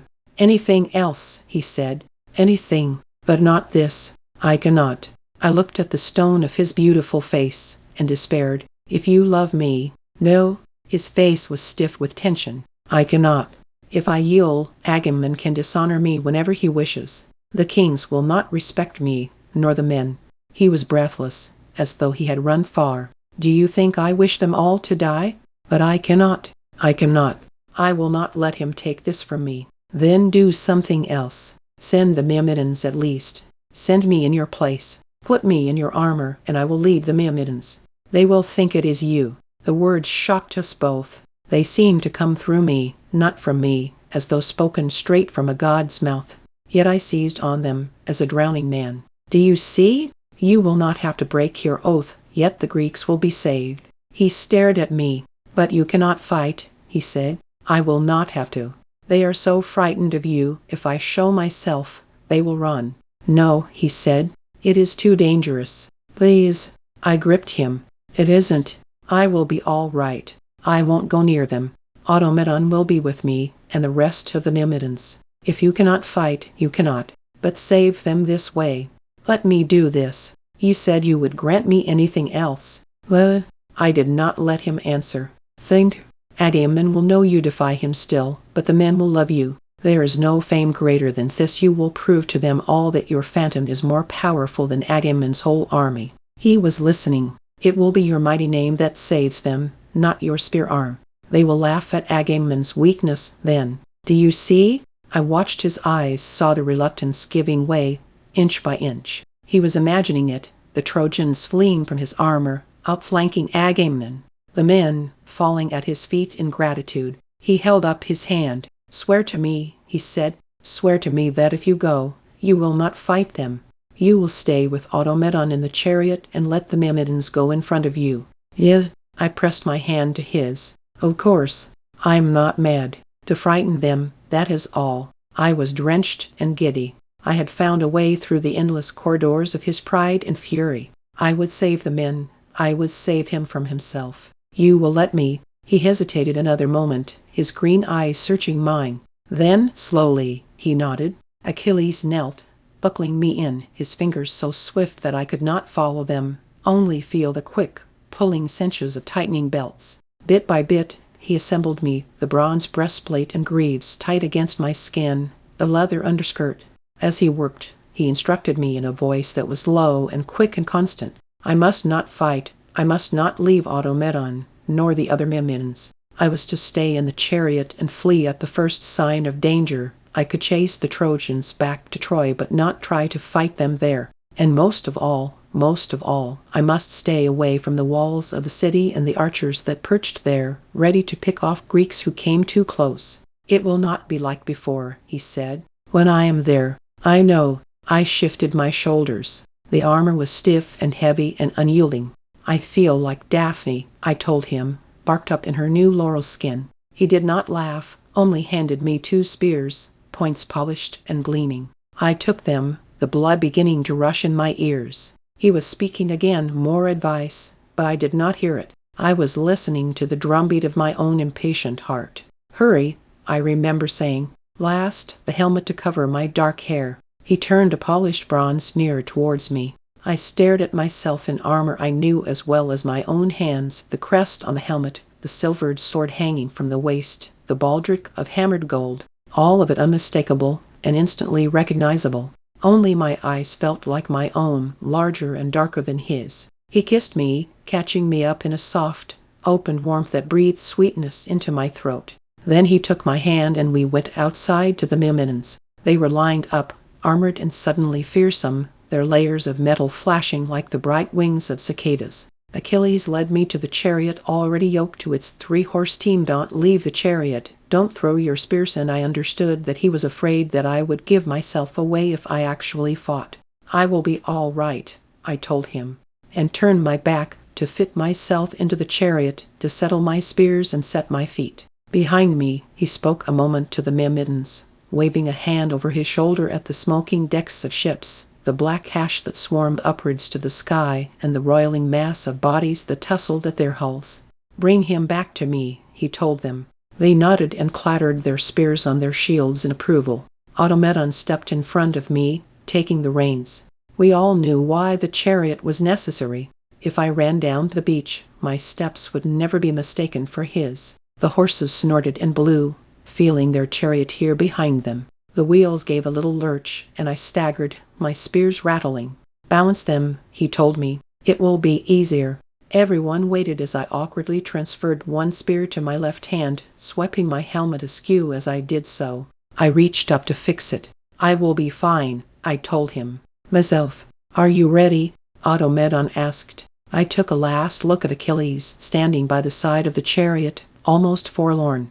I reached for his hand, and he gripped it. "Be careful," he said. "I will." There was more to say, but for once we did not say it.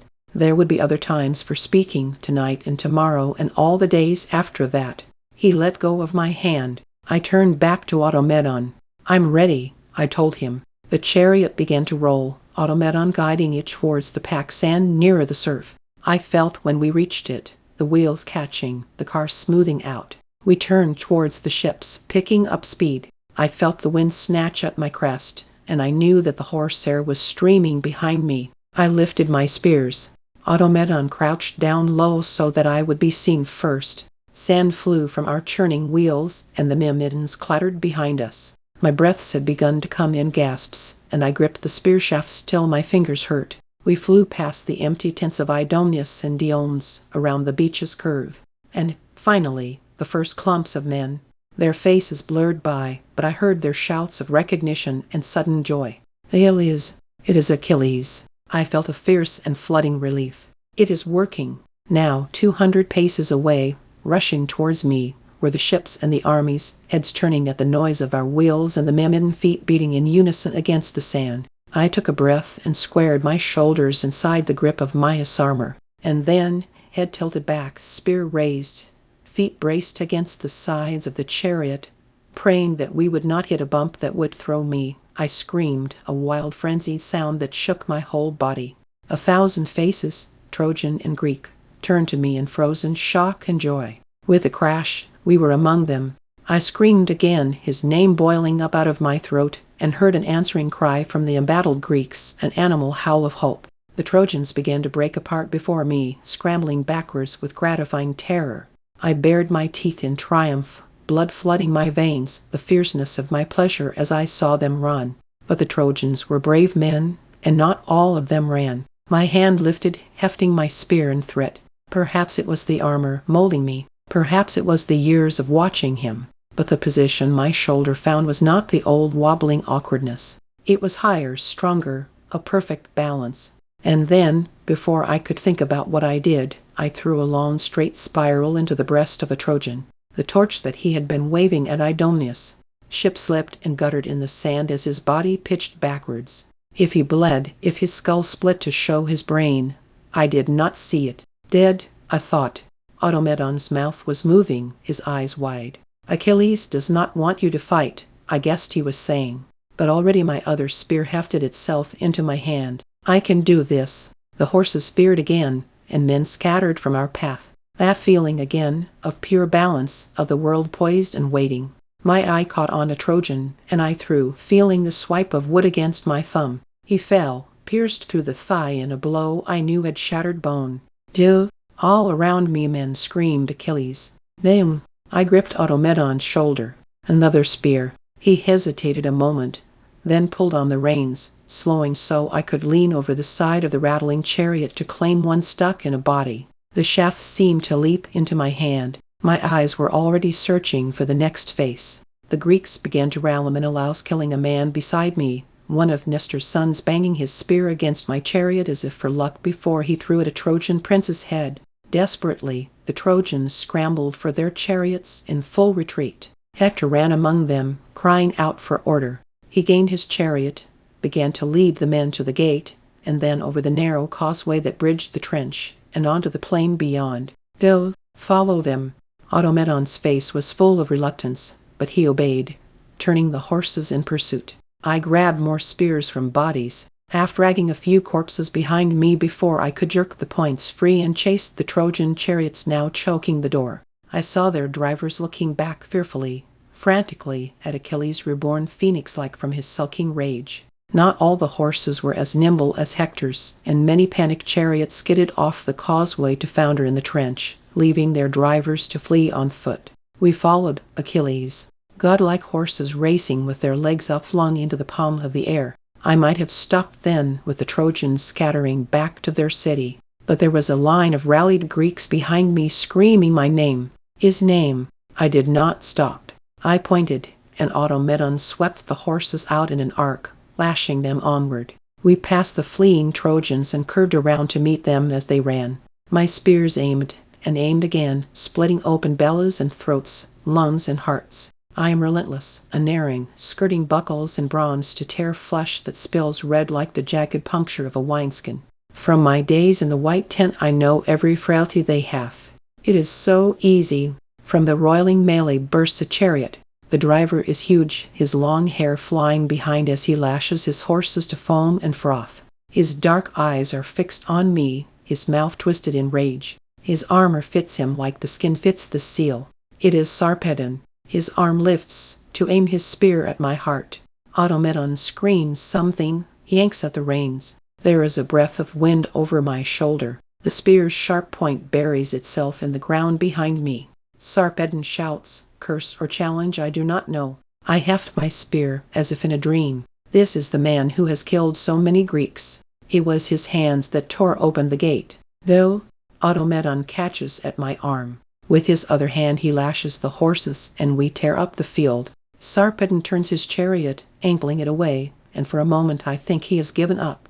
Then he angles in again and lifts his spear. The world explodes. The chariot bucks into the air, and the horses scream. I am thrown onto the grass, and my head smacks the ground. My helmet falls forward into my eyes, and I shove it back. I see our horses, tangled in each other. One has fallen, pierced with a spear. I do not see Automedon. From afar Sarpedon comes, his chariot driving relentlessly towards me. There is no time to flee. I stand to meet him. I lift my spear, gripping it as though it is a snake I will strangle. I imagined how Achilles would do it, feet planted to earth, back muscles twisting. He would see a gap in that impenetrable armor, or he would make one. But I am not Achilles. What I see is something else, my only chance. They are almost upon me. I cast the spear. It hits his belly, where the armor plate is thick. But the ground is uneven, and I have thrown it with all of my strength. It does not pierce him, but it knocks him back a single step. It is enough. His weight tilts the chariot, and he tumbles from it. The horses plunge past me and leave him behind, motionless on the ground. I clutch my sword hilt, terrified that he will rise and kill me. Then I see the unnatural, broken angle of his neck. I have killed a son of Zeus, but it is not enough. They must think it is Achilles who has done it. The dust has already settled on Sarpedon's long hair, like pollen on the underside of a bee. I retrieve my spear and stab it down with all my strength into his chest. The blood spurts, but weakly. There is no heartbeat to push it forward. When I pull the spear out, it dislodges slowly, like a bulb from cracking earth. That is what they will think has killed him. I hear the shouts, men swarming towards me, in chariots and on foot. Lycians, who see the blood of their king on my spear. Automedon's hand seizes my shoulder, and he drags me onto the chariot. He has cut the dead horse free, righted the wheels. He is gasping, white with fear. We must go. Automedon gives the eager horses their head, and we race across the fields from the pursuing Lycians. There is a wild, iron taste in my mouth. I do not even notice how close I have come to death. My head buzzes with a red savagery, blooming like the blood from Sarpedon's chest. In our escape, Automedon has driven us close to Troy. The walls loom up at me, huge cut stones, supposedly settled by the hands of gods, and the gates giant and black with old bronze. Achilles had warned me to beware of archers on the towers, but the charge and rout has happened so quickly, no one has returned yet. Troy is utterly unguarded. The child could take it now. The thought of Troy's fall pierces me with vicious pleasure. They deserve to lose their city. It is their fault, all of it. We have lost 10 years, and so many men, and Achilles will die because of them. No more. I leap from the chariot and run to the walls. My fingers find slight hollows in the stone, like blind eye sockets. Plum. My feet seek infinitesimal chips in the god-cut rocks. I am not graceful, but scrabbling, my hands clawing against the stone before they cling. Yet I am climbing. I will crack their uncrackable city and capture Helen, the precious gold yoke within. I imagine dragging her out under my arm, dumping her before Menelaus. Then, no more men will have to die for her vanity. Patroclus, a voice like music above me. I look up to see a man leaning on the walls as if sunning, dark hair to his shoulders, a quiver and bow slung casually around his torso. Startled, I slip a little, my knees scraping the rock. He is piercingly beautiful, smooth skin and a finely cut face that glows with something more than human. Black eyes. Apollo. He smiles as if this was all he had wanted, my recognition. Then he reaches down, his arm impossibly spanning the long distance between my clinging form and his feet. I close my eyes and feel only this, a finger, hooking the back of my armor, plucking me off and dropping me below. I land heavily, my armor clattering. My mind blurs a little from the impact, from the frustration of finding the ground so suddenly beneath me. I thought I was climbing, but there is the wall before me, stubbornly unclimbed. I set my jaw and begin again. I will not let it defeat me. I am delirious, fevered with my dream of Helen captive in my arms. The stones are like dark waters that flow ceaselessly over something I have dropped, and I want back. I forget about the god, why I have fallen, why my feet stick in the same crevices I have already climbed. Perhaps this is all I do, I think, to climb walls and fall from them. And this time when I look up, the god is not smiling. Fingers scoop the fabric of my tunic and hold me, dangling. Then let me fall. My head cracks the ground again, leaving me stunned and breathless. Around me a blurring crowd of faces gathers. Have they come to help me? And then I feel the prickling chill of air against my sweat-dampened forehead, the loosening of my dark hair, freed at last. My helmet, I see it beside me, overturned like an empty snail shell. My armor, too, has been shaken loose, all those straps that Achilles had tied, undone by the god. It falls from me, scattering the earth, the remnants of my spilled shell. The frozen silence is broken by the hoarse, angry screams of Trojans. My mind startles to life. I am unarmed and alone, and they know I am only Patroclus. Run! I lunge to my feet. A spear flashes out, just a breath too slow. It grazes the skin of my calf, marks it with a line of red. I twist away from a reaching hand, panic loose and banging in my chest. Through the haze of terror I see a man leveling a spear at my face. Somehow I am quick enough, and it passes over me, ruffling my hair like a lover's breath. The spear stabs towards my knees, meant to trap me. I leap it, shocked I am not dead already. I have never been so fast in all my life. The spear that I do not see comes from behind. It pierces the skin of my back, breaks again to air beneath my ribs. I stumble, driven forward by the blow's force, by the shock of tearing pain and the burning numbness in my belly. I feel a tug, and the spear point is gone. The blood gushes hot on my chilled skin. I think I scream. The Trojan faces waver, and I fall. My blood runs through my fingers and onto the grass. The crowd parts, and I see a man walking towards me. He seems to come from a great distance to descend, somehow, as if I lay in the bottom of a deep ravine.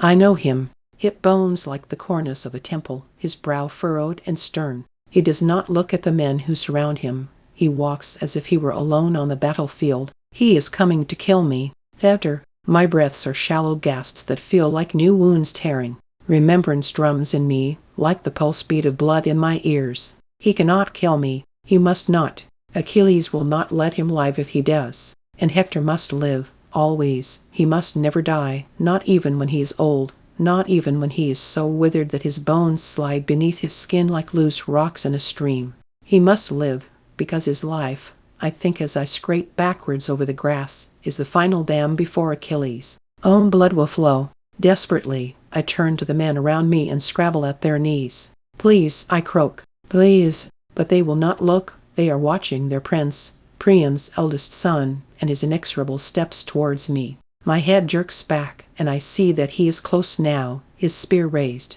The only sound I hear is my own heaving lungs, air pumped into my chest and pushed from it. Hector's spear lifts over me, tipping like a pitcher, and then it falls, a spill of bright silver towards me. No, my hands flurry in the air like startled birds trying to halt the spear's relentless movement towards my belly. But I am weak as a baby against Hector's strength, and my palms give way, unspooling in ribbons of red. The spearhead submerges in a sear of pain so great that my breath stops, a boil of agony that bursts over my whole stomach. My head drops back against the ground, and the last image I see is of Hector leaning seriously over me, twisting his spear inside me as if he is stirring a pot. The last thing I think is Achilles. Chapter 31. Achilles stands on the ridge watching the dark shapes of battle moving across the field of Troy. He cannot make out faces or individual forms. The charge towards Troy looks like the tide coming in. The glint of swords and armor is fish scale beneath the sun. The Greeks are routing the Trojans, as Patroclus had said. Soon he will return, and Agamemnon will kneel. They will be happy again. But he cannot feel it. There is a numbness in him. The writhing field is like a Gorgon's face, turning him slowly to stone. The snakes twist and twist before him, gathering into a dark knot at the base of Troy. A king has fallen, or a prince, and they are fighting for the body. Though he shields his eyes, but no more is revealed. Patroclus will be able to tell him. He sees the thing in pieces. Men coming down the beach towards the camp. Odysseus, limping beside the other kings. Menelaus has something in his arms. A grass-stained foot hangs loose. Locks of tousled hair have slipped from the makeshift shroud. The numbness now is merciful. A last few moments of it. Then the fall. He snatches for his sword to slash his throat. It is only when his hand comes up empty that he remembers he gave the sword to me. Then Antilochus is seizing his wrists, and the men are all talking. All he can see is the blood-stained cloth. With a roar he throws Antilochus from him, knocks down Menelaus. He falls on the body. The knowledge rushes up in him, choking off breath. A scream comes, tearing its way out. And then another, and another. He seizes his hair in his hands and yanks it from his head. Golden strands fall onto the bloody corpse. Patroclus, he says, Patroclus, Patroclus, over and over until it is sound only. Somewhere Odysseus is kneeling, urging food and drink. A fierce red rage comes, and he almost kills him there. But he would have to let go of me. He cannot. He holds me so tightly I can feel the faint beat of his chest, like the wings of a moth. An echo, the last bit of spirit still tethered to my body. A torment. Briseis runs towards us, face contorted. She bends over the body, her lovely dark eyes spilling water warm as summer rain. She covers her face with her hands and wails. Achilles does not look at her. He does not even see her. He stands. Who did this? His voice is a terrible thing, cracked and broken. Hector, Menelaus says. Achilles seizes his giant ash spear and tries to tear free from the arms that hold him. Odysseus grabs his shoulders. Tomorrow, he says. He has gone inside the city. Tomorrow. Listen to me, Pelides. Tomorrow you can kill him. I swear it. Now you must eat and rest. Achilles weeps. He cradles me, and will not eat, nor speak a word other than my name. I see his face as if through water, as a fish sees the sun. His tears fall, but I cannot wipe them away. This is my element now, the half-life of the unburied spirit. His mother comes. I hear her, the sound of waves breaking on shore. If I disgusted her when I was alive, it is worse to find my corpse in her son's arms. He is dead, she says, in her flat voice. Hector is dead, he says. Tomorrow. You have no armor. I do not need any. His teeth show. It is an effort to speak. She reaches, pale and cool, to take his hands from me. He did it to himself, she says. Do not touch me. She draws back, watching him cradle me in his arms. I will bring you armor, she says. It goes like this, on and on, the tent flap opening, the tentative face. Phoenix, or Automedon, or Machaon. At last Odysseus. Agamemnon has come to see you, and return the girl. Achilles does not say she has already returned. Perhaps he does not know. The two men face each other in the flickering firelight. Agamemnon clears his throat. It is time to forget the division between us. I come to bring you the girl, Achilles, unharmed and well. He pauses, as if expecting a rush of gratitude. There is only silence. Truly, a god must have snatched our wits from us to set us so at odds. But that is over now, and we are allies once more. This last is said loudly, for the benefit of the watching men. Achilles does not respond. He is imagining killing Hector. It is all that keeps him standing. Agamemnon hesitates. Prince Achilles, I hear you will fight tomorrow. The suddenness of his answer startles them. Very good. That is very good. Agamemnon waits another moment. And you will fight after that, also? If you wish, Achilles answers. I do not care. I will be dead soon. The watching men exchange glances. Agamemnon recovers. Well, we are settled then. He turns to go, stops. I was sorry to hear of Patroclus. He fought bravely today. Did you hear he killed Sarpedon? Achilles' eyes lift. They are bloodshot and dead. I wish he had let you all die. Agamemnon is too shocked to answer. Odysseus steps into the silence. We will leave you to mourn, Prince Achilles. Briseis is kneeling by my body. She has brought water and cloth, and washes the blood and dirt from my skin. Her hands are gentle, as though she washes a baby, not a dead thing. Achilles opens the tent, and their eyes meet over my body. Get away from him, he says. I am almost finished. He does not deserve to lie in filth. I would not have your hands on him. Her eyes are sharp with tears. Do you think you are the only one who loved him? Get out. Get out. You care more for him in death than in life. Her voice is bitter with grief. How could you have let him go? You knew he could not fight. Achilles screams and shatters a serving bowl. Get out.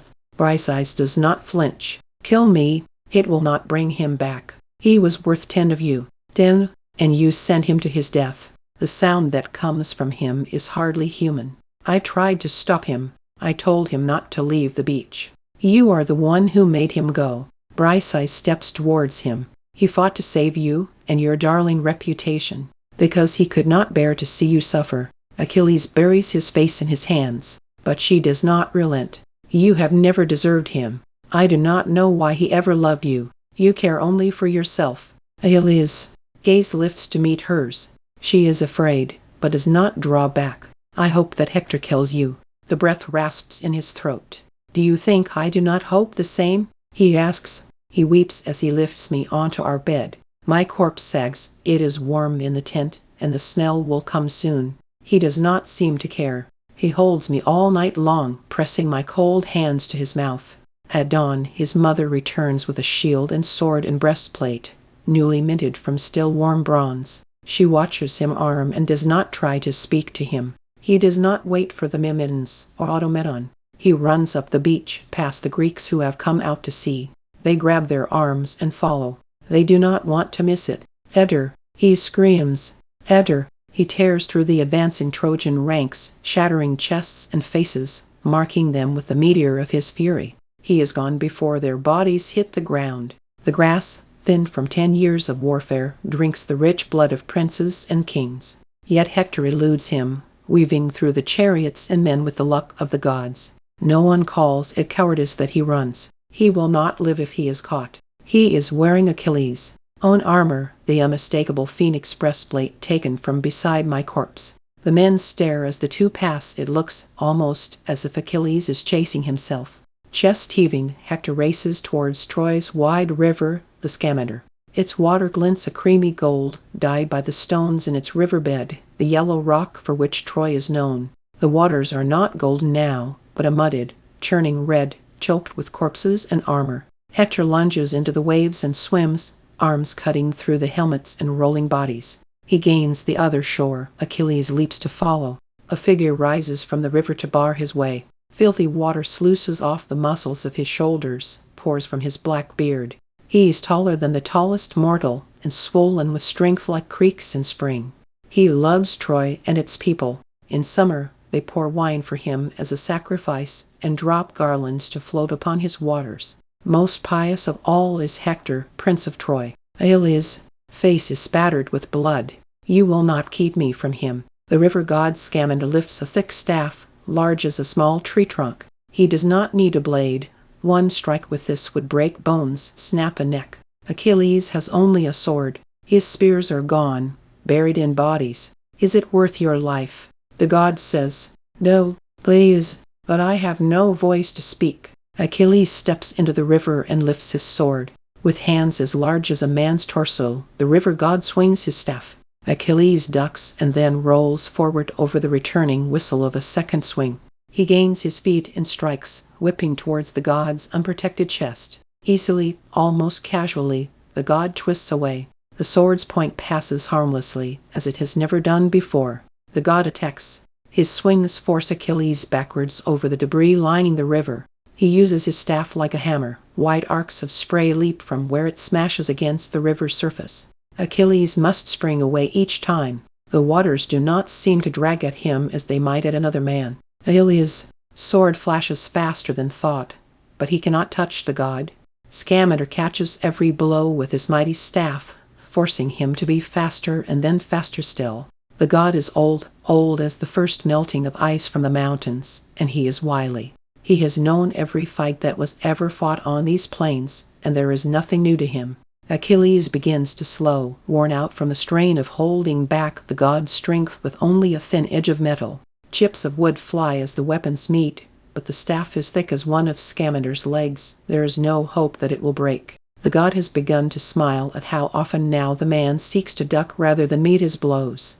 Inexorably, he bears down. Achilles' face is contorted with effort and focus. He is fighting at the edge, the very edge of his power. He is not, after all, a god. I see him gathering himself, preparing one final, desperate attack. He begins a pass, sword blurring towards the god's head. For a fraction of a second, Scamander must lean back to avoid it. That is the moment Achilles needs. I see his muscles tense for that last, single thrust. He leaps. For the first time in all his life, he is not fast enough. The god catches the blow and throws it violently aside. Achilles stumbles.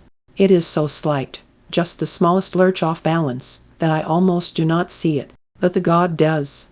He lunges forward, vicious and victorious in the pause, the small hitch of time that the stumble has made. The wood swings down in a killing arc. He should have known better. I should have known. Those feet never stumbled, not once in all the time I knew them. If a mistake had come, it would not be there, from the delicate bones and curving arches. Achilles has baited his hook with human failure, and the god has leapt for it. As Scamander lunges, there is the opening, and Achilles' sword streaks towards it. A gash flowers in the god's side, and the river runs gold once more, stained with the ichor that spills from its master. Scamander will not die, but he must limp away now, weakened and weary, to the mountains and the source of his waters to stanch the wound and regain his strength. He sinks into his river and is gone. Achilles' face is sweat-streaked, his breaths harsh, but he does not pause. After, he screams, and the hunt begins again. Somewhere, the gods whisper, he has beaten one of us. What will happen if he attacks the city? Troy is not meant to fall yet, and I think, do not fear for Troy. It is only Hector that he wants. Hector, and Hector alone. When Hector is dead, he will stop. There is a grove at the base of Troy's high walls, home to a sacred, twisting laurel. It is there that Hector, at last, stops running. Beneath its branches, the two men face each other. One of them is dark, his feet like roots driving deep into soil. He wears a golden breastplate and helmet, burnished greaves. It fit me well enough, but he is bigger than I, broader. At his throat the metal gapes away from his skin. The other man's face is twisted almost beyond recognition. His clothes are still damp from his fight in the river. He lifts his ashen spear. No, I beg him. It is his own death he holds, his own blood that will spill. He does not hear me. Hector's eyes are wide, but he will run no longer. He says, "Grant me this. Give my body to my family, when you have killed me." Achilles makes a sound like choking. There are no bargains between lions and men. I will kill you and eat you raw. His spear point flies in a dark whirlwind, bright as the evening star, to catch the hollow at Hector's throat. Achilles returns to the tent, where my body waits. He is red and rust-red, up to his elbows, his knees, his neck, as if he has swum in the vast dark chambers of a heart and emerged just now still dripping. He is dragging Hector's body behind him, pierced through its heels with a leather thong. The neat beard is matted with dirt, the face black with bloody dust. He has been pulling it behind his chariot as the horses run. The kings of Greece are waiting for him. You have triumphed today, Achilles, Agamemnon says.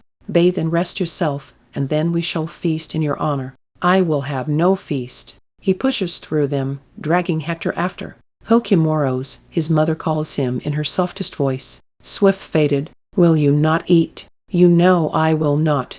She touches her hand to his cheek, as if to wipe away blood. He flinches. "Stop," he says. Her face goes blank for a second, so quickly he does not see. When she speaks, her voice is hard.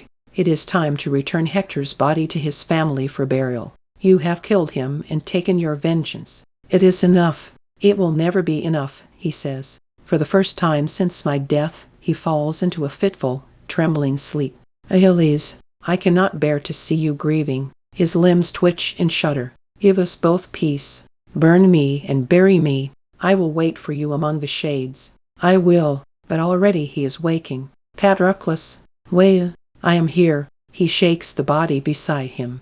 When I do not answer, he weeps again. He rises at dawn to drag Hector's body around the walls of the city for all of Troy to see. He does it again at midday and again at evening. He does not see the Greeks begin to avert their eyes from him. He does not see the lips thinning in disapproval as he passes. How long can this go on? Thetis is waiting for him in the tent, tall and straight as a flame. "What do you want?" He drops Hector's body by the door. Her cheeks have spots of color, like blood spilled on marble. "You must stop this. Apollo is angry. He seeks vengeance upon you. Let him." He kneels, smooths back the hair on my forehead.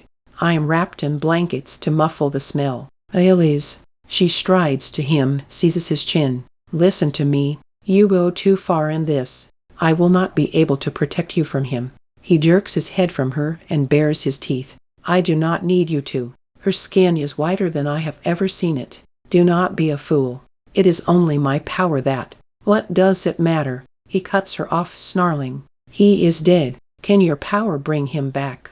"No," she says. "Nothing can." He stands. "Do you think I cannot see your rejoicing? I know how you hated him. You have always hated him. If you had not gone to Zeus, he would be alive." "He is immortal," she says. "Immortals die. I am immortal." He screams. "What good is Godhead, if it cannot do this? What good are you?" "I know you are mortal," she says. She places each cold word as a tile in a mosaic. "I know it better than anyone. I left you too long on Pelion. It has ruined you." She gestures, a flick, at his torn clothing, his tear-stained face. "This is not my son." His chest heaves. "Then who is it, mother? Am I not famous enough? I killed Hector. And who else? Send them before me. I will kill them all." Her face twists. "You act like a child. At 12 Pithus is more of a man than you." "Pithus." The word is a gasp. "He will come, and Troy will fall. The city cannot be taken without him, the fates say." Her face glows. Achilles stares. "You would bring him here. He is the next Aristosuchian. I am not dead yet. You may as well be." The words are a lash. "Do you know what I have borne to make you great?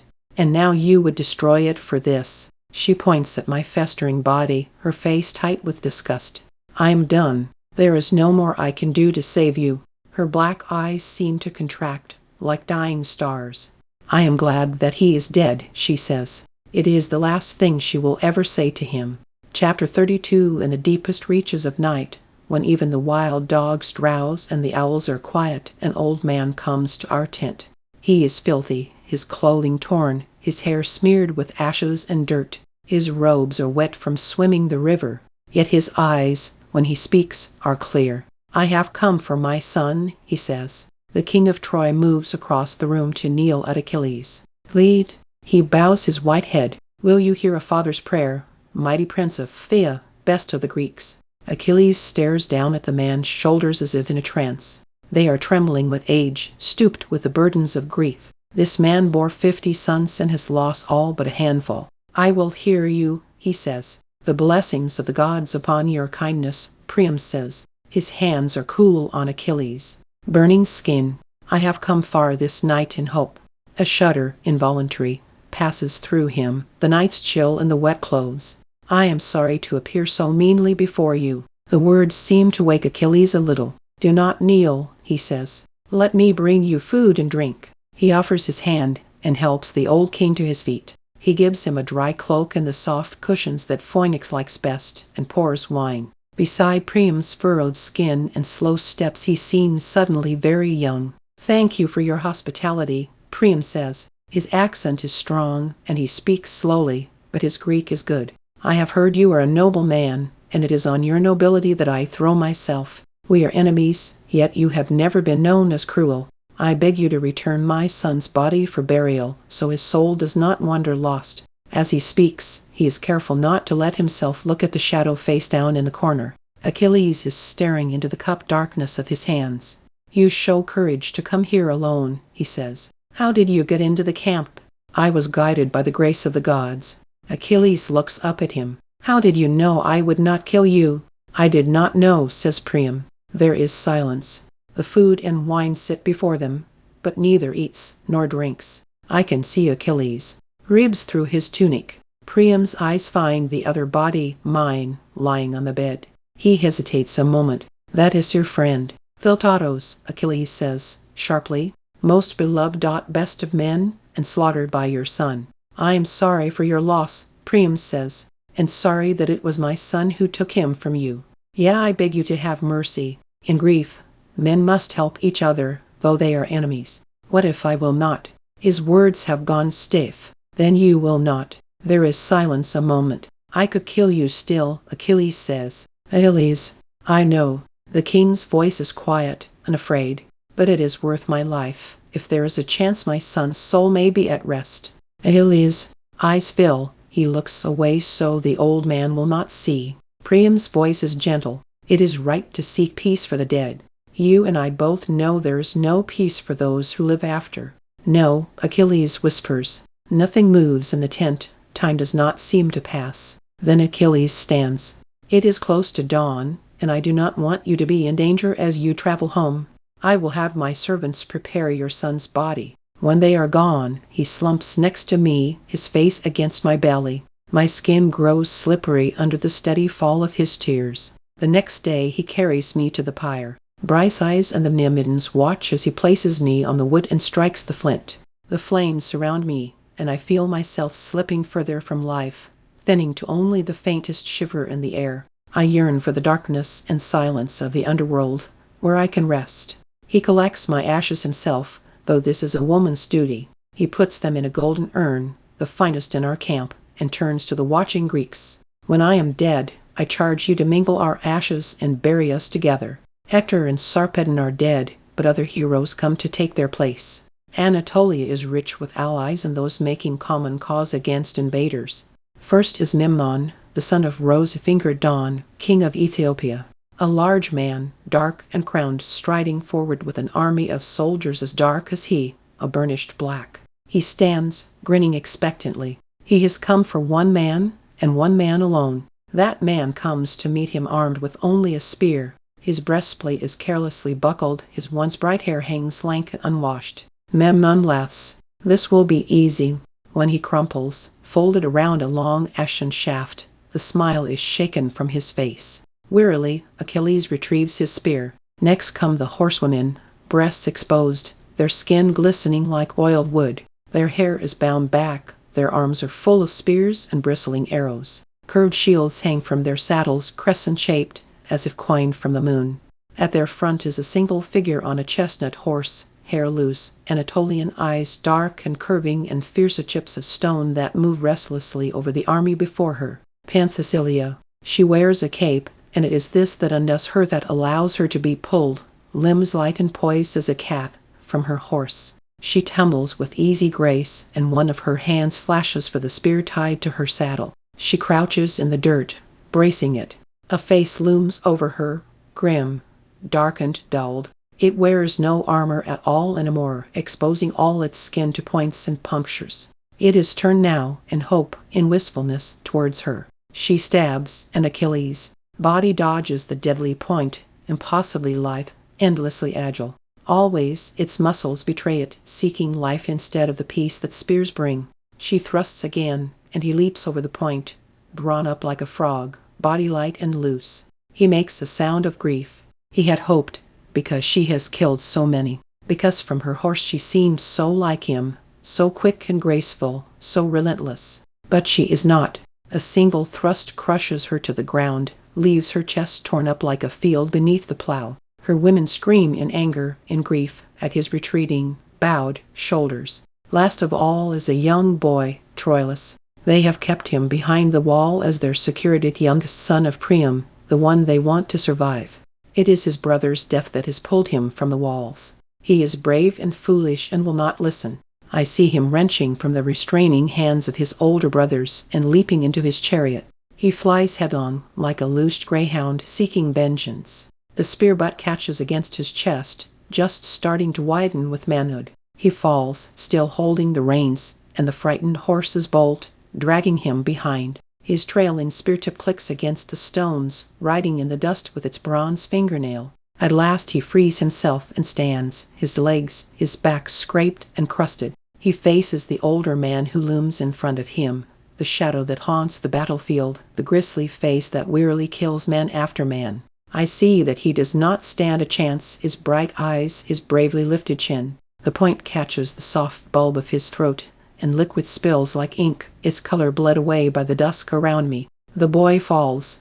Within the walls of Troy, a bow is strung quickly by rushing hands. An arrow is selected, and princely feet hurry upstairs to a tower that tilts over a battlefield of dead and dying. Where a god is waiting, it is easy for Paris to find his target. The man moves slowly, like a lion grown wounded and sick, but his gold hair is unmistakable. Paris knocks his arrow. Where do I aim? I heard he was invulnerable, except for, he is a man, Apollo says, not a god. Shoot him and he will die. Paris aims. The god touches his finger to the arrow's fletching. Then he breathes, a puff of arrows to send dandelions flying, to push toy boats over water. And the arrow flies straight and silent, in a curving, downward arc towards Achilles. Then, Achilles hears the faint hum of its passage a second before it strikes. He turns his head a little, as if to watch it come. He closes his eyes and feels its point push through his skin, parting thick muscle, worming its way past the interlacing fingers of his ribs. There, at last, is his heart. Blood spills between shoulder blades, dark and slick as oil. Achilles smiles as his face strikes the earth. Chapter 33. The sea nymphs come for the body, trailing their seafoam robes behind them. They wash him with rose oil and nectar and weave flowers through his golden hair. The Myrmidons build him a pyre, and he is placed on it. The nymphs weep as the flames consume him. His beautiful body lost to bones and grey ash. But many do not weep. Briseis, who stands watching until the last embers have gone out. Thetis, her spine straight, black hair loose and snaky in the wind. The men, kings and common, they gather at a distance, afraid of the eerie keening of the nymphs and Thetis. Thunderbolt eyes. Closest to tears is Ajax, leg bandaged and healing. But perhaps he is just thinking of his own long-awaited promotion. The pyre burns itself out. If the ashes are not gathered soon, they will be lost to the winds. But Thetis, whose office it is, does not move. At last, Odysseus is sent to speak with her. He kneels. Goddess, we would know your will. Shall we collect the ashes? She turns to look at him. Perhaps there is grief in her eyes, perhaps not. It is impossible to say. Collect them. Bury them. I have done all I will do. He inclines his head. Great Thetis, your son wished that his ashes be placed. I know what he wished. Do as you please. It is not my concern. Servant girls are sent to collect the ashes. They carry them to the golden urn where I rest. Will I feel his ashes as they fall against mine? I think of the snowflakes on Pelion, cold on our red cheeks. The yearning for him is like hunger, hollowing me. Somewhere his soul waits, but it is nowhere I can reach. Bury us, and mark our names above. Let us be free. His ashes settle among mine, and I feel nothing. Agamemnon calls a council to discuss the tomb they will build. We should put it on the field where he fell, Nestor says. Machaon shakes his head. It will be more central on the beach, by the agora. That's the last thing we want. Tripping over it every day, Diomedes says. On the hill, I think. The ridge by their camp, Odysseus says. Wherever. I have come to take my father's place. The clear voice cuts across the room. The heads of the kings twist towards the tent flap. A boy stands framed in the tent's doorway. His hair is bright red, the color of the fire's crust. He is beautiful, but coldly so, a winter's morning. Only the dullest would not know which father he means. It is stamped on every line of his face, so close it tears at me. Just his chin is different, angling sharply down to a point as his mother's did. "I am the son of Achilles," he announces. The kings are staring. Most did not even know Achilles had a child. Only Odysseus has the wits to speak. "May we know the name of Achilles, son?" "My name is Neoptolemus, called Pythus, fire, but there is nothing of flame about him, beyond his hair. Where is my father's seat? Idomeneus has taken it." He rises. "Here, Pythus." Eyes rake over the Cretan king. "I pardon your presumption. You did not know I was coming." He sits. "Lord of Mycenae, Lord of Sparta." The slightest incline of his head. "I offer myself to your army." Agamemnon's face is caught between disbelief and displeasure. He had thought he was done with Achilles, and the boy's effect is strange, unnerving. "You do not seem old enough." 12. He is 12. "I have lived with the gods beneath the sea," he says. "I have drunk their nectar and feasted on ambrosia. I come now to win the war for you. The fates have said that Troy will not fall without me." "What?" Agamemnon is aghast. "If it is so, we are indeed glad to have you," Menelaus says. "We were talking of your father's tomb, and where to build it." "On the hill," Odysseus says. Menelaus nods. "A fitting place for them, though." There is a slight pause. "Your father and his companion, Patroclus. And why should this man be buried beside Aristos Achaean?" The air is thick. They are all waiting to hear Menelaus answer. "It was your father's wish, Prince Neoptolemus, that their ashes be placed together. We cannot bury one without the other." Pythus lifts his sharp chin. "A slave has no place in his master's tomb. If the ashes are together, it cannot be undone, but I will not allow my father's fame to be diminished. The monument is for him alone. Do not let it be so. Do not leave me here without him." The kings exchange glances. "Very well," Agamemnon says. "It shall be as you say. I am there in thought and can do nothing. The greater the monument, the greater the man." The stone the Greeks quarry for his grave is huge and white, stretching up to the sky. "Achilles," it reads. "It will stand for him, and speak to all who pass. He lived and died, and lives again in memory." Pythus. Banners bear the emblem of Scyros, his mother's land, not Thea. His soldiers, too, are from Scyros. Dutifully, Automedon lines up the Myrmidons and the women in welcome. They watch him make his way up the shore, his gleaming, new-minted troops, his red-gold hair like a flame against the blue of the sky. "I am the son of Achilles," he tells them. "I claim you as my inheritance and birthright. Your loyalty is mine now." His eyes fix upon a woman who stands, eyes down, her hands folded. He goes to her and lifts her chin in his hand. "What's your name?" he asks. "Briseis." "I heard of you," he says. "You were the reason my father stopped fighting." That night he sends his guards for her. They hold her arms as they walk her to the tent. Her head is bowed in submission, and she does not struggle. The tent flap opens, and she is pushed through. Pythus lounges in a chair, one leg dangling carelessly off the side. Achilles might have sat that way once, but his eyes were never like that, empty as the endless depths of black ocean, filled with nothing but the bloodless bodies of fish. She kneels. "My lord, my father broke with the army for you. You must have been a good bedslave." Briseis' eyes are at their darkest and most veiled. "You honor me, my lord, to say so. But I do not believe it was for me he refused to fight." "Why then, in your slave's opinion?" A precise eyebrow lifts. It is terrifying to watch him speak to her. "He is like a snake. You do not know where he will strike. I was a war prize, and Agamemnon dishonored him in taking me. That is all." "Were you not his bed-slave?" "No, my lord." "No." His voice is sharp. "Do not lie to me again. You are the best woman in the camp. You were his." Her shoulders have crept up a little. "I would not have you think better of me than I deserve. I was never so fortunate." "What is wrong with you?" She hesitates. "My lord, have you heard of the man who is buried with your father?" His face goes flat. "Of course I have not heard of him. He is no one. Yet your father loved him well, and honored him. He would be well pleased to know they were buried together. He had no need of me." Pythus stares at her. "My lord." "Science." The word cracks over her like a lash. "I will teach you what it means to lie to Aristos Achaean." He stands.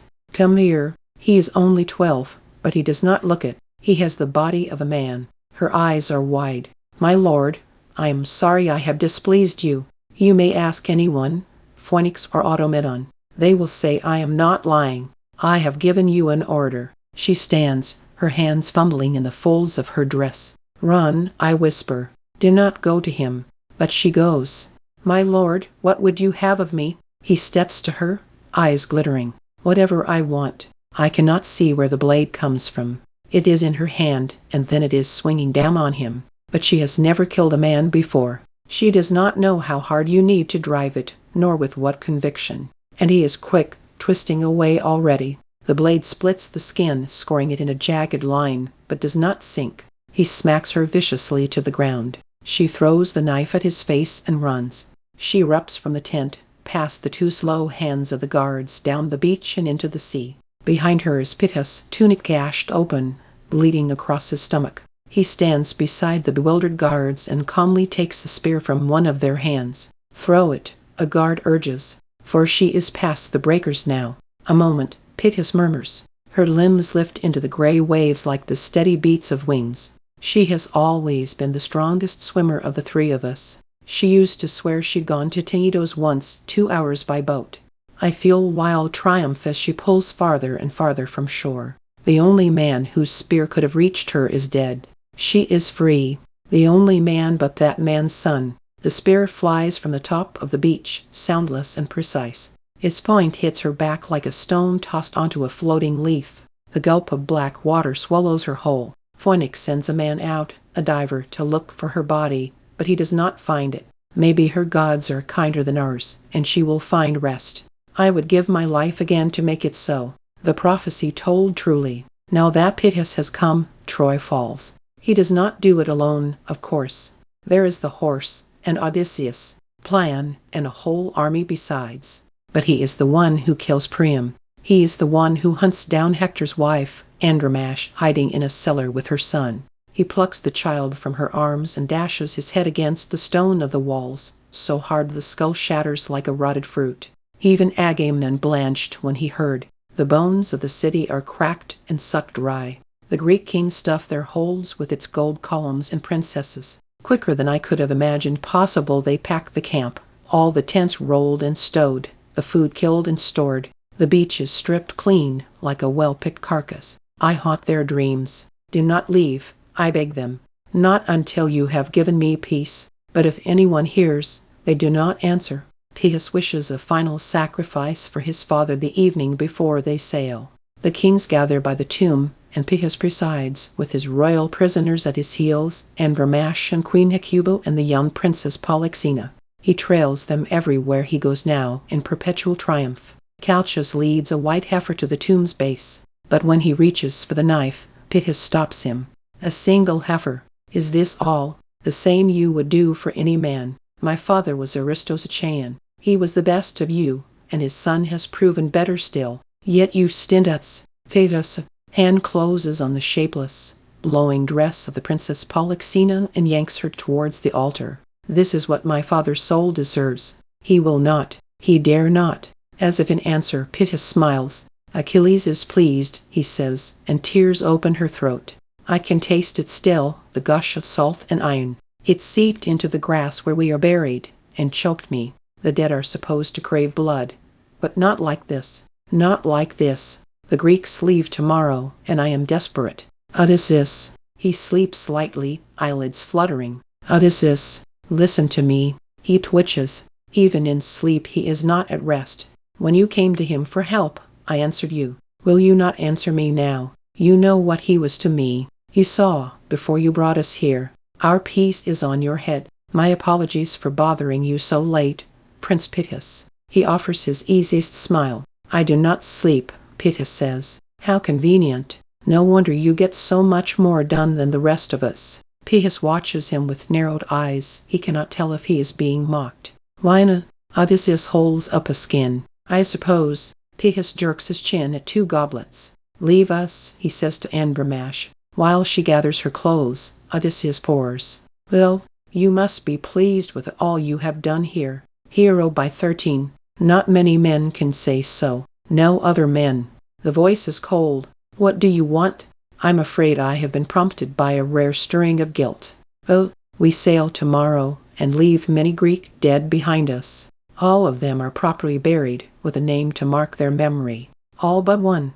I am not a pious man, but I do not like to think of souls wandering among the living. I like to take my ease unmolested by restless spirits. Pythias listens, his lips drawn back in faint, habitual distaste. I cannot say I was your father's friend, nor he mine.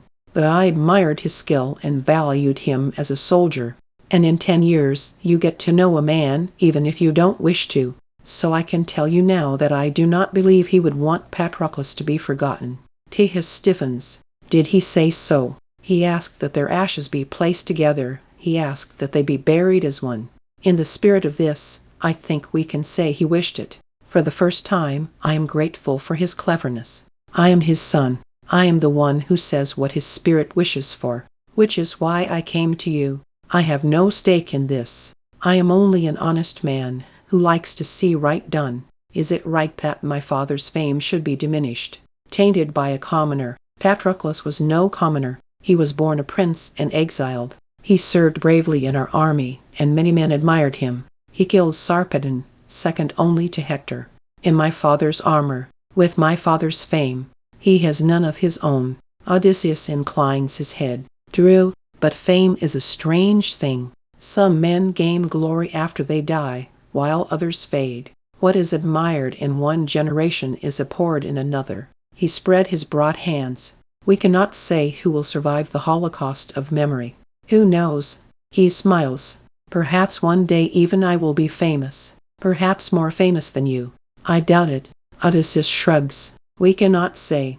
We are men only, a brief flare of the torch. Those to come may raise us or lower us as they please. Patroclus may be such as will rise in the future. He is not. Then it would be a good deed, a deed of charity and piety, to honor your father and let a dead man rest. He's a blot on my father's honor, and a blot on mine. I will not allow it. Take your sour wine and go. Pythias' words are sharp as breaking sticks. Odysseus stands but does not go. Do you have a wife? He asks. Of course not. I have a wife. I have not seen her for 10 years. I do not know if she is dead, or if I will die before I can return to her. I had thought, always, that his wife was a joke, a fiction. But his voice is not mild now. Each word comes slowly, as if it must be brought from a great depth. My consolation is that we will be together in the underworld, that we will meet again there, if not in this life. I would not wish to be there without her. My father had no such wife, Pythias says. Odysseus looks at the young man's implacable face. I have done my best, he says. Let it be remembered I tried. I remember. The Greeks sail, and take my hope with them. I cannot follow. I am tied to this earth where my ashes lie. I curl myself around the stone obelisk of his tomb. Perhaps it is cool to the touch, perhaps warm. I cannot tell. Achilles, it says, and nothing more. He has gone to the underworld, and I am here. People come to see his grave. Some hang back, as if they are afraid his ghost will rise and challenge them.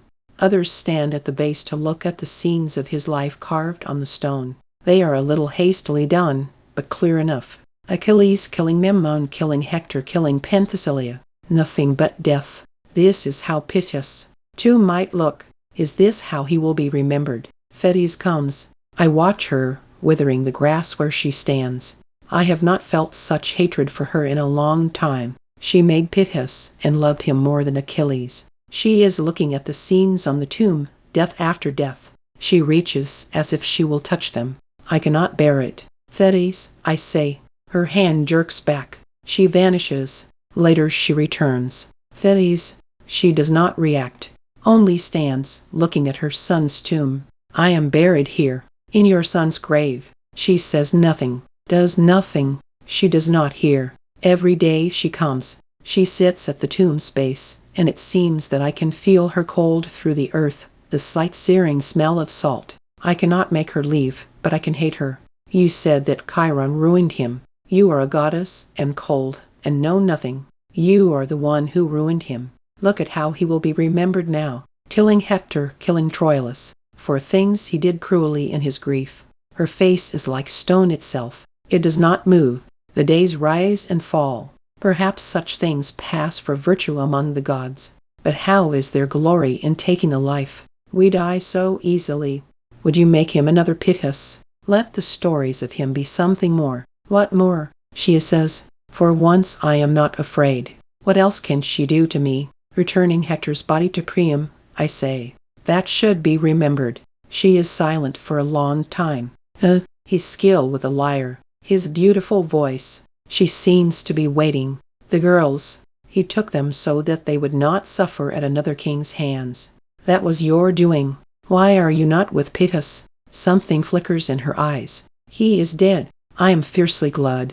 Oh, it is a command, almost. He was killed by Agamemnon's son. For what? She does not answer for some time. He stole his bride and ravished her. Whatever I want, he said to Briseis.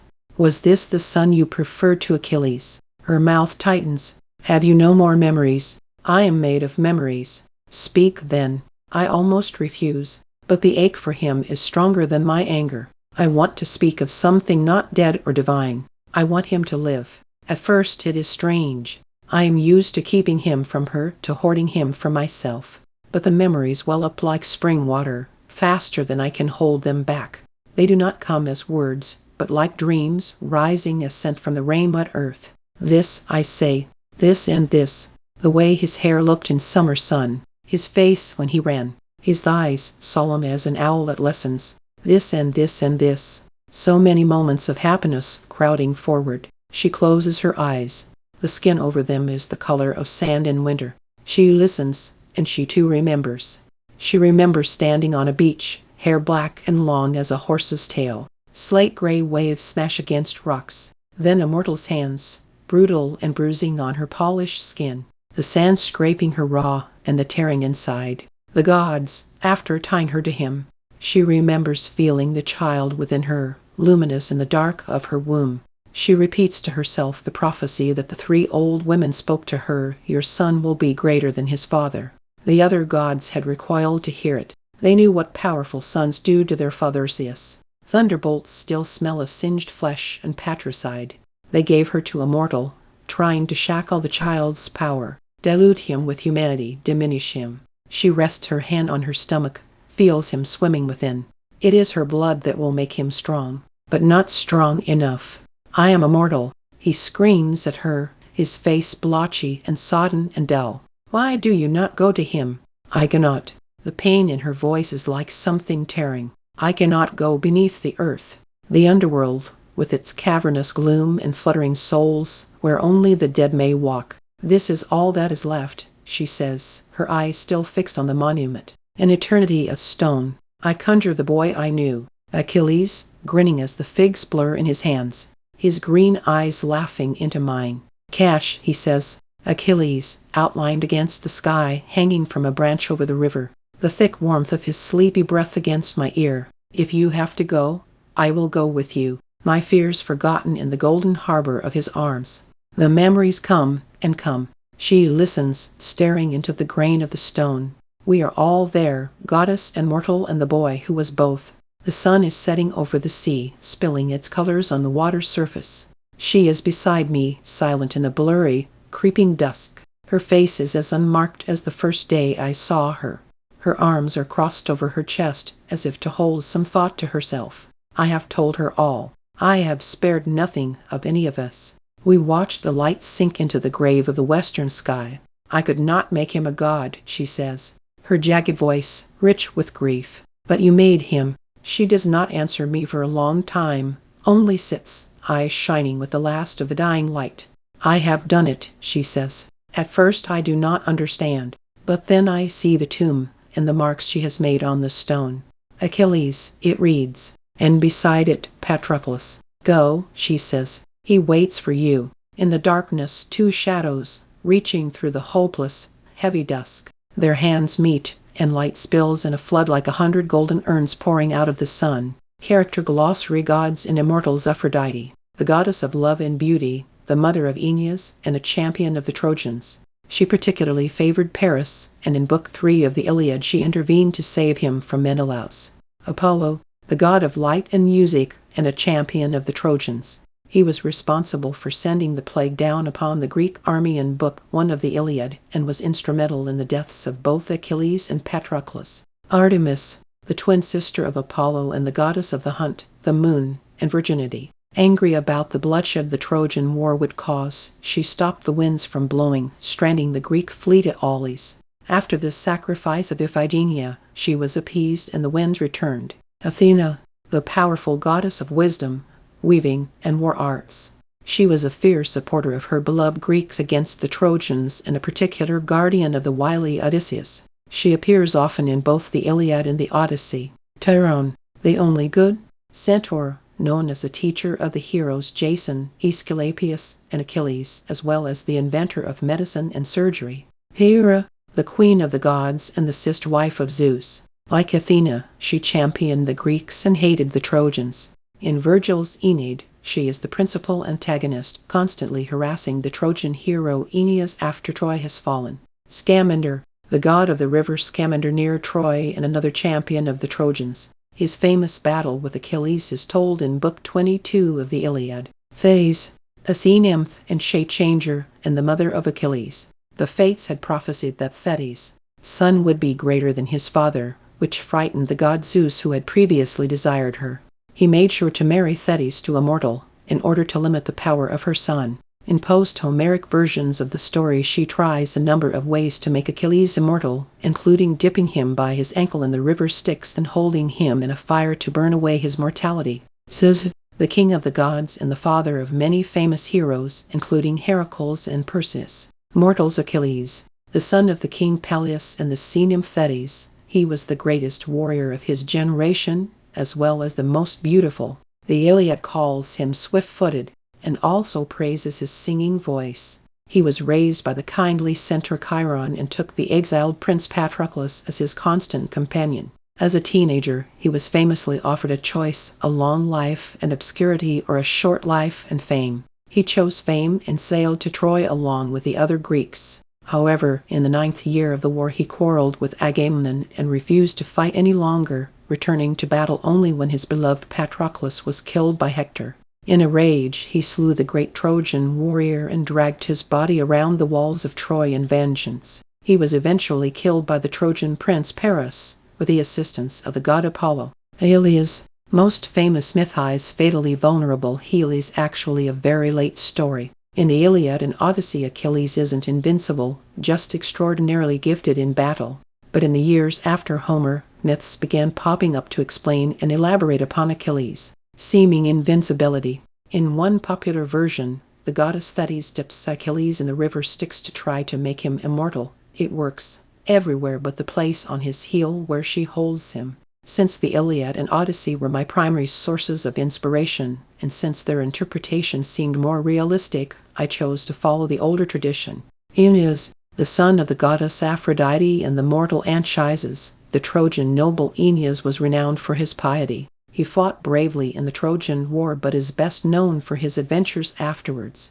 As Virgil tells in the Aeneid, Aeneas escaped the fall of Troy and led a group of survivors to Italy, where he married a native princess and founded the Roman people. Agamemnon, the brother of Menelaus, Agamemnon ruled Mycenae, the largest kingdom in Greece, and served as the overgeneral of the Greek expedition to Troy. During the war he often quarreled with Achilles, who refused to acknowledge Agamemnon's right to command him. Upon Agamemnon's return home after the war, he was murdered by his wife, Clytemnestra. Aeschylus depicts this incident and its aftermath in his famous tragic cycle the Oresteia.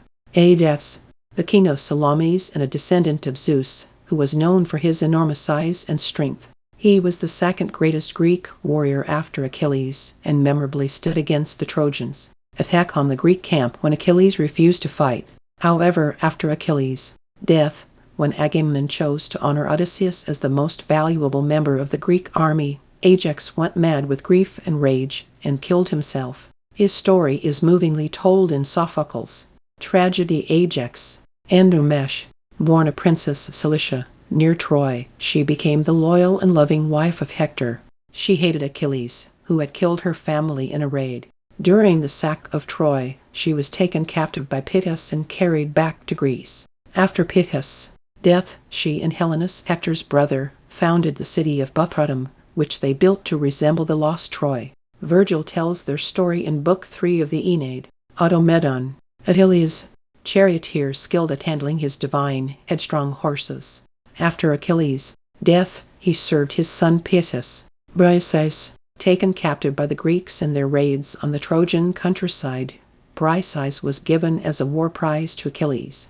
When Achilles defied him, Agamemnon confiscated her as a punishment. She was returned after Patroclus' death, and in Book 19 of the Iliad, she and the other women of the camp mourn over his body. Telchius, a priest who advised the Greeks, encouraging Agamemnon to sacrifice his daughter Iphigenia and to return the captive slave girl Chryseis to her father. Chryses and Chryseis. Chryses was an Anatolian priest of Apollo. His daughter Chryseis was taken as a slave by Agamemnon. When Chryses came to retrieve her, offering a generous ransom, Agamemnon refused, then insulted him. Enraged, Chryses called upon his god Apollo to send a plague to punish the Greek army. When Achilles publicly urged Agamemnon to return Chryseis to her father, Agamemnon erupted, precipitating their dramatic rift. Deidamia, the daughter of King Lycomedes and the princess of the island kingdom of Scyros. To keep him from the war, Thetis dressed Achilles as a girl and hid him among Deidamia's ladies-in-waiting. Deidamia discovered the trick and secretly married Achilles, conceiving the child Picus. Diomes, the king of Argos, known for both his guile and his strength, Diomes was one of the most valued warriors in the Greek army.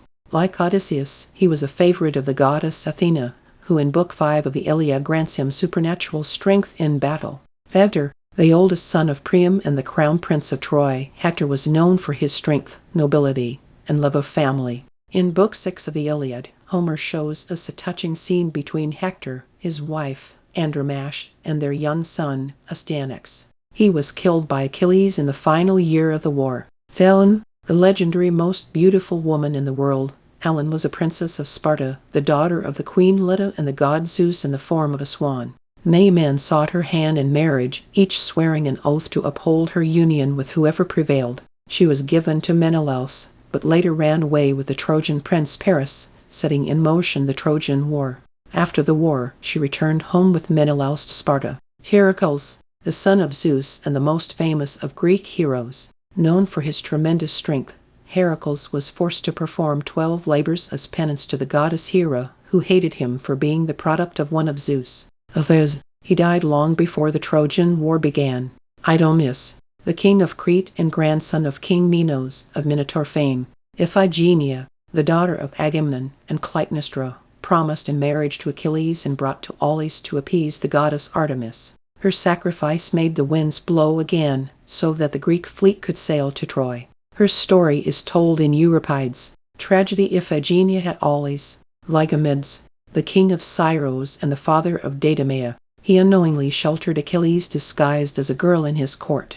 Menelaus, the brother of Agamemnon and, after his marriage to Helen, the king of Sparta. When Helen was kidnapped by Paris, he invoked the oath sworn by all of her suitors and, with his brother, led an army to retrieve her.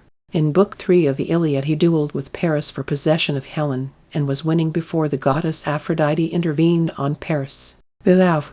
After the war, he and Helen returned to Sparta. Nestor, the aged king of Pylos and the former companion of Heracles. He was too old to fight in the Trojan War but served as an important counselor to Agamemnon. Odysseus, the wily prince of Ithaca, beloved by the goddess Athena. He proposed the famous oath requiring all of Helen's suitors to swear a vow to uphold her marriage. As his reward, he claimed her clever cousin Penelope as his wife. During the Trojan War, he was one of Agamemnon's chief advisors and later devised the trick of the Trojan horse. His voyage home, which lasted 10 years, is the subject of Homer's Odyssey, which includes the famous tales of his encounters with the Cyclops, the witch Circe, Scylla and Charybdis, and the Sirens. Eventually Odysseus returned to Ithaca, where he was welcomed by his wife, Penelope, and grown son Telemachus. Paris, the son of Priam who became the judge of the famous beauty contest between Hera, Athena, and Aphrodite, with the golden apple as a prize. Each goddess tried to bribe him, Hera with power, Athena with wisdom, and Aphrodite with the most beautiful woman in the world. He awarded the prize to Aphrodite, and she in turn helped him spirit Helen away from her husband, Menelaus, thus starting the Trojan War. Paris was known for his skill with a bow and, with Apollo's help, killed the mighty Achilles. Patroclus, the son of King Menoetius, exiled from his home for accidentally killing another boy, Patroclus found shelter in Peleus' court, where he was fostered with Achilles. He is a secondary character in the Iliad, but his fateful decision to try to save the Greeks by dressing in Achilles' armor sets in motion the final act of the story. When Patroclus is killed by Hector, Achilles is devastated and takes brutal vengeance upon the Trojans. Peleus, the king of Phthia and the father of Achilles by the sea nymph Thetis. The story of Peleus overpowering the shape-changing Thetis in a wrestling match was a popular one in antiquity. Phoenix, a longtime friend and counselor of Peleus, who went with Achilles to Troy as his advisor. In Book 9 of the Iliad, Phoenix spoke of having cared for Achilles when he was a baby, and vainly tried to persuade him to yield and help the Greeks. Polyxena, the Trojan princess whom Patroclus sacrificed at his father's tomb before leaving Troy for the voyage home. Priam, the elderly king of Troy, who was renowned for his piety and his many children. In Book 24 of the Iliad, he bravely made his way into Achilles' tent to beg for his son Hector's body. During the sack of Troy, he was killed by Achilles' son Picus. Picus, formerly named Neoptolemus but called Picus, for his fiery hair. He was the son of Achilles and the princess Deidameia. He joined the war after his father's death, participating in the trick of the Trojan horse and brutally murdering the old king of Troy, Priam. In Book 2 of the Aeneid, Virgil tells the story of Picus' role in the sack of Troy. Acknowledgment: writing this novel was a 10-year-long journey, and I was fortunate enough to meet many more kindly deities than angry cyclopes along the way. It would be impossible to thank everyone who offered me encouragement over the years. It would take a second book, but there are some divinities that need worshipping. In particular, I want to thank my early readers, who gave me such loving and thoughtful responses: Carolyn Bell, Sarah Furlow, and Michael Burritt. I also want to thank my amazing godmother, Barbara Thornborough, who has cheered me on the whole way, as well as the Drake family for their kind encouragement and for being expert consultants on wide-ranging matters.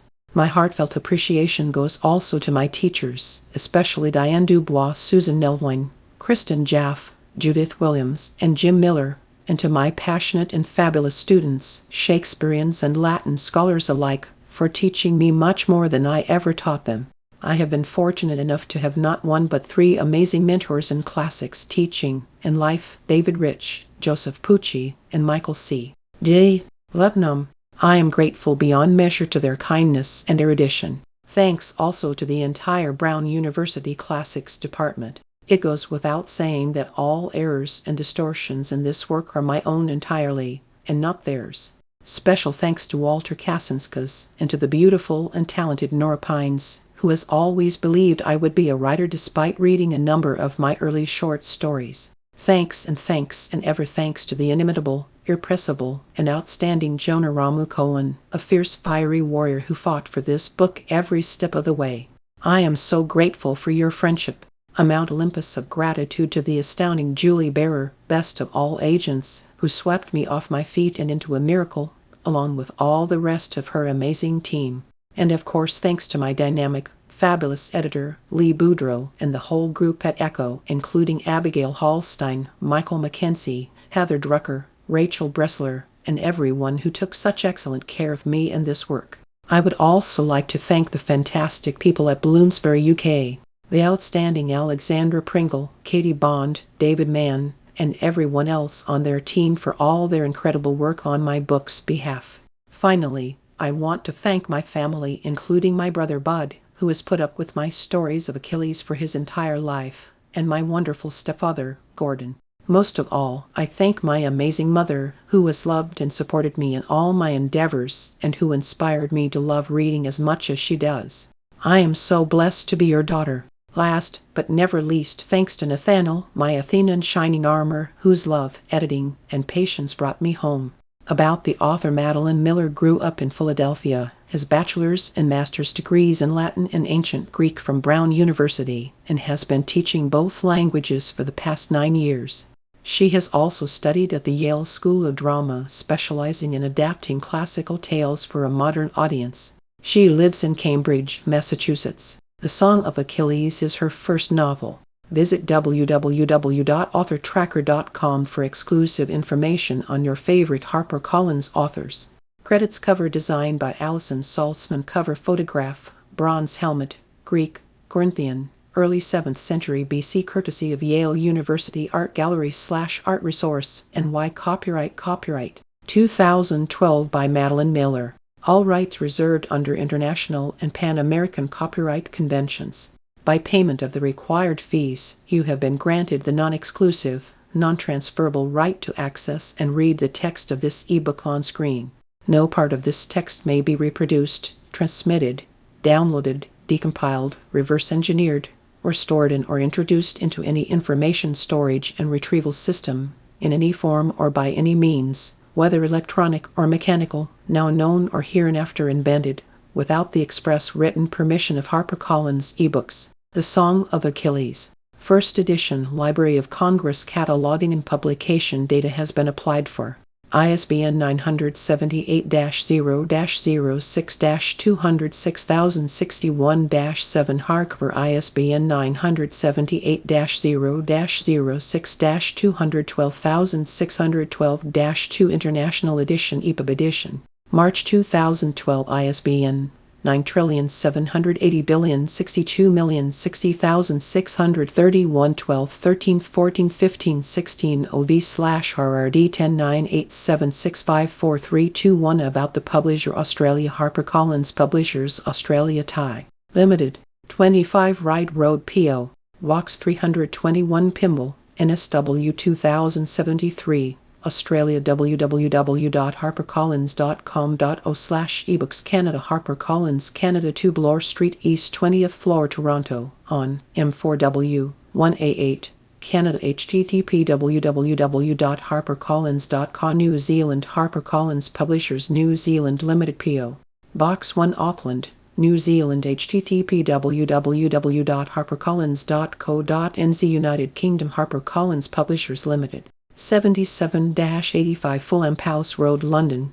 W68JB, UK. http www.harpercollins.co.uk. United States. HarperCollins Publishers Inc., 10 East 53rd Street, New York, NY 10022. http www.harpercollins.com.